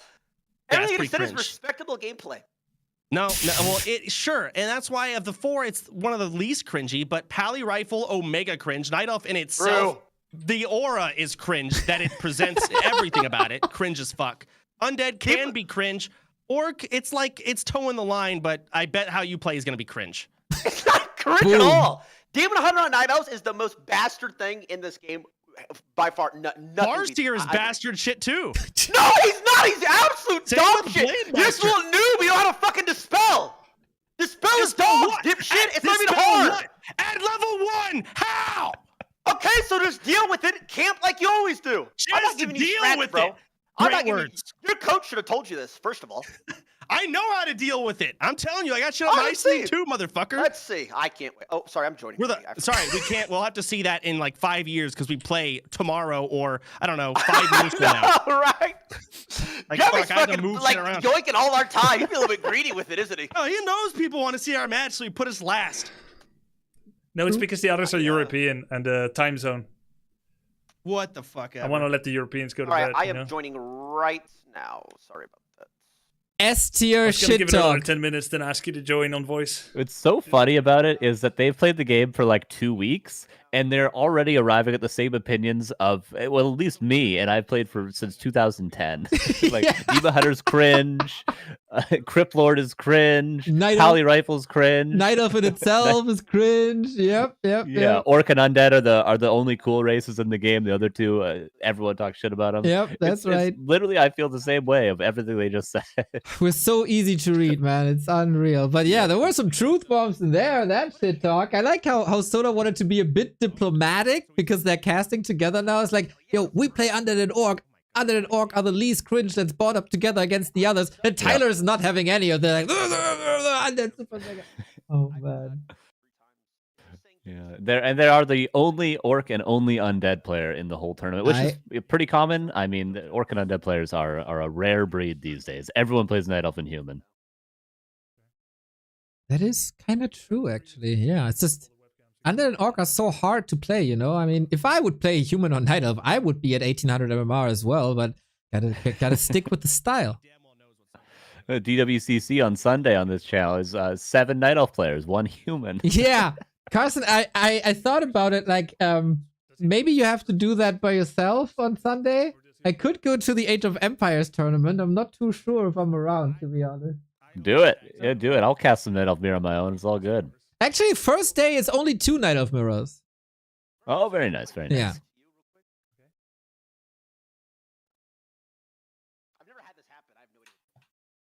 Seems like we're getting ready in a sec. Yep, Northern Isles.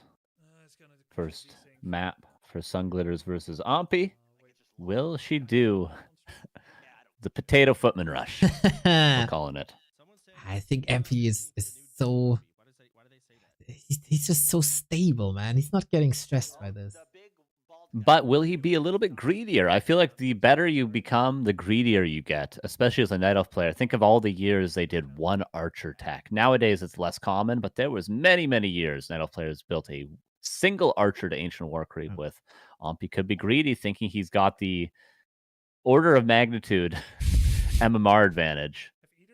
But the footmen, they can defeat anyone. I'm just mesmerized by the chat.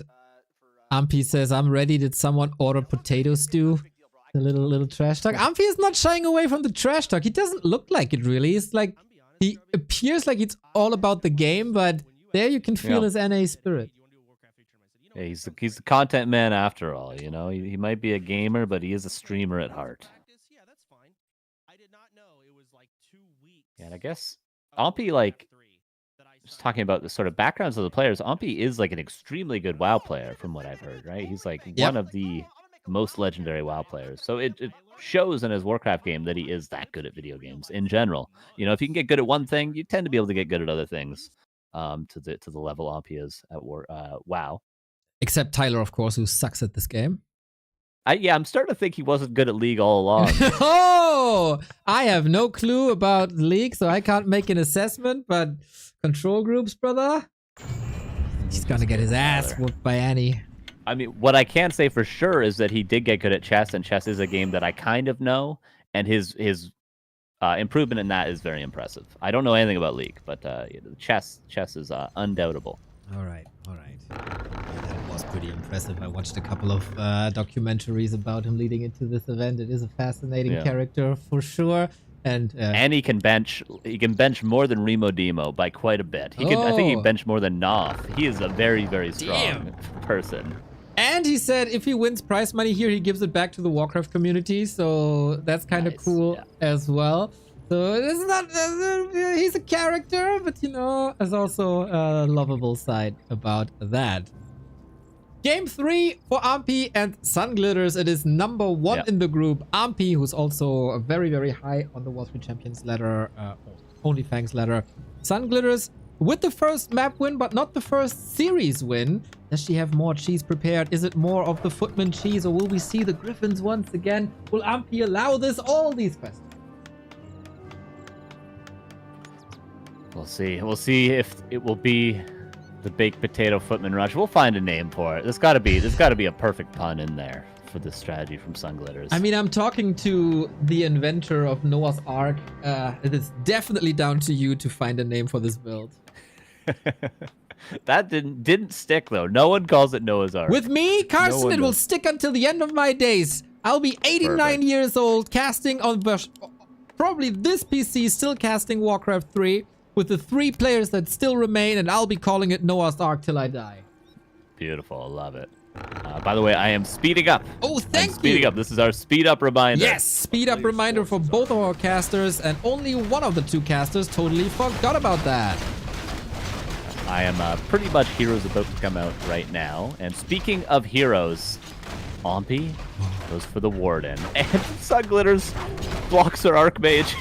No! Oh, that is very unfortunate, but she found a solution quickly. Yeah, the first one of the tournament, it had to happen. We had to have Ancient War denies, and we had to have a hero getting blocked by one of the humans. That's just always standard to happen, but again, fixed it perfectly. That farm is not a big deal. She still has open supply. That's right. You see the difference already. Ampi super clean with the Ancient of War. No denies here. Did you see the little hype video that Grubby put out prior to the tournament? Ampi had some sick Warden moments there.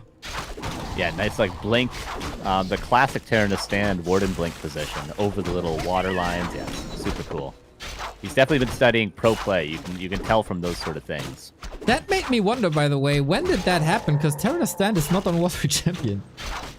Maybe before people started playing War 3 Champions, that might have been BNet map pool. Even more impressive than when it went on so early. But yeah, the Warden is an excellent choice. Obviously, Ampi has been watching these games and streaming these games. He might assume that there's the 2 barracks footy rush coming, and the Warden from level 3 on with Fan of Knives simply destroys these footies.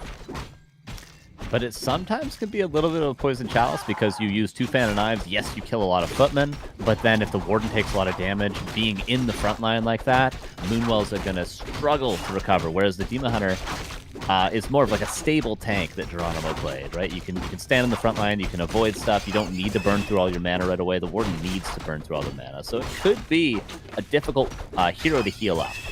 True that, true that. Ring helps a little bit, diminishing damage. 1 archer fell, so even the group leader Ampi isn't almighty. Chat is announcing, by the way, he warms up on BNet and then switches to War 3 Champions. Smart approach, Ampi. This guy, he certainly has a brain. And he's showing it here. I think the Warden, he's a smart decision. He knows who he's going to be playing up against, and obviously he's so far, the last 2 games we saw from him, he had specifically prepared things for his opponent. Because so far it's been a little bit telegraphed. Pot him, and then he's been up against mass things. Mass riflemen, mass huntresses, mass footmen, and he's had 3 different styles, 3 different approaches to each opponent. Yeah, very, very well prepared. And great fundamentals. Barely any mistakes. Another ring for him. And we know that these footmen will be clicking on the Warden, but even for that he's prepared with a blink and physical damage reduction. Defend is coming up. Footmen are coming out. Again, the build order by Sunglitters. Pretty much perfect. Not supply blocked for too long. We'll be fixing it with a little bit of power build. And Ampi is actively looking for Sunglitters to jump onto these footmen and spin around. Yeah, Ampi has been, as previously mentioned, that he might be very greedy. He's been using the Ancient Wars a ton. He has currently 1 archer with the second one just coming out. Geranimo previously had 5-6 archers by this point. Obviously, they're not going to be great against the footmen with defend, but as Sunglitter's shown, she doesn't always put up those shields, so the archers actually had a lot of value in the last games. Geranimo also was building huntresses. He was staying on tier 2 a lot longer. Ampi is going straight tier 3 double lore with currently 2 archers. This is very greedy. Sunglitters has some resources banked, uses militia real quick to deal with the illusions, and wants to heal up a little bit. But here's the real Warden, and I wonder if Sunglitters knows, and now she knows, Fan of Knives into the blink, not getting surrounded. This MP's specialty so far. And Archmage is far away as he was chasing after the illusion. That's the second blink that you mentioned, and Warden games, baby. Gotta love it. Yeah, not great from Ampi, actually, because he's doing this right next to the shop. If he did this out on the map, Sunglitters probably wouldn't be thinking about healing. But because she's still at home, she's just going, oh, I can heal up all my footmen. That's all the mana invested in a lot of the health. The Moonwells are going to be pretty much drained. I mean, I think he'll have, let's say, Moonwells cut in half after this for us. Okay.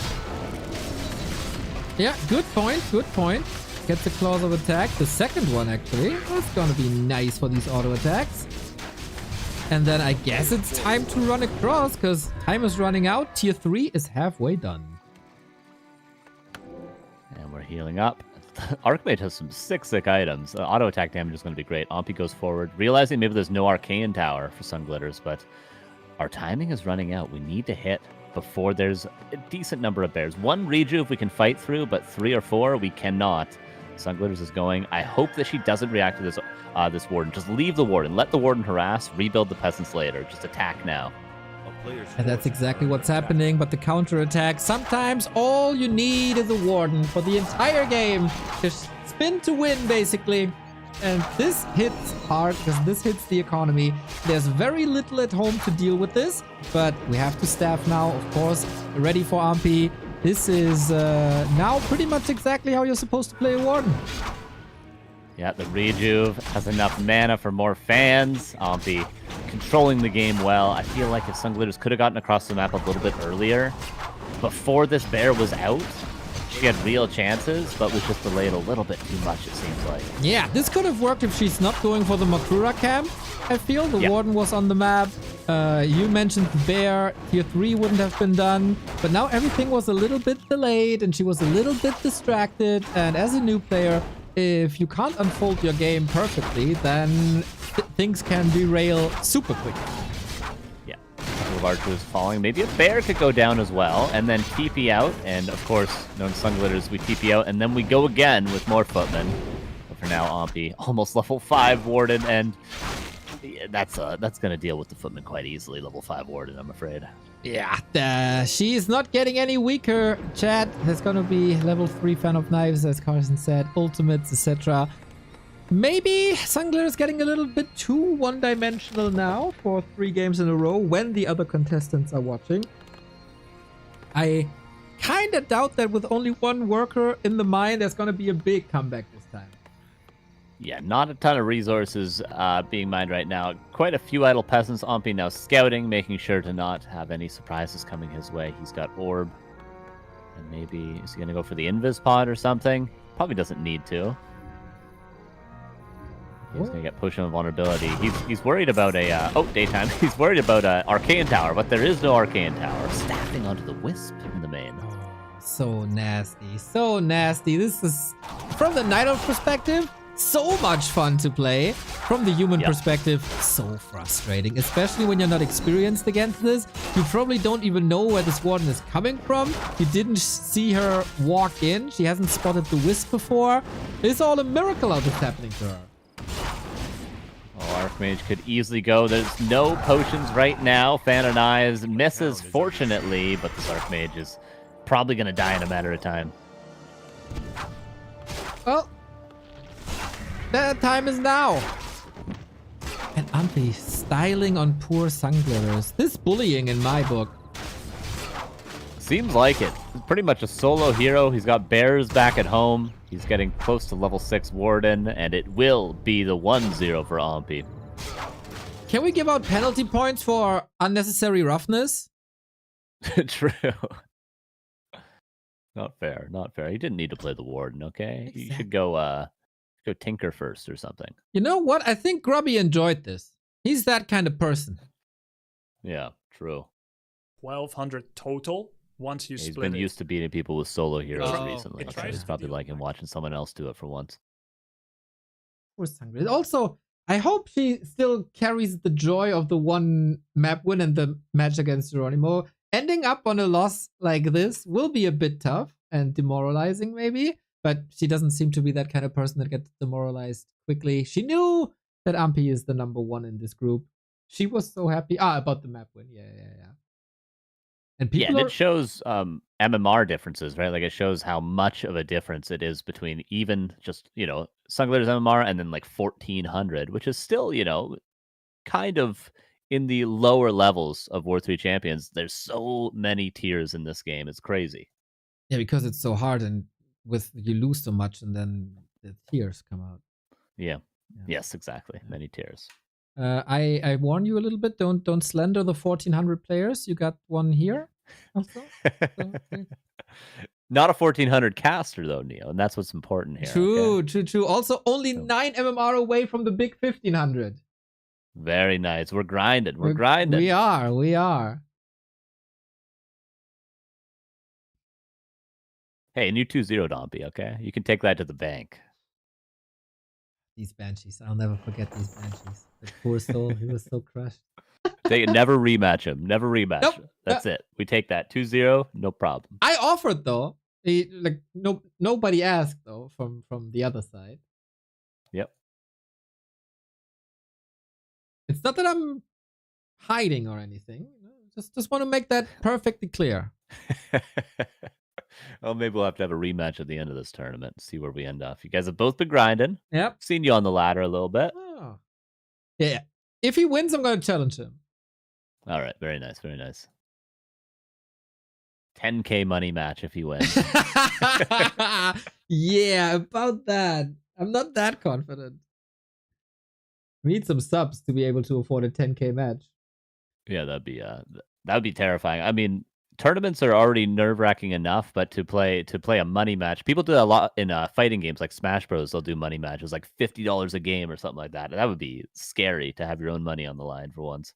I mean, if Blizzard Entertainment decides that Ampi versus Neo is the next big event and they want to throw money at it, we gladly take it, obviously. True, or maybe like Lynn Happy Starbuck Moon. Why? Tournament. Oh, no reason, I think maybe Blizzard could throw some money. Yeah, never mind. Thank you for keeping the stream and overlays clean. Multiple FPS and chat on stream make the viewing experience a bit messy for me. Yeah, cool to have alternatives, right? I mean, the full entertainment experience, obviously, over at Grubby, we hear a bit more clean. More clean than Grubby. I like that. I like that approach. It's fitting. Yeah, Grubby goes for the highlighting the streamers. I think we go for the highlighting the games. Two different approaches. Keep them on both monitors. You're good to go. PFP's profile pictures. I see. Yeah, we are on the boat map. Go for Warhail. Is Ampi that kind of guy who's gonna abuse that now? I hope so. We haven't seen a boat yet today, but we've only had one opportunity, and it was a relatively short game. So hopefully, I hope for the boats. I hope for Griffins. Give me the chickens. True, we've only seen a couple of Griffins, and honestly, the game was already over by the time Sunglitters got to that point. So give her a game where she's comfortable with an army that she can actually win a fight with. That's what I want to see from Sunglitters. Exactly. She's been playing that on ladder for like 10 days straight. This is, if we're honest, most likely her last game in the tournament. So go out, all guns blazing, all chickens blazing. Yep. And try to bring it on the map. Looks like. And we will get, if not Griffins in this game, we'll get them in the free-for-all, I'm sure, tomorrow as well. Oh, yeah. There's always a little more time. Looks like we're waiting for Ampi at the moment. Probably has to look up the build order again. Looking up some guides really quick. Yep. He's on Ark's YouTube channel. It's so characterizing for the scene that this guide is still the #1 guide for Night Elf players. Not because it's bad, just because it's old. Yeah, it's true. Yeah, people are still watching Centauran's micro like control group video and stuff. You know he went to a cult, right? Oh yeah, I saw those streams. Yeah. Oh yeah. Speaking of World of Warcraft, because he was a WoW, a Yep. WoW player. Yeah, there was a Warcraft I player. That whole thing. There was a Warcraft streamer who made some content who then joined Athene's cult in Germany. It was a wild time. We got a clip here by Smoke saying, "Here's the start of the Tyler Soda banter that you missed. It's gold." And of course, I don't want to hide that from you guys, as this is gonna be our main event, the most anticipated match, most likely. Let's see how they greeted each other. To warm up with what? He's casting. Yeah, I know. He's playing later today, right? Oh, he wants to warm up. Oh, dude, he's had all this time. What has he been doing? I've played like 8 games. Yeah, I don't know.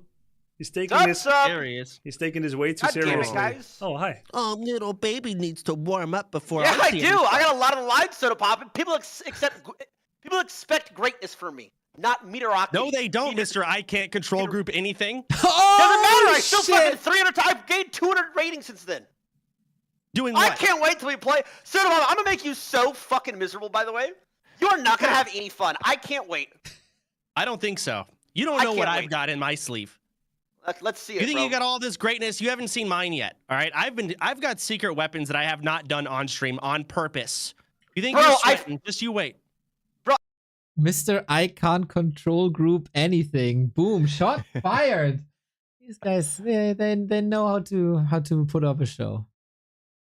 Yeah, very funny, very funny. Obviously, those two have known each other for a long, long time. I think they knew each other before WoW. Obviously, all those streamers collaborate together. They're all in Austin, all in the same sort of group of people. So I think they've known each other a while. Probably been very competitive the whole time. Because how could you not be against Tyler at every point?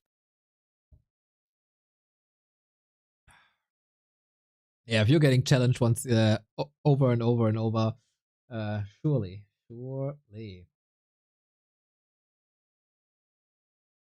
Did you try to reach out to Tyler, by the way, for coaching?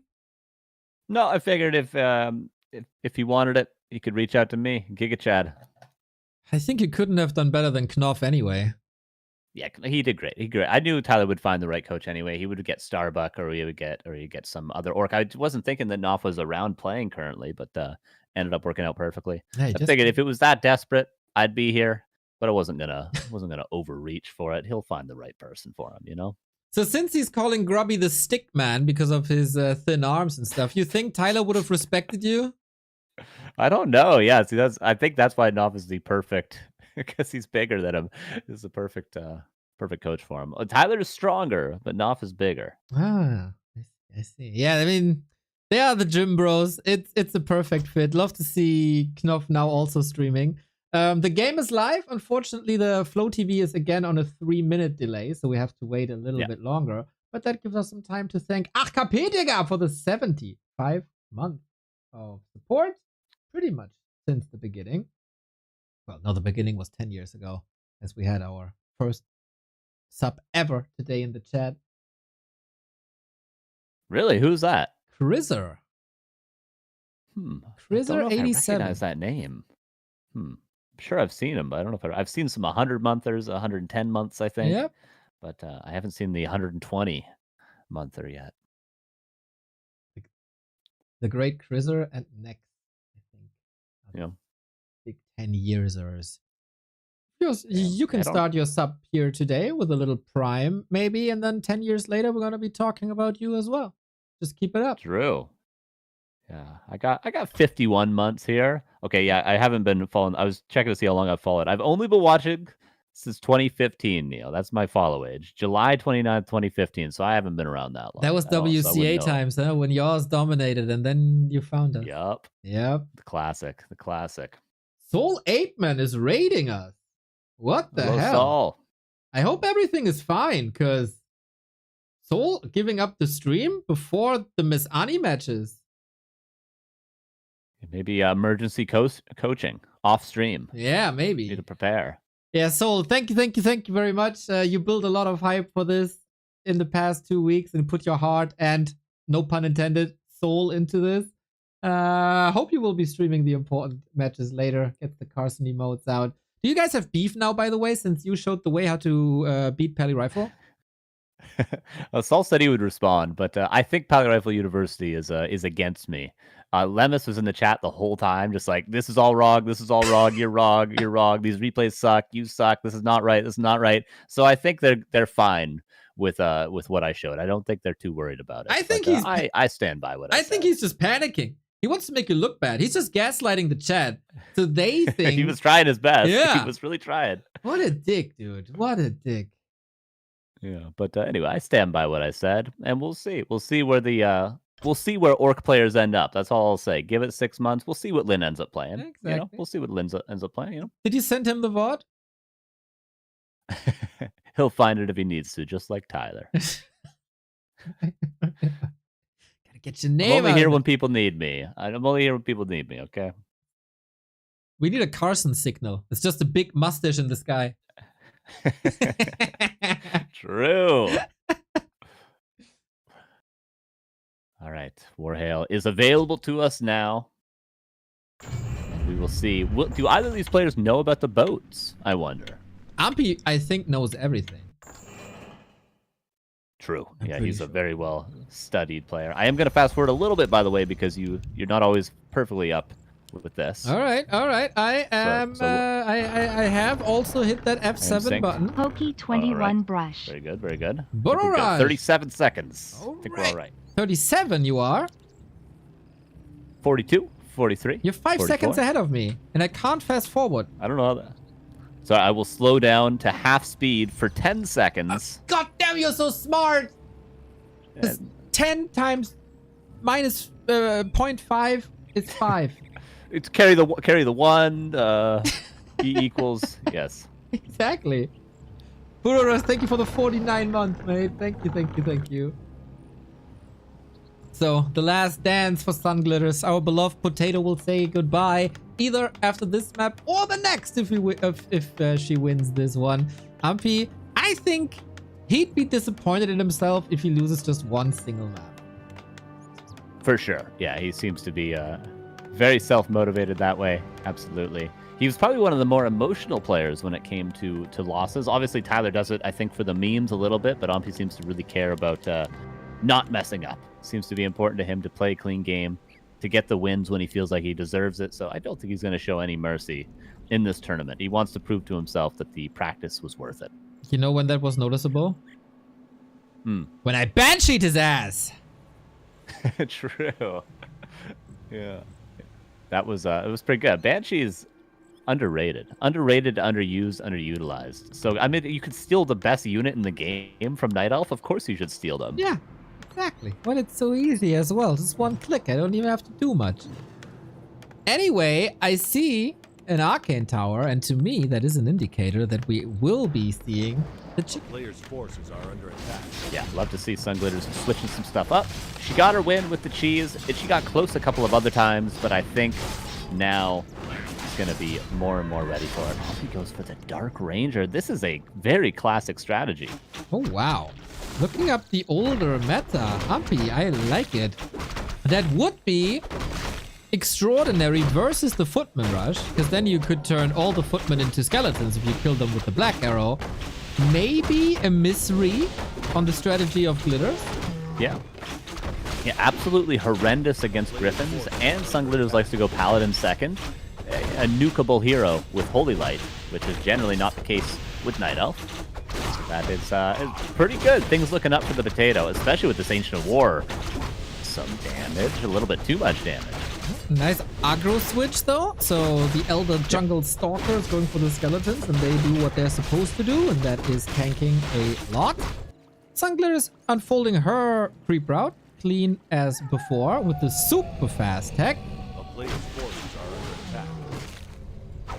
And Ampi, yeah, pretty standard tech timing actually. I'm impressed. I'm impressed by Sunglitter's macro. I expected this tech to be. I checked Onpi's. I was like, oh, the tech's gonna be a little bit fine.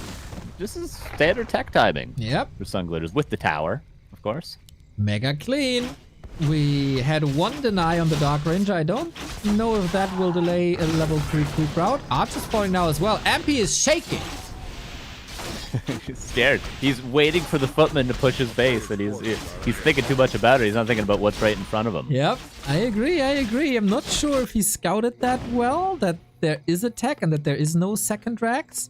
He is teching though, so he's not forgetting about that. He's not overcommitting on the defense. Yeah. But has he played against Griffins at all? I don't know. I mean, I assume at this point he's played against pretty much everything, right? But has he had the opportunity to think about and counter everything that he has maybe struggled with or lost to? I don't know.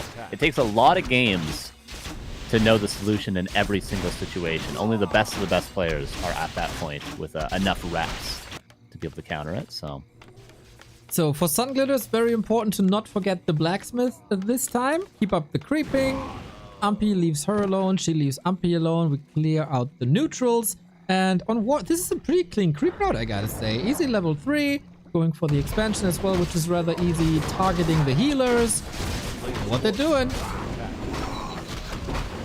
Yeah, we're going to have Dark Ranger with some more skeletons, so they're going to continue farming. Of course, the advantage of the Dark Ranger is it's good against tier 1 units like the Footman, but it's also good at snowballing creeping, which Night Elf, without Ancient of Wars, does struggle to creep a little bit. Yep. They have limited healing, and if they don't have the Ancient War to tank for them, they tend to run out of juice very, very quickly. Dark Ranger makes up for that. It's kind of the strength of her.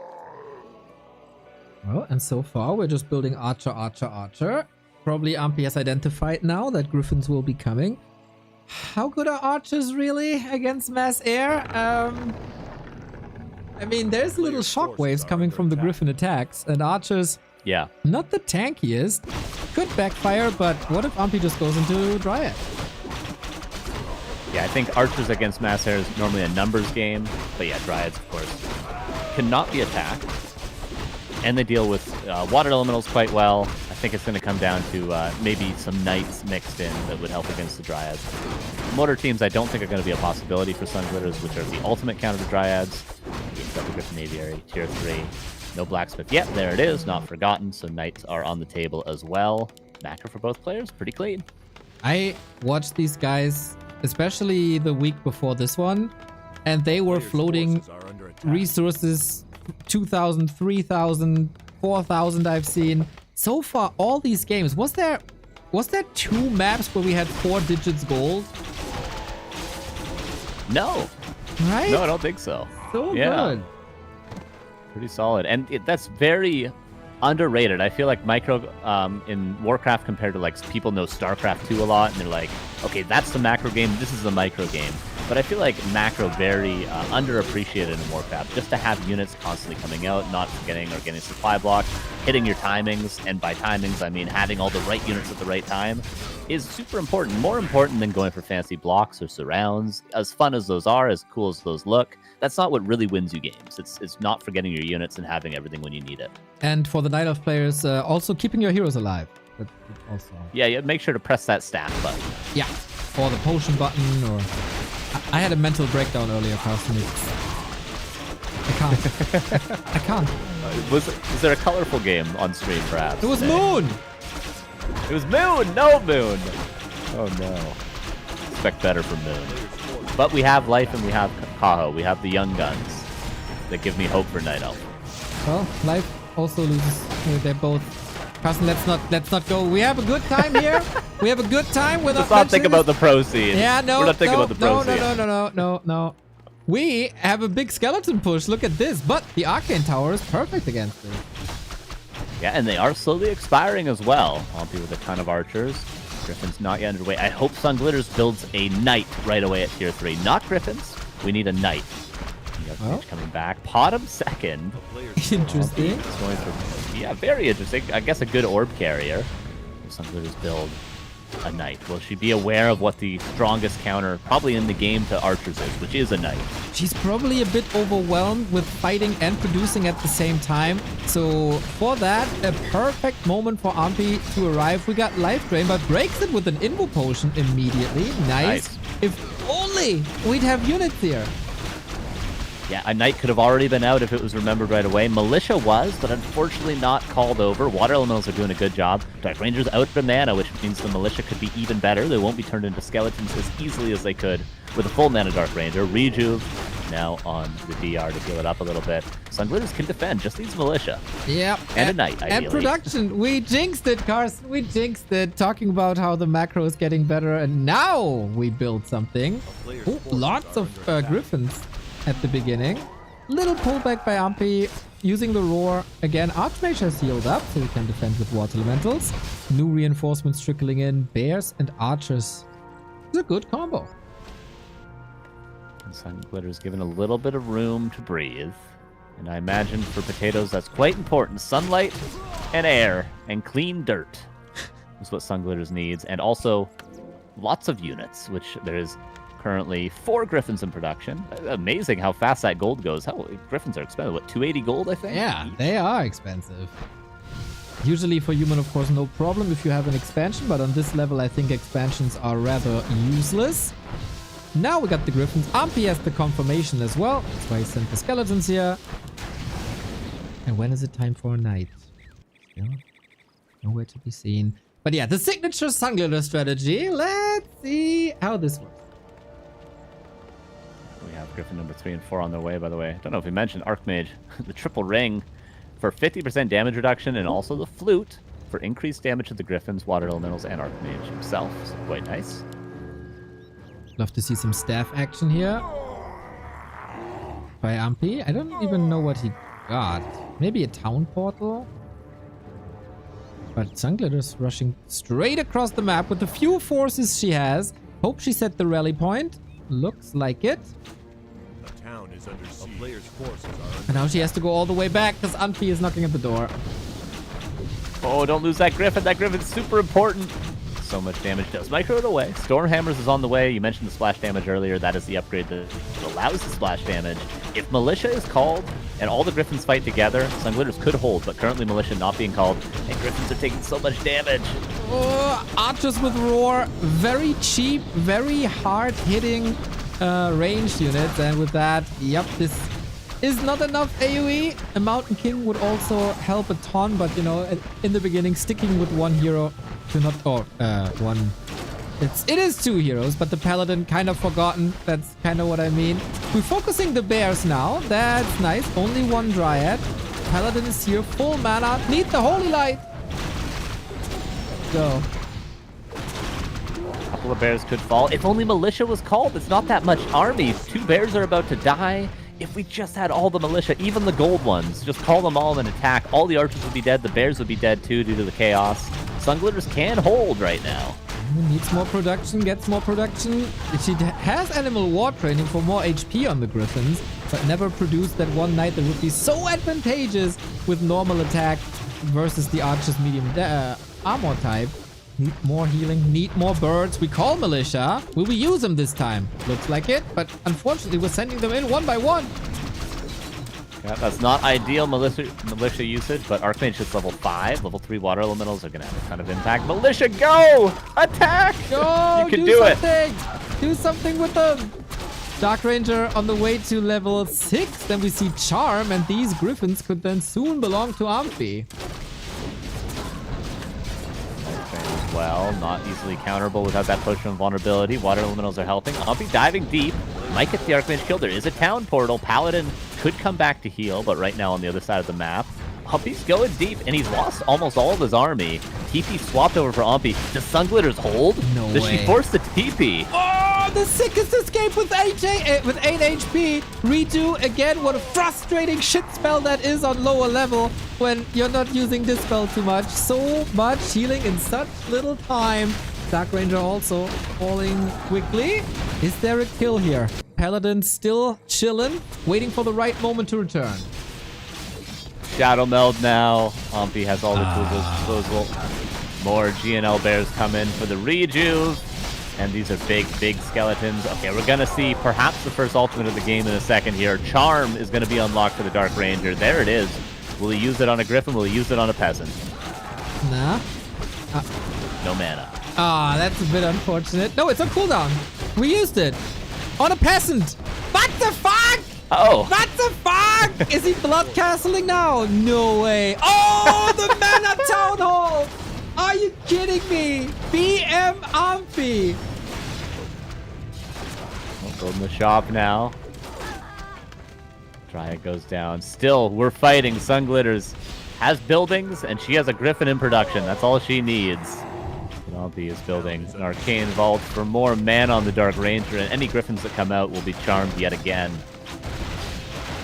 What is he doing? How can he get my worker? What the fuck?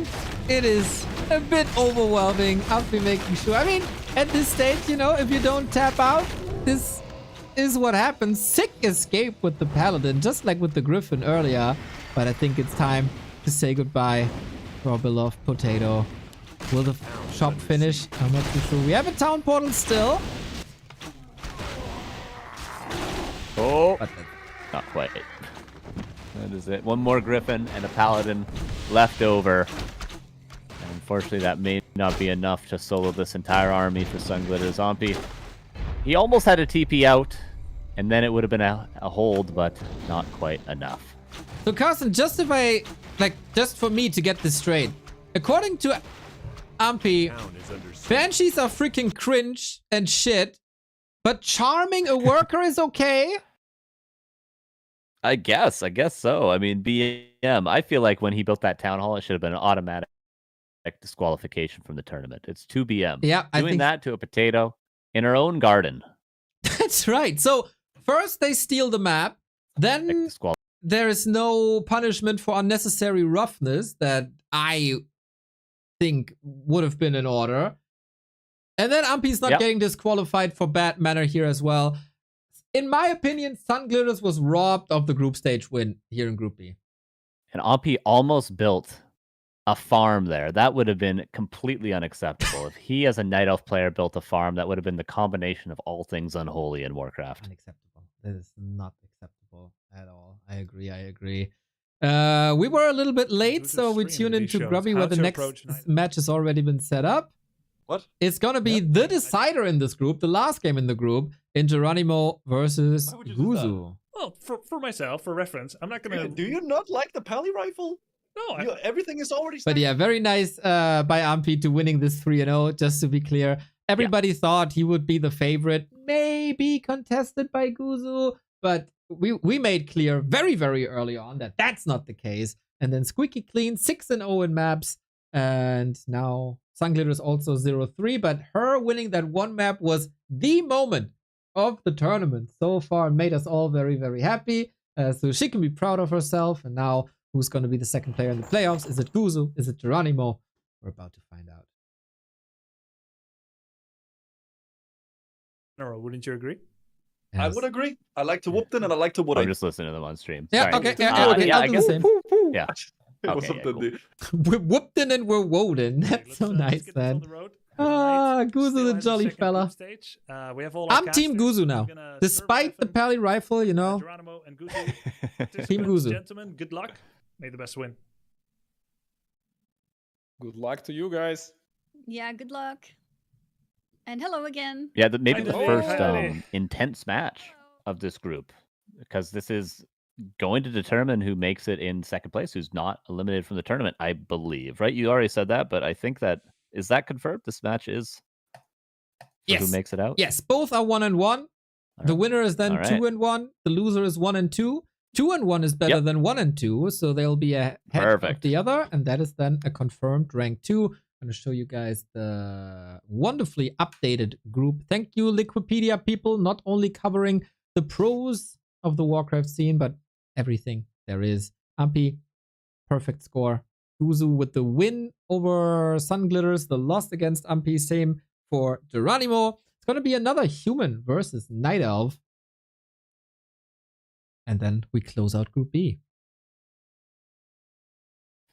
Will Geranimo be able to hold the Pally rifle pressure? Ampi showed us how it's done.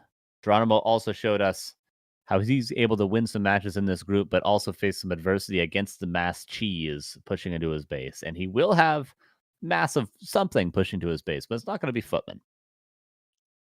It's going to be the rifles. And we've seen Ampi's approach. That looked good.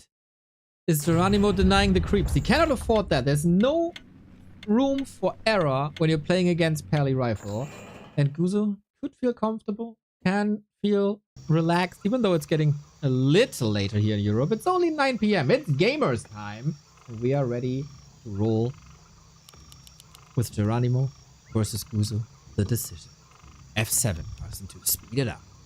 Yes, I was going to say the same. We're here. Heroes just now started. And Pally rifles, of course, for Guzu in the upper left of Tidehunters. In the bottom right, Tidehunters, Geranimo.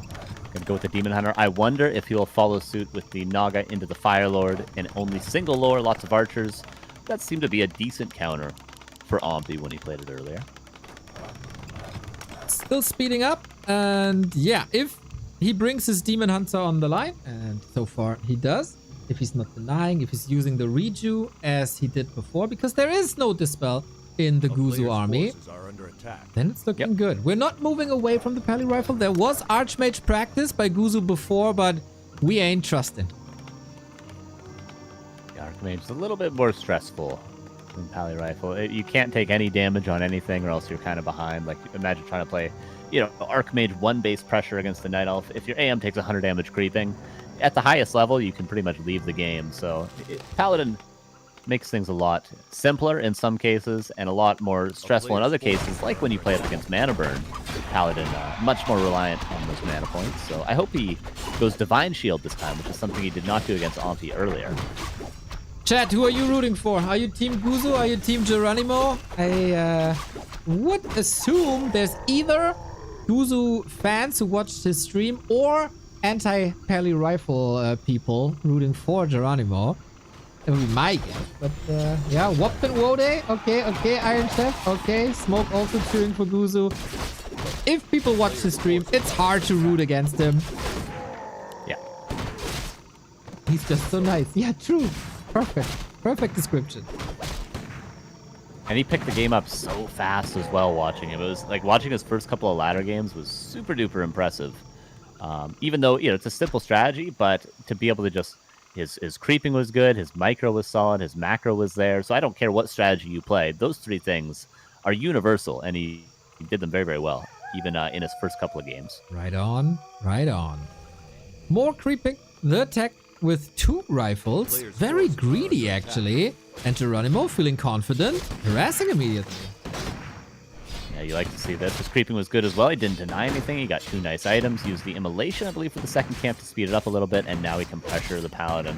It's going to take a lot of mana burns on level 1 to drain the Paladin completely, but still, good pressure from Geranimo. I like it, indeed. Take the mana away as long as there's no Blood Mage. Weaken the rifles a little bit. And whopped and Wode. Demon Hunter wasted a little bit of time, maybe, on the way to level 3, but with Immolation, you can always. A player's forces are under attack. Yeah, and Geranimo macro solid as well. He didn't forget the Hunter's Hall, is getting his shot. They're a little aggressively placed, but you don't have to worry about getting anything really canceled against Pally Rifle like you do against Archmage. So, solid game for both players so far. Militia being called to try to creep the Paladin to level 3 for Guzu. Yeah, I like what I'm seeing so far. Aye, except maybe 4 archers queued. That's a bit much, but shop coming, Hunter's Hall coming, tech unfolding. That's all fine so far. Thing is, how do you defend the big push? The base seems a little open, but the Wisp's far away from that entrance. Geranimo, he's a little confused when it comes to his map movement right now. Looking for another camp, maybe a bit unsure what to creep. Yeah, I think he was also trying to search for the tavern, but got lost in the woods a little bit. But now he's got the Naga. And yeah, he needs to find something to be able to creep to level 3. And he needs to find it soon, because as the clock ticks down, we know around the 7-8 minute mark, that's when Guzu's going to be pushing with that Blood Mage. We are pushing the sub counter, Carson. Thanks to Palindro. 5 gifted subs. You're freaking amazing. Thank you, thank you, thank you. Thank you. Appreciate you. Demon Hunter appreciates these creeps. He needs level 3, that level 2 mana burn. Very, very important. It's the only thing that makes this Pally Rifle army not super stable. With all the armor, all the healing in the world, they barely ever lose a unit. But if you get mana burn level 2, you can counteract that. As long as you have mana for that mana burn, because the Blood Mage will be taking that away. Yep. That's where you go for the Naga second. She's not reliant on mana. And then later, maybe Geranimo adding a Fire Lord just like Umpy did. Yeah, I'd like to see that for sure. Geranimo goes for the double lore. Guzu continues creeping a full inventory on the Paladin, almost level 4 himself. And long rifles, Blood Mage coming out. Blood Mage will be joining the army very, very soon. Demon Hunter getting some nice items himself as well, and going to get very close to level 3. I think the Naga might steal away level 3 from the Demon Hunter, just barely. This should be a kill possible, I would say, when he would not be up against Pally Rifle. But Blood Mage is coming. Clock is ticking. 7 archers currently.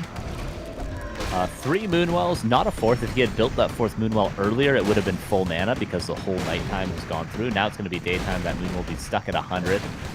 Juice, Demon Hunter healing up a little bit. Buying a Moonstone, like to see those being purchased a lot so far in this tournament. And Double Lore is up. Blood Mage comes across the map. Guzu knows his timings, waiting for the heal scroll, which is going to be showing up very, very soon here. Okay, nice timing indeed. Uses the time to pass some mana, have the Paladin at full. He's unfortunately not going for the Divine Shield that you wanted to see so dearly. Demon Hunter catching up with the levels. Took some time, but Demon Hunter well equipped. Will make his level 3 now, get a big consumable. Same can be said for Guzu if he starts this camp. Absolutely is. And afterwards, it must be time for the first push. Yeah, I think he was waiting at the shop and then realized it would take a little bit too long. Heal scroll and push and vulnerability spawns when daytime hits at this point.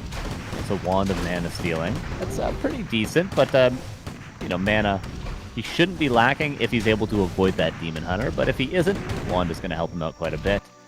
And Demon Hunter, Potion of Invulnerability is great. Tier 3 in bears, and the push should be coming shortly. Okay, tier 3 only now started for the Geranimo. That took some time. Heavy on the archers, as you said. Guzu is just waiting, and that was exactly it. The protection scroll, the heal scroll. This is the moment where Geranimo has to just hold and pray. A player's forces are under attack. Push. This seems winnable for both players. It honestly comes down to micro and positioning. The shop is helpful, and there's lots of moon juice. Militia being called as well now. Oh, Guzu with the Blood Mage far forward, tanking all the damage. Holy Light is on cooldown. Careful! Holy smokes, that was so close. Now, Protection Scroll. Okay, okay. That would have helped the Blood Mage quite a bit before, but no mana burn so far on the Pally. We suck on the Naga. Holy Light not available. Careful. It's the Demon Hunter against the Pally Rifles, it feels like. Yeah, he could have maybe killed the Blood Mage had he set up the fight a little bit better with mana burns. You need to mana burn and then run away, mana burn, then run away, and then engage is how Demon Hunter tends to function. But unfortunately, all the early damage kind of wasted on that Blood Mage. And Guzu, the push is too strong. He's 54 supply already, has yet to lose a rifleman this game. The police comes around the militia and they arrest the poor archers. I don't know what they did wrong, hanging out with the other night elves, I presume. Guzu, like your freaking boss, stomping Geranimo. If that Blood Mage had died, the Paladin would have been out of mana. And then Demon Hunter could have been topped off by a rejuve. I think it all comes down to that Blood Mage living that very last second Holy Light, saving him the second time around when he was damaged. If it dies, Paladin's out of mana, Riflemen start to die to the Demon Hunter, and that fight can turn around, but just barely not holding. Unfortunate, not the greatest day for Geranimo, but I think this is the expected outcome here as well. Let's see if on his loser's choice, Geranimo can turn this around, but Tidehunters, quick push if you wanted to, and then it hits hard, and if your tech is late as well, it hurts twice, and then, you know, you get what you get. Yeah. Yeah, I don't think we're going to see a big change from either player. Like, I don't have an issue with anything Geranimo did there. I think maybe, like you mentioned, his tier 3 could have been a little bit late.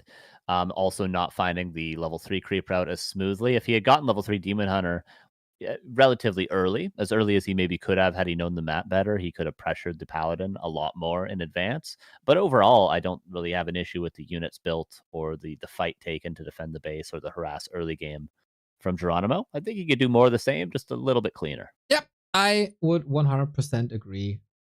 No real issue with that. And certainly a chance. He usually throughout the series always got better, especially with Sunglitters. And hopefully we see more of that now as well. While we're setting up the lobby, waiting for the players. Guzu looking confident, got his arms in the air, celebrating a little bit with his Pally Rifle shirt, as he should. Yeah, he is certainly the favorite, and he shows. Yeah, I do wonder, because obviously Grubby's not going to be doing coaching for these people during the tournament. But if everyone has coaches that they're talking to, you know, there could be a lot of advice given in between games for people, in between series for people, in preparation for matches they have after seeing how people perform on tournament day. So if they do have coaches other than Grubby, it could be a very helpful thing to utilize. I agree. I don't think they have that. Maybe that's why Soul is offline. Maybe he has to be on the bench when Annie is playing in a bit.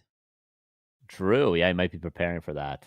Yeah, I don't know if Guzu. I think these two guys are the two that didn't get coaching outside of Grubby, from what I've seen at least. Guzu Everyone was else, I talking think, to has. Soul. I don't know if that went through. Not true. Grubby has 40k. Had the foggy session. It's 40k, Jesus. Not bad, not bad. And this is still the warm-up group, everybody. But that is YouTube and Twitch combined, I assume. Yeah, I think it is. Okay, Northern Isles is map number 2. Yeah, I should. Oh, man, I was switching the scene. I should probably join the game first before I do that. I'm just joining right now, too. And I'm hitting F7. Guzu talked to Starbuck? No. Starbuck sent a Word document. A big and extensive one. I don't know if there was active Damn, if I can only get my hands on that. I mean, someone's got to data mine that. I think you can just DM Starbuck. He was willing to pass that around. Oh, cool. Yep. Yeah, I wonder what it has. Maybe it is a beginner thing. I don't think Starbuck wants to give away too many secrets, given, you know, Pally Rifle at the top level right now is a strategy he's playing very commonly. But maybe at the learning level, he's willing to give away some secrets. So once again, we're not changing our build. Pally Rifle, Pally Rifle, Pally Rifle. It's down to Geranimo. If he wants to stay alive in the tournament, he has to win this map. And the other... so yeah, it is gonna be tough. It is gonna be rough. He is the underdog. And Carson, I'm gonna order some food. Because I'm freaking starving. And you take over the other You've been game. streaming for like what? Like 12 hours straight? It's 9 hours? 9.5? It's 9 hours now, yep. Yeah, we're gonna hit 12 hours, but yeah, gotcha. All right, map number 2, Northern Isles, will be the Paladin against the Demon Hunter. Yet again, we'll keep mentioning it throughout this tournament when it comes to Night Elf players, but this Ancient War is going to be one of the most difficult camps for it to take here. Many players have lost their AOW in the past couple of weeks creeping this camp. And not to mention just denying creeps as well is a very common thing, but to also try to not lose your AOW is tough. Only one Wisp repairing. Oh no, I'm worried. I'm scared for him. He's eating a tree. Demon Hunter's here. This is the first difficult thing. You need 2 Wisps if you want to be guaranteed safe because it sometimes gets ensnared. I'm praying for you, Geranimo. I'm rooting for you. I want you to get through this camp without losing this AOW. He needs the extra archers. So far, pretty good. He's eating trees. He's de-aggroing. Doesn't deny anything there. We made it through. We took some damage on the Demon Hunter. I don't care. It's fine. It's perfect. He did it. Alright, nice. And on the other side, creeping is starting as well. Slow and steady. But yeah, I think our eyes should be on Geranimo to see if he can challenge him. He goes for Immolation once again. Invul Potion, super nice against the focus that we've seen before. Pretty much the same of last game. Yeah, pretty much. 1 deny on the Demon Hunter. Not the end of the world. He kept the Ancient War alive, got most of the experience, and got the item. We're fine with that.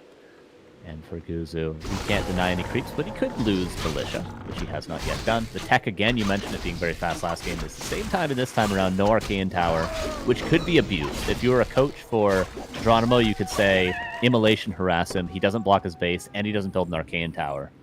With that push from vulnerability, he completely shut down the economy, but maybe a little bit too advanced. For now, we just try to creep to level 3. Alrighty. There was a deny, by the way. I checked it with the F9. 1 Tuska denied. That will delay things a little bit. But does the Pally find greater mana? As if he needs that, dude. It's such a waste to give a greater mana to a Paladin Blood Mage player. Yeah, greater mana is kind of like do more damage to me with mana burn, essentially, is what it means. Mana burn me another 6 times instead of just the 3. Again, Geranimo seems a little bit lost on the maps, unfortunately. He might not know where to creep exactly. The spider camp is the most uncommon camp. It's kind of like the turtles on Last Refuge. People just rarely ever creep it. But Guzu does know what to do. He's got all the green camps. He just needs 1 more green camp, the big Murloc, and that'll be level 3 for the Demon Hunter. Again, pressures. Mana burn's going to be strong. Alrighty, yeah, he goes for that pressure again. Hopefully a bit more effective than before. Yep, doesn't take any hits either. Playing around the cooldown, 3 seconds, maybe engaging again, but now that the rifles are here, seems to be chickening out, but damage is done. Yep, and lowering the Paladin's mana before he hits level 3 is nice. Sometimes Pally Rifle players will save all their Holy Lights until they're level 3 to have the more effective healing, so the Demon Hunter burning like this is a pretty good time to do it. And the pressure continues. Again, base is not blocked, no Arcane Tower. If Guzu doesn't defend his base, Geranimo has an option to run in there. Well. More and more archers. This is very powerful. Of course, very expensive too. Lures are coming. Again, no rush tier 3. Which is usually an essential. Yeah. It seems like Rejuve is probably more of a priority for Geranimo to defend the push than actually having the bears themselves. True, actually. Yeah.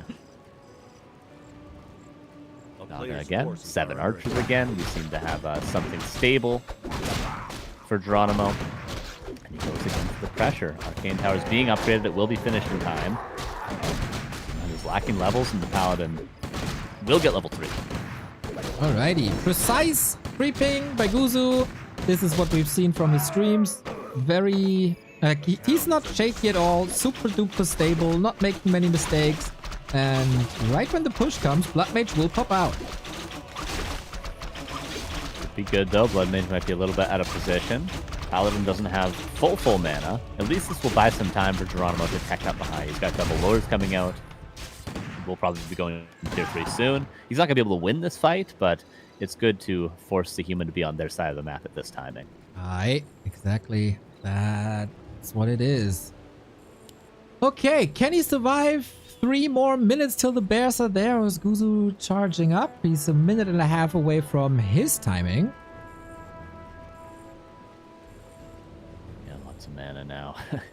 And he could go and creep one of the center camps and steal mana away. It seems like Geranimo is going to go for that marketplace. I like this choice. Ooh. It might not be scouted for now. Yeah, this is actually going to go for the small Murloc, which means Geranimo's going to get this whole camp. This could drop Hellstone, Ankh, Wand of the Wind is really good. Heal Wards is really good. This is a very valuable item for Geranimo to grab. Oh, heal wards! Amazing! If he positions that correctly outside of rifle range, this is super good. All sustain is always really good. But here comes Guzu with the Pally rifle. Cleans up the creep camp. That's 2 archers lost now in total, but that's totally acceptable for getting this whole camp, losing 1 archer right there.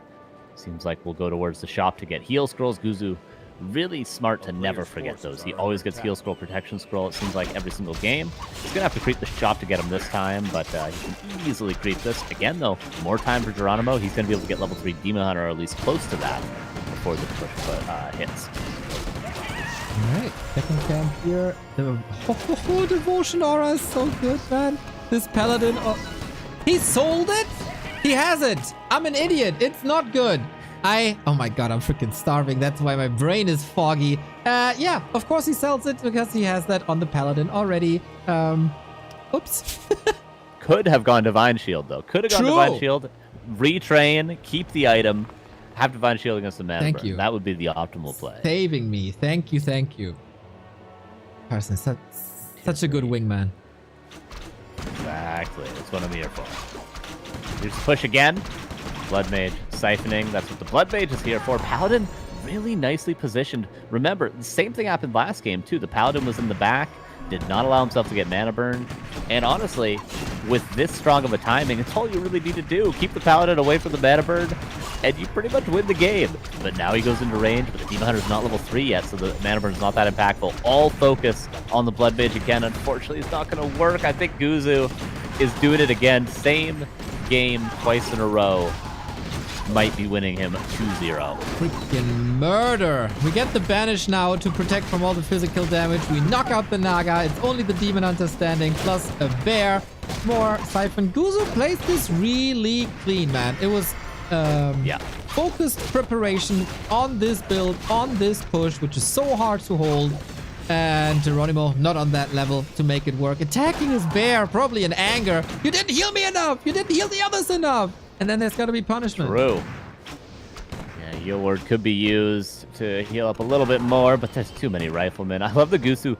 Guzu's always breaking upkeep. He just doesn't care. He's building as many riflemen as he can. He's almost ends every game around 51 to 55 supply, it feels like, in pure riflemen. Which is great. I mean, make this push as strong as it can be, because this is kind of not really an all-in for him, but he's trying to end the game with this every time. Why not break upkeep? Exactly. I told this to a lot of these players. Like, it doesn't really matter if you have like 100 gold more. What matters is that you have momentum and that you can win the fight. So forget about upkeep. On this level, just forget about it. When you're pushing 1500, then okay, maybe. But before, just pump. Pushing vulnerability, heal ward combination, trying to hold on. Unfortunately, the second hero is not being rebuilt for Geranimo. He is tier 3. He's got one Moonwell left, but there's towers up now. And Guzu will be the one to make it out of this group. Geranimo, a nice attempt here. I think maybe if he knew the maps a little bit better, was able to get Demon Hunter level 3 a little bit quicker, he could have held easier. Level 2 mana burn is very important. But Guzu came very prepared today with this strat. Exactly. And he executed well, very safe, no real mistakes, not getting supply block, not forgetting anything. Straightforward. Now the towers are up as well. Good militia calls throughout the board. He'll be facing the winner of Group A. That will be a little more tricky and might be a human mirror after all. But because Annie is obviously going to win Group A. But he did it well, and Guzu, GG, the expected outcome of Group B. Ampi first, Guzu second, Geranimo third, and Sunglitters, the queen of all our heart. And she got her one map. She got her one map, which is what we were rooting for. Exactly. All right, and with that, we reached the halfway point in the group stage. We're done with Group B. We move on to Group A. We will see all the... Carson, I lost. I'll be at seed number 1, so he'll play seed number 2 from Group A, and vice versa. Oh, hello. Yeah, I lost you for a second, but you're back, you're back, you're back. Oh, okay, very good, very good. Yeah, you with the Remo tech. Yeah, you're right. This is exactly how it happens. Checking in if there's any post-game talk. Stall until I can get to let's listen to Geranimo. I don't think I'm good enough yet to figure out how to do that properly. You know the concept, right? There's this window of 2 minutes. Well, yeah, the 7 minute and then my 9 minute. It's like the timers, right? And then once I get 3 bears with bear form, I can win. But I have to stall until I can win. That's why I was trying to mana burn him early. But I didn't know how to harass after, like, really too much. So I just, I don't have it down yet. Second game, you did really better in terms of like aggression that was delaying, winning your time for your bears. That was really cool to see. Yeah, I was trying my best. He's better. I don't know. He's just better than me. I think I just had a bit more practice, maybe. I don't know. You played good though. Maybe, It was good. It was a good harass with the Demon Hunter. Yeah, I tried. I mean, that's the only thing I knew how to do. I was like, I'm just gonna go mana burn and at least try. It was a bit rough when you won my base with the Naga, and the Demon Hunter was like, oh shit, he's gonna push me, but you went away. I think I should have stayed in your base maybe and just kept you there. I think so too, because I was actually a bit afraid there, because I was waiting for my Blood Mage to come out so I could like. Yeah. Because I know that's when you do your push, you like do that, and then there's like another upgrade or something, and then I killed a supply thing, so I was like, maybe I should stay, and then I had 7 archers with the upgrade, so maybe I should have stayed. I don't know. Who knows? Yeah. It is what it is. I mean, it was a good game though. I mean, GG's. Yeah, I think the second one was a little better. So at least that way I got that. I got to improve it. Yo, you're the good second though. was definitely better. GG's, bro. You did good. GG's. GG's, man. That was fun. GG's. Yeah, it was fun. Geranimo, thanks for playing the tournament. We still have you in the FFA tomorrow. We have updated the prize pool from nothing to 1 t-shirt if you win the FFA tomorrow. Sweet. Let's go. The t-shirts are very great. Maybe you can get a build order t-shirt on yours. Yeah. That would be cool.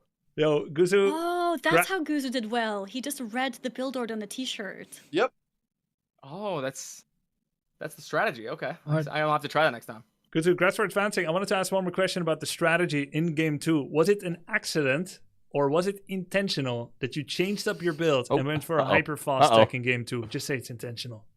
It was actually intentional. If you look at my VOD, I actually vocally say that. Yes. You swear though, right? I swear. You can look at the VOD. I said I'm going to go for a fast take. Don't catch me at a bar. I will check. look at the ground and run away from We'll come back to this later. later. That's why I think if I just kept aggressive, it would have been so much better. Yeah, he was a little bit less. He was a little bit more vulnerable to harass. No tower, skipped his 3rd farm, fast tech. So like a big early attack, demon level 2, mana burn, archers. Yeah, could have been good, but honestly, Geranimo, you did great. Nice performance. You won some games, lost some games. We're gonna prepare for the next group stage. Thank you both. Yeah, good luck. I hope you do well, Guzu. Later, man. Alrighty. He's muted. He's moved on. Nice little interaction with the lads. All super nice people. Yep. Give them a shout out. We will see Guzu tomorrow. We will see Geranimo in the FFA, as they said. Now, time for Group A. Carson, do you think we deserve a little rest? Yeah, I think we can take a little break. Everyone seems to, and then we come back for these super hype matches. Super hype matches in how much? How long you need? Well, we can take 4 or 5 minutes. I think Grubby's taking 5 minits too. So. Really? Getting Yeah, he said lazy. 5. Unbelievable. Yeah, always lazy. God That's my damn it, brand, he's is so- being lazy. You know? Alrighty, in 5 minutes we're back with Tyler1, Sodapoppin, Dendi, and the winner of it all, AnnieFuchsia. See you in a bit.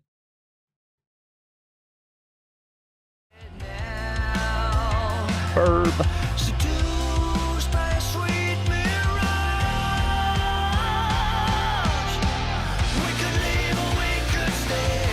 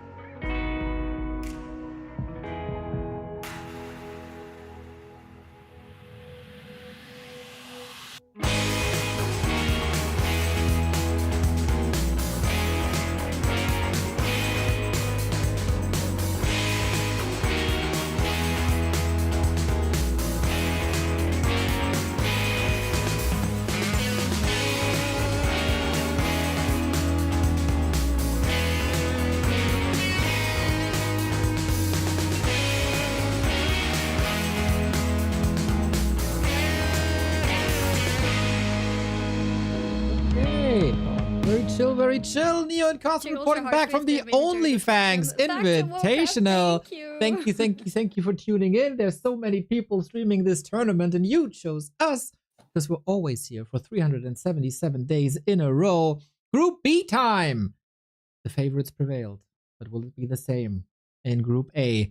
It's gonna be Carson's heart torn, as far as I know. We got Dendi, universally loved among the entire community, Dota World Champion. Tyler1, who got a crushing 1-4 defeat against Grubby, but he put the game on the menu of a lot of people. Then we got Sodapoppin, of course. He has been supporting this game with the custom games for a long time. And my personal favorite, AnnieFuchsia, as the underdog, but it's going to crush them all. But Carson, when we talked last, you said you're not sure if you're rooting for Tyler, if you're rooting for Soda. Did you make up your mind? Yeah, I think between the two, I've been watching both their streams for such a long time. I'm somewhat of a little bit of a Twitch nerd, you know, not just for Warcraft, but I watch a lot of streams. I've been watching both of them for like 10 years now. So it's hard. It's torn between. I am an Orc player, so I think I got to go with Tyler. I want to see the Orcs prevail, but I'm also rooting for Soda. And then on the other end, like Annie seems like she's put in a lot of work. She's getting coaching from one of my favorite streamers in the community, Saul, of course. So I would love to see her succeed. Love to see Saul as a coach succeed in that regard. And then Dendi, like, how can you not like the guy? He's definitely the highest level esports competitor that we have in the tournament. He was highest level esports competitor, possibly one of them in the entire world. He's a complete legend. So cool to see how that translates into the tournament. He is the favorite in this group even too. And that's probably purely just from his proficiency with clicking a mouse and hitting buttons on a keyboard. That's right. And he has been playing Warcraft a little bit before that. 20 years ago, I played this game. So the basics were there. He knew what to do. He also played Dota 1 before Dota 2. So he ended up top of the bracket, but not with the greatest advantage compared to Ampi. He was like, what was it, 70 MMR or something. If this goes on for another week, I can see Ampi definitely catching up. Everybody expects Dendi and Ampi to be the final. Let's see if that can be ruined here.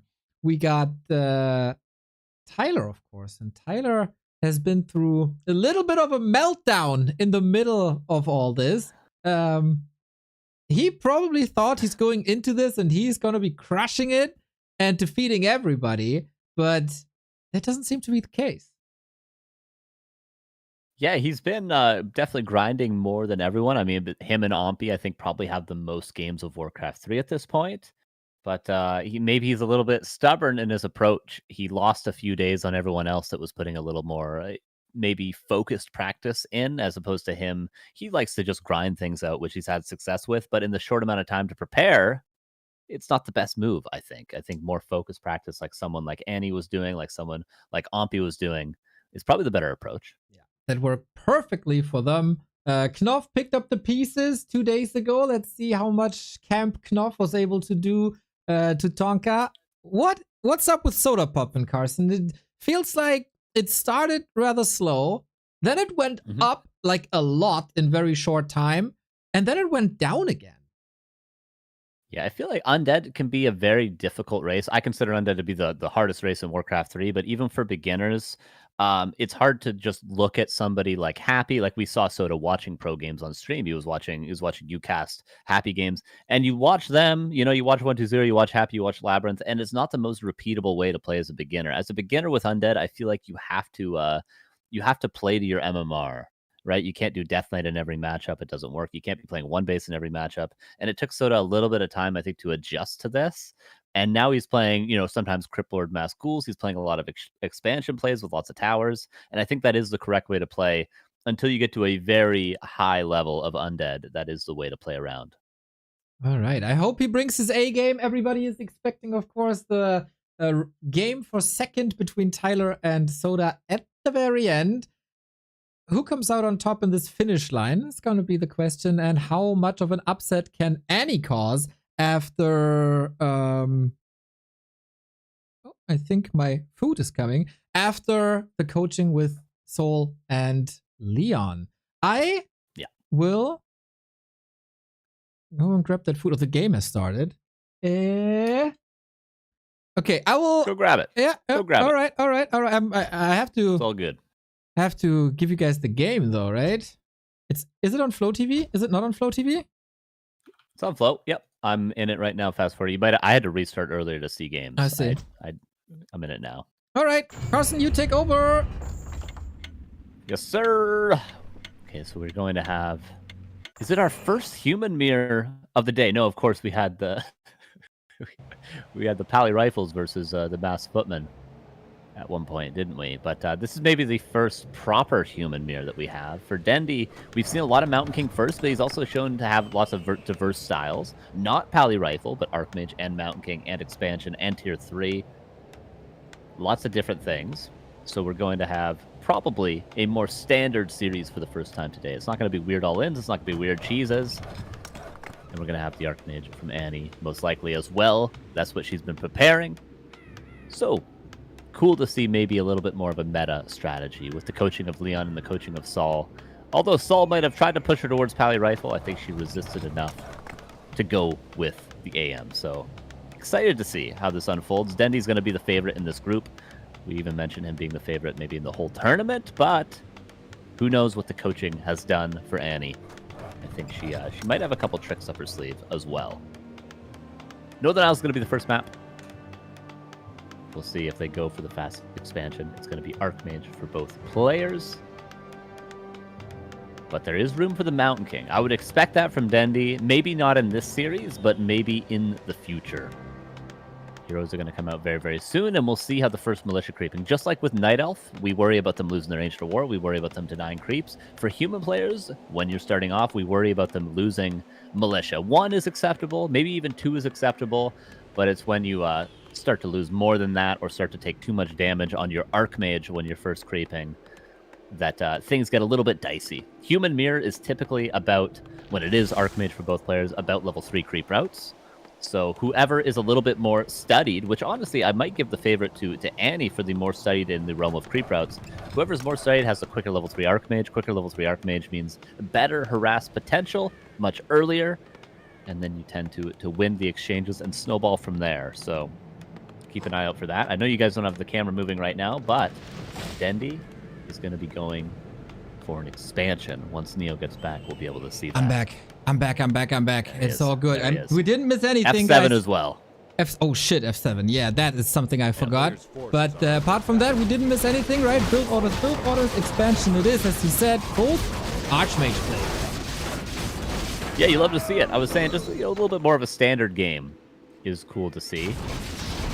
We do, once you get into the present time, we do actually have Annie building a blacksmith, which makes me wonder if she only practiced 1-base rifle caster, yes, which is a very precise build, and you can play that against everything. Probably Human Mirror is the one matchup where it would be a little bit weird in, but this is a build order that you could play till the end of time and still not perfect. So I like to see rifle caster being attempted here by Annie. Yeah, we did tell her about defend and more footmen against Dendi probably, but target practice was surely against Soda and against Tyler, not against Dendi really. Yep. She said, oh yeah, I'm probably gonna be outmatched there anyway, so let's just try to beat the other two guys, and what happens against Dendi happens against Dendi, whatever. But so far, yeah, solid creeping, solid build order, everything fine. But yeah, she has to be aware of that expo and then push, but her timings can be deadly, so let's not rule her out just yet. Yeah, and if Dendi doesn't get defend on his footman, if he forgets it and then he's being pushed by Ralph Caster, it's still a very strong, potent army. I like to see Dendi going for the fast expansion. He's definitely the player I feel like that is playing the least gimmicky. He's not going for just one build order. He's sort of playing the closest to the meta. Maybe you could say Tyler's kind of doing that too, to an extent, although he's kind of got stuck in his ways with his army composition as well. Dendi, the fact that he's going for a fast expansion and Human Mirror, it's not like the craziest thing. Very, very high-level human players will do this almost every time. We see players like Hawk or maybe Fortitude or Sock go for this. But for a player this new to the game, for Dendi to go for a fast expo in this matchup is pretty impressive, honestly. Alrighty, let's see. Dendi scouting sees nothing unusual as we have 5 footmen. Tier 2 is done. Curious about the second hero choice. Should be Mountain King then. And Dendi's tech hasn't even started yet. No. He could start it now. He's got enough lumber, but yeah, a little bit late. A little bit late for sure. preparing towers, preparing a shop before he techs. But again, if there's no defend, Annie's timing could be deadly. She just has to find out about the expansion, which I'm not sure she has yet. Alright. Even if the push goes towards the main, this could still be deadly. Tech has started around 3 minutes until the tier 2 stuff comes online. Until then, it's going to be a lot of footmen on Dendi's side. Did not forget about the farms. Goes Blacksmith now himself. And Annie got level 3, waiting for the Mountain King to come. Level 2 Water Metal Scroll of the Beast, Carson. That could find huge impact. Many things are easily countered if Dendi has everything he needs, like Dispel for the Scroll of the Beast, like Defend for the Riflemen, but could easily just forget them or not have them in time. There's lots of footmen, but Annie goes across that. Mountain King should soon be joining up with her human army, and Dendi goes for a counterattack, but this could be kind of a base trade that would not favor Annie. Ships in the night in the middle. Arcane Tower is up. She's gonna be scared about the tower. Oh, sees it now. What's up? What's up? What's up? Mountain King surrounded by Dendi immediately. The former Dota world champion with a huge kill to open up the mid game. Yeah, really nicely done. Locked it in without any sort of CC, any sort of stun. Just immediately got that Mountain King kill. Annie TP's back. She is stronger right now with or without that Mountain King. She's got Riflemen, and she's tier 2, could call Militia to defend with her at home, but no Scroll of the Beast used just yet. Dendi just needs to buy time, and he realizes that. Yeah, Priest would be amazing, of course. Unfortunately, only Riflemen in production. Nothing else. Footmen are attacking the rifle. Nice targeting by Dendi. More and more units by outfalling here. And he also, not the worst fight at all, but Dendi's class shining through. Dendi playing very, very well in this game. Even a nice little SimCity as an expansion. Not perfect, but he's still at a very nice base build over there. He's one of the few humans to actually be blocking his base, too. And he's getting close there with the base build, but not quite. Yeah, lots of water elementals, illusions all around. And he unfortunately doesn't have gold for the Mountain King, or didn't, because she queued up so many Riflemen. But trying to hold on now. Call to arms. Yep, last stand, maybe. With Priest, this would have all been a little easier with the healing. Has done a good job in practice games. But from here on out, it's all Dendi show. We're moving to tier 3, cruising, get the workshop in, get the Mountain King in. Probably a double workshop. Okay. Dendi, throughout his latter sessions, he has been freestyling a lot. So I'm curious what he's going to produce. Yeah, I mean, tanks aren't the worst thing. They're typically not played in Human Mirror. But who knows? Maybe they should be played in Human Mirror. Maybe tanks are the secret weapon in Human Mirror. Right? Because I can't think of, they can't be bad. Against Orc, there's Raiders and Bat Riders and stuff. But against Human, what do they have? More tanks? I don't know. Some mortars maybe, but you don't have a workshop, so that will take forever. I can't think of anything. Yeah. Mass flying machines with bombs? I guess that would be the best counter of not mortar teams. Takes a while to get there. Yeah, I think tanks should be meta in Human Mirror. I'm gonna say it. I mean, watching tanks fight each other is not much more boring than like breakers. So everything else but breakers is an improvement anyway. And if that leads to 2 base races, then give me that. Yeah, imagine both fast expand, both go triple workshop tanks. That would be an epic meta if we ever get there. I would love to see that. They should have let the tanks attack ground as they always intentioned. Yeah, true. Archmage's level 5 for Dendi, continuing the pressure. He knows he can lose all of his footmen. He could even lose the Archmage at this stage, as long as his macro is uninterrupted back home. Oh, Mountain King runs into the groups a little bit. Again, it doesn't really matter for Dendi. He's got 3k gold. He's just waiting for tier 3, and then he can explode into 100 supply if he wanted. Yep. Mountain King got some kills, and he's using his spells well. Archmage levels up to 2. The most important thing by Annie has always been, is she using her resources or not? And that is absolutely the case, even though there was quite a few units queued. That held her back. The fights have always been good. Nice targeting, good usage of spells, etc. Just then sometimes floating 2k resources. And she's probably also a little bit nervous going into this, not having been a one-on-one competitor, at least. So, good start in a series that's probably designed to get her started for the rest of the day. For sure. Yeah, a good warm-up, absolutely. Because, really, Tyler and Soda are going to be the matches that she's going to have the best chances. And Dendi is going to be difficult for everybody today. And probably everybody tomorrow, too, if favorites prevail in this group. But for now, creeping up the Mountain King. Dendi has 3 workshop. He is going tags. No. Back home, triple workshop tags. Yeah, that's gonna be rough to take out with just rifles. Archmage Mountain King can't be targeted. But Annie, can she kill the Mountain King? There's another hammer. But unfortunately, I don't think she can block. And mana is empty as well. With Brilliant Zora, you're gonna get some mana back. That's fine. But yeah, honk honk. Triple workshop even. Is this Fortitude playing? Forces are under attack. Yeah, someone said in chat this is like Fortitude versus Infi. Absolutely. It's like TH versus Infi back in the day. Pretty much. And he continues to get more kills. Level 2 Mountain King as well. More farming. The towers were really nice with good coverage as well. But yeah, the longer the game goes, the better it is for the player with an expansion, obviously.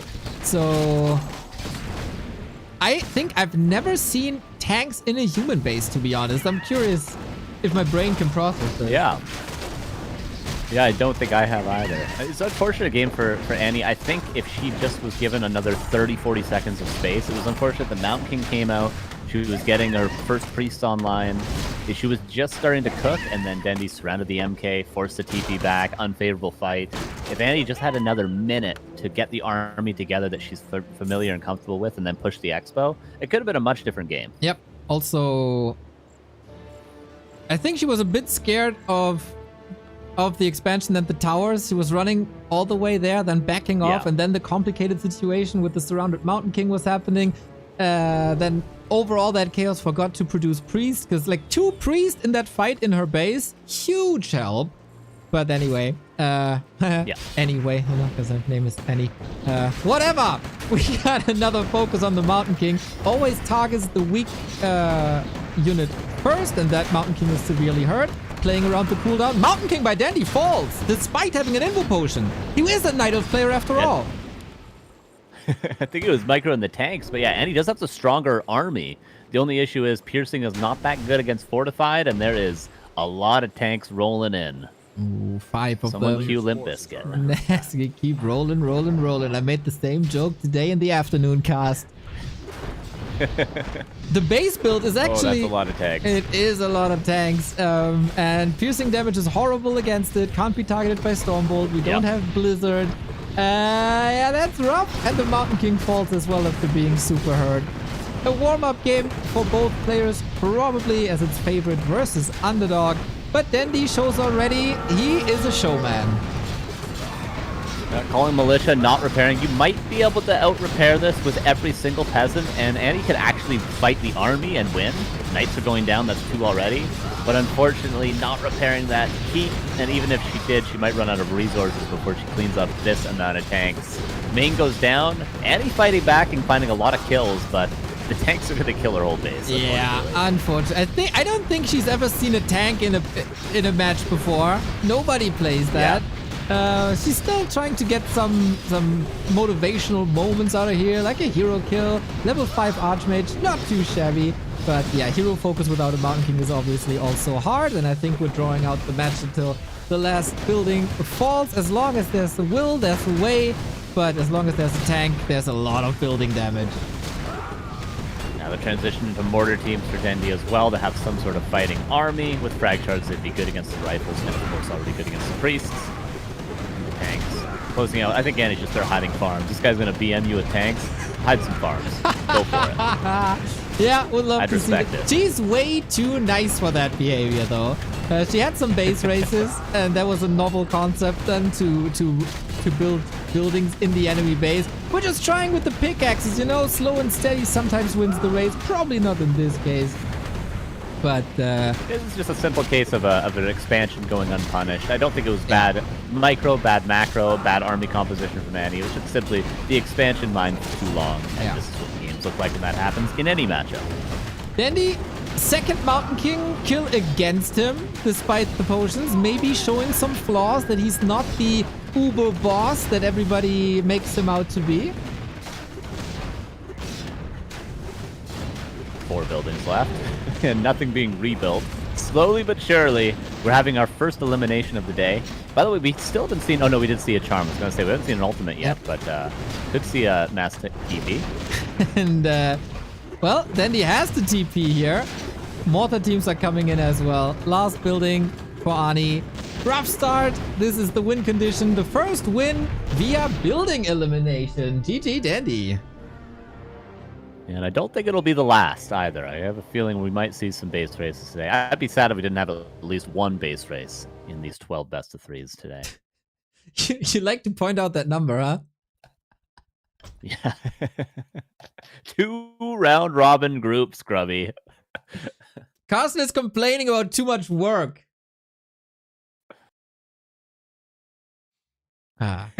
Never. Never. As long as it's Warcraft, man, it is fun. It is fun. It's true.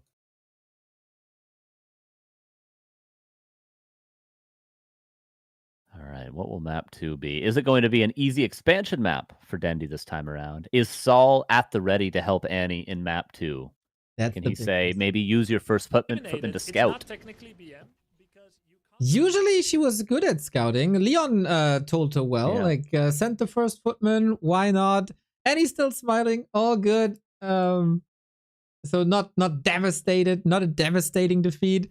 Sunglitters is casting, by the way, right now on the Grubby stream. That is fascinating. I wonder what sort of analysis is coming from this. Let's listen in real quick. Yeah. Into siege engines, they do bonus damage and they Oh, can ensnare Grubby is them, explaining which means the tanks tank. can't move, so you can just control them that way. Mm-hmm. You didn't listen to that, did you? That's okay. Because I was just starting the game. I was just saying, how did he catch me? I zoned out for 5 seconds. No, I'm used to it. I know that feel, Grubby, when the co-casters aren't listening. Not today, but every other FFA. I have several. My friend Rulas is something's wrong with his ears sometimes, but happens with. I used to cast with Bidu. You think, okay, I'm used to people not listening to me at all. Yeah, it was fun seeing him back after a while. Good old Bidu. Yeah, I think he'll stream a little bit coming up soon. Of course, gotta grift a little bit from the Warcraft hype. Yeah, exactly. Everyone's doing it. Every streamer's coming back. We saw Lotto stream. He's kicking his shoes off, putting his feet up again. OC Drummer. True, yeah, I saw him a little bit as well. Kevin Warcraft 3 started the machine once again. It was a good time. I had such an epic match with OC Drummer, man. 36-minute Human vs. Undead on the new map Boulder Vale. Oh my god. Yeah, we're a great match, me and OC Drummer. I like that map, by the way. Boulder Vale, I feel like it is a really good orc map, but it's one of the few maps that were new, and I immediately played it for the new season. I didn't veto it right away. I went into a custom map and explored it a little bit and learned it. I like the map. I think it's good. I think it will stay in the map pool. I think so too, man. It only has to be picked up by the Chinese in their tournaments, and then we're good to go. Yeah. And then we have it. The rocks are a little bit annoying. The rocks in the middle seem unnecessary. It feels like they just wanted rocks on a map, so they put them in there. Other than that, I think it's good. Yeah, I don't know if you can do something about that. It's unique. It's fine. Has a great vibe. It feels like a little bit of a Halloween vibe to me. Mm-hmm. Yeah. Yeah, weird creeps as well. A curse mercenary. Dude, people will hate the curse creep. Is that in the creep. map pool? Huh? Yeah, I know. I bought it in Orkmere and forgot to use curse. But is that in the map pool for this tournament? Unfortunately not. Probably look. Yeah. But they picked Melting It's Valley. only 5 maps. Which I thought was a weird pick to go for Melting Valley. I think everybody's gonna veto Melting Valley. For the content, I guess. Maybe we'll get it one time today. Maybe. But, maybe. Yeah. All right. Speaking of maps, I don't know what map 2 will be just yet. Do they have it hosted? Tide Hunters seems to be map number 2. Another very easy expansion map for Dendi if he wants to do that. But easier to scout and to get across the map to punish it. Alright. Okay. It looks like we're ready to go. Let's listen into the Sunglitters cast once again. If there's I any wish I did, but I'm really happy I won at least one map. Oh, Are you she's gonna rewatch bragging the cast? about the map win. Yes. You'll see. You'll see. There were some windows. Every game you lost, there were some windows. But honestly, it's insanely impressive you even won one map, because Praising, praising, praising, as it should. All right, with that, our game should be up. Annie vs. Dendi, round 2. Let's see if this is a little closer, if we see an expansion once again. Pretty impressive start by Dendi, but not flawless. He was styling a little bit. Yeah, he was styling. He was a little bit with also the a bit complacent at times. The Mountain King lost most of his army, honestly. Yeah. Annie's fights macro was solid. have been pretty impressive. Wait. Yeah. Yep. Okay, gotta switch. She's been doing that micro map with Sol. Exactly. That was smart. I don't know if she used that too much after she was introduced to it, but good approach by Sol to get some practice in. Yeah, I feel like every player could utilize that map a little bit more. I've been playing it a ton recently too because my micros suck, so I've just been playing that when I don't want to have the stress of playing ladder. I just play that for like an hour, and it, it's not as good as playing ladder games, but it's lower. I can listen to a podcast and do it. You know. Alrighty. We are on Tidehunters. Bottom right-hand side is Annie in the yellow. Upper left-hand side is Dendi with the 1-0 and the expected win so far.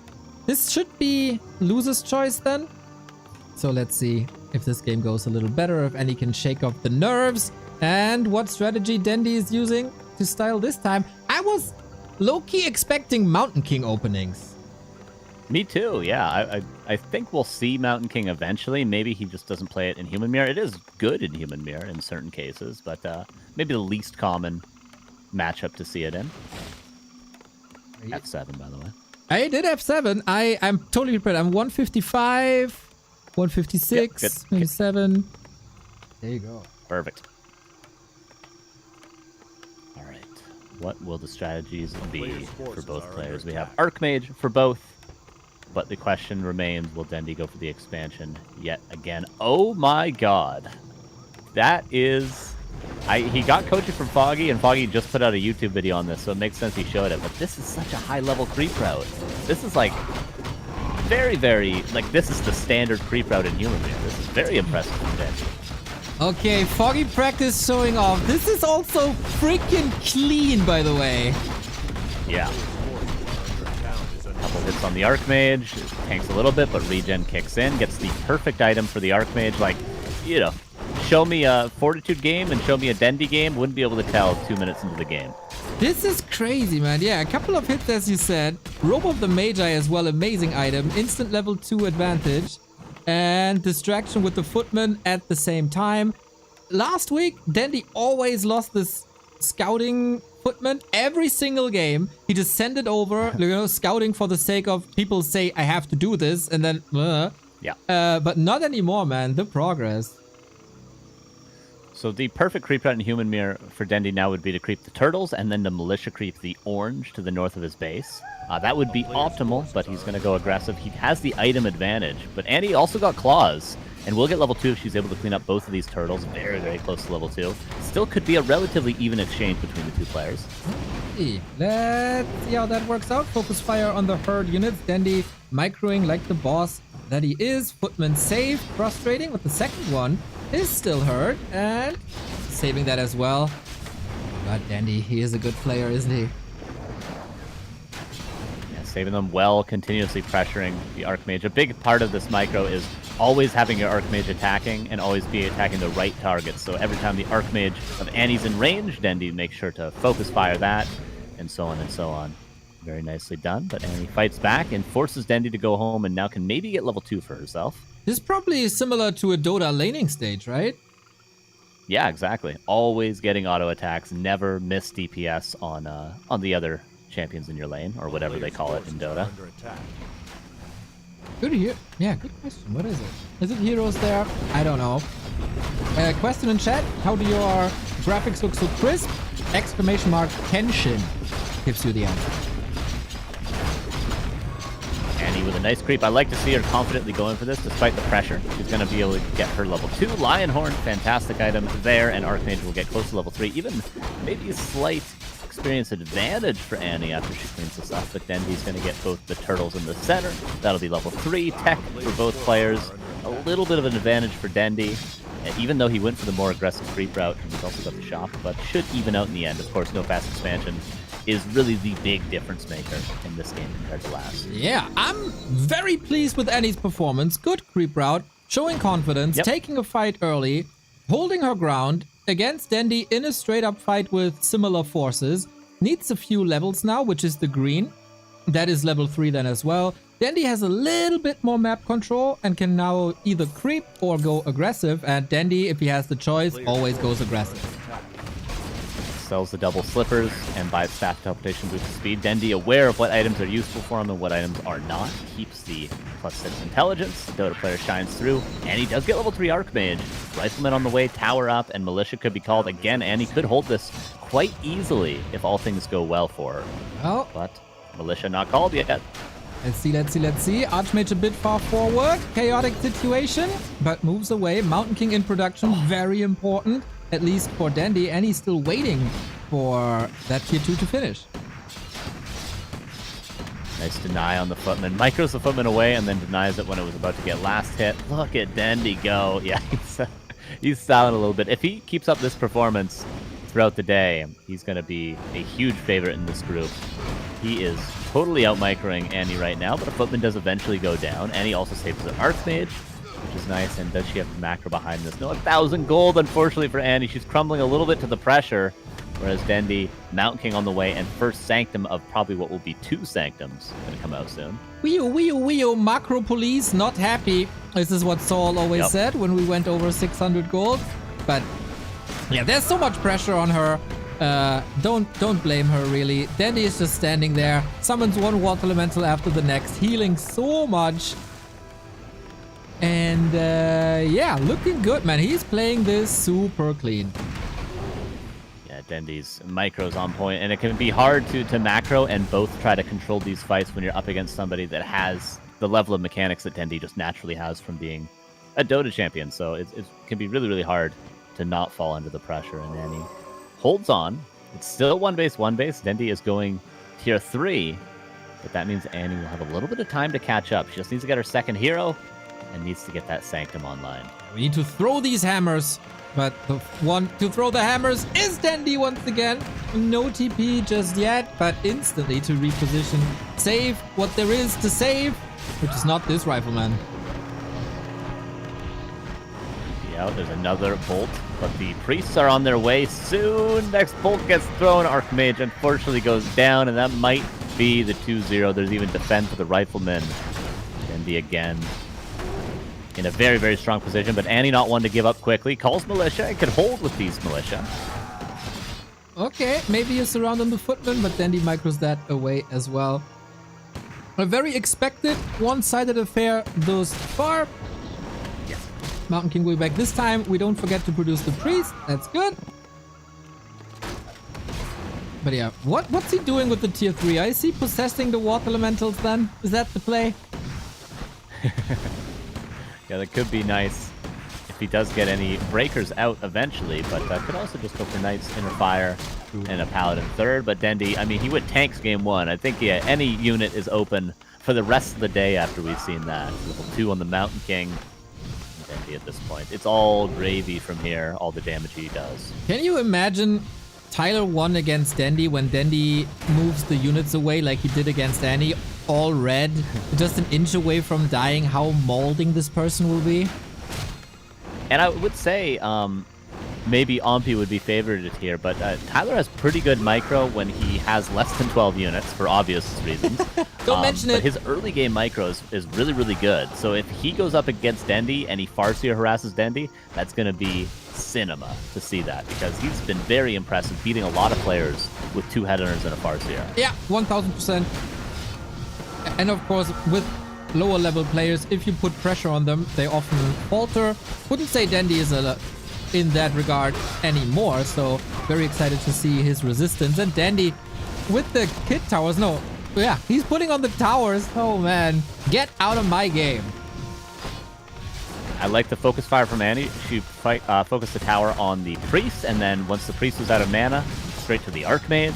really important, underutilized thing is making sure those arcane towers are getting maximum value. Mana, Grubby even said it, mana is the most valuable resource next to gold in Warcraft 3, so arcane tower can win you games. Right on. And Dendi moves the Mountain King away. And he wants this kill at all costs. Just like in game 1 when the dwarf fell twice. But the damn priests, man, they heal so much. She had a bolt, used it on the peasant. Cancels the towers in the meantime. The peasants for Annie distract while the heroes kill the towers. The Stormbolt lands. Oh, one more attack. Mountain King does go down in a level up. All right, let's go, Annie. Yeah, let's go. Get that motivational victory for the games to come. This game, well, it's supply-wise rather even. And the Macro Police is happy by now. Even though there are very few workers left. So there's not too much gold to spend. So maybe that... Meets up now. The Archmage, lots of priests here. He doesn't have a depth for his priests right now, Dendi. The Water Elementals are still going to be pretty good. Mountain King could be healing up if only there was a priest for Annie in the back. Militia still canceling the builds. She's done a good job of not allowing Dendi to get a massive towers in the front. But she is losing a lot of resources to continuously call Militia like this. And they're all falling as well. We're down to 7 workers. Dendi with the knights coming in, with the Sorks coming in. Second approach. Archmage moving forward. Instantly target. Dendi's reaction speed still top notch. Elemental Summon, Arcane Tower again focusing quite well. Both the heroes are low. The Arcane Sanctum sadly has not been utilized at all this game. And it could have healed up the heroes. Militia called probably one last time. As the Mountain King finally comes into the altar yet again for Dendi. The real weakness of Dendi this series seems to have been just the Mountain King. He keeps losing that thing, but other than that, super well played. Stormbolt surround, but too much firepower, too much healing, too much sustain. And that should be game then in a bit. 17 food. But yeah, and is there? Oh, it's one rifle. There's no worker anymore. How sad. Oh, there's the priest. Okay, that's what we needed. Priest healing, sometimes overlooked, but 25 every time he waves his arms like that. It can heal up a hero, as we're seeing right now, to full HP in 10-15 seconds, no problem. It's such a good unit to have in this sort of position, but unfortunately, too late. Too little, too late, Dendi too good. Sets the path for the rest of the group. Tyler will be shaking, Soda will be shaking, or everybody just knows he's that damn good. And Ampi gets some game tape, probably realizing some flaws, as this is the expected final then. Mountain King gets killed again, and Dendi with a clean 2-0. Show who's boss. Very nicely done, as expected. Annie holds, but not long enough, unfortunately. But that's the most difficult match for her today. So that was also the match where 0 practice went into. There is one build, and that's the rifle build. And, of course, a couple of deviations. Yeah. But rifle push in Mirror, not that great. She fought well, but it's way better against Orc. It's way better against Undead. And she'll show this Tyler guy and this Soda guy. And this is when the real caster war is breaking out, when I'm rooting for Annie and Carson for the other dudes. For sure. Shall we listen in? Sure. Even like Quadrant. Yeah, I think you're right, but there's no way yet to rig it for a high ping artificially without. I mean, there's no way yet. Maybe I can ask the admins of W3 Champions if they can add a bonus ping to one of the players for handicap. Yes. Oh, if you guys want high ping, you can just play on BNet. Hi. My God, that looked rough. I'm Hello. sorry. That was so stressful. It was. GG's. It was insane. GG's, Dendi, you're too good. Dude, that was crazy. I've never seen those tanks before, Dendi. Me too, honestly. I maybe bought them once. So I decided to try. It's actually a legit strategy. So, like, I think there is different strategies with Expo. One is with Gryphons, one is with tanks. And I heard it's very good against Undead. So I really wanted to try it out. And yeah, like, He's it right. looks scary. He's right. Have you faced tanks before, Annie? I don't think so. Yeah, I don't think I've seen human tanks. I've seen like other kinds of tanky units, but not sure if I've seen that one. Not literally tanks. I was looking for something to deal with towers because I hate towers. So I don't think I had any tower at that point. But it was two magic towers. I saw I mean, them. now, yeah, but not the first time. So the first time when you just came in out of the fog, it's like 5 tanks. I was like, what is this? Crazy. I also didn't see them. And then Grubby told me to look to the left, and suddenly there was like 5 tanks coming into your base. I was like, when was this built? Hey, you fight it really well. Like I didn't micro well. I was mounting king twice, actually 3 times if you count second game too, right? Yeah. So like you fight it pretty well. Maybe. I tried. Thank you for your compliment. If it's supposed to make me feel a little bit better after you're completely demolished, but it's okay. Yeah, you targeted the right things often in fights, like focusing hero that's low, focusing paladin. At the end of the day, Dendi had a big lead. His creep routes were really efficient. Nice micro too. Yeah. With some sweet surrounds. Yeah. Dendi, grats on the first. We will see you again soon. Annie, same to you. What are you talking about? He's literally up next. Dendi, stay tuned for next. All right. Me versus him. Like, what are we talking about here? Oh yeah, no, that's true.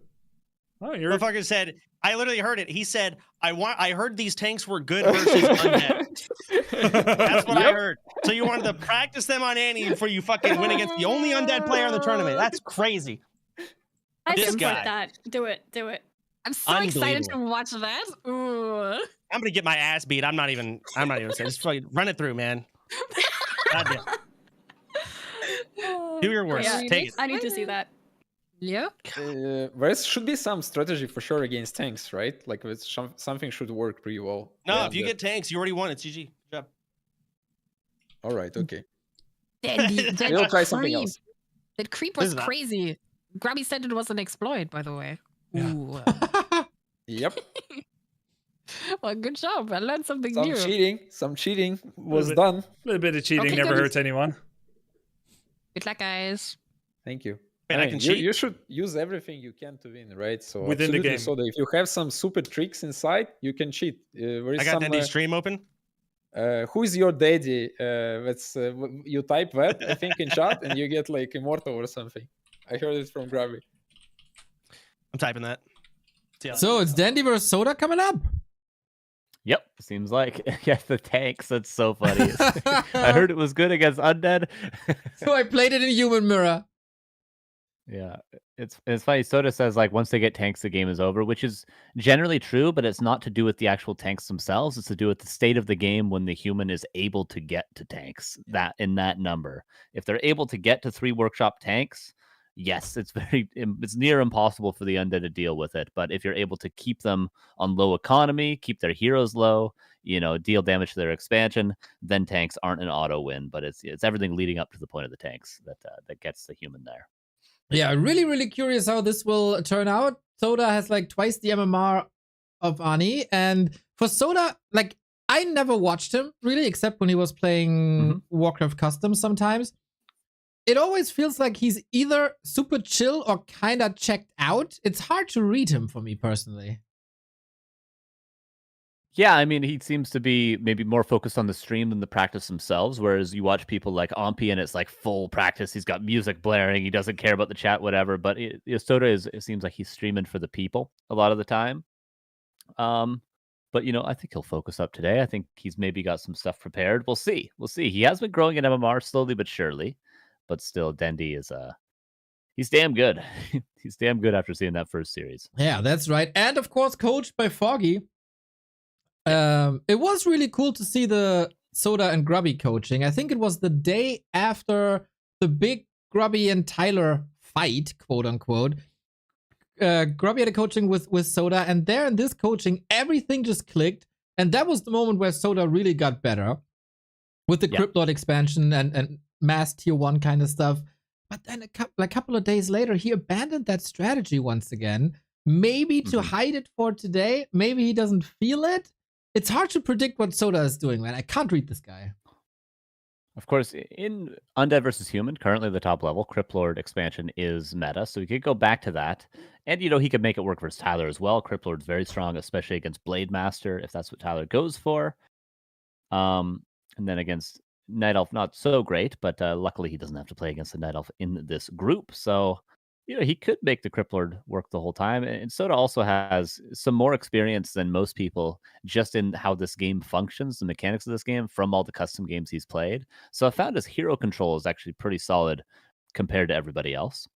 Yeah, he said Coil Nova is beautiful, and as an undead, I can just sign that. It's freaking amazing. Yep. And if you go for that, for sure, for sure. Seems like there's still a bit of talking going on. After the tournament. I've been watching actually on my TV. That's why I wasn't currently. Oh, really? Oh, wow. You know what Dendi also learned? He's not only not Dendi, Soda. He's not only learning from the best of the best and the happies and the 1-2-0s, even though he watched the game. He also went to a source in the gym Discord and he learned a Northrakar Crypt Lord Fiend Naga push. Yeah, that's exactly the right idea with Undead. I feel like every other race you can get away with emulating the top players.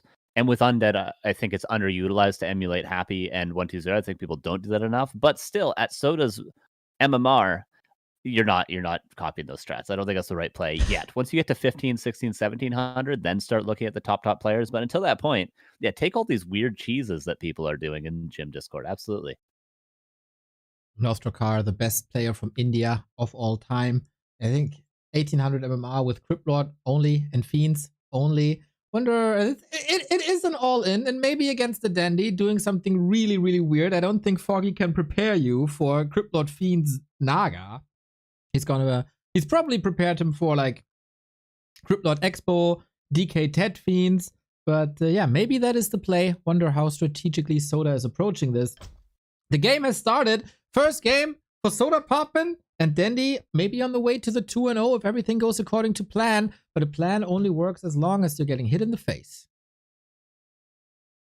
Oh, I need to download the map really quick, so I'll be there in a second.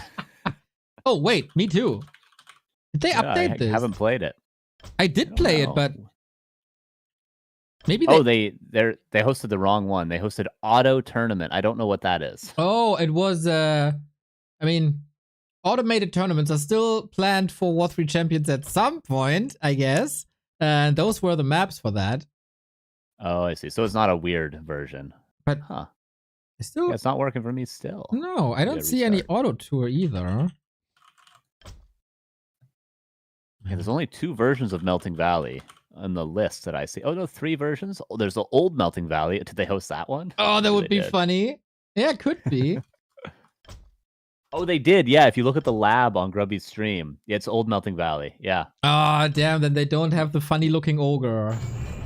Yeah, nope. This could mess with creep routes a little bit. But it's Valle Inondata. All right. Interesting. It's what the map said to me. Oh. Weird. Yeah, whatever though. Okay. Soda versus Dendi. Having the respect for Dendi that you have, you still cheering 1000% for Soda now? Soda's the underdog as well. You know, I hope to see a good match. I want to see Dendi struggle a little bit, at least, you know? But, yeah, I hope for Soda. I want it, because I also want to see some variety. We don't want to have all humans and night elves in the grand finals, right? We want to see an orc or an undead. Well, I want to see a human in the final. That's, of course, going to be AnnieFuchsia. Yep, true. But just one, you know? Just one. Yep. And then we need either an orc or an undead after that. Round it out a little bit. Yeah, fair. Alrighty, Soda, bottom left-hand side. Does this build tell you anything already? Crypt Lord, baby. Seems to be the ghoul opener. I think there's a chance he goes DK ghouls? No, I don't think so. I think it'll be the Crypt Lord. I know because I hit FSEP. I have to admit, I'm not, didn't predict it that much. Okay, cool to see. Abandoning the Crypt Lord for a long time on ladder to just bring... I always thought this is his strongest strategy. This is what he should feel most comfortable with. And he's bringing it in the toughest match he probably has in this group. Feels good. I think it's totally the right call. Go Soda. A player's forces are under attack. And what's cool about this, for us at least, being old people in this game, it's getting to see the old school Melting Valley, which we rarely ever get to see. But the lab next to the expansion, you can literally pull the creeps from the lab to Dendi's expansion, and that is an ogre that shockwaves your peasants. Yes, I forgot about that. It's ridiculous. Yeah, so Mountain King, Cripplord, 2 heroes that maybe we thought would be overlooked and are not. So it's cool to see, and it will be an expansion for Soda. Do you see the main, bro? Yeah, he pulled it off to build the expo and forgot to rebuild it, but luckily I think that harass from the footman, sometimes it's better to not harass newer players so that they don't check their base, and then they mess things more up like that, but yeah. Oh man, super annoying, little bit of gold wasted. You have been entertaining me for hours here as Oh, Money's man. B2Wo. 2,000 bits, Sonic. You've been entertaining me for hours. Here's Monies. Thank you for Monies, Sonic. Thanks, dude. Oh, Dendi. Wow. Finds the expo cancel timing. That is, I figured if you wanted to expand in this tournament, you just got to expand. You just got away with it. But Dendi finds the Acolyte and cancels the gold mine. Wow. He is really, he is playing levels above what I expected to find this timing. And it has to be said, this is not the regular expansion position. This is already a sneaky expo by Soda. The regular one would have been on the left-hand side where Dendi is as well, mirrored on his side. But Dendi just doesn't care, man. I don't even know if that was scouted, to be honest. Yeah, I think he just ran straight there. Dendi, obviously a very intuitive player. He said about the tanks, like, oh, I don't know. I just thought they were good. I never really used them before. So he does do these sort of heads-up plays. But nice impale from Soda is a good start to the first fight. That was perfect. Every single unit by that impale. He indeed watched some happy VODs, that's for sure. So lots of beetles, lots of skeletons, and when something dies, just summon new stuff. I think Soda is correct to try to get the expansion up still. He should not. He should expand or die, essentially. I think is the right way to play this matchup. Get the expansion up, or you have to leave the game. Is simply currently how the meta is, and Soda's correct to go for that. Frustrating to get that deny right in your face. For Dendi, no tech just yet. He needs a little lumber. Gold is plenty, so we will get more and more and more footmen, which is always more stability. Towers coming up, shop coming up. Soda, does he know about this expo is the question. And what can he do about it? I think he'd probably be expecting it, having seen the expansion versus Annie earlier, but maybe he doesn't know where it is. He expanded to the corner. Maybe he says, why doesn't Dendi expand to the corner? Yeah, Grubby pinging that spot, realizing now that it's Old Melting Valley. I was wondering how long it would take him. Long time, right? The professional casters here at Back to Warcraft identified this immediately, of course. Yep. Yeah, the lab is usually like here-ish, where the green is, so that's how you identify what this Melting Valley is. But I don't think we have to regame, even though that would probably be nice for Soda as the Mountain King comes in with a huge clap. Well, if only Soda had an impale, he could maybe defend here. He's kind of pseudo-surrounded, but he's able to get out maybe. Dendi's aware of surrounds. He will probably try to kill this Cryptlord with a Stormbolt, but it's very healthy right now. He's just killing the ghouls. Soda trying to buy space for his expansion. That's not probably cancelable any longer, but he has not upgraded towers just yet. Deny there with the item. Uh-oh, Soda is losing a lot. You mentioned the surrounds. Is the first one closed? No! Very, very narrow. Could have been it, but now floodgates open for the footies on the Echoes. Soda is pulling ghouls from the main base. He just needs to live a little while for the tower to get up and the ghouls to make it here. Don't get your Cryptlord surrounded, but he runs right into it. Unfortunate for Soda. Can he still hold once the towers get up? The ghouls are marching over from the main. And Dendi is cruising towards a clean 1-0, which would then be his 3-0 in maps. If he's a little unlucky, he's blocked there as well. Disaster for Soda, unfortunately. The might that is Dendi cannot be matched. Unfortunate start for Soda. I think with these towers, he could probably stick around a little while longer. His tech's going to be super delayed. The Mountain King's going to be super stacked on levels. But I don't think Dendi's going to be able to win the game here. Unfortunately, he is teching up, and he's probably going to go tanks. But Soda can hold on. He can try to hold on. For sure, for sure, for sure. More ghouls. He's going Fiends now. which Dendi will probably be answering with defend and some footmen. He has no intention to leave early, stays as long as he can, gets another ghoul, and maybe another. He hides in this little nook at the tree line, so only one ghoul can attack, gets the level up, can stay a little longer. Emotional damage. That is tough for Soda, and he TPs not to his main by double tapping, but to the expansion where the shop is in the front. Very, very nice play from Dendi through and through. This is so far the cleanest game we've seen from anyone in the tournament, I would say. Yep, I agree. Very well played. 1000%. He got 1400 gold, and a little lumber is missing, so a shredder would be nice. Griffin Aviary is coming. He's not tanking, so that's sweet. It's only Griffin's coming. I mean, it's only the hard counter to Crypt Lord. Like, it's okay. Yeah. Yeah, and only one Aviary just yet. I mean, yeah, Shredder, as you mentioned, could be pretty good, but he's got enough lumber for now, and he continues the pressure. Soda just trying to get his Crypt Lord out again, trying to resaturate that expansion, which is all the correct things to do, but unfortunately has taken too much damage. This Mount King is going to be level 5 before the Crypt Lord's even level 3 at this rate. You know, at the end of the day, Humba, everybody knows. True. These fiends don't do too much. One Acolyte being picked up after the other Impale. The Impales are sweet, man. Can say what you want, but hitting the spells like a boss. Just ask Checky about how he feels about the Mountain King in this matchup, and he'll tell you. He'll tell you. As a Dota player himself, he'll tell you how strong it is. Somewhere in Czechia, Czechia is still raging. His goddamn Mountain King 10 years since for 10 years I've been raging. Oh, no, Dendi's styling and profiling with the hero kill, with the tier 3, almost finished. And defend against the Fiends. Fiends, probably not the right call. Ghouls would have been better, but if you're uncomfortable playing that, yep. And now, as if a normal Mountain King wouldn't have been enough, now he gets fed by the Blood Mage. And yeah, this is like Dendi playing a Wisp in Dota, I guess. Yep. Very nicely done, and it's just a matter of time. He's pretty much farming experience. Infinite creeping in the bottom right of Melting Valley. The clap kills another, and the Acolytes will soon fall. So trying to hold on, trying to get the Crypt Lord back again. Going for a second Crypt now. He's holding on. He realized he's got his expansion up in 3 towers that are pretty good. So he's just trying to hold on, but unfortunately Dendi, he's going to have Mass Griffin soon as well. Dendi also with the mechanical critter. Wonder where that is. It is a boa. So who spots it? Yeah, I was looking for that. Yeah, me too, man. Where is it? I don't know. Is it in the base somewhere?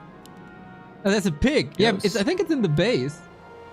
But it's super underused. Like, I think you could buy a Shredder with that, right? Without running into the creeps by Shredder Zeppelin with the critter. Like, it's really an underused thing, mechanical critters. Happy bought like 3 when he was off racing versus 1-0. They're good. Like, people don't always kill critters, and they scout. They're good. They cost barely any gold. They should be used more, but human players, just like Nork player using backpack, human players do not use mechanical critters. Don't get me started, man. Don't get me started. Backpack's so good. Yeah. Comes back for the 3rd time. Skippy, you could do it. Come on. Come on, little Skippy. He is going for the surround on the Blood Mage, though.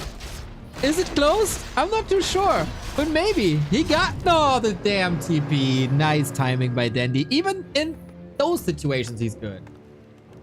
Yeah, if Soda had attacked instead of summoning beetles, maybe he gets the kill, but at least he forces the TP. At least he can try to stabilize. He's got 2 Crypt Fiends, and he's going to be tier 2 eventually. 2 Crypt Fiends can beat low numbers of Griffins, but when it gets to higher numbers, you need Banshees, you need Tri-Hero, you need upgrades, and Soda's not going to have any of those things for a while. And Soda was talking about how Pearl Nova is super fun. You think he's been exposed to Banish Bold Holy Light? Oh no. And Griffin Focus Fire? Oh god. How often did the word depressed fall in the Sodapoppin cast today? This is gonna be tough. Yeah, Mountain King's gonna be level 5 probably after this camp. That is surprisingly not a red camp. I remember this as being a red, but I guess it's just under the threshold. Like a 755, not a red camp. Wow. That is quite ridiculous. And of course, Dendi can creep every spot in seconds now.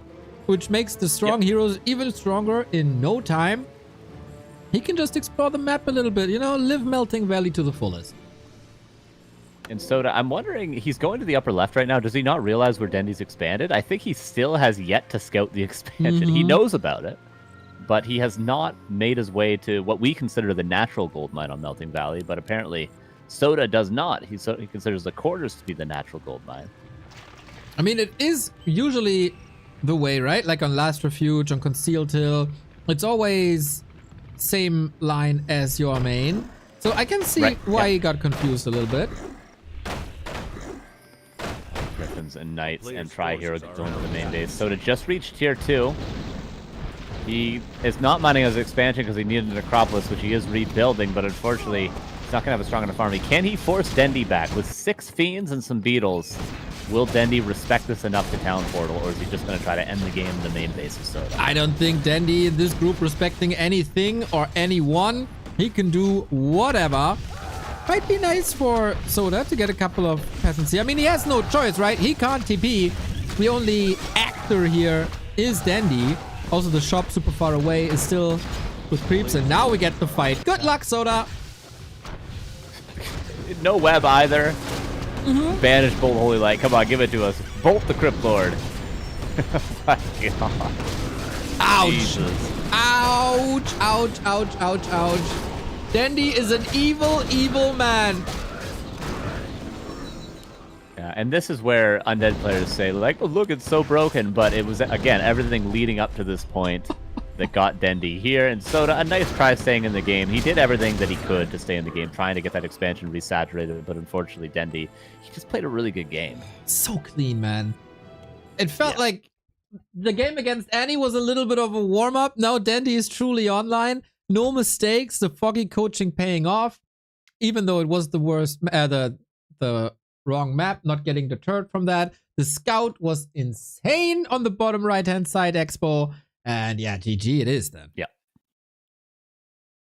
Yeah, it looks like just from that first map in this series, it's going to have to be Tyler that's going to have to make Dendi work for it because, again, I'll mention Tyler Farseer Harassed is very good. Maybe Dendi could finally be pressured because so far in both series, he's just been allowed to do whatever he wants. If he wants to expand, that's cool. If he wants to creep greedily with the lab on Tidehunters, he was allowed to do that. But Tyler is not going to let Dendi play his game. He's going to be pressuring him a lot. So I think that is the first time we might see Dendi struggle a bit. Yeah. But so far, easy peasy. He had some like all games so far has been free early games up until the whatever is the late game in that matchup.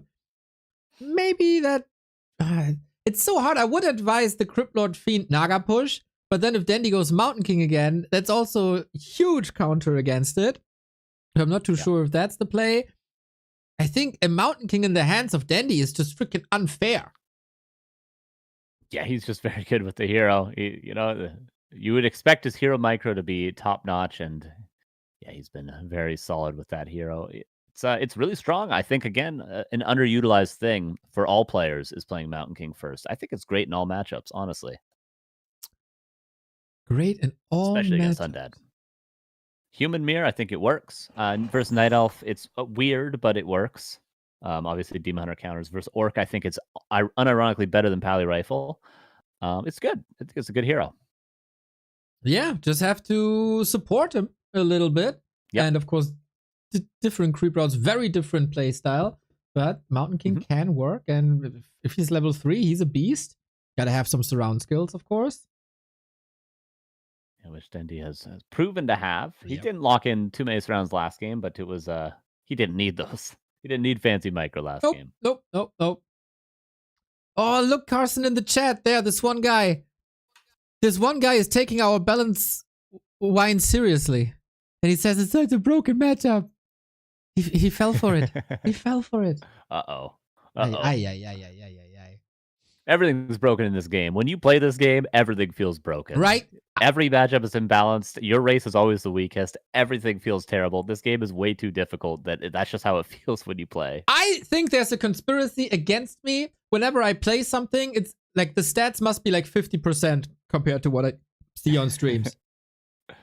Dude, this game is just so difficult. Like, I think Mass Wind Riders is a terrible strategy when I play it.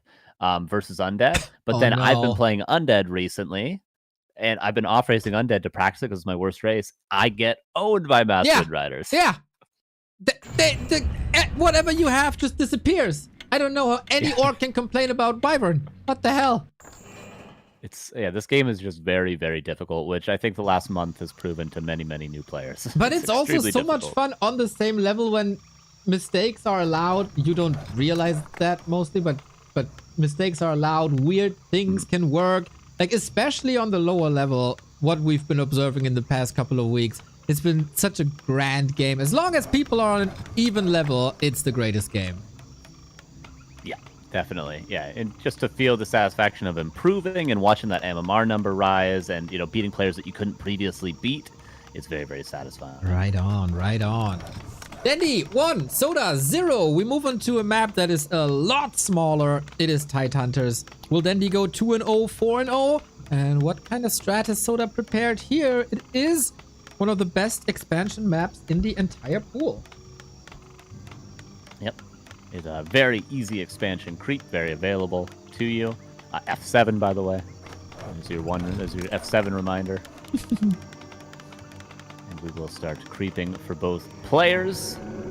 And the hero choice for both players changes up for Soda. He goes for the DK. He said Coil Nova is super fun, so he's maybe sticking with what is the funnest for him, which sometimes fun can equal good results. If you're enjoying yourself, you don't play tilted, you play better, so I agree with it to switch things up for Dendi.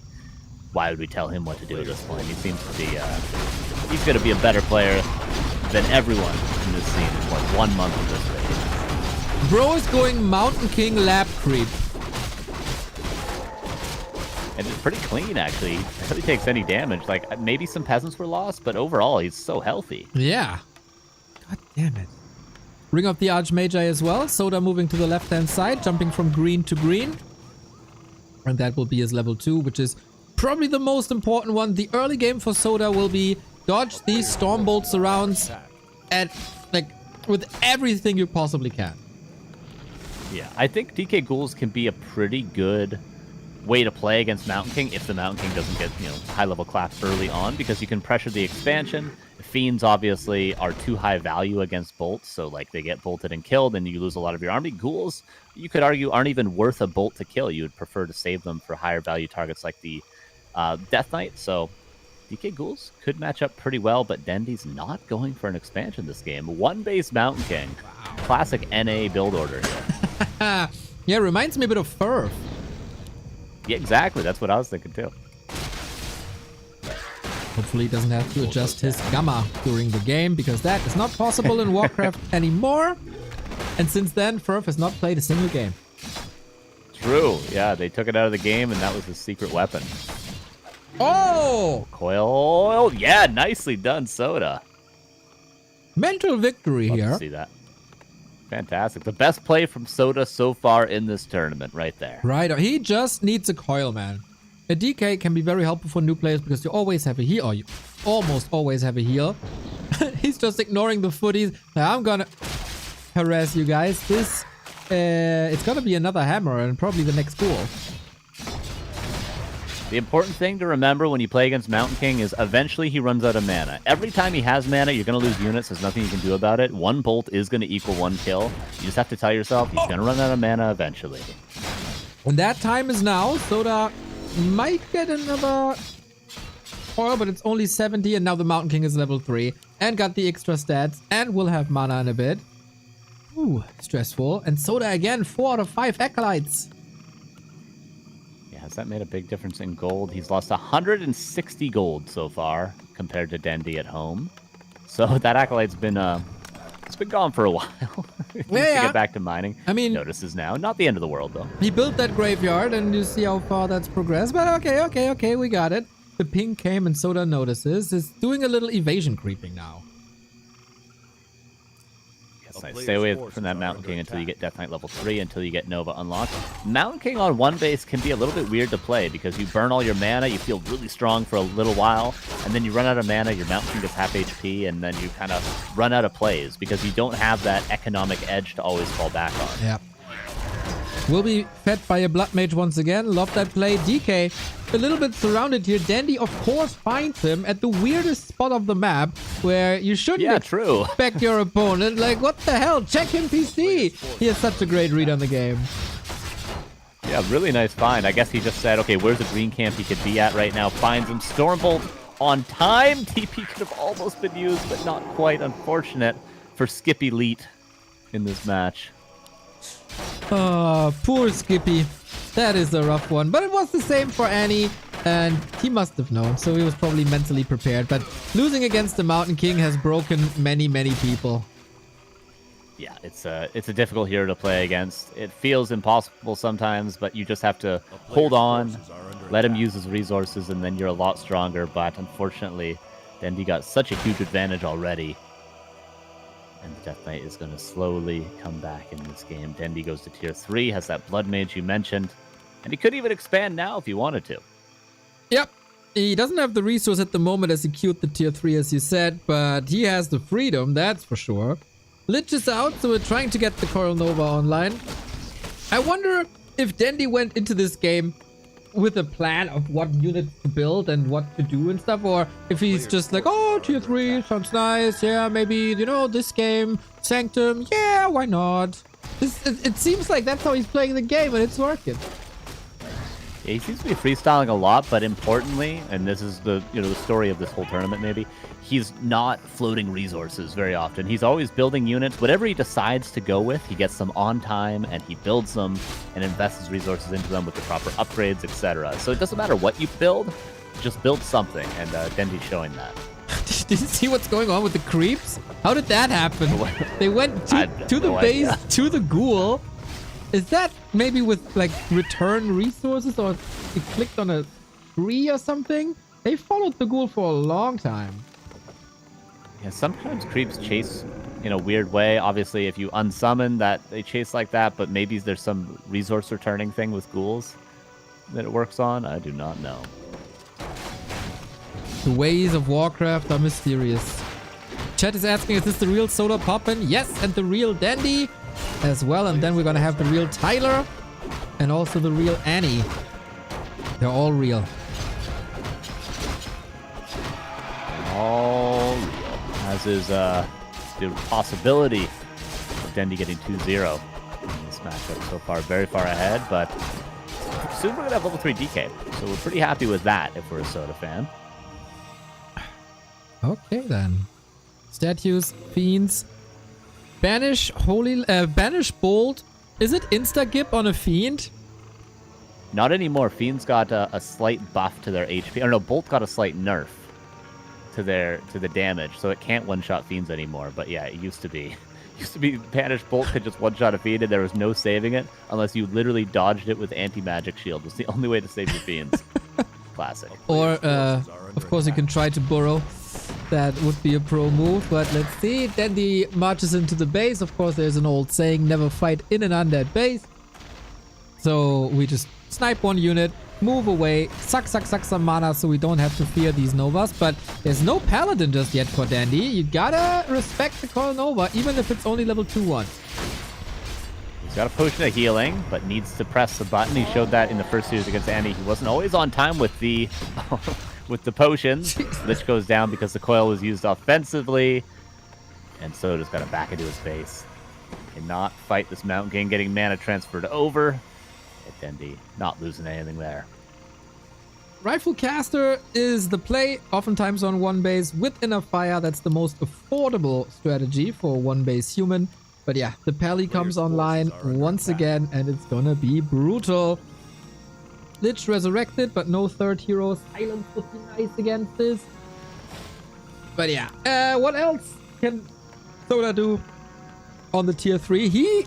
I don't know if he has a timing anymore. Dendi is just enjoying his Warcraft vacation to the fullest.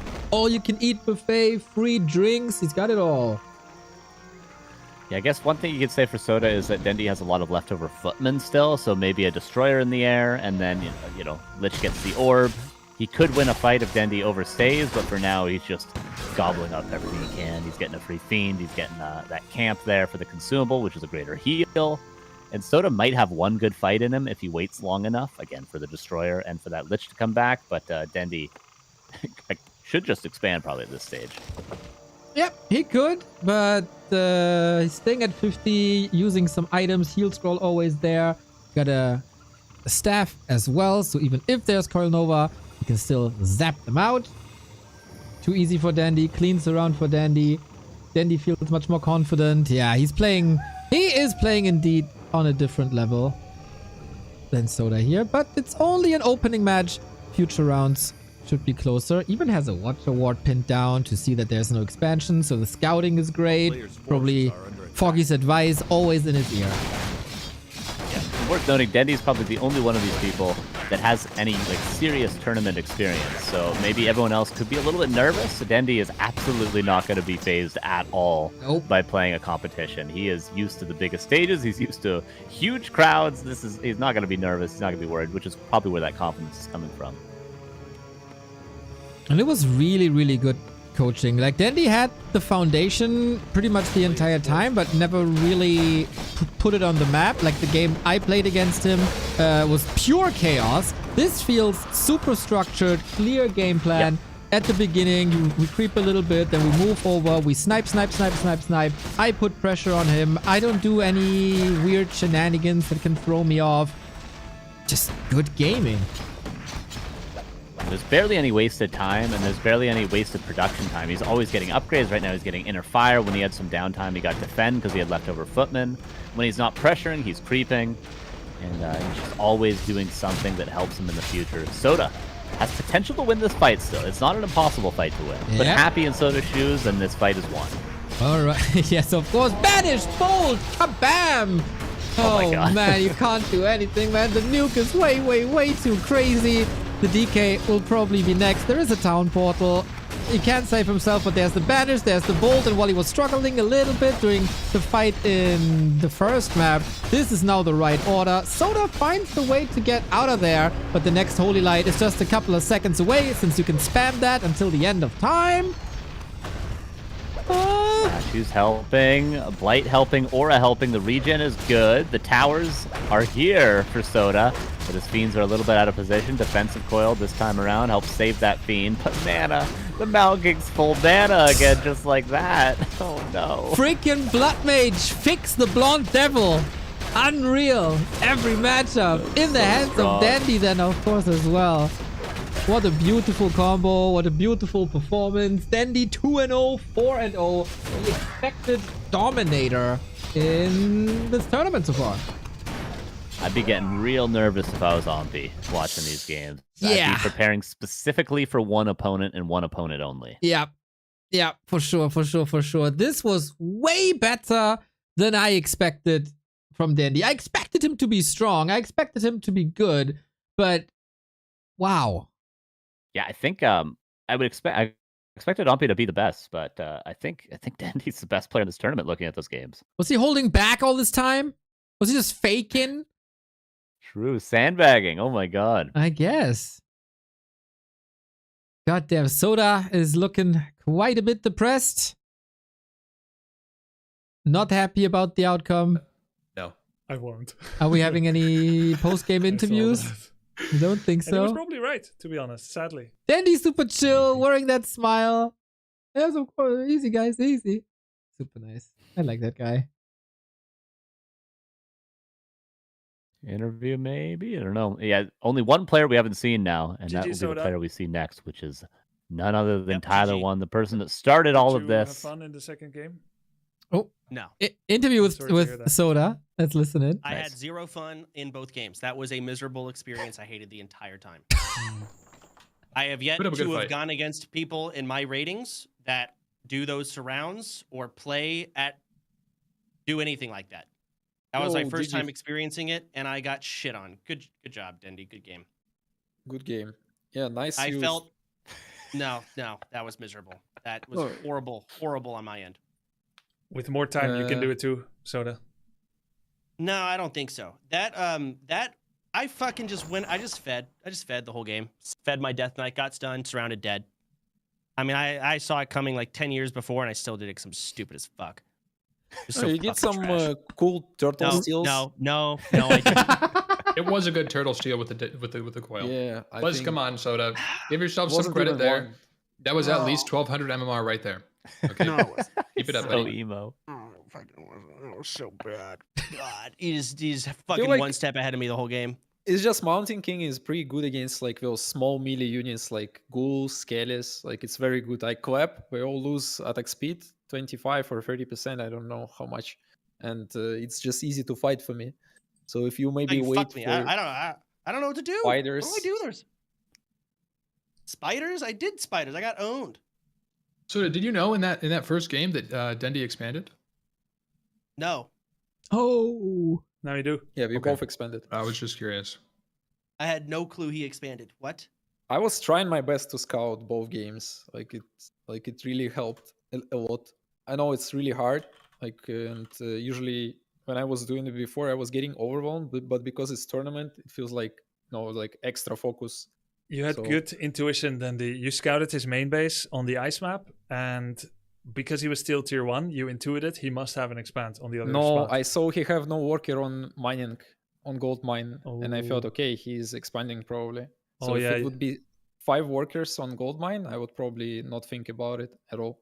Yeah, you forgot to make the acolyte, Soda. Yeah, no, I fucked up everything. It's okay. Better luck next time. Yeah, GG's. GG's.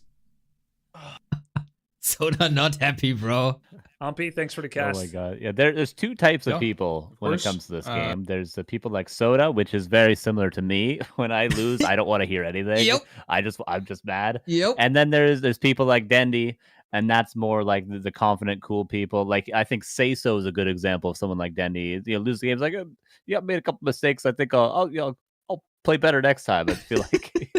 And there's one that is much better for competing than the other. But unfortunately, you can't fix it. You can't fix it. That's just how people like us function when we lose. Yep. I feel Soda like I play these low level league matches, and I had the chance to get promoted in the German league, and I sucked the final game. I sucked so bad. I played like shit. My opponent caught me off guard. I was so mad at myself. Yep. And I had like 1.5 hours broadcast planned after that. I was just miserable. I was just a grumpy little shit the entire time. I couldn't pull it out of my ass. It's just it gets to you, man. It gets to you. I turned my stream off every night when I ladder in just guilt and shame of how mad I got. I'm like, why? It's not even worth it. What am I doing? What am I doing? But when you know, win, it's freaking awesome. That's the best. exactly. You win and you improve, and you see that number going up, and it's all worth it. Yep. You know, yeah, that's all. It's all we're waiting for at the end of the day. And there's also these games where you didn't fuck up much, but your opponent was just better. Those losses feel totally fine to me. Like, that's no problem. When I know, okay, I didn't F up my build order. I didn't forget the 4th Ziggurat. I skilled properly. I used my items, but he still outmaneuvered me. Totally fine. I can take those losses every day. But if I started behavior to forget my graveyard on the way to tier 2, then I can't build the slaughterhouse, and then everything is over. If I lose because of that shit, I'm mad as fuck. Dude, I never remember to rebuild my altar after unsummoning it when I expand with Undead. That's been my main issue. Yes, when I I've been hate playing. that, dude. Yeah, always forget that. We should just get a free altar during the tech. It should just summon in front of the base. True. Yeah. Just a reminder. I need to make a custom map that, like, at a certain time, just has a reminder that pops up in the center of my screen. That'd be fair, right? That'd be allowed. Yeah. Try to find an ad block. Those are the And 5 speaking ways of getting you can really do it. angry, our next player that we have not seen is going to be Tyler. It's going to be Tyler versus Annie. Dendi? Annie. Oh, Annie. big Yeah. Okay. Goat, right? Or is it not? Yeah. Yep. That's right. It seems to be right. Oh man, you said Tyler can get very angry. Do you have he's gonna be so mad when Annie stomps him to the ground? This is what the practice was for. Tyler was a freaking big mouth. He saw the group drawing. He called out Annie directly, and we are not allowing this. We had practice. Yeah, I think I remember him saying that. Yeah, It's kinda instantly. Dude, she raided him, and he shit on her. Like, I'm gonna Right, I trash you remember so that. hard. It's like, where are the manners, man? Where are the freaking manners? Unreal. So next day, targeted practice with Leon, hours after hours after hours, and this is the moment Annie's been waiting for. She's activated now.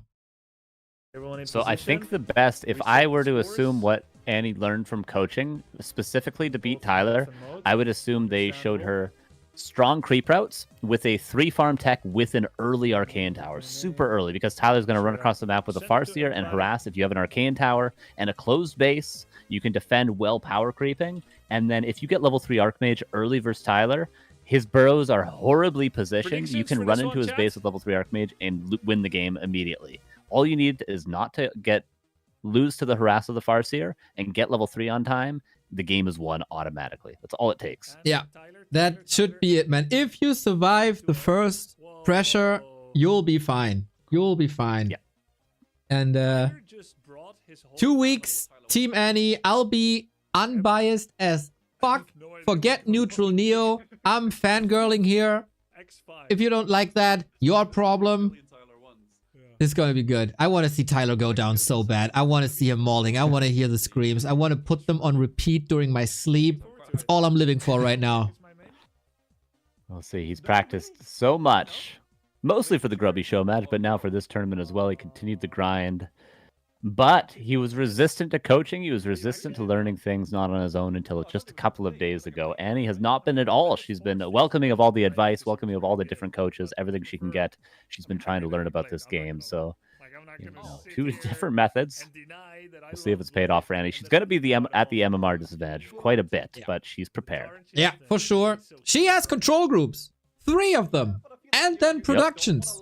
Everything. She's building with a control group and the hotkey. No clicking. She's using hotkeys for the items. You know, a couple of people who don't do that. One example, Focus and Tyler. They don't do that. If there's a bit of a hero focus coming, boom, Invo Potion. No problem whatsoever.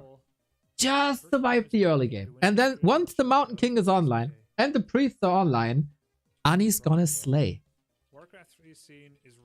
You know, I saw Happy click his Lich last night when I was watching a stream to build it, and a statue. Yep.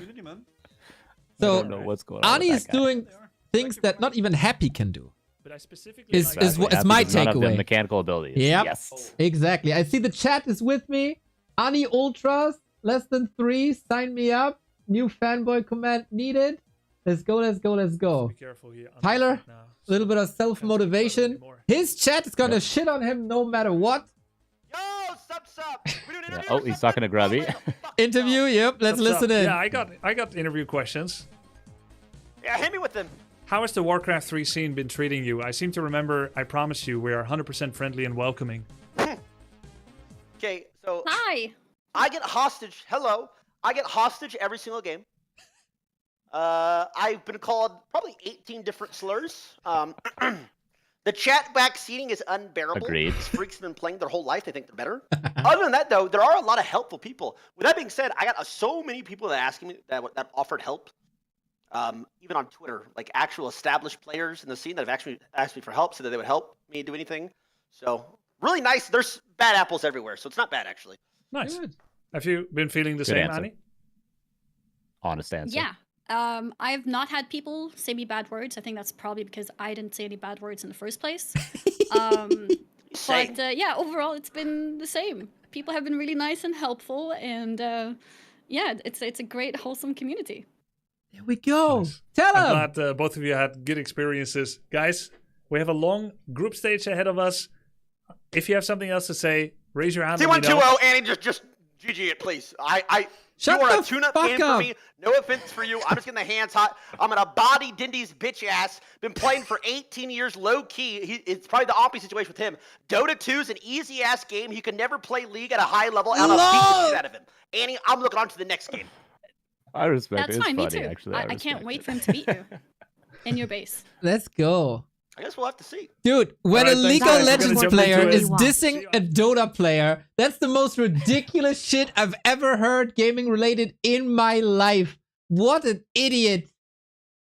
Dude, it's like a Valorant player saying that Simple couldn't play Valorant if he wanted to. God damn it. I'm so mad. I'm so mad. I need this to happen. I need this upset to happen. And if it's just one map, I'm happy, but I need him to fail. Hammerfall, ladder, Oh, USC, it's pinging, funny. Horizon, It's no delay. funny. He is good at the shit talk though. You got to give it to him. Yeah, man. Dude, I saw a documentary of him and I see in the background there's a WWE World Heavyweight Championship belt. It's like, yo, he knows, man. He knows how to run the show. He's clearly influenced by that. That's noticeable. He's an absolute showman, and he's probably a sweet soul behind the scenes. But calling out Annie and trying to trash on Annie, screw that. Tyler, I hate you for this upcoming best of 3. Then we can be buddies again. I know you watched my cast, all fine. But goddamn, I hope you miss micro everything. I hope you lose your shit to the creeps. The worst items possible. Let's go. All right. Everyone at peak MMR. Tyler, I see at 1221 MMR, which is the highest I've seen. And I've been watching his stream most of all. Him and Grubby between this whole thing. So you know the MMR is inflated between 1150 and 1250 MMR. There's like it's like weird. It's a weird place to be. The guys are just I don't know too bad to climb higher. And just inflate it. Just inflate it. That 500 MMR range, much more competitive, difficult range. Bro, you have no idea. It's currently there, but won't be there for long. That's right. Like. This is so confusing at the 500 MMR range. How do you even practice for people who have no idea what they're doing? You can't. It's elo hell, basically. That's how I feel at 2100. How can I practice? Nobody knows what they're doing.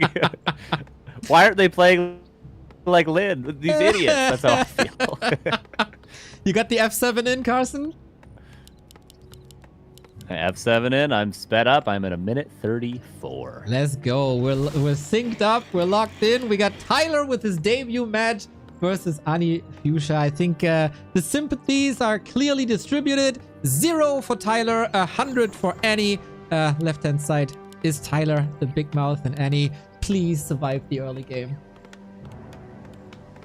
So far, I like what I'm seeing in Annie's base. Very early Arcane Tower. I would like to see a third farm from her as well. Priority on level 3. If she can creep the green, creep the seafood buffet to the left of her base, that orange camp, and then go out on the map and passively creep to level 3. Tyler's going to try to just brute force the main base into the Arcane Tower. But if Annie gets the 2 creep camps close to her base, moves out with the Archmage, maybe the green camps in the corners, and squeaks together a level 3, again, run into Tyler's base, kill the burrows. Right on, right on. We're starting with the green. As careful as possible. The purge goes onto the footman, not on the water elemental. Solid start. Second one as well. This cannot be stolen. Ha! Loser. Item. Perfect. Ring of superiority. Oh, Tyler. Could take a lot of damage on the Farseer. Annie focusing on the wolves. She was probably coached to do that, but in this case, I would like to see some more auto attacks on the Farseer. Obviously, no salves available for either player early on, so any damage taken is relatively permanent. Second summon of wolves. Annie gets that whole camp to herself. Nah, the Spirit Wolf got 1 creep, unfortunately, and 1 militia going down. But apart from that, it's no instant level 2. Never was meant to be. Wolves, I think, went to Annie, and that's where the experience is coming from. We do have, can't lose these peasants. That is 1, 2, 3, 4, 5, 6, 7. So we're down 1 peasant. We normally want 8 on lumber, and he's only at 7. Yeah, it's okay. It's okay. There's an Arcane Tower up. There shouldn't be any more peasants dying now with that tower. Yep. And this one is a bit exposed. Now, but we realize that. Wonderful. Water Elemental strong, but it's the second last one. Tyler also bursting through the mana, and you know, I've been hearing, oh, Tyler's early game is so good. Oh, his early game macro is so fine and micro and everything. I don't see a big dominance so far. No, Annie was really, really smart to back up there. She hasn't taken a lot of damage on her Archmage at all, and every time she gets pressured, she backs up to her Arcane Tower. Not fighting out in the open a little bit right now, but because she feels confident enough, pressuring the Farseer on less than half HP, and now Annie has space to maybe call Militia and go for the green camp, the Kura camp. Yeah. You know what they call Annie as well from here on out, judging from this early game? The Swedish Wall. What a clean defense, dude. Tyler has nothing on her. Not many kills. 1 little Null Brood steal. Who gives a fuck about a Null Brood? And Tyler now running straight into the Hydra. Get all the poison, man. Just like your behavior. All the toxic for you. And Annie will now get level 2. Aura, of course, going to be very, very important. Blacksmith as well, so will be Riflecaster again, with a Mountain King again. But the space, the defense, that was the most important part of the game, I would say, was how well Annie defended the Farseer harass, and it was very well done. As soon as we have the Mountain King Carson, this game is basically over. Stormbolt. Essentially, yep. I don't think Tyler can micro good enough against that. He will fall back soon, right? Shop is coming up. He needs to heal because of the poison creeps. He got some items, okay, but what's the Claw really doing on a Farseer? Not much. Now, Tier 2 finished, and this time we're not in a stress situation at the arrival of Tier 2, so I guess Mountain King and Tier 2 production building should be coming soon. And Tyler is coming back, and I think Grubby says, "Creep the lab, you idiot!"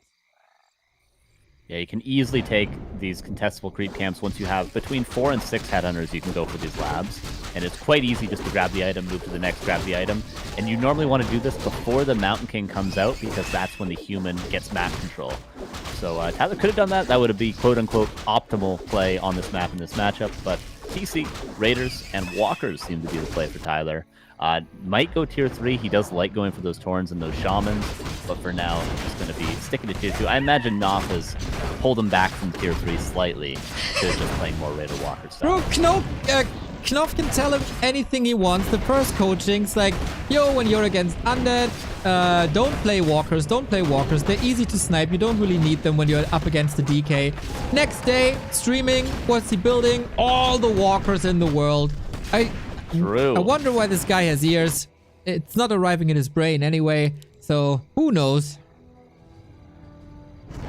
Annie, power building the Sanctum. You like to see that. Mountain King on time. And we're soon going to have the Rifle Caster army online. Footmen have died, sure, but the Rifleman count is as healthy as it needed to be. We have long rifles. Not yet. Needs to be researched. And Macro Police is slightly getting unhappy, but that was mostly due to the creep. Level 3 for Annie, level 3 for Tyler as well. Creep route looking fine. Tyler expanding. And Annie, go, go, go, go, go. Leon told you, dodges the Farseer scout. I think she's fixing her control group. And here we go. This is the most beautiful timing we've seen all day. For Tyler, the expansion, this is actually a standard expo timing in this matchup. It's a little bit more complicated to not get the expo canceled, but still, like, and then Annie actually finds the expo. This is the high-level stuff. This is very standard orc versus human things. It's this expo getting canceled. Love to see it. Oh, I got the tutorial by Leon in my ear. He's doing exactly what he told him to do. Now, Bolt! Yes! On the Farseer! Let's go! Oh my god. Let's go! Let's go! Ah! He found the button, unfortunately. But Expo canceled, TP forced, and just go back to creeping now. You've accomplished everything you need to. Just go creep. Just go creep, build units, and you're in a perfect position. I told people for 10 days straight, Annie is gonna beat Tyler. If that really happens, people can't meme about me anymore when I call myself the prophet. It's very possible. Tyler just needs to allow her some space to get Mountain King level 3. That Mountain King is the carry, just like the TC is for the Orc. But Tyler has the faster creeping speed currently. Is he going to pull the red? Oh my god, that would be a very efficient high-level play. If Tyler creeps the shop while pulling the red, okay, it's not going to. And Annie gets the lab, Raider heal, perfect item for that Mountain King. Now she just needs to go to the bottom left to avoid Tyler, and she'll be able to creep MK3, no problem. Both players are forgetting about the next farms. Okay, Tyler gets it now, plus the expansion. Annie, ready to fight. TC, heard. Mountain King, hammer away, Annie. Maybe... Not an impossible fight. Yeah. The priests are AFK in the base right now for Annie, unfortunately. Oh no! Oh, that's unfortunate indeed, but there's no TP anymore! The wolves block himself! You idiot! You block yourself! LOL! Annie TP out! First hero kill! Go down, bitch! Wow, and Annie could have stuck around and probably killed the TC as well there. Uh-oh, Tyler. His expo is like 14 peasants. Oh my god, that's the Spiral Expo squared. That is far away. That is, I say 14 is probably realistically like a 9 peasant, 8 or 9 peasant expo. That's far away. Dude, I can... It's very far away. I have to zoom out to get that on one screen. And oh my god, I really like the early TP. Of course, in a perfect world, you could stay a little longer and kill the TC, but we talked about this at the beginning of Group B, I think. If you're unsure, rather TP out instead of feeding the opponent like 3 rifles. This way, we still got 44 out of 44, but we're gonna fix that. Macro Police, slightly unhappy, but it's alright. This is still a minute without the Farseer, all the time in the world, and because she was home, she's able to fix the priest situation, and she finds the Expo again, laughing to herself probably, because it's that far away. And that's another cancel. Boom, boom! Yeah, give these coaches a raise. They obviously told her, hey, look, the Orc player is going to try to expand. You need to go over for the cancel. And honestly, at this level, it's very difficult for Orc to defend their expansion because you need to creep close by. You need to have good scouting with your wolves. You need to cover a lot of space. If the human just decides to walk across and cancel it, they're going to get it. So it's great coaching advice if that's what they told her. Counterattack, but with no TP, Tyler. Wait a second. There's no TP. No, nobody has screwed. a TP, Carson. Nobody has a TP. The Farseer is coming out. The militia is getting wrecked. We're in a base race situation. Oh my Farseer. God. Oh. Will it die? Attack. Farseer, attack. I think Annie's panicking a little bit. Mountain King just tanking the hit. Tanking the hit. No, no, not like this. Oh no. TC level 4. He had a greater mana. If he didn't have a greater mana, he had so many shockwaves. MK's gonna die. Reinforce is coming. Oh yeah, Tyler's gonna win it. Oh no, it's so close for Annie. But she's losing her main. It's not impossible still, but with Reinforce finishing, it's gonna be very difficult to break the base of Tyler. This is the saddest day in my life. Holy shit. I mean, not the worst call by Tyler, I gotta say. Going for that base race was smart. Oh, and then Annie just overwhelmed. This is so unfortunate. Did she save a peasant? Unfortunately not. My heart is broken. Just priests in production. She has a ton of gold if she only did get a peasant out, but unfortunately, and she's going back. But yeah, I was gonna be mining. I mean, okay, let's say a world in which she can go back, somehow trap the whole army and kill everything. Maybe then she can win. But if Tyler is able to escape or win the fight with the army, it is no longer possible. The damn Mountain King is missing, man. With the Mountain King, I'd say, yeah, maybe. Go for it. But yeah.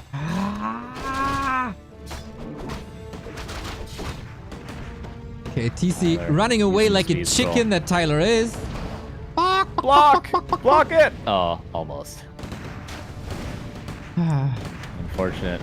Not having the TP. I mean, there's a world. Oh, there's a block on the Kodo. All right. Look at her go. All right. We see you. We see you. Little micro movie being made here. Yup. Annie clearly better micro, clearly better macro. Just because Orc is so good at base racing, this freaking lame-ass Orc style. Hate that race. Without the greater mana, Annie wins. Because Tyler cannot win versus the militia. He would have been forced to back away to the militia. Oh, she played such a good game, too. The Expo cancels, the Farseer kill. It was really a good game. It would have been a huge win. Everything on point, man. Everything on point except that TP.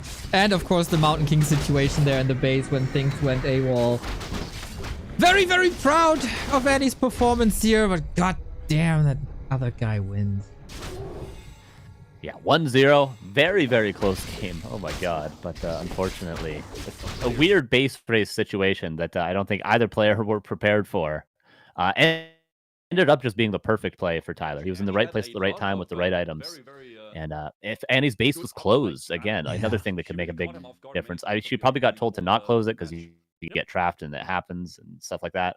But if her base was closed, that wouldn't have been able to happen either. A lot of things had to go Tyler's way for him to get this win. Tyler looked shocked. Tyler looked half broken. Up here now that Annie took the loss because it was a close match. Maybe Tyler's gonna probably storyline wise, yeah, let him get that first one. Whatever. Let him feel alright. Put some fear into him. Let him taste the victory a little bit, but then crush him on map 2 and 3. A million times better game by Annie than against Dendi. I think she shook off some of the nerves that were possibly in play. And when that Leon coaching versus Orc and versus with Echo Goodman, we can't just praise Leon the entire time. Soul 8man was also involved, and Echo Goodman was the Tyler cosplay. That practice session is showing. Very proud of the performance. Yeah, the few ideas I think they told her was the early Arcane Tower. You know, he's going to pressure you. You need to play very defensive next to the tower. He's going to go for a great haul around the 6.5 to 7 minute mark, which is standard in Orc versus Human. You can cancel it because he won't be playing defensive against it. If you get level 3 Archmage, you go kill all of his burrows. They're going to be out of position. She did all 3 of these things, but Tyler, just a little bit more experience, it feels like, with the map movement. For now. For now. Full series ahead of us. All right, next map, Northern Isles. I'm pretty sure Melting Valley is vetoed once again. It's just way too big to maneuver there.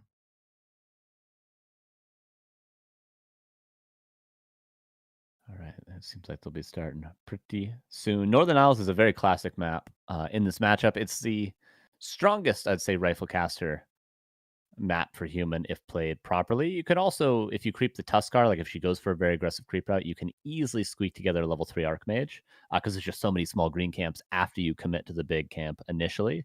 We'll see what her creep route is, though. Tyler, no doubt, Farseer harass. Yeah, for sure. He's a one-trick pony. Everybody knows. There's no other way he can play that gets in his brain. So everybody knows what's going on, and we're prepared. We're prepared. Yeah. Just need to get that tower. Do not forget the Arcane Tower, or you could lose to harass. Even really experienced Human players without an Arcane Tower, you will die to Farseer Headhunters. You need the tower. Yeah, for sure. That's the backbone. We have to get that up. Oh, Mr. Goodman or Sodapoppin 2 in the chat. I swear she has a TP. She wins. Yes, and she was at the shop. It's so heartbreaking. But you know, you get it. This was maybe a bit of Icarus syndrome, getting so close to the win, and then you start shaking because everything is so exciting, and then you make these mistakes, and then shit happens. But it's time to shut up Tyler now. All right, map number 2, F7. And one thing I want to point out for Tyler is his base builds did improve a lot. I guess Knopf, I think he showed him a little bit of where to place that first burrow, even though in this matchup, there's different base builds for every matchup. I disagree with the forward burrow versus Human these days because it kind of just dies in a lot of cases. But in general, his base build is a lot better than it was a week ago. Yeah, I think Knopf hammered that into his brain. Protect your burrow with the barracks. It took a while. Yeah. But yeah, we got that. Carifian says, a shame you don't see the in-game chat here. What is it? What did we miss? Tell us, boys.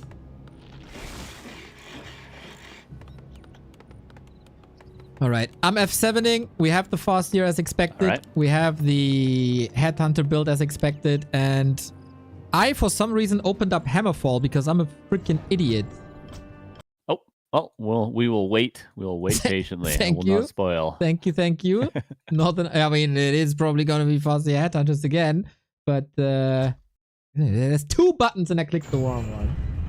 Tyler said good luck, have fun. Wow. Oh, wow. Because he's up 1-0. I do that too. I say, hey, good luck, GG. That was a really fun game last game when I'm up 1-0. When I'm up 0-1, you're not getting anything out of me. What the fuck? Really? Yeah, no good luck, have fun. No GG when I lose. Get out of here. Unbelievable. I think that is a sign of respect to me that he thought it's going to be way easier, and maybe fear.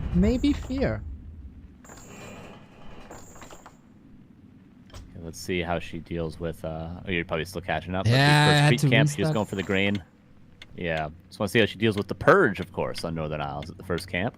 She did well on Hammerfall. The first purge, the first camp there has purged as well. Yeah, that was like a 2-hour lesson with Mr. Apeman. Mr. Apeman told. Very nice, very nice. All right, F7 in the works. We're gonna fast forward a little bit. And now you get everything. Okay, Tyler bottom left, Annie upper right. Forward. But I think I didn't talk any trash when I said Farseer Headhunt. Yeah, no, definitely Farseer Headhunters. For Annie, it's going to be a very similar build order as well. It gets the early tower, gets 3 farms, and we'll tech after that. Last game, remember, there was not enough peasants for the lumber economy. Hopefully this game, you do have enough to sustain all the upgrades you need for Rifle Caster. Okay, we do have the tower. We do have the 2 farm into the 3rd farm. And Farseer marching across. So far, so good. Oh, Tyler going for the left-hand side to disrupt the creeping. Let's see how this goes. We're still fast-forwarding, I gotta say. But so far, so clean, if I saw this correctly. 1 herd footman moved to the side. 1 worker down with a sweet little wolf block.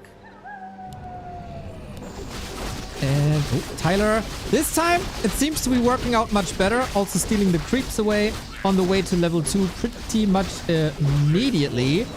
Archmage, now I'm live. Archmage a little bit caught off guard. Yeah, Footman gets ensnared, and he does get that experience, I believe. Yeah, does get that experience, but Footmen are going down. Tyler looking to maybe snag that item. Archmage getting hurt quite a bit, and it's not easy to recover from this damage in this matchup for Human. That's why Archmage health is so valuable, and Orc will always prioritize damage on that over everything else. And Annie, this isn't a great start for her, unfortunately. No, misses a shot. A lot of resources here. Tech is running, though, 50%. And I think prior to the series, Tyler would have expected he shows up to the base, hits a couple of times with the Farseer, and then GG over.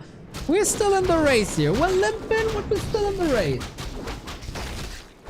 Yeah, Blacksmith and Shop coming up. Tyler is very ambitiously... He's not going to be able to creep this. He's going to lose 2 editors if he commits to this. Oh, yeah. I'm telling you right now. Just watch it and sit back and enjoy. Well, so far it's going well, actually. 5 headhunters do quite some damage, but the inner fire Tuska sorcerers, when they have 5 armor, they look so chill and they look so peaceful, but once they get inner fire, they're beasts. All right, he's microing a couple headers away. Okay, takes a little bit more damage, but I mean, this is good experience. We're happy with this if we're Tyler. Level 3, 2 headers need to go back and get salved, but he doesn't lose anything. Okay, we're all right at the end of the day, but and he is creeping at the same time. He's going for her Tuskar camp. Greater heal could be a nice find for that Archmage. Invulnerability, also not too bad. She's usually pretty quick using that one. And she needs it now. The Footman also hurt. Could be a Tyler double kill. Oh, the Creep Jack hurts quite a bit, doesn't it? Archmage trying to get into the back of the base. And Tyler again with map control, as you so often do with the Farseer headers. Farseer is almost level 4. Jesus, the slab creep. It is. It was quite good, but it wasn't that good for his headhunter count. You were quite right. Not too sure if the tower got the creep and if it was denied, or if Annie got it eventually. But yeah, nasty. Tyler en route so far. So is the TC with once again Radar Walker. And Annie is missing healing. Shop is there, but she's idling a little bit. Fixing some macro, fixing the build. Okay, no Footman left in the race, but we wanted to rotate out of them anyway. Nobody has need for Footman. Yeah, one thing going Annie's way is Tyler is maybe feeling a little bit overconfident. He's creeping aggressively. He's not expanding right now. And if Annie's given enough space, when she gets the Mountain King out, when she gets the rifle count higher, Human army is better overall if the Orc does not have an expansion to get heal scrolls, etc. In fact, Tyler currently has lots of experience advantage, but I think cannot give too much space or too much time. Can you say that again with a Scottish accent? I cannot do accents. I will not dare doing accents. Human army is better than your army. Tillerman said it in 2001, and it's still true since the beta. All we need is this Mountain King. As long as the Mountain King is in, Tyler will lose heroes to Mountain Kings. It's a foregone conclusion. Just, you know, levels would be nice. I like that Tyler's solo creeping the TC so much, very confidently as well. But, and he's not giving him the space. These creeps are going to wreck him. He could lose some serious units here, but Annie is being defensive because she doesn't have that many units right now. Yeah, I think the confidence that she had after the defense in map 1 is kind of gone. Stormbolt opportunity, not going for it. A bit too hesitant, unfortunately, but understandable given how the game went so far. Could be calling militia from the main base. That's what we see a lot of human players do in this position because they can reach across the map like that. Chain lightning. Mountain King's safe for now. Push and vulnerability could be used. So many low units for Tyler, but Annie unable to finish anything. But she hasn't lost any rifles in this exchange. Her fights are really, really, really good. Just getting there has always been a bit of a problem. Fastia chasing. Mountain King keeps the distance. All good. We need some more healing. But Tyler is pretty bruised, but he got some heal selves. Nicely done. And he's going back to the shop at the Mountain King. I think the priests, unfortunately, are idle again. We have yet to see a priest make it out of the base in this series. Oh, this is over-aggressive from Annie. She needs to back away. She's getting a raider kill. The wolves are going to wreck everything. Annie needed to be more defensive. Let him creep. It's fine. Eventually, he'll crumble in the fights, but he's going to need a TP out now. Losing the last rifle as well, probably. Oh man, that was brutal. That was brutal. Well done from Tyler, baiting her into a situation where he thinks, oh, I'm so far behind already. Let me get this one more kill, 2 more kills maybe. But then all hell breaks loose with a nice shock. We can't say about Tyler whatever you want, but his shockwaves are sweet and his TC control is good. And yeah, it was a little orc buffet presented right there. And now he's losing raiders to the creeps. Keck! But yeah, he did that well. Yeah, and he's creeping a ton. You can lose units to creeps as long as you're creeping camps 4-1 on your opponent, because you get tons of gold, tons of items, tons of experience. You could lose your whole army, and at the end of the day, Farseer's almost level, well, on his way to level 5, and the TC's level 3. Annie right now struggling 2-1 heroes. The army is better, but against Chainwave, this high a level, unfortunately, it might not be the greatest. Yeah. How are you using the Kodo to creep? He devoured the priest. Really? That's actually cool. Yeah. I haven't seen that before, but yeah, that's dope. That priest is freaking annoying. Annie wants to play defensively. She does, I would argue, have the better arm. If the heroes were even right now, Annie would have the better army. But they're not at all. Tyler with Spirit Link. Wolves are really good. Is there even a death on the priest? There isn't, and they're not healing right now. Oh no, a little oversight. The second control group. There's not too much to hit for a shockwave, but it's a thing of beauty. Mountain King for forward once again. Immo potion on the Archmage. Unfortunately, underdeveloped heroes, and the shockwave hits hard. The next, the chainwave will hit hard. It's just all lined up. Gotta hit him. Ah, and it's a little bit of misery here. Maybe with home turf advantage. Pray. Yeah, Tyler could overextend. Again, he doesn't have an expansion. He's just playing with what you see. So maybe he overcommits in, goes to the shop, Annie trying to buy some items before the shop goes down. I think she used the scroll and then it accidentally got canceled right away. So she's in back. Tough to hold right now. Militia called. Can Tyler overcommit into the militia? Let's go. There is a mana stone, unfortunately. RNGesus is with Tonka. New water elementals. Alright, we're spamming the spells as good as we can. But these AoE spells, man. On a map with only one shop, it's so hard to get the heal scrolls. And this build with these AoE, yep, exactly. Just wrecking everything.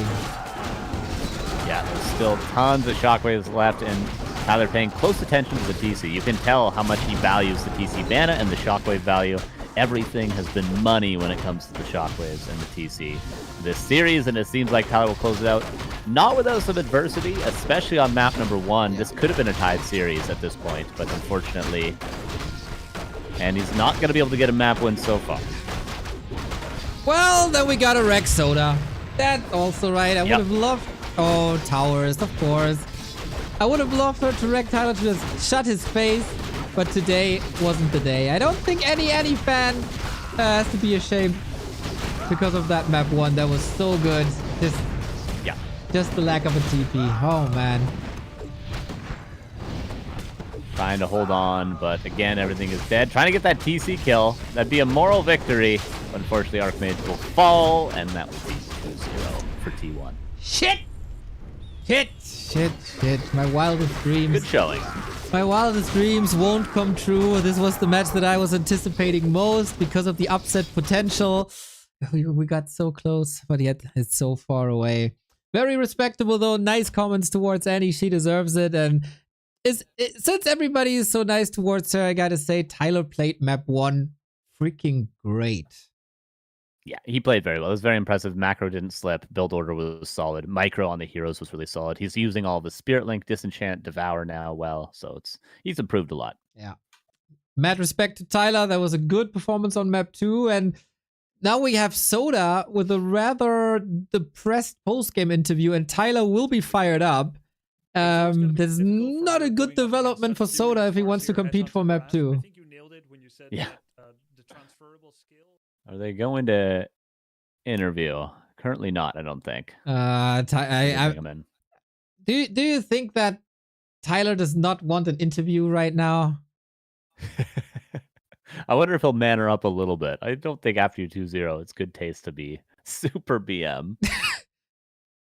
But I think he'll say something like, yeah, I told you I'm going to crush her, and I crushed her. Yeah. This is probably going to be it.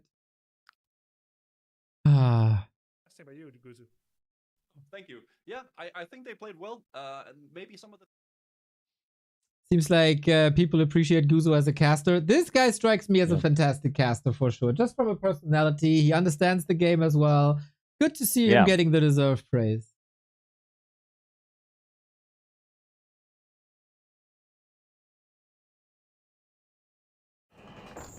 So, are we getting that winner interview? Done with casting for tonight, so I'll just be watching. Yep, I tried to set the brackets up in a way that our Europeans wouldn't have to go.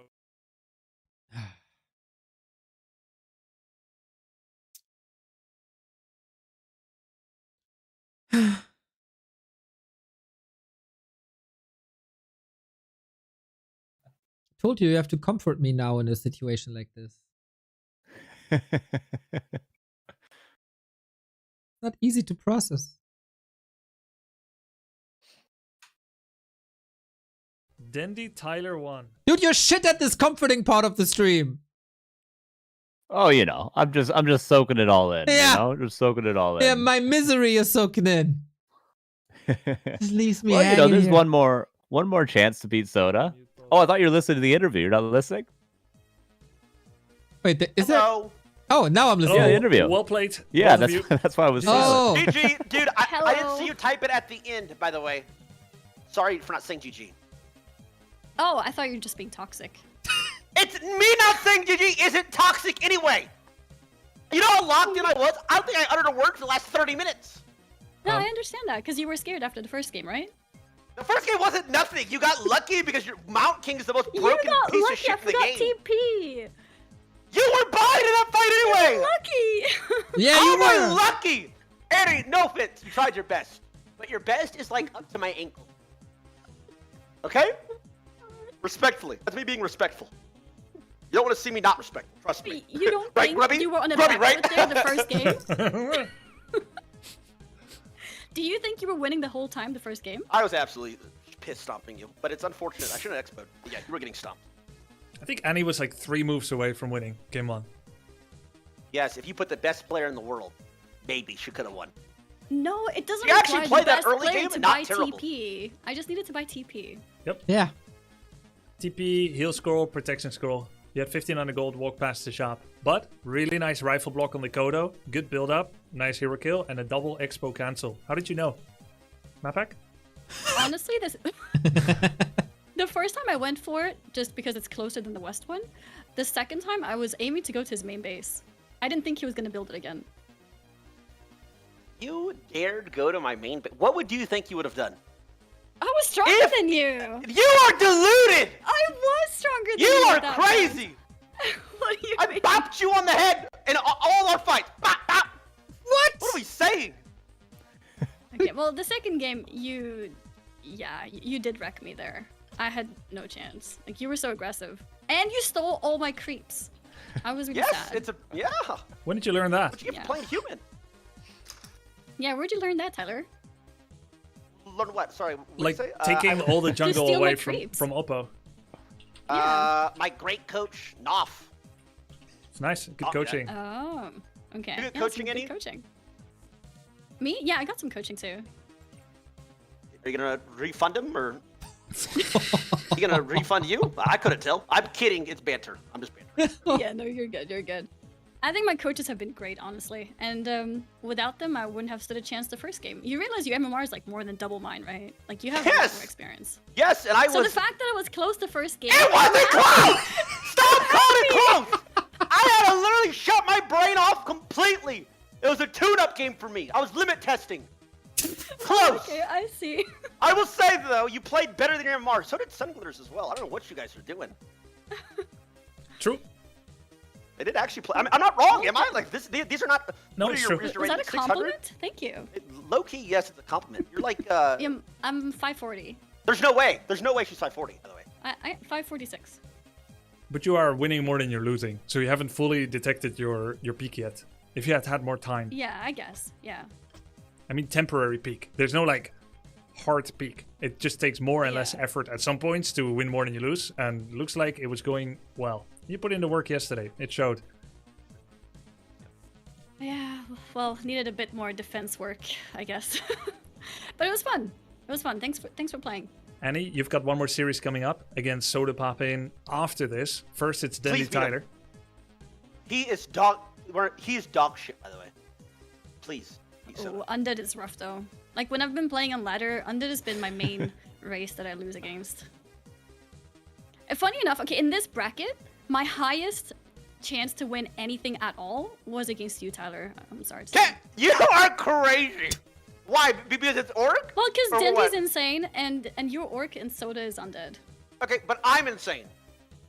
Well, I wasn't sure how insane you would be compared to Soda, right? So my chances looked more positive towards you. Yep. You've got me fucked up. You've got me all kinds of fucked up. I thought you'd agree. No, but Orc easy. Orc's a terrible class. It's a worse race in the entire game. There you go. So then you would agree Oh. that it's I the thought you easiest were for me. attacking me as a player, not my race. Oh no. Wouldn't As be a race, Tyler because about Undead that. is Sorry. harder. No, you gotta respect it. If He's it's- consistent. It Yeah, happens. no. Undead is harder for me. Like when I've played versus people, then Undead is harder. And you know, Tyler says that Orc sucks. We like worst race racism in the game, Warcraft and 3. It's a long Grubby doesn't tradition. disagree with him. Everyone's always complaining that the I other feel races validated. are OP, I feel validated. and some people complain that their own race is OP in a mirror matchup. I'm glad All you right. guys are fitting in so well. 3 matches at 11. Thank We have you, one Annie. from Tyler We'll see you versus soon. Dendi, which Tyler, is probably the can you do your highlight map of this vetos? group I've got the in lobby terms of actual maybe skill level. They're both pretty even, like 1,200 to 1,400. 200 MMR makes a big difference, but in today's tournament, I feel like everyone's rising to the occasion. Then we have Annie versus Soda. Could also be close with how Annie performed today. And then the content match everyone's waiting for, Tyler versus Soda. Ooh, this is gonna be so good, man. But I very much worry for Soda. He needs a big win against Annie where everything clicks, so he just gets a little bit of motivation back. Let's see how that goes. But man, of course he's talking shit. Of course he's unaware how far behind and how lucky he got in map 1. But nice banter, man. This guy, A+ banter. We missed 10 gifted subs by Hey Kings, good to Jason, catch a stream again. Much love, less than 3. You freaking legend. Donating sub after sub after sub after sub every single stream. Of course, we're here. Globe Trotsky is with us for 62 months. Glad that you are still with us as well. Glad that the interest in Warcraft is so high and people are still supporting us. Much love if you like what we do every single day, most times twice a day. Back to Warcraft.com for our schedule. Back to Warcraft.com/support for all the ways to support us. And we're setting up the next game when Dendi is going to take a shit on Tyler1. Most likely that's what's going to happen. Dendi is shown to be pretty damn good. And he's also got the very strong creep routes as well. So the level 3 Archmage that I mentioned Annie could do, Dendi could do even faster with his Footman Pole creep routes on certain maps. We'll see. Or Mountain King as well. I think Mountain King is very good. Only with a fast expansion. I don't think Mountain King 1 base is going to be good against Orc like an Expo is. But lots of options for Dendi. And will Tyler be prepared? He knew that Dendi was going to be his biggest challenger going into this. How much did he prep for this? Yeah, that's a good question. I saw a lot of practice versus Undead. So I feel like it was targeted practice against Soda. Not too much against Dendi. I feel like the entire group was like, okay, Dendi is going to smash me anyway. Let's focus on the other. I don't know if Soda did some targeted practice there as well. But I can only imagine he wants to beat Tyler badly as well. Like, why wouldn't you, Tyler? So, yeah, this might be the last one-sided affair, and then Dendi is won, and he'll be up against Guzu tomorrow. Or we see a crazy miracle, man. I mean, I'm always a fan of the underdogs. Tyler is the underdog. If that is what happens, I'm gonna celebrate it too, even if it's Tyler. Yeah, it's gonna be a hard fought match for him. Absolutely, Dendi seems very, very confident. He's probably even a little bit lower MMR than he might deserve. You could maybe see Dendi 1600. I think he needs a little bit more experience just with the game itself, understanding like he had never built tanks before, so things like that. But I don't think he'd have much trouble getting up to even higher peak with what we've seen today. If Tyler wins this series, we're never gonna hear the end of it. Yeah, for the greater good of Warcraft, if Tyler stays interested in Warcraft, it's good. It's helpful for the scene, so maybe someone should root for Tyler in a way. But it's not gonna be me. Yeah, I think if Tyler just makes it to playoffs, he'll be happy with the amount of work he's put in. I think it was obviously Ampi and Dendi were gonna probably make it, being the two strongest players. And then if Tyler can make it into that group, I think that's gonna be all the bragging rights he needs. But still, nothing is guaranteed yet. I think any player make it out of this group? No, Annie cannot, right? She's 0-2. Well, this is where round robins get confusing. Wait, if Annie beats Soda and Soda beats Tyler, then they're all 1-2, right? And then it's down to map score. Yeah, so far, the only 2-1 series was Sunglitters. Hell yeah, the legend Sunglitters, man. What a moment. In case you missed that, Sunglitters mass footman all in was gorgeous. It seems like vetoes are getting done. Tidehunters, I think, will be map number 1 for Tyler versus Dendi. Dendi has an interesting hat going on screen. What? What am I looking at? A Navi construction hat? What the fuck? Little pup, I'll tell you that much. I play a Sunglasses real on man's there for game. a second. I play a real man's game. I've seen you play. You look listen. fucking crusty and rusty as hell. Respectfully. Finally, What? it's Dota versus League of Legends. Finally. Yeah, I'm gonna show you who takes real talent. Yes. Let's do it. No. It's gonna be a real battle right here. Okay, guys, Let's nervous as shit. I can tell. Show your hands on stream. They're shaking 100%. Put your hands up. Cinema. Yeah, they're shaking. I saw her. Yeah. Let's go, baby. Always. I'm bored for this Akali, shit. Annie, Heimerdingers, always heroes. Finally. Time for real game. Oh, yeah. Okay. By the way, I'm like laid back eating pizza rolls, piss chilling, bro. You're locked in. You haven't blinked in 30 minutes, brother. Calm down, Dendi. Calm down. Just a game. Friendly fun. Okay. Yeah, my hands are a bit shaking, but I know. You'll see. Let's get the show on the road. Pick your race, or are you gonna play random to humiliate him? Oh, sorry. I was. Okay. Guys, ready? I'm gonna mute and deafen. All right. All right, hold on. Yeah, okay. Yeah, nice psychological approach, I think, by Tyler calling out, like, try-harding. Says, I'm laid back, I don't take this too seriously, yada, yada, yada. True. Lowering the expectations a little bit is good, but yeah, I didn't think about it. Dota versus LoL, there's a lot of honor on the line. Yeah. And, say what you will about Tyler, he is a very good League player. He was never a professional and never close to where Dendi was in Dota, but Tyler, top rank, I think he got rank 1 in some capacity in LoL. I'm not too informed on the game itself, but definitely both high-level MOBA players. Yeah, I think the thing that Tyler accomplished was to reach the highest rank with all 5 positions. Ah, yes. Which, pretty impressive. I mean, hell yeah. I certainly wouldn't be able to do that.